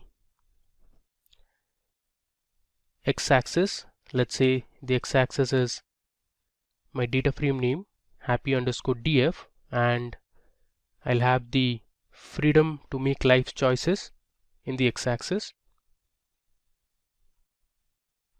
So the column name is freedom underscore to underscore make underscore life and choices. I'll give a comma and we'll pass in the y-axis. Again I'm going to use my data frame name dot, and I'll have the happiness score.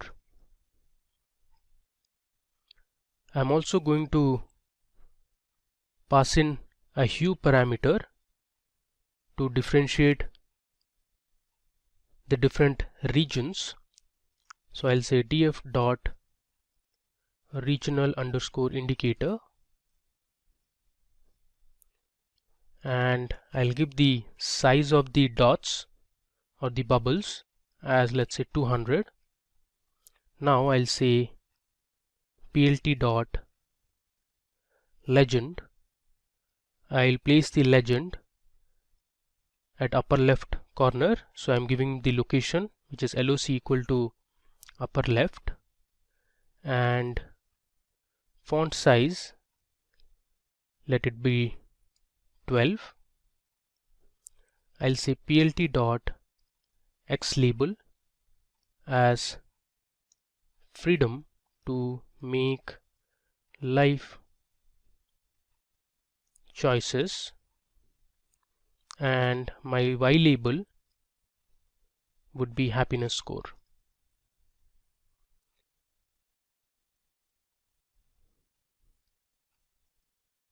Alright, now we have the code written for the scatter plot that I want to create. Let me just run it. There you go. So here we have the legend for the different regions, and we have the different colors for each of these regions. And you can see here I have on the x-axis freedom to make life choices, and on the y-axis we have the happiness score. So you can see it very clearly.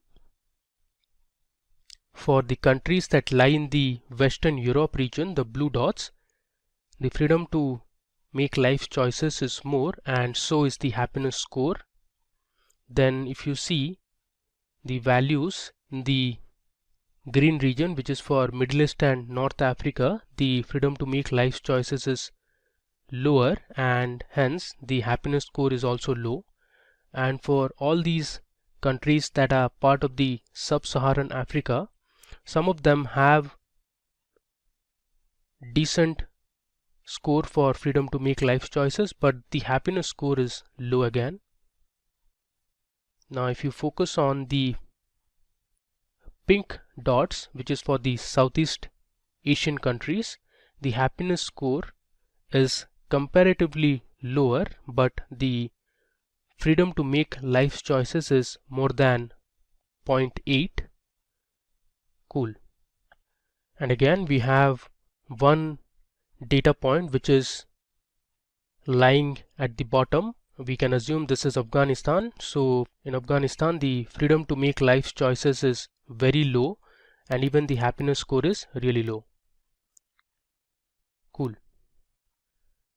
Now moving to our next analysis, we are going to see the top 10 most corrupt countries. So first I am going to sort the perceptions of corruption column and find out the top 10 countries in the list. So for that I'm going to create a variable called country. I'll have my data frame name, that is happy underscore df dot sort underscore values by, I'm going to sort by column that is perceptions of corruption dot head, and I want to find the top 10 most corrupt countries as per the poll. And then I'm going to pass in the figure size, so I'll say plt dot rc params, and then I'm going to set the figure size, so I'll say figure dot fig size. Make sure there is no spelling mistake. Let's say the figure size is 12,6. I'll pass in the title, so I'll say plt dot title. Let's say the title of my plot is going to be countries with most perception of corruption. After that, I'll say plt dot x label. In the x label, I'll have country and I'll set the font size to 13. Then I'll say plt dot y label. In y label, I'll have the corruption index. Next, I'll pass in the font size for the y label. Again, it is going to be 13. Now I'll say plt dot x ticks. I'm going to rotate it by 30 and I'll say horizontal alignment equal to right, and then I'll have my bar function or the bar plot function. So I'll say plt dot bar. I'm going to pass in country underscore name, and then we'll have my variable country dot the column name, that is perceptions of corruption.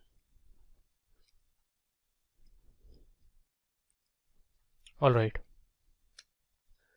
now if I run it, you can see here, so these are the countries with the least perceptions of corruption. So Singapore has the lowest corruption index, and then we have Rwanda, Denmark, Finland.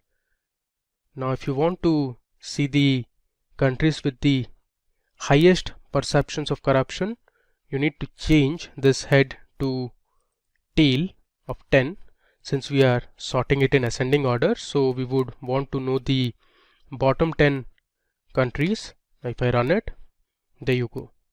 So these are the countries with the most perception of corruption. You have Slovakia, Lesotho, Kosovo, there's Ukraine, Afghanistan, Bulgaria, Romania and Croatia. All of these countries have a corruption index of more than 0.85. Cool. Now coming to the final section of this interesting video on happiness report data analysis for 2021, I want to visualize a scatter plot that will tell us how the corruption varies in terms of happiness score. So I'll just say a comment as corruption versus happiness. Okay, so first of all I'll set my figure size. So I'll say plt dot rc params. Within single quotes, I'll give the figure size as 15,7. Then I'm going to use the scatterplot function that is part of the Seaborn library. In the x-axis, I'll have my column that is corruption, or rather we'll have the happiness score in the x-axis. So I'll say happy underscore df dot column name, that is happiness score.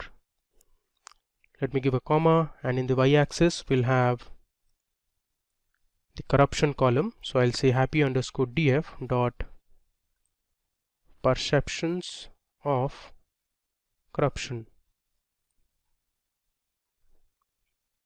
and then in hue we'll have the region, that is regional underscore indicator. So I'll say happy underscore df dot regional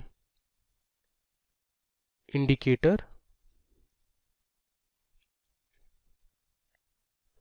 and I'm going to give the size of the dots. So I'll say s equal to 200.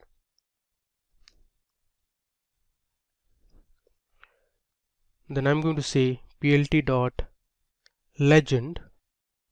I'm going to put it at lower left corner this time. So I'm giving my location as lower left. and the font size of the legend I want is 14.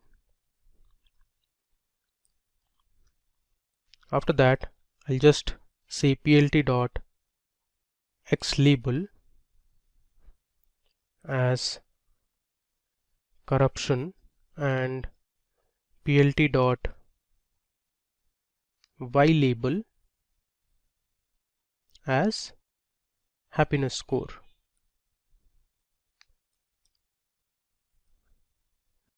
Now this should rather be the opposite, since in the x-axis we have taken happiness score. So we'll put the happiness score label in X and I'll have corruption in Y. Alright, so I have my scatterplot code ready. Let me just run it. There you go. So here you can see on the lower left I have the different regions, and on the x-axis I have the happiness score. On the y-axis I have the corruption index.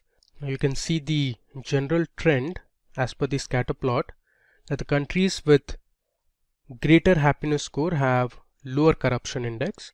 So you can see these countries which are from the Western European regions have highest happiness score and their corruption is also really low. So all these blue countries, you can name a few: Finland, we have Sweden, we have Belgium, France, Netherlands, lying in these regions. We also have a few countries from North America and ANZ, which are essentially Australia. Then we also have Canada, US and New Zealand. Okay, now if you focus on these green region, this region, now these are the countries from the sub-Saharan Africa, and most of the countries from these regions have a very low or less than 5 happiness score, but the corruption is also really high. You can see here they have almost more than 0.7 in the corruption index. Now you also have a country here which is from the Southeast Asia. We would like to give you a task. It would be really great if you can tell us in the comment section which country is this. It has more than 6 happiness score, but the corruption index is really low, which is less than 0.2. Now if you consider Middle East and North African regions, the darker green countries, here also if you see the happiness score is less than 5 and the corruption index is also high.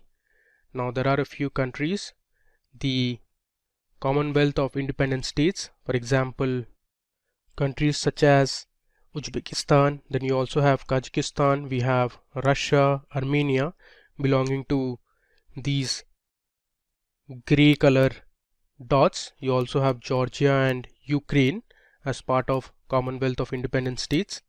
So here you see the corruption is below 0.6 for these countries and the happiness score is more than 5. Alright, so with that we have come to the end of this demo session on World Happiness Report 2021 data analysis using Python. Hello everyone, welcome to this exciting video on Olympics dataset analysis using Python by Simplilearn. This is going to be a very interesting and interactive session where I'll give you a brief about the history of Olympics and throw some light into the recently held Tokyo Olympics. But we'll focus more on using Olympics dataset that is available on Kaggle and perform some exploratory data analysis. You will understand how to use different functions in Python to analyze and extract meaningful information. During the course of our discussion, I'll be asking you a few general questions related to the Olympics. Try to answer them in the comment section of the video. So let's begin. The Olympics is one of the biggest sporting events on the planet. It is held every 4 years. The first modern Olympics took place in Athens, Greece in 1896. As per National Geographic, the original Olympics took place in 776 BC. So they began as part of an ancient Greek festival which celebrated Zeus, the Greek god of sky and weather. The rings in the Olympics logo represent the 5 continents: Europe, Africa, Asia, the Americas and Oceania. From 1924 to 1992, the Winter and the Summer Olympics took place in the same year, but now they alternate every 2 years. Before I move on, here is an interesting question for you. Only 2 people have ever won gold medals at both the Summer and the Winter Olympics. Who are those 2 people? Please share your answers in the comment section of the video. We would like to know from you.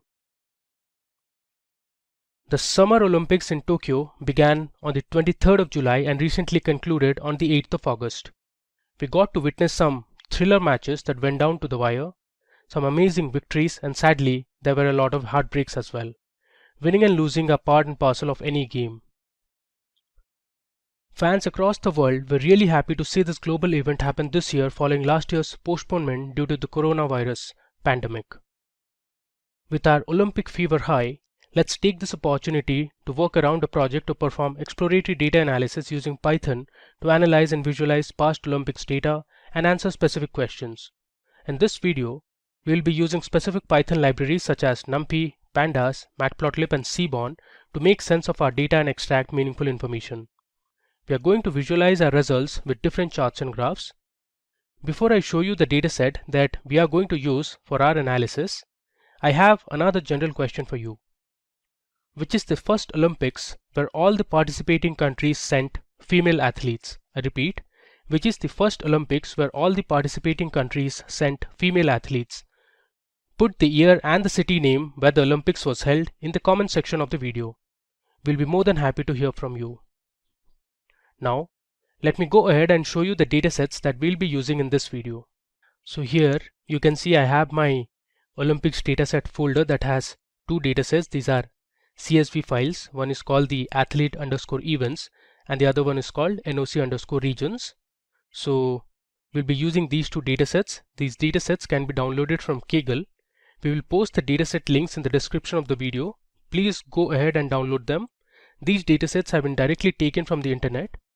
Now I'll show you the datasets.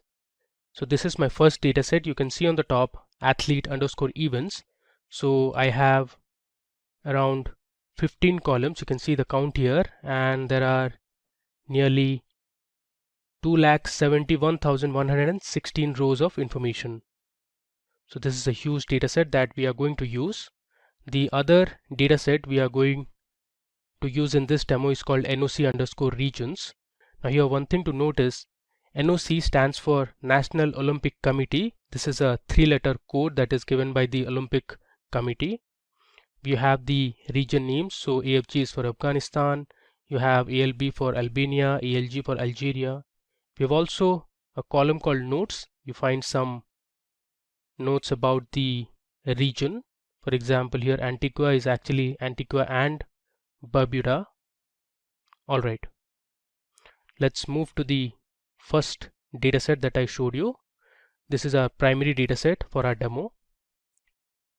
So these datasets have been directly taken from the internet and were not validated. So the results that you will see in the demo is purely based on the data that we have collected.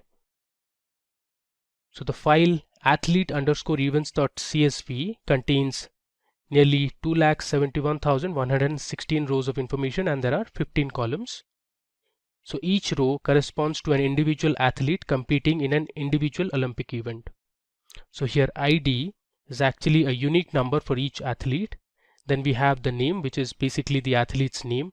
We have the sex or the gender, which is male or F for female.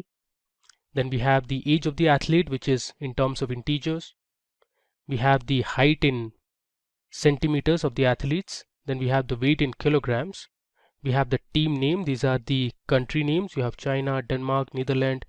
There are around 200 country names.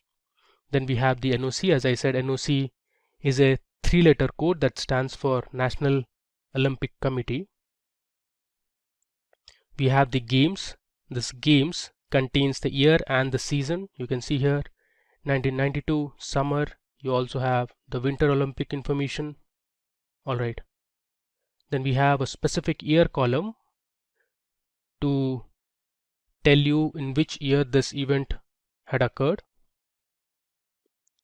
Now the year column is also an integer column. We have the season, so whether it was Summer Olympics or Winter Olympics. Then we have the city name. This is the host city. Then we have the sport name. You can see here we have basketball, judo, football, tug of war, speed skating. There are so many. Then we have another column called event, which is the complete event name. As you can see, the sport name is basketball, but the event name is basketball, men's basketball, to be very specific. Again, for speed skating, you have different categories like women's 1000 meters, 500 meters. All right. Now the final column is the medal column. So it has the information about the athlete, whether the athlete had won a medal, be it gold, silver, bronze, and NA means the athlete did not win any medals. So we'll use these two data sets. Now let's get started with the demo. We'll be using Jupyter Notebook for our analysis. So I'll take you to my Jupyter Notebook right away. I have opened it on Chrome. So this is my Jupyter Notebook that we are going to use. You can see here Olympics dataset analysis. I have already have a few cells that have been filled with some piece of code, and you can see there are some comments written as well. We are going to use this dataset. So let's get started. First and foremost, we'll import the datasets. So we are going to use NumPy, Pandas, Matplotlib, and Seaborn. Let me hit Shift Enter to import all the libraries. All right. Now the next thing is to load the datasets using Pandas read_CSV function. So I'll create a variable called athletes. I'll say equal to pd dot. I'll use the read_CSV function, and inside this function we'll give the location of the files. So I'll copy this location and here I'll paste. Make sure this is within quotations, and these are all /. I'll give another /, and after that I'll give the file name, that is athlete underscore events dot csv. I'll close the quotation. Let's run it. Okay. Similarly, we will load the second data set. I'll create another variable called regions. So it will have my data frame. I'll use the same function pd dot read_CSV. I'll just copy this file path till here. We'll paste it, and I'll give my second file name, which is noc_regions.csv. You can verify here. The first one is athlete_events. The second one is noc_regions. Okay, I'll close the quotation and we'll run it again. Okay, there seems to be some error. I think this is the regions. Cool. Now moving ahead, let's see the first few rows of both the datasets. I'll use the head function for that. I'll say athletes.head. So this will print the first 5 rows from my dataset athletes. You can see here from 0 to 4 you have 5 rows of information: the ID, name, sex or the gender, age, height, weight. If I go to the right, you have games, year, season, sport, event and medal. Now let's see the second dataset that we imported or loaded. I'll say regions.head. It says regions is not defined. Let me cross check it. Okay, I have taken it as region. Let's make it regions. Cool. Now let's run it. There you go. So these are the first 5 rows from our second data set. You have NOC, region and some notes. Alright. Now the next step is to combine both the data sets. So we'll join the data frames using the pandas merge function. Let me show you how to do it. So this is going to be a horizontal join. I'll create a variable called athletes underscore df. Then I'll use my first variable, which is athletes. I'll say dot merge, which is my function name. I'm going to merge the regions data frame. I'll use the how parameter. In how, I'll give my value as I want to do a left join, and my common column in both the data sets is actually NOC. So I'm going to use the NOC column as my common column to merge both the data sets. Now let's go ahead and print the merged data frame. I'll say athletes underscore df dot head. Let's run it. There you go. So if you see clearly, if I move to the right, you can see here we have added two more columns that were present in the second data set, which was regions. So we have regions and nodes added to my first data set, that is athletes underscore events. Cool. Now one thing to note here is, see, the column names are not consistent. If you see here, the rest of the columns start with a capital letter, but if you see the last two columns that we just added now start with a lowercase letter. So we'll use the rename function to make the column names consistent. But before that, let's see the shape of the data frame. So I'll print the shape of the data frame to know the total number of rows and columns. I'll say athletes. If I hit tab, you will see it will give me the prompt. I'll select athletes underscore df. I'll use the shape attribute. Let's run it and see the result. You can see here it gives me the total number of rows, so 2,71,116 rows, and earlier we had 15 columns in the first data set, and now that we have added two more columns, so the total number of columns becomes 17 now. Cool. So now it's time to make the column names consistent. So I'll show you how to do it. I'll say athletes underscore df dot, I'll use the rename function, and then I'll say columns equal to, I'll use curly braces, my first column, that is region. I want to change it to region, but the R should be capital now or uppercase. I'll give a comma and then say my second column, this should be region actually. My second column, that is notes, I want to change the first letter to uppercase, so I'll say capital N. The rest all remains same. I'll give a comma here and say in place equal to true. So it will change the column names and will reflect in this athletes underscore df data frame. Let's run it.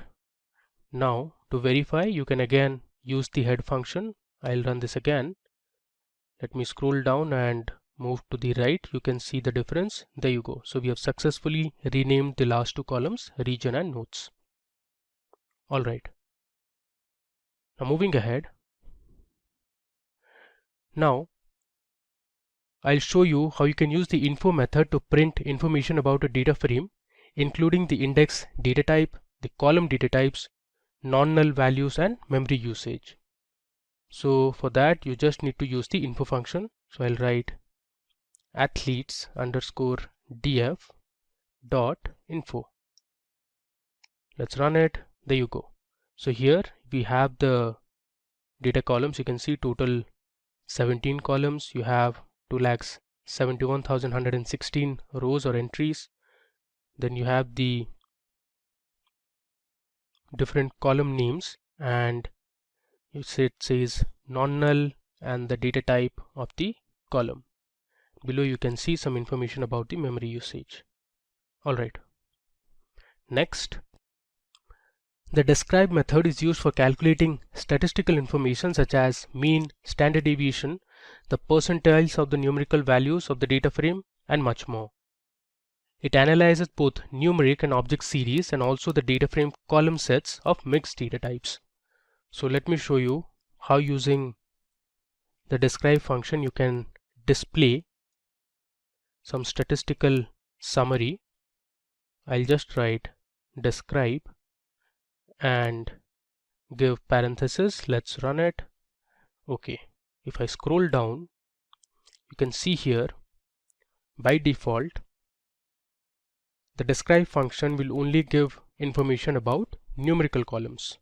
So here you can see we have the total count, the mean of each of these columns, you have the standard deviation, the minimum and maximum value, and then we have the 25th percentile, the 50th percentile, and the 75th percentile value of the columns ID, age, height, weight, and year. Alright. Now one thing to notice here is, if you see the year column, the minimum year is 1896. So this is when Olympics started, and until recently the Rio Olympics that was held in 2016. Alright. Now moving ahead. Now let's check if there are any null values present in the columns of the dataset. So first I am going to create a variable called nan values, give equal to, I'll say athletes underscore df, and the function to check is, I'll say is na.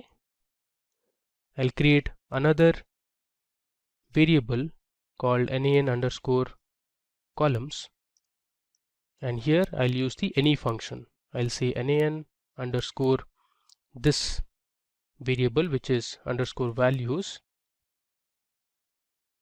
dot, I'll say any, and I'll print my nan columns variable. So this will display the result in terms of Boolean values. So if there are any null or nan or missing values in any of the columns, it will say true, otherwise it will say false. Let's display the result. There you go. So if you mark here clearly, so there are nearly 6 columns where we have missing values. You have age, height, weight, medal, region, and notes columns that have missing values, so hence it has given us true. The rest of the columns do not have any nan or missing values, hence they are false. Alright, let me scroll down. Now let's see the total number of null values for the above 6 columns.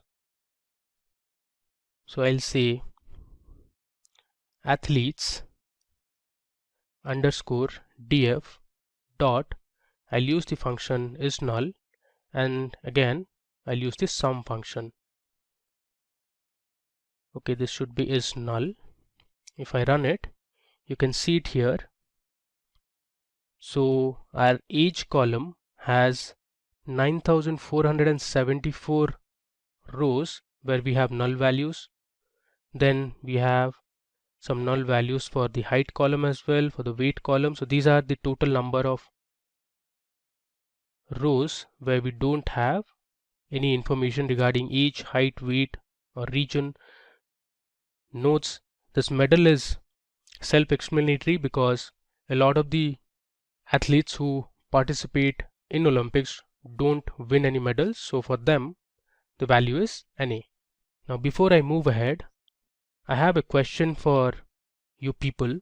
So the question is, I want you to print the column names containing null values or missing values in the form of a list. So please answer this question and put it in the comment section of the video. We would be happy to know your approach. So the question, I'll repeat it again. I want you people to print the column names containing null values or missing values in the form of a list. So basically on the top we saw there were 6 columns that had null values, I want you to print these 6 columns in the form of a list.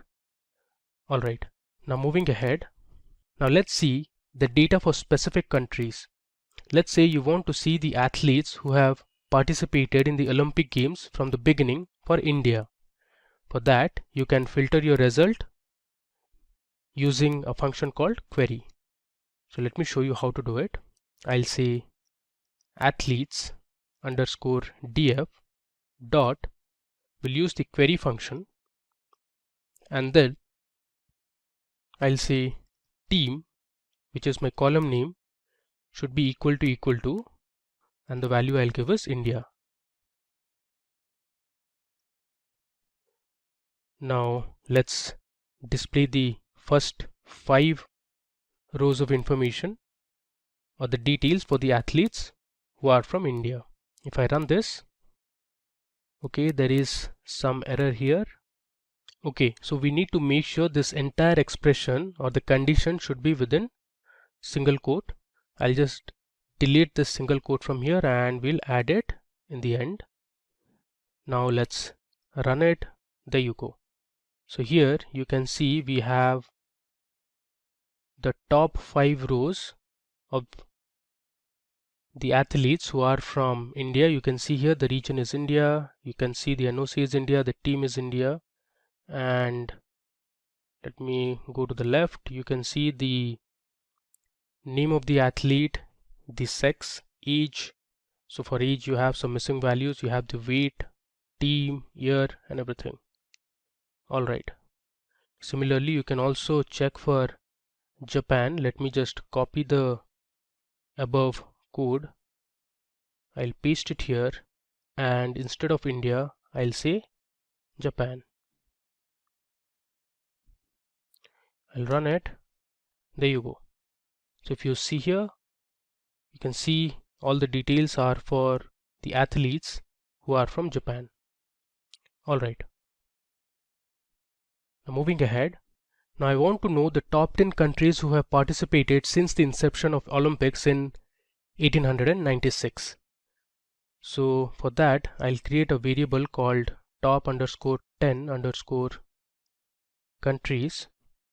I'll say equal to, I'll use my data frame, that is athletes underscore df. I'll say dot team, then I'll use the function value underscore counts. I'm going to sort my count in ascending order. Just mark the way in which I'm writing the functions. Any error in terms of syntax or the flow will throw you an error. I want to display the top 10 countries.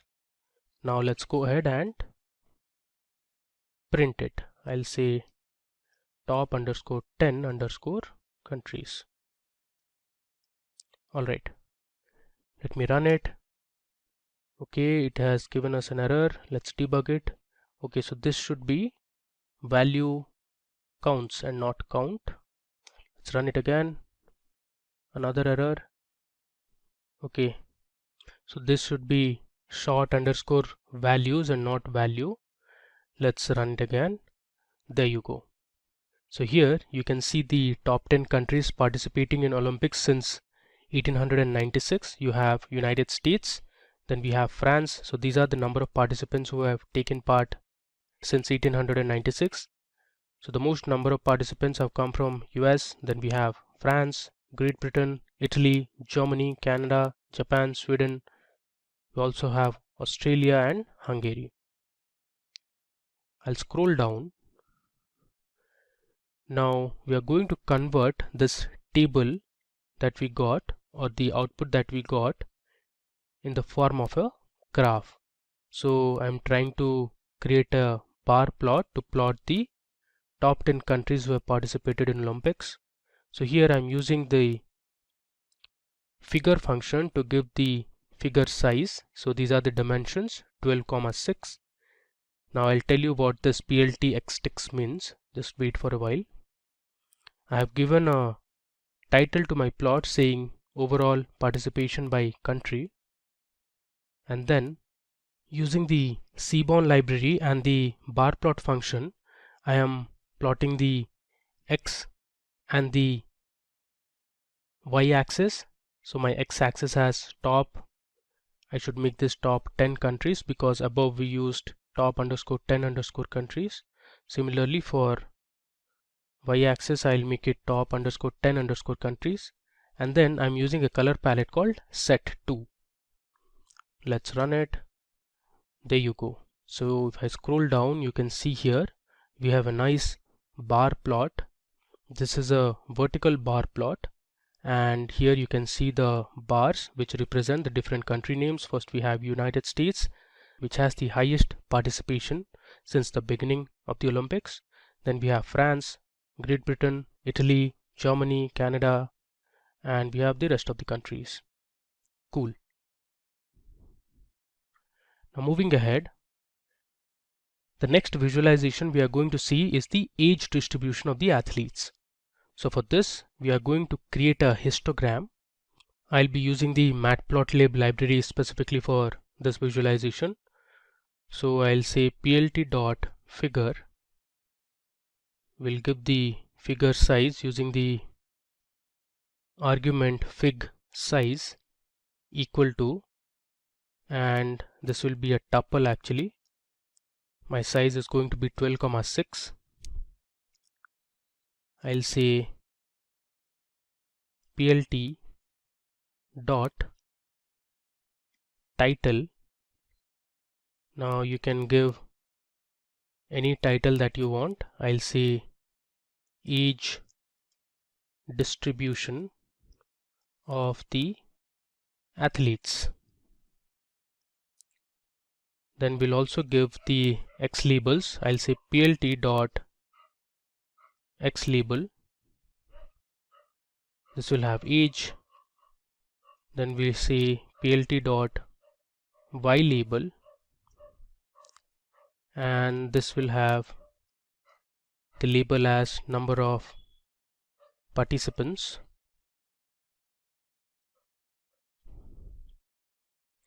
Next, I'm going to use the hist function, so I'll say plt.hist, and I'll pass in my data frame, that is athletes underscore df dot age, which is my column name, comma, I'm going to pass in the bins.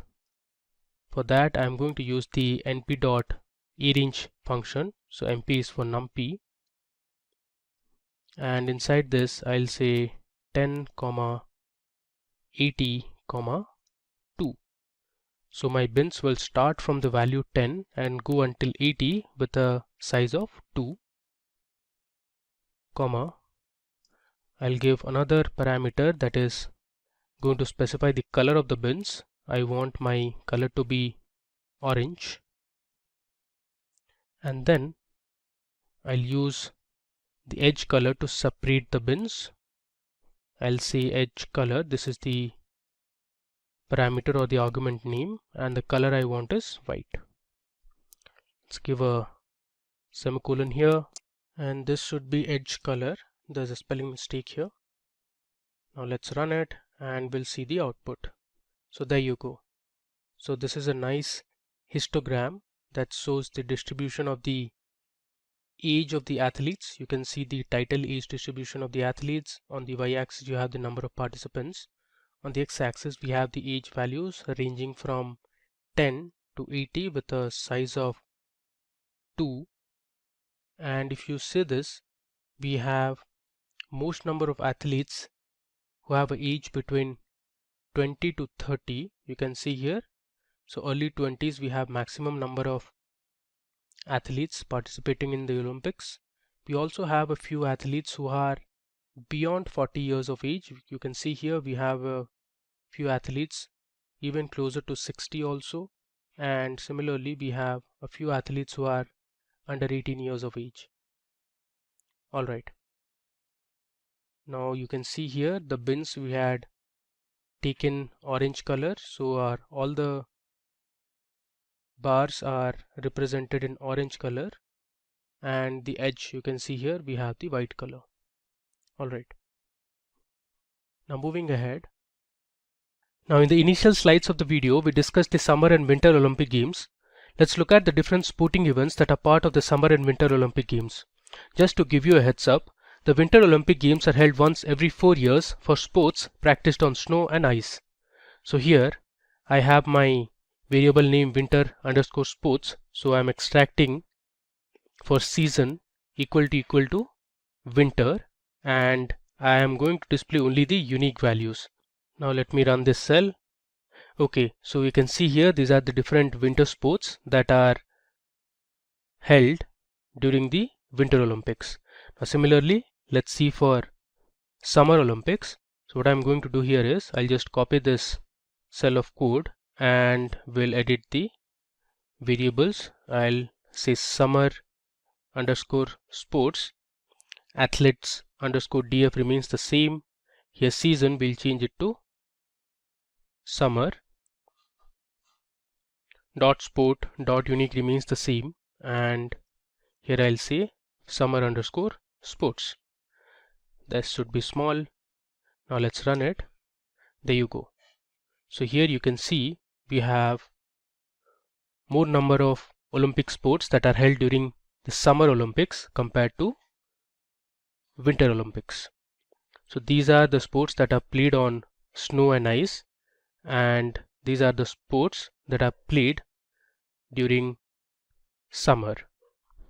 Moving ahead, now it's time to analyze the total number of male and female participants who have taken part in different games since 1896 till 2016 Rio Olympics. Alright, so I'll say gender underscore counts, which is my variable name. I'll use my data frame, that is athletes underscore df dot my variable name, that is sex, dot value underscore counts,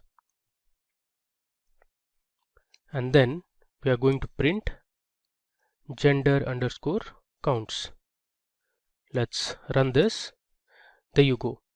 So since the inception of Olympics, we have more number of male participants than female participants. Now here in this current cell you can see we are trying to plot a pie chart for male and female athletes. So I have given my figure size, then I have my title as gender distribution. I'm using the matplotlib library and the pie function. I'm using the variable gender counts that we used here. Then I'm giving my labels as gender underscore counts dot index. Now I'm using this auto PCT. The auto PCT parameter enables you to display the percent value using Python string formatting. So this is my string formatting that I have used, and I'm initialized my start angle for the pie chart as 150 degrees, and I'm also giving shadow to my pie chart. So I have written shadow equal to true. Let's run it. Alright, so you can see here this is my pie chart that shows you the distribution of the male and female participation. So for male it is 72.5%, for female so far it is 27.5% as per the dataset that we have. We can change this start angle to, let's say, 180 degree, and it will change the pie chart to this direction. Cool. Now moving ahead, this time we are going to find the total number of medals that the athletes have won. So I'll use my data frame athletes underscore df dot, and then my column, that is medal, I'll say dot value underscore counts. Let's run it. There you go.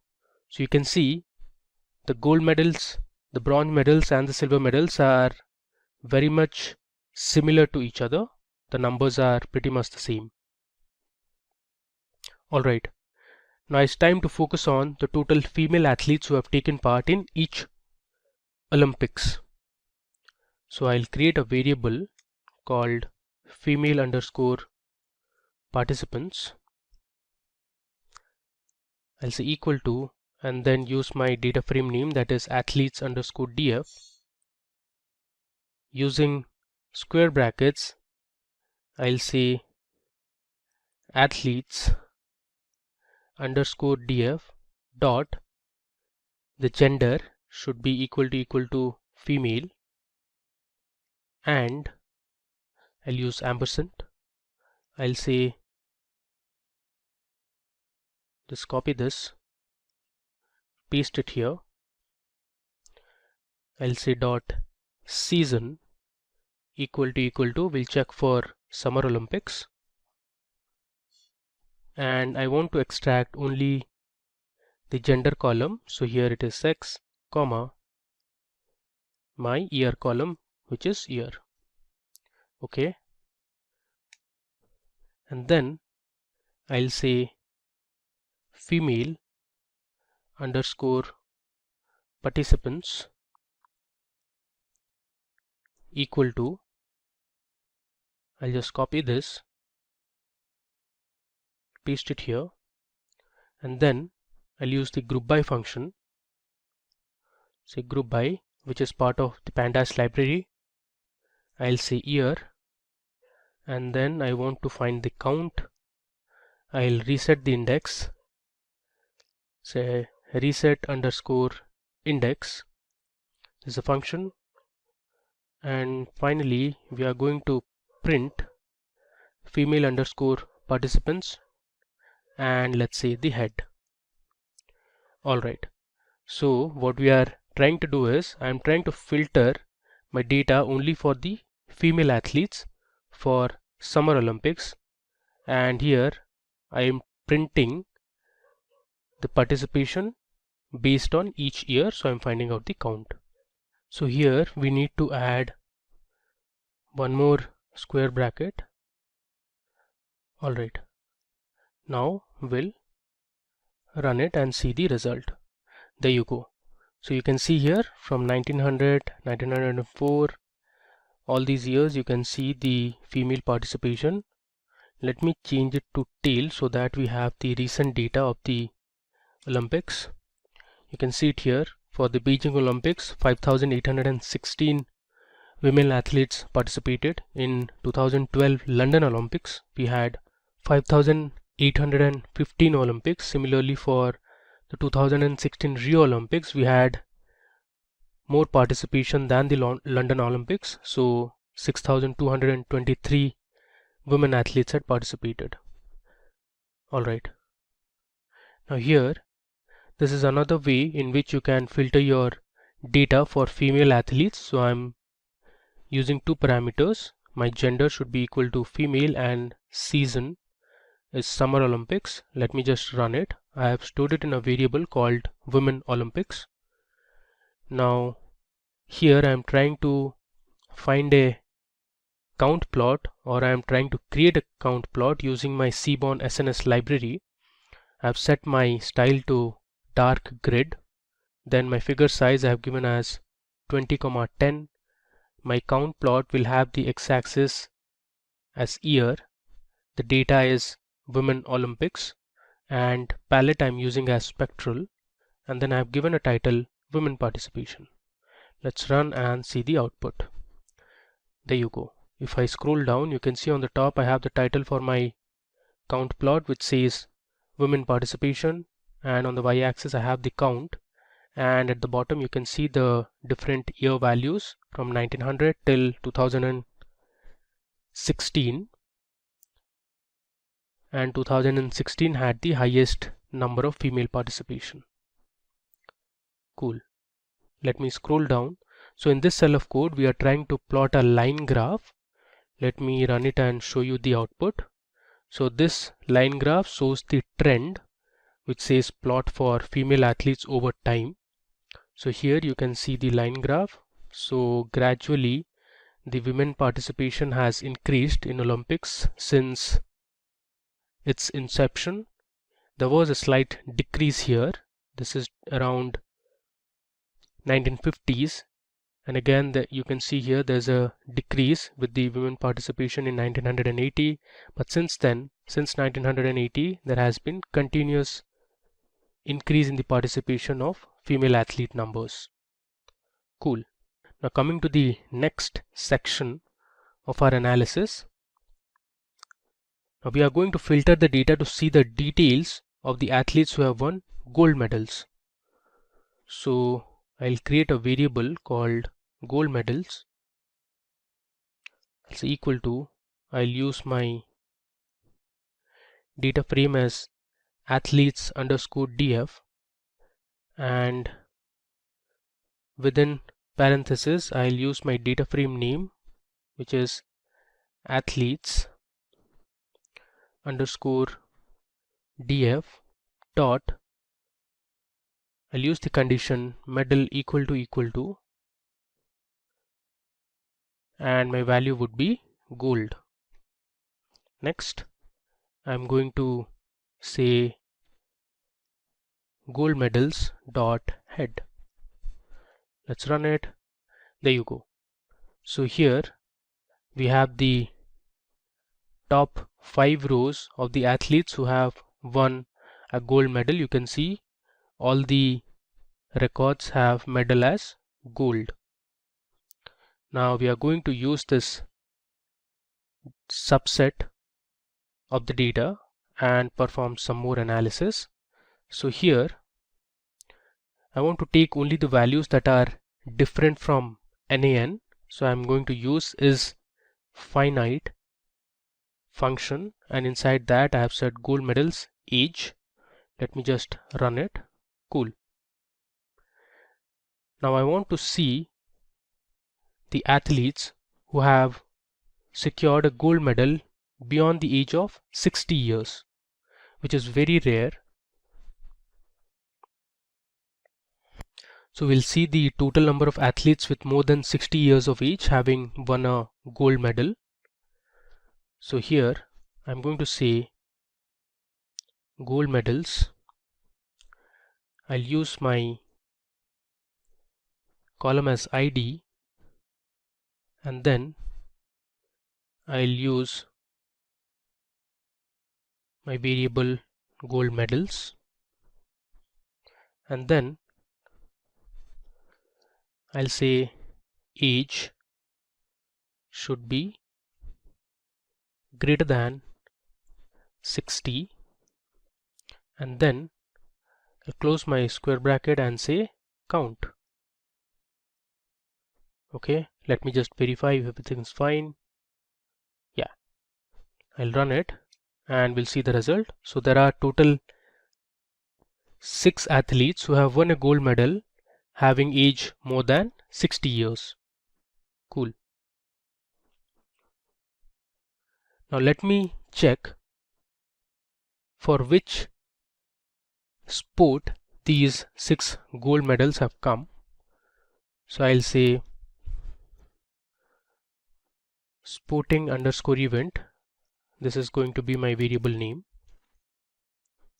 equal to, I'll use the same variable name gold medals. I'll going to choose my sport column, and then I'll give my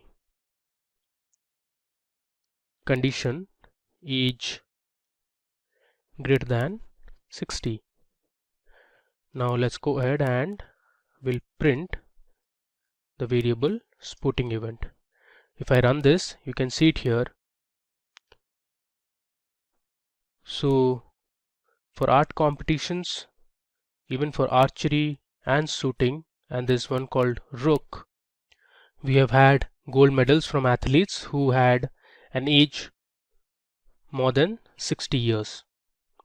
Now we are going to plot this result or the table that we achieved on the top. So I'll say plt dot figure.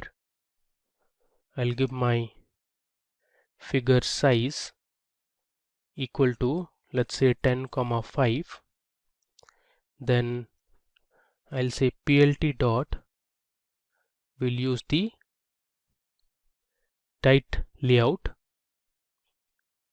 say tight underscore layout. Then I'm going to use the Seaborn library and create a count plot for my variable sporting underscore event. Then I'll say plt dot title. I'll give the title as gold medals for athletes over 60 years of age. Let's run it. And if I scroll down, you can see here we have a nice count plot. I have my title gold medals for athletes over 60 years. And since for archery we had 3 players who secured a gold medal having an age more than 60 years. You can see here archery is 3, art competition 1, rook is 1, and shooting we had 1 medal. Alright.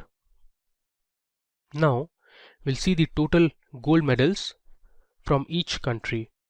So for that I'll say gold medals dot, we'll use the region column, and followed by that I'll use the value underscore counts function, and I'll reset the index with name equal to, I'll provide the medal column.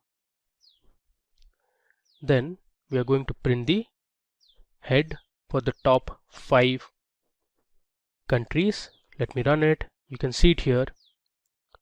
So USA has secured the most number of gold medals. Then we have Russia, Germany, UK, and then we have Italy.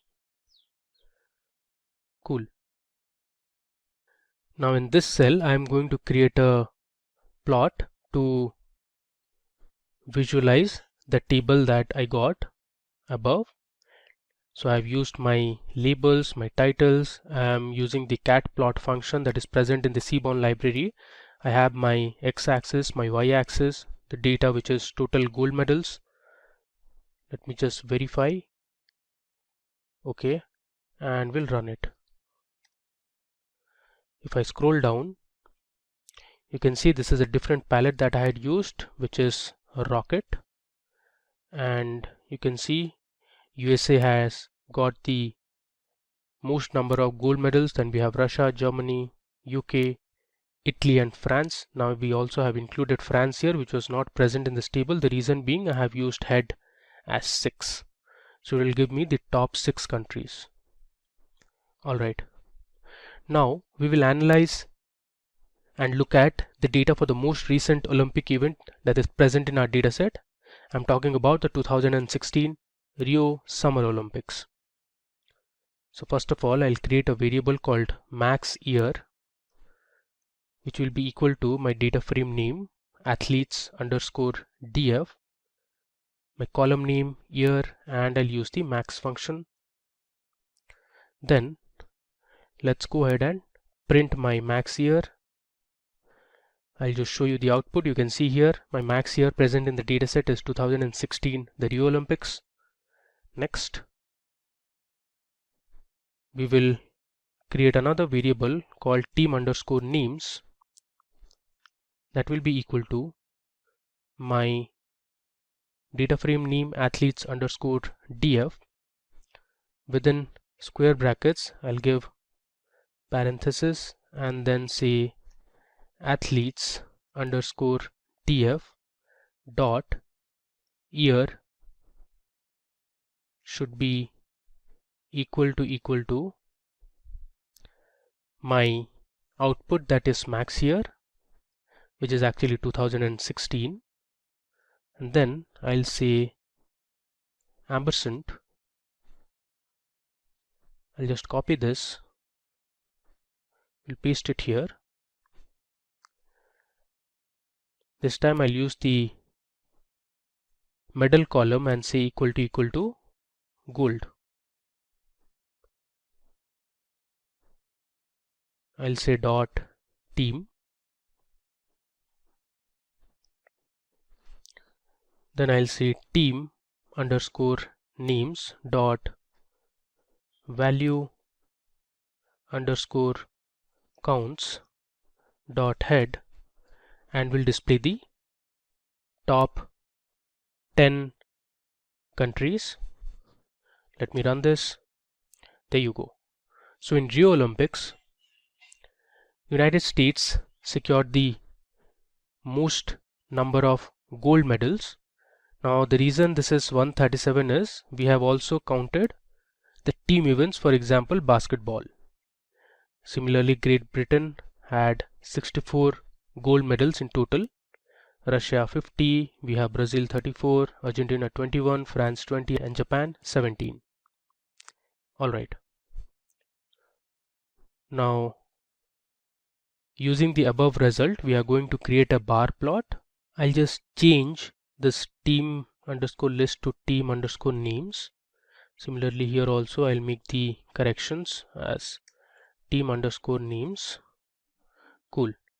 Now we'll run it, and you can see here we have a nice horizontal bar plot. So we have United States at the top, Great Britain, Russia, Germany, China, Brazil. So here I am displaying the top 20 nations since I have used head as 20. So these are the top 20 nations who secured the most number of gold medals in the Rio Olympics. Alright. Now in the final section of this video, we will create a scatter plot to visualize the height and weight of male and female athletes who have won a medal. Now it can be a gold medal, a silver medal, or a bronze medal. But before that, we need to filter the data only for athletes who have won a medal. Now if you had noticed here, our medals column also had a few null values, so we are not going to consider those null values here. We are only going to consider for the athletes who have won a medal. So for that, I'll create a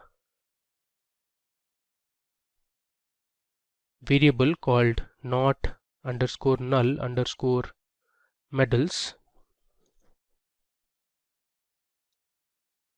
equal to, I'll say athletes underscore df, then I'll give my,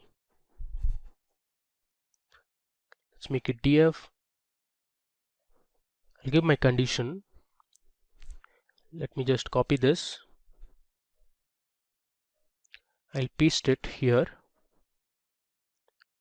and then I'll give my condition height and use the not null function, and then I'll say ampersand,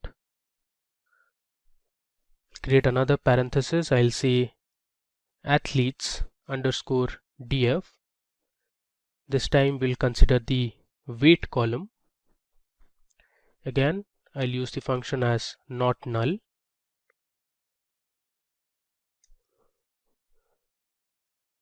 and I'll close the parenthesis. Okay, I had missed one s here. Cool. Let me just run it now. Alright. Now we are going to create our final plot. I'll say plt.figure. I'll give my figure size equal to, I'll say 12, 10. I'll say axis equal to SNS dot. We'll be creating a scatter plot to plot the height and weight of the athletes who have won a medal. I'll say scatter plot. In my x-axis I'll have height, comma. In my y-axis I'll have weight, comma. My data should be not underscore null underscore medals. So this is what we created here, not underscore null underscore medals, comma. I'll use hue equal to my sex column. Cool. Finally, I'll say plt dot, I'll give a title to my plot saying height versus weight of Olympic medalists. Cool. Now let's see our scatter plot. This might take some time to give the result because there are so many athletes present in a dataset who have won a medal, and also we are filtering in terms of hue, which is for male and female. There you go. So if I scroll down, you can see here we have a nice scatter plot. On the top we have the title of the plot saying height versus weight of Olympic medalists. You can see our age as the hue. So blue points are for the male athletes and orange points are for the female athletes. And on the y-axis we have the weight in terms of kilograms, and you have the height in terms of centimeters. Cool. So that brings us to the end of this demo session on Olympics dataset analysis. So we used two datasets to carry out this exploratory data analysis, and we created some visualizations to analyze and visualize the data. Alright. Want to be a certified data expert? Then here we have postgraduate program in data analytics by Simplilearn. Take a glance at the notable features and skills offered in this course. You will benefit from exclusive IBM hackathons and Ask Me Anything sessions, 8 times more interaction in live online classes with industry experts, capstone projects across 3 domains, and over 14 data analytics projects using real data sets from Google Play Store, Lyft, World Bank, and more. Masterclasses from Purdue faculty and IBM experts, along with Simplilearn's Job Assist for better job prospects. Acquire skills in data analytics, statistical analysis using Excel, data analysis using Python and R, and data visualization using Tableau and Power BI. Enroll now using the course link in the description box. Do you know what's common between international tech giants like Meta, Google, and a small-sized D2C startup that is running from Jakarta? Is it the product, their services, or their work culture? Not really. The biggest common denominator between all tech companies globally today is data and AI. The overarching need of utilizing data for decision making and implementing the almost necessary capabilities of AI in a product or service has become the demand of the hour. All things considered, wouldn't it be amazing if you can utilize AI to perform some of the most complex processing and analytics tasks on data? I think your answer would be yes. With that being said, hello everyone and welcome to this extremely important video in data analytics using AI. In this video, we will discuss how you can utilize AI for performing data analytics, which is the very first skill you must learn to make a career in the field of data analytics, business analytics, and even becoming a data scientist. But before we begin with that, make sure to subscribe to our channel and hit the bell icon for regular updates. The fear is in the air, whether it's marketing, automating, building, driving, medical practice, or anything you name. AI can do it. Coming into data analytics, which is believed to be one of the promising career options. AI is getting integrated and it is leveraging analytics by enhancing and revolutionizing the way data is analyzed, interpreted, and used to derive meaningful insights. Here are some key ways in which AI is leveraging analytics. Number 1. Data processing and preparation. AI algorithms automate and streamline data processing tasks, including data cleaning, data integration, and data transformation. This enables faster and more efficient data preparation, ensuring that high-quality data is available for analysis. The next is pattern recognition and anomaly detection. AI-powered analytics systems excel at recognizing complex patterns in large datasets. Machine learning algorithms can identify hidden patterns, trends, and relationships that may not be apparent to human analysts. Additionally, AI algorithms can detect anomalies or outliers in data, helping to identify potential issues or fraudulent activities. And the next is predictive analytics. AI techniques such as predictive modeling and forecasting enable organizations to make accurate predictions about future events or outcomes based on historical data. By leveraging AI algorithms, business can anticipate customer behavior, demand trends, market changes, and more, allowing for proactive decision making.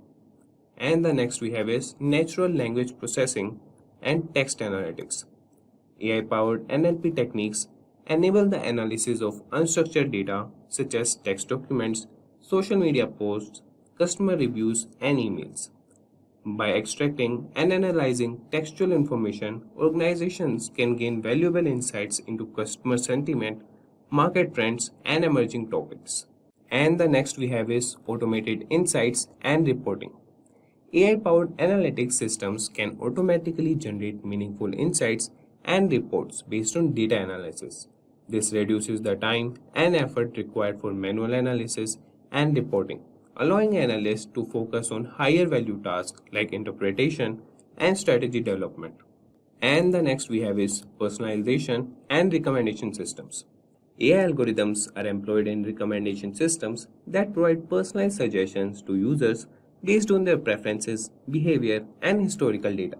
This is particularly prevalent in e-commerce, streaming services, and content platforms, where AI-driven recommendations enhance user experiences and drive customer engagement.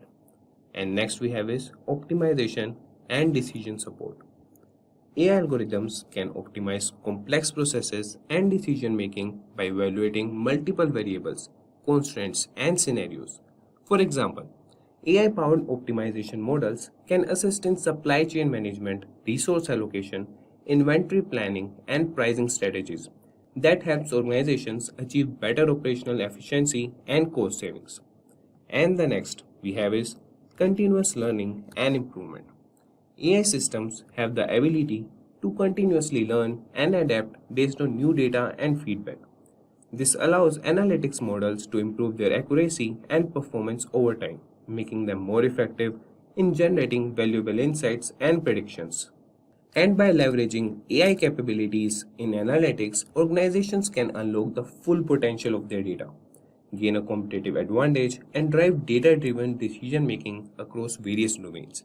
The synergy between AI and analytics is revolutionizing how businesses extract insights from data, leading to transformative outcomes and innovations.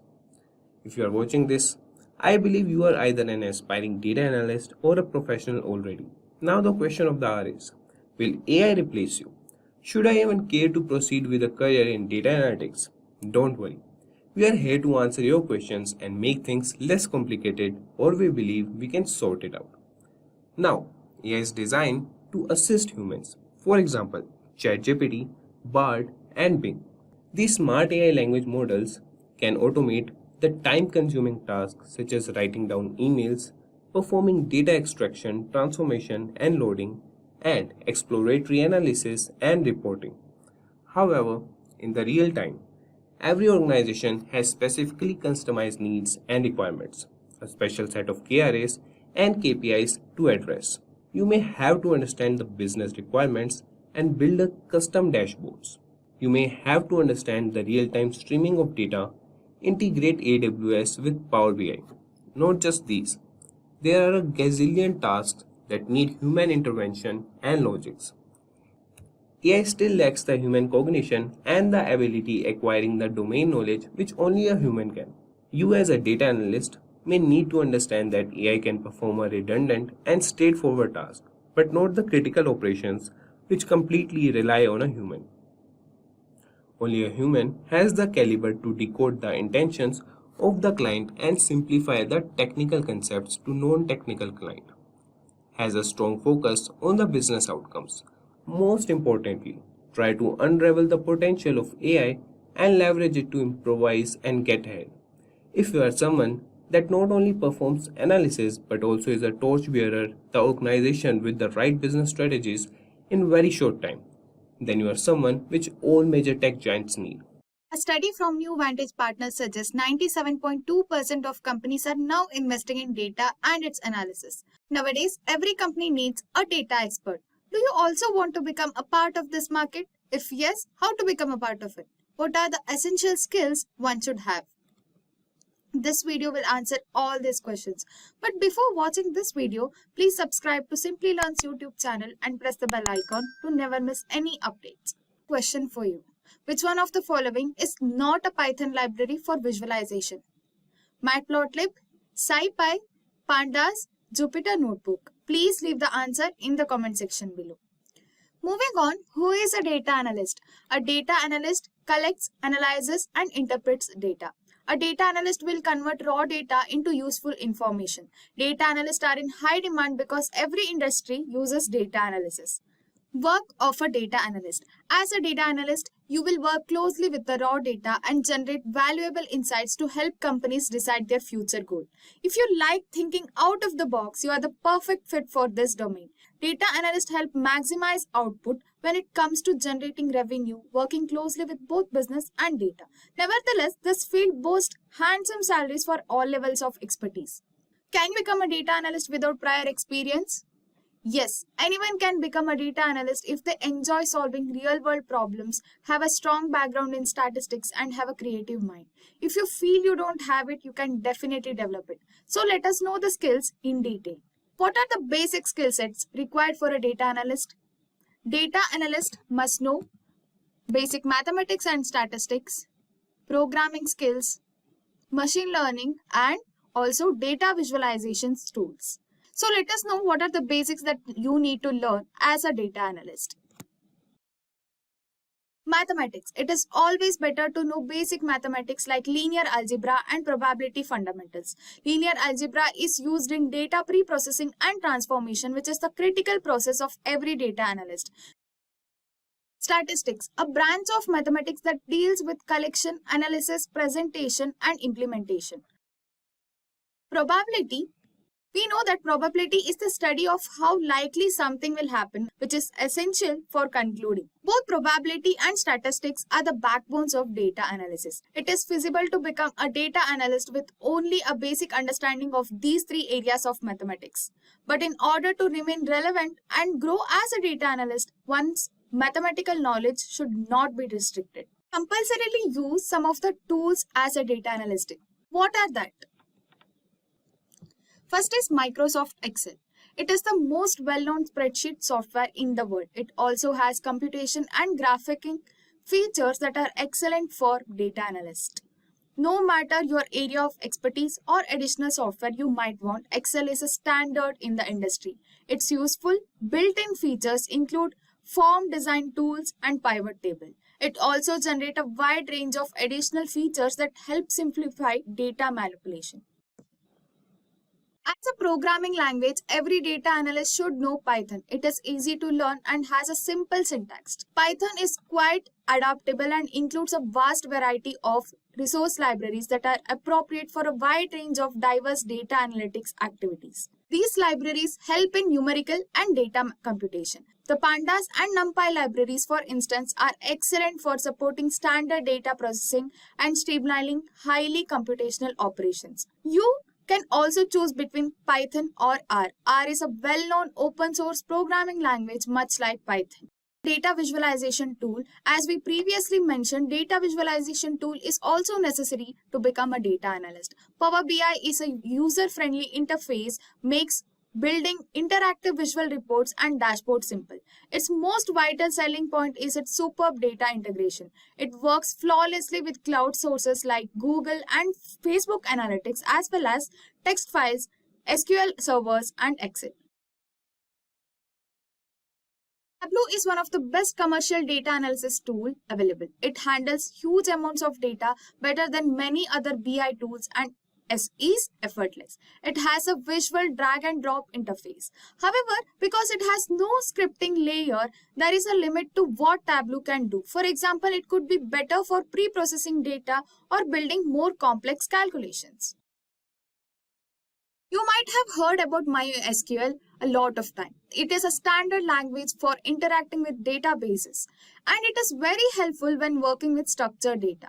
SQL creates user-friendly dashboards that may present in various data ways since it is so simple to send complex commands to databases and change data in seconds. It has commands like add, edit, delete data. In addition, SQL is an excellent tool for creating data warehouses because of its simplicity, clarity, and interactivity.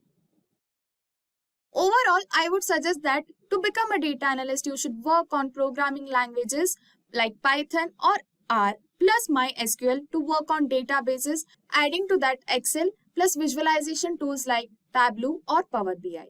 You now know what are the skills are and how it is used. What are you up to in an organization as a data analyst? To create and evaluate the report using automated tools like Tableau or Power BI. To troubleshoot the reporting database environment and reports. Data analyst, you will use statistical method to analyze data sets and spot any valuable trends that may develop over time. Evaluate companies' functional and non-functional requirements. Data analyst assess data warehousing in inspecting and reporting needs. These are all the responsibility of a data analyst in an organization. Coming to companies hiring a data analyst. IBM, Accenture, Capgemini, TCS, Facebook, Amazon, Flipkart, Meta. These are the top companies hiring a data analyst. But data suggests that every small and medium-sized company needs a data analyst. Therefore, demand of a data analyst is in every company. So, there is no need to worry. Job and salary of a data analyst. This is the final part. The salary of a data analyst is high all over the world. When it comes to the USA, the average salary for a data analyst as a beginner is going as high as $70,000 plus per annum. For experienced professional, it is going as high as $120,000 per annum. In India, for a fresher, it is going as high as 8 lakh per annum, and for experienced professionals, it is 20 lakh plus per annum. Such is the demand for data analyst. Now that we have covered every important skill, it's time for you to start working on it. Hello and welcome to Data Analytics Interview Questions. My name is Richard Kirshner with the Simplilearn team. That's www.simplilearn.com. Get certified, get ahead. Today we're going to jump into some common questions you might see on NumPy arrays and pandas data frames in the Python, along with some Excel, Tableau, and SQL. Let's start with our first question. What is the difference between data mining and data profiling? It's real important to note that data mining is a process of finding relevant information which has not been found before. It is a way in which raw data is turned into valuable information. You can think of this as anything from the sales stats and from their SQL server all the way to web scraping and Census Bureau information. Where the heck do you mine it from? Where do you get all this data and information? Then we look at data profiling is usually done to assess a data set for its uniqueness, consistency, and logic. It cannot identify incorrect or inaccurate data values. So if somebody has a statistical analysis on one side and they're doing you might the wrong data to then program your data setup. So you got to be aware of that. When you're talking about data mining, you need to look at the integrity of what you're bringing in, where it's coming from. Data profiling is looking at it and saying, hey, how is this going to work? What's the logic? What's the consistency? Is it related to what I'm working with? Find the term data wrangling and data analytics. Data wrangling is a process of cleaning, structuring, and enriching the raw data into a desired usable format for better decision making. And you can see a nice chart here with our discover it. We structure the data how we want it. We clean it up, get rid of all those null values. We enrich it, so we might take and reformat some of the settings. Instead of having 5 different terms for height of somebody, in American, English, or whatever, we clean some of that up, and we might do a calculation and bring some of them together. And validate. I was just talking about that in the last one. You need to validate your data. Make sure you have a solid data source. And then, of course, it goes into the analysis. Very important to notice here in data wrangling, 80% of data analytics is usually in this whole part of wrangling the data, getting it to fit correctly. And don't confuse that with data cooking, which is actually when you're going into neural networks, cooking the data so it's all between 0 and 1 values. What are common problems that data analysts encounter during analysis? Handling duplicate and missing values. collecting the meaningful right data the right time, making data secure and dealing with compliance issues, handling data purging and storage problems. Again, we're talking about data wrangling here. 80% of most jobs are in wrangling that data and getting it in the right format and making sure it's good data to use. Number 4, what are the various steps involved in any analytics project? Understand the problem. We might spend 80% doing wrangling, but you better be ready to understand the problem, because if you can't, you're going to spend all your time in the wrong direction. This is probably the most important part of the process. Everything after it falls in, and then you can come back to it. 2, data collection, data cleaning. Number 3, 4, data exploration analysis, and 5, interpret the results. Number 5 is a close second for being the most important. If you can't interpret what you bring to the table to your clients, you're in trouble. So when this question comes up, you probably want to focus on those 2, noting that the rest of it does, 80% of the work is in 2, 3, and 4, while 1 and 5 are the most important parts. Which technical tools have you used for analysis and presentation purposes?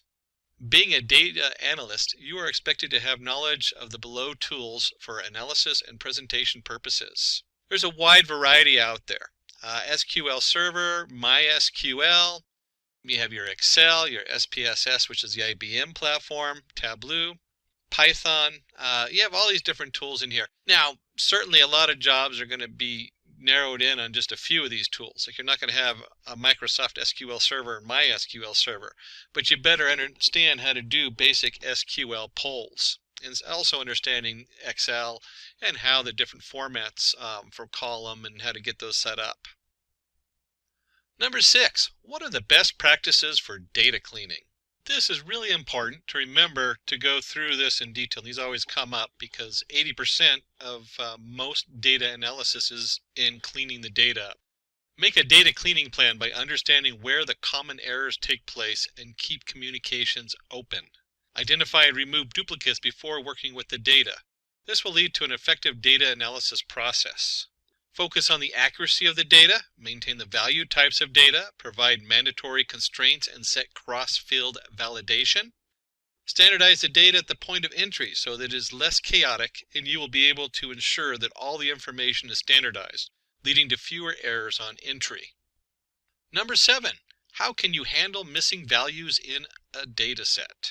Listwise deletion. In listwise deletion method, entire record is excluded from analysis if any single value is missing. Sometimes we're talking about records. Remember, this could be a single line in a database. So if you have your SQL comes back and you have 15 different columns, every one of those that has a missing value, you might just drop it just to make it easy because you already have enough data to do the processing. Average imputation. Use the average value of the responses from the other participants to fill in the missing value. This is really useful, and they'll ask you why these are useful, I guarantee it.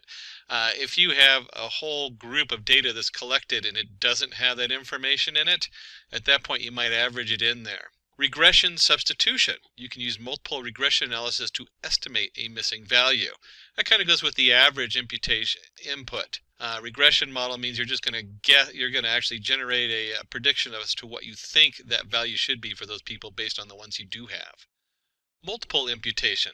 So when we talk about multiple inputs, it creates plausible values based on the correlations for the missing data, and then average the simulated data sets by incorporating random errors in your predictions.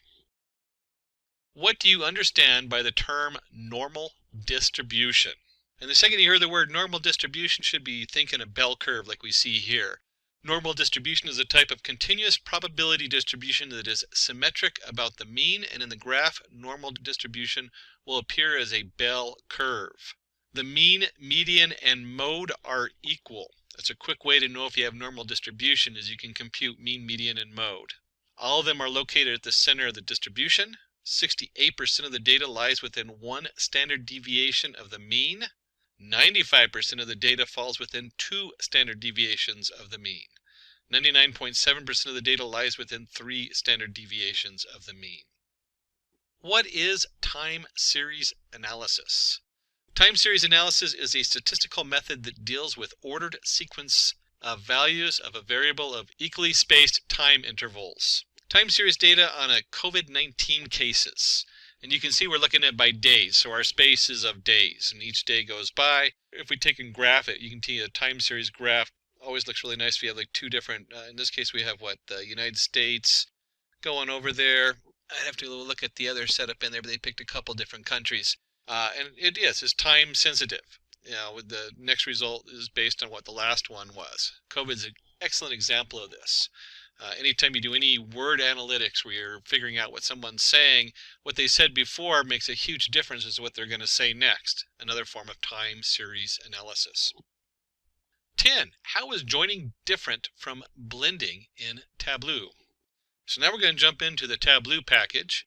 Data joining. Data joining can only be done when the data comes from the same source.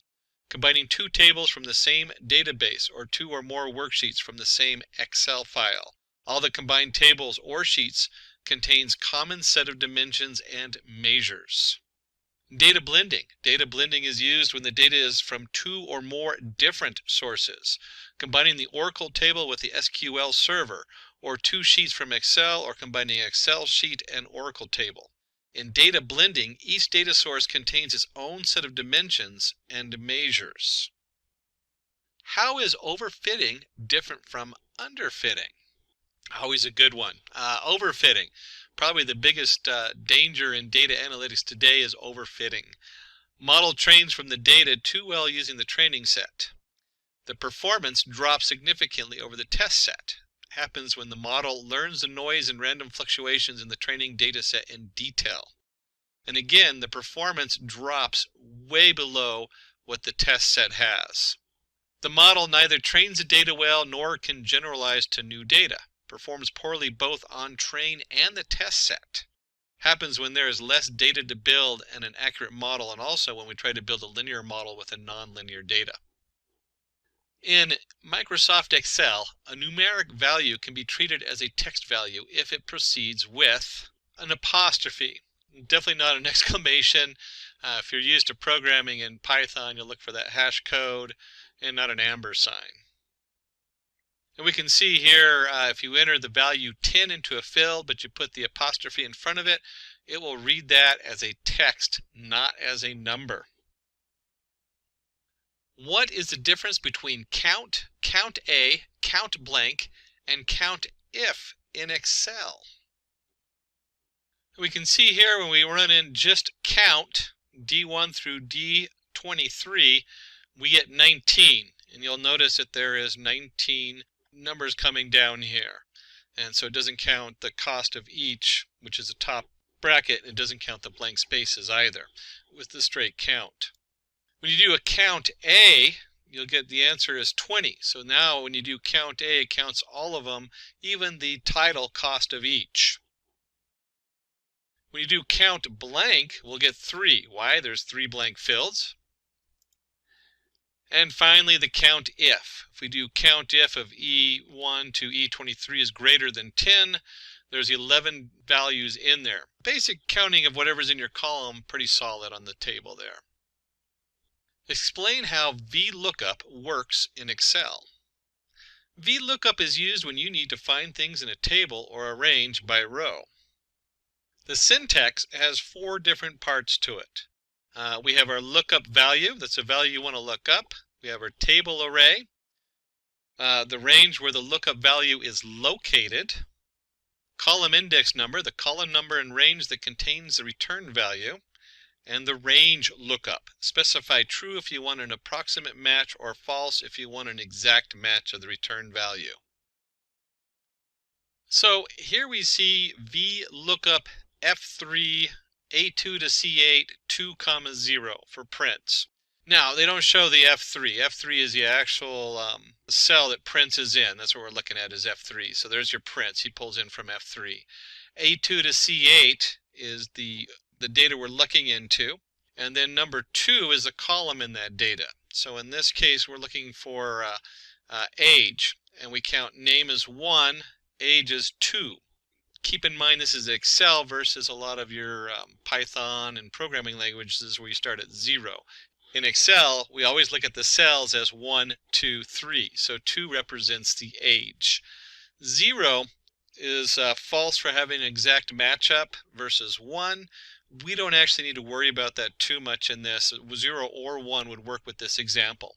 And you can see with the Angela lookup, again, her name would be in the F column number 4. That's what the F4 stands for, is where they pulled Angela from. And then you have A1 to C8, and then we're looking at number 3. So number 3 is height, name being 1, age 2, and then height 3. And you'll see here it pulls in her height 5.8. So we're going to jump over to SQL. How do you subset or filter data in SQL? To subset or filter data in SQL, we use where and having clause. And you can see we have a nice table on the left where we have the title, the director, the year, the duration. We want to filter the table for movies that were directed by Brad Bird. Why? Just because we want to know what Brad Bird did. So we're going to do select star. You should know that the star refers to all. In this case, what are we going to return? We're going to return all title, directory, year, and duration. That's what we mean by all. From movies, movies being our table, where director equals Brad Bird. And you can see he comes back and he did The Incredible and Ratatouille. To subset or filter data SQL, we can also use the where and having clause. So we're going to take a closer look at the different ways we can filter it here. Filter the table for directors whose movies have an average duration greater than 115 minutes.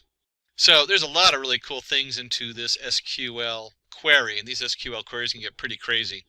Select director sum duration as total duration, average duration as average duration from movies, group by director having average duration greater than 115. So again, what are we going to return? We're going to return whatever we put in our select, which in this case is director. We're going to have total duration, and that's going to be the sum of the duration.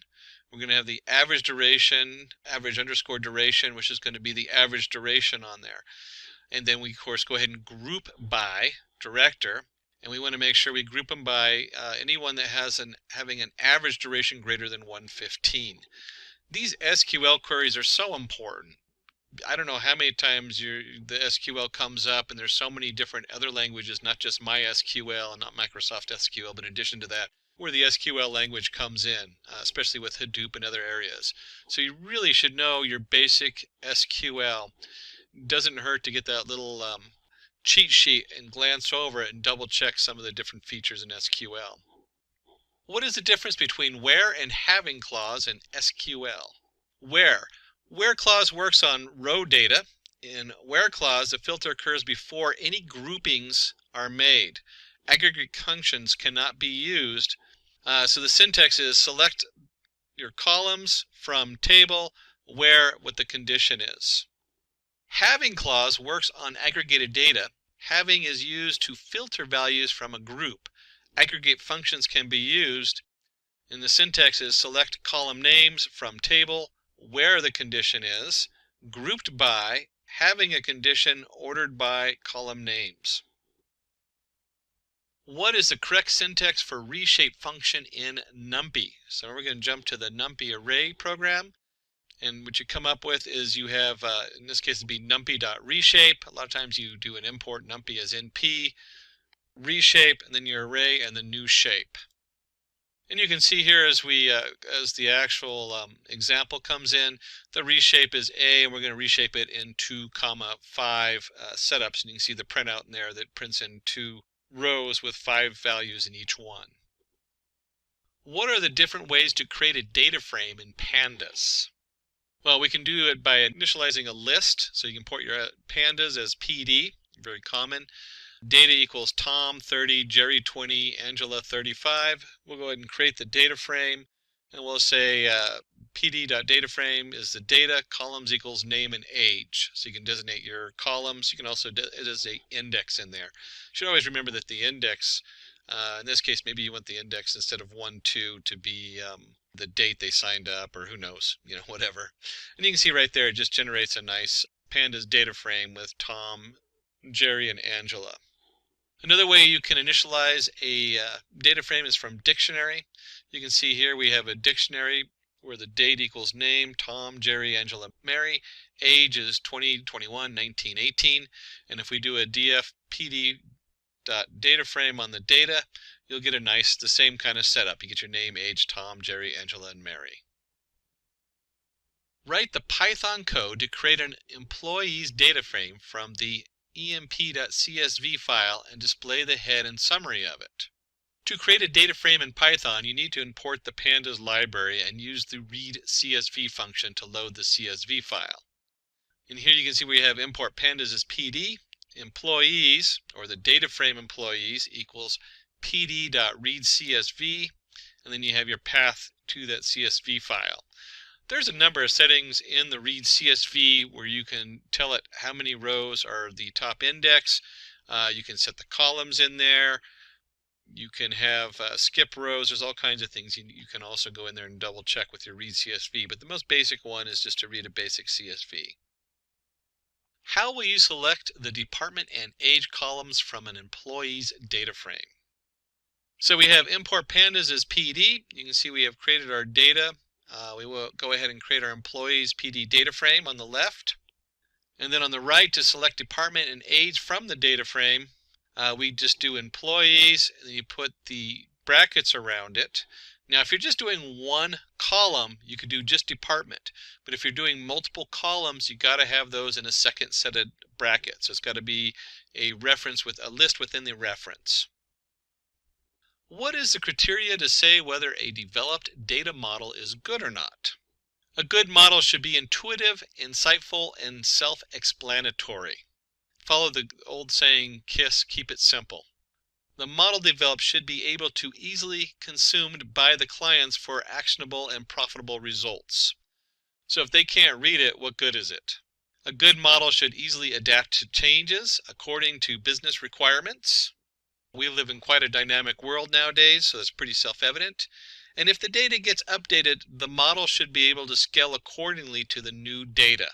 So you have a nice data pipeline going where when you get new data coming in, you don't have to go and rewrite the whole code. What is the significance of exploratory data analysis? Exploratory data analysis is an important step in any data analysis process. Exploratory data analysis, EDA, helps to understand the data better. It helps you obtain confidence in your data to a point where you're ready to engage a machine learning algorithm. It allows you to refine your selection of feature variables that will be used later for model building. You can discover hidden trends and insights from the data. How do you treat outliers in a data set? An outlier is a data point that is distant from other similar points. They may be due to variability in the measurement or may indicate experimental errors. One, you can drop the outlier records. Pretty straightforward. You can cap your outliers data so it doesn't go past a certain value. You can assign it a new value. You can also try a new transformation to see if those outliers come in if you transform it slightly differently. Explain descriptive, predictive, and prescriptive analytics. Descriptive provides insights into the past to answer what has happened. Uses data aggregation and data mining techniques. Examples: an ice cream company can analyze how much ice cream was sold, which flavors were sold, and whether more or less ice cream was sold than before. Predictive understands the future to the answer. What could happen? Uses statistical models and forecasting techniques. Example: predicts the sale of ice creams during the summer, spring, and rainy days. So this is always interesting because you have your descriptive, which comes in, and your businesses are always looking to know what happened. Hey, did we have good sales last quarter? What are we expecting next quarter in the sales? And we have a huge jump when we do prescriptive. Suggest various courses of action to answer what should you do. Uses optimization and simulation algorithms to advise possible outcomes. Example: lower prices to increase sale of ice creams, produce more or less quantities of certain flavor of ice cream. And we can certainly, today's world with the COVID virus, because we had that on our earlier graph, you could see that as a descriptive. What's happened? How many people have been infected? How many people have died in an area? Predictive: where do we predict that to go? Do we see it going to get worse? Is it going to get better? What do we predict that we're going to need in hospital beds? And prescriptive. What can we change in our setup to have a better outcome? Maybe if we did more social distancing, if we tracked the virus. How do these different things directly affect the end, and can we create a better ending by changing some underlying criteria? What are the different types of sampling techniques used by data analysts?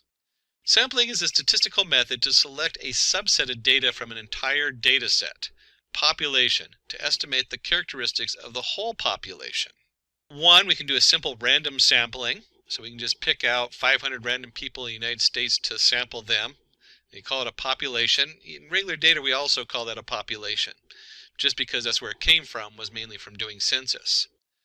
Systematic sampling, cluster sampling, stratified sampling, and judgment or purposive sampling. Then we have our systematic sampling. That's where you're doing like using 1, 5, 10, 15, 20. Use a very systematic approach for pulling samples from the setup. Cluster sampling.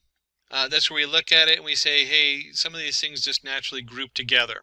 If you were talking about population, which is really a nice way of looking at this, cluster sampling would be maybe by zip code. We're going to do everybody's zip code and just naturally cluster it that way. Stratified sampling would be more looking for shared things a group has, like income.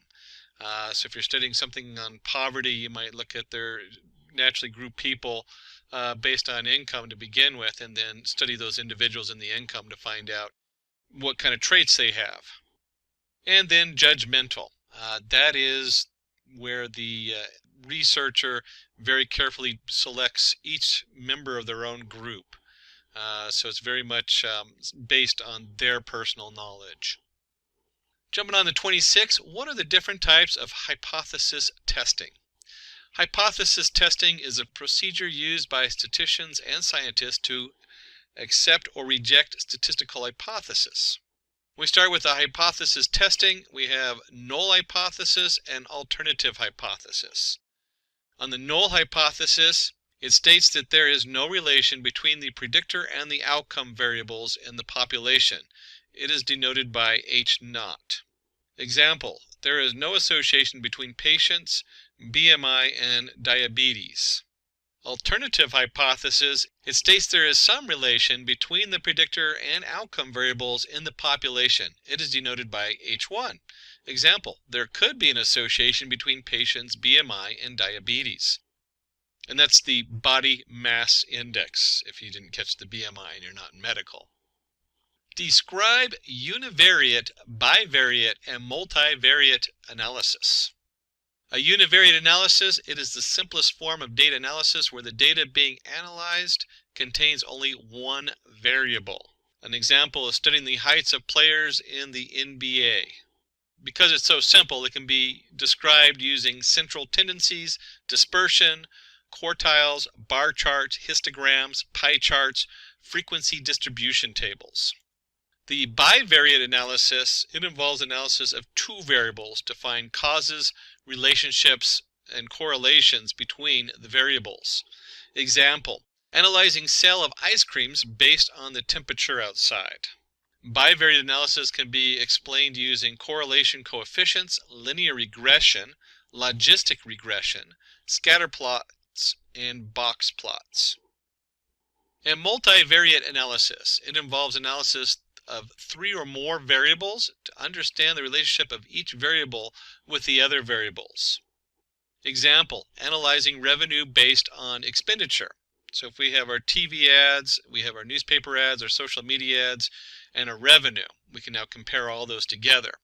The multivariate analysis can be performed using multiple regression, factor analysis, classification and regression trees, cluster analysis, principal component analysis, clustering bar chart, dual axis chart.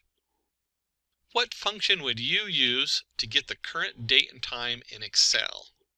In Excel, you can use the today and now function to get the current date and time. And you can see down here with the two examples where just equals today or equals now. Using the SUMIFS function in Excel, find the total quantity sold by sales representatives whose names start with A and the cost of each item they have sold is greater than 10. And you can see here on the left we have our actual table, and then we want to go ahead and sum ifs. So we want the E2 through E20, B2 through B20 greater than 10. And this basically is just saying, hey, we're going to take everything in the E column and we're going to sum it up, but only those objects where the D column is greater than 10. That's what that means there. Is the below query correct? If not, how will you rectify it? Select customer ID, year, order date as order year from order where order year is greater than or equal to 2016. And hopefully you caught it right there. It's in the devil's in the details. We can't not use the alias name while filtering data using the where clause. So the correct format is all the same except for where it says where the year order date is greater than or equal to 16 versus using the order year, which we assign under the select setup. How are union, intersect, and except used in SQL? The union operator is used to combine the results of two or more select statements. And you can see here we have select star from region 1. We're going to make a union with select star from region 2. And it basically takes both these SQL tables and combines them to form a full new table on there. So that's your union as we bring everything together. When we look at the intersect operator, returns the common records that are the result of the two or more select statements. So you can see here we select star from region 1, intersect, select star from region 2, and we come up with only those records that are shared, that have the same data in them. And hopefully you jumped ahead to the except. The except operator returns the uncommon records that are the result of two or more select statements. So these are the two records, or the records that are not shared between the two databases. Using the product price table, write an SQL query to find the record with the fourth highest market price. So here we have a little bit of a brain teaser. They're always fun. And the first thing we want to do is we're going to go ahead and if you look at the script on the left, we really want the fourth one down. So we're going to select the top 4 from product price. But we're going to order it by market price descending. SP order by market price ascending. So what we do is we take the top 4 of the market price ascending, and that's going to give us the 4 greatest values. And then we're going to reverse that order and do descending. And we're going to take the top one of that, which is going to give us the lowest value, which will be the 4th greatest one in the list. From the product price table, find the total and average market price for each currency where the average market price is greater than 100 and currency is in the INR or the AUD. So INR or AUD, India Rupee or Australia dollar. You can see over here the SQL query. If you had trouble putting this together, you might actually do some of it in reverse. And you can see right here where the average market price is greater than 50. Remember, we use having, not where, at the end because it's part of the group. So group by currency, because we want those two currencies. And we want the currency India Rupee, the INR or the AUD. And as you keep going backwards, we're actually going to be selecting the currency, the sum of the market price as total price, and the average market price as average price. So there's our select. It's going to come from the product price, which is just our table over there, and then we have where our currency is in. And like I said, you can put it together however you want, but hopefully you got to the end there. So this question will test your knowledge in Tableau, exploring the different features of Tableau, and creating a suitable graph to solve a business problem. And of course, Tableau is very visual in its use, so it's very hard to test it without actually just getting your hands on. And if you can't visualize some of this and how to do it, then you should go back and refresh yourself. Using the sample superstore dataset, create a view to analyze the sales, profits, and quantities sold across different subcategories of items present under each category. So the first step is to go ahead and load the sample superstore dataset. So make sure you know how to load the sample, the Superstore data set. That's underneath either the connect button in the upper left or the Tableau icon up there, and be able to pull in the data set. And then once you've done that, you just drag the category and subcategory on rows and salaries onto columns. It will result in a horizontal bar chart. So in this one, we're just going to drag profit onto color and quantity onto label. Sort the sales axes in descending order of sum and cells within each subcategory. And if you're at home doing this, you'll see that chairs under furniture category had the highest sales and profit, while tables had the lowest profit. For office supplies, subcategory binders made the highest profit, even though storage had the highest sales. Under technology category, copiers made the highest profit, though it was the least amount of sales. Let's work to create a dual axis chart in Tableau to present sales and profits across different years using sample Superstore dataset. Load the orders sheet from the sample Superstore dataset. Drag the order data field from the dimensions onto columns and convert it into continuous month. Drag cells onto rows and profits to the right corner of the view until you see a light green rectangle. One of those things, if you haven't done this hands-on, you don't know what you're doing, you're going to run into a bind because you're going to be just kind of dropping it and wondering what happened. Synchronize the right axes by right-clicking on the profit axis. And then let's finalize it by going under the marks card, change some cells to bar and some profit to line, and adjust the size. And then we have a nice display that we can either print out or save and send off to the shareholders. Let's go ahead and do one more Tableau. Design a view in Tableau to show state-wise sales and profits using the sample Superstore dataset. In here you go ahead and drag the country field onto the view section and expand it to see the states. Drag the states field onto size and profit onto color. Increase the size of the bubbles, add a border and a halo color. States like Washington, California, and New York have the highest sales and profits, while Texas, Pennsylvania, and Ohio have a good amount of sales but the least amount of profits. We'll go ahead and skip back to Python NumPy. Suppose there is an array number equals NP, or NumPy if you're using NumPy, depending on how you set it up, dot array, and we just have 1 to 9 broken up into 3 groups. Extract the value 8 using 2D indexing. So you can see on the left we have our import NumPy as NP, number equals our NP array. If we print the number, we have 1, 2, 3, 4, 5, 6, 7, 8, 9. Since the value 8 is present in the second row and first column, we use the same index position and pass it to the array. And you just have number 2, 1, and you get 8. And remember, we're in Python, so you start at 0, not 1 like you do in Excel. Always gets me if I'm working between Excel and Python, where I just kind of flip, and usually it's the Excel that messes up because I do a lot more programming. Suppose there's an array that has values 0, 1, all the way up to 9. How will you display the following values from the array? 1, 3, 5, 7, 9. So first of all, we go ahead and create the array, np.arange of 10, which goes from 0 to 9, because there's 10 numbers in it, but we don't include the 10. We print it out. The first thing you want to do is, what's going on here with 1, 3, 5, 7, 9? Well, if we divide by 2, there's going to be a remainder equal to 1. And then from Python, remember that if you use the percentage sign, you get the remainder on there. So the remainder is 1.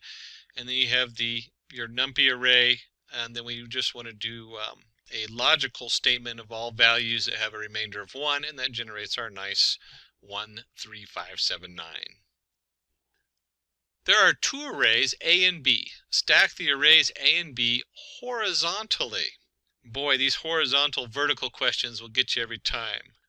And in NumPy, we go ahead and we've created 2 different arrays over here, A and B. The first one is your concatenate, np.concatenate A and B on axes equal 1. That is the same as hstack. And in the back end, they're still identical. They run the same. That's all hstack is, a concatenate axes equals 1. How can you add a column to a pandas data frame? Suppose there's an IMP data frame that has information about few employees. Let's add address column to that data frame. And you can see in the left we have our basic data frame. You should know your data frames very well. Basically it looks like an Excel spreadsheet. As you come over here, it's really simple. You just do df of address equals the address once you've assigned values to the address. Using the below given data, create a pivot table to find the total cells made by each cells represented for each item. Display the cells as a percentage of the grand total. So we're back in Tableau. Select the entire table range, click on Insert tab, and choose Pivot Table. Select the table range and the worksheet where you want to place the pivot table. It will return a pivot table where you can analyze your data. Drag the cell total on the values in sales rep and item onto row labels. It will give the sum of the cells made by each representative for each item they have sold. And finally, right-click on Sum of Cell Total and expand Show Values as to select Percentage of Grand Total. Real important just to understand what a pivot table is. We're just pivoting it from rows and columns and switching this direction on there. And finally, we have our final pivot table, and you can see the values, roles, and sum of total sale. So we're going to go ahead and take a product table. This is off of an SQL, so we're going to do some SQL here. And we're going to use the product and sales order detail table. Find the products that have total units sold greater than 1.5 million.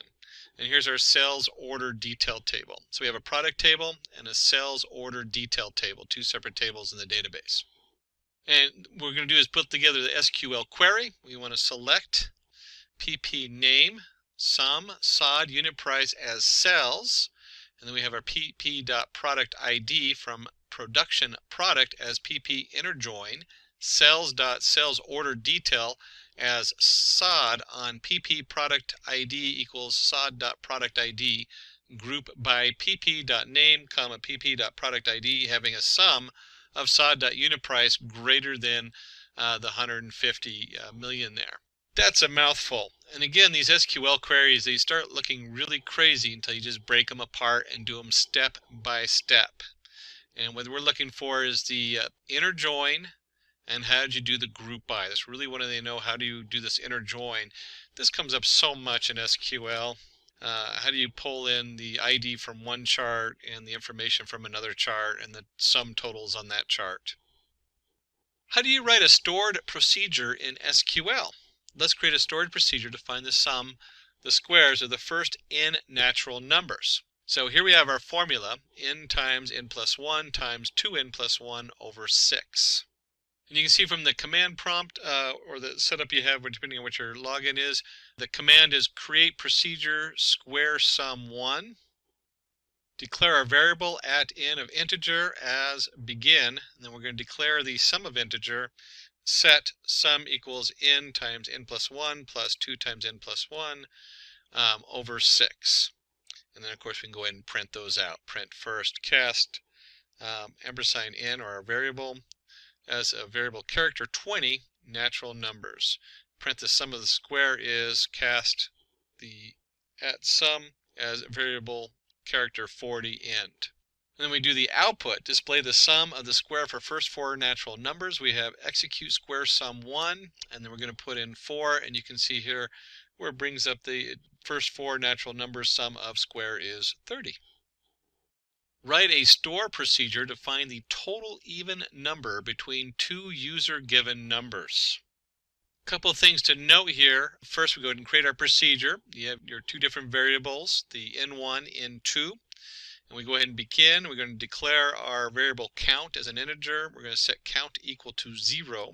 And then we have while n is less than n2. We're going to begin. And if n1 remainder 2 equals 0, so we're going to divide it by 2, even number, begin.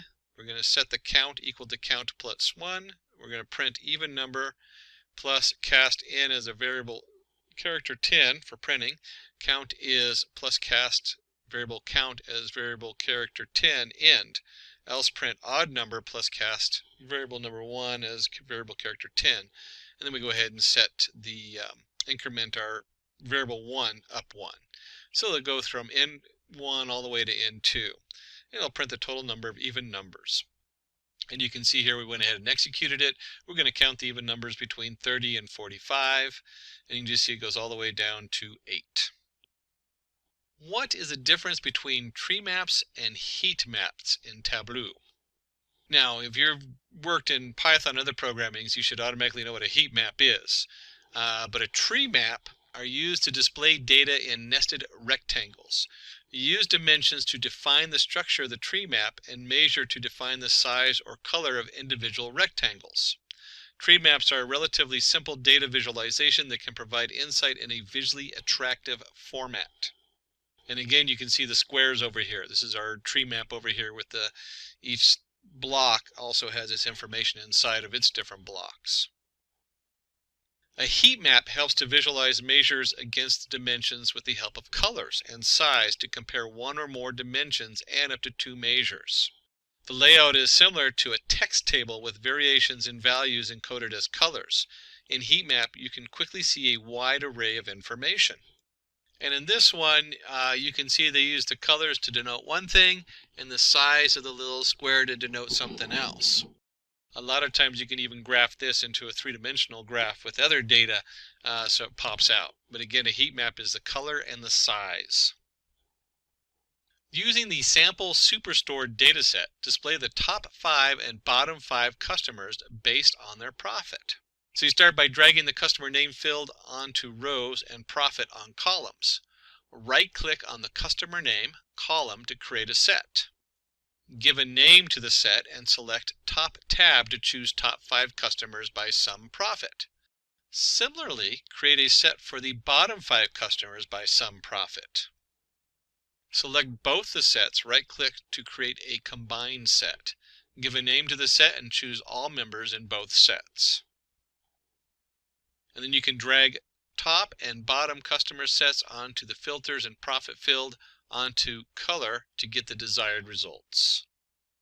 As we get down to the end of our list, we're going to try to keep you on your toes. We're going to skip back to NumPy. How to print 4 random integers between 1 and 15 using NumPy. To generate random numbers using NumPy, we use the random integer function. And you can see here we did the import NumPy as np, random arrangement equals np.random.random integer 1 through 15 of 4. From the below data frame, going to jump again on you, now we're into pandas. How will you find the unique values for each column and subset the data for age less than 35 and height greater than 6? To find the unique values and the number of unique elements, use the unique and the inUnique function. You can see here we just did df height, so we're selecting just the height column, and we want to look for the unique. That returns an array, where inUnique, if we do that on the height or the age, will return just the number of unique values.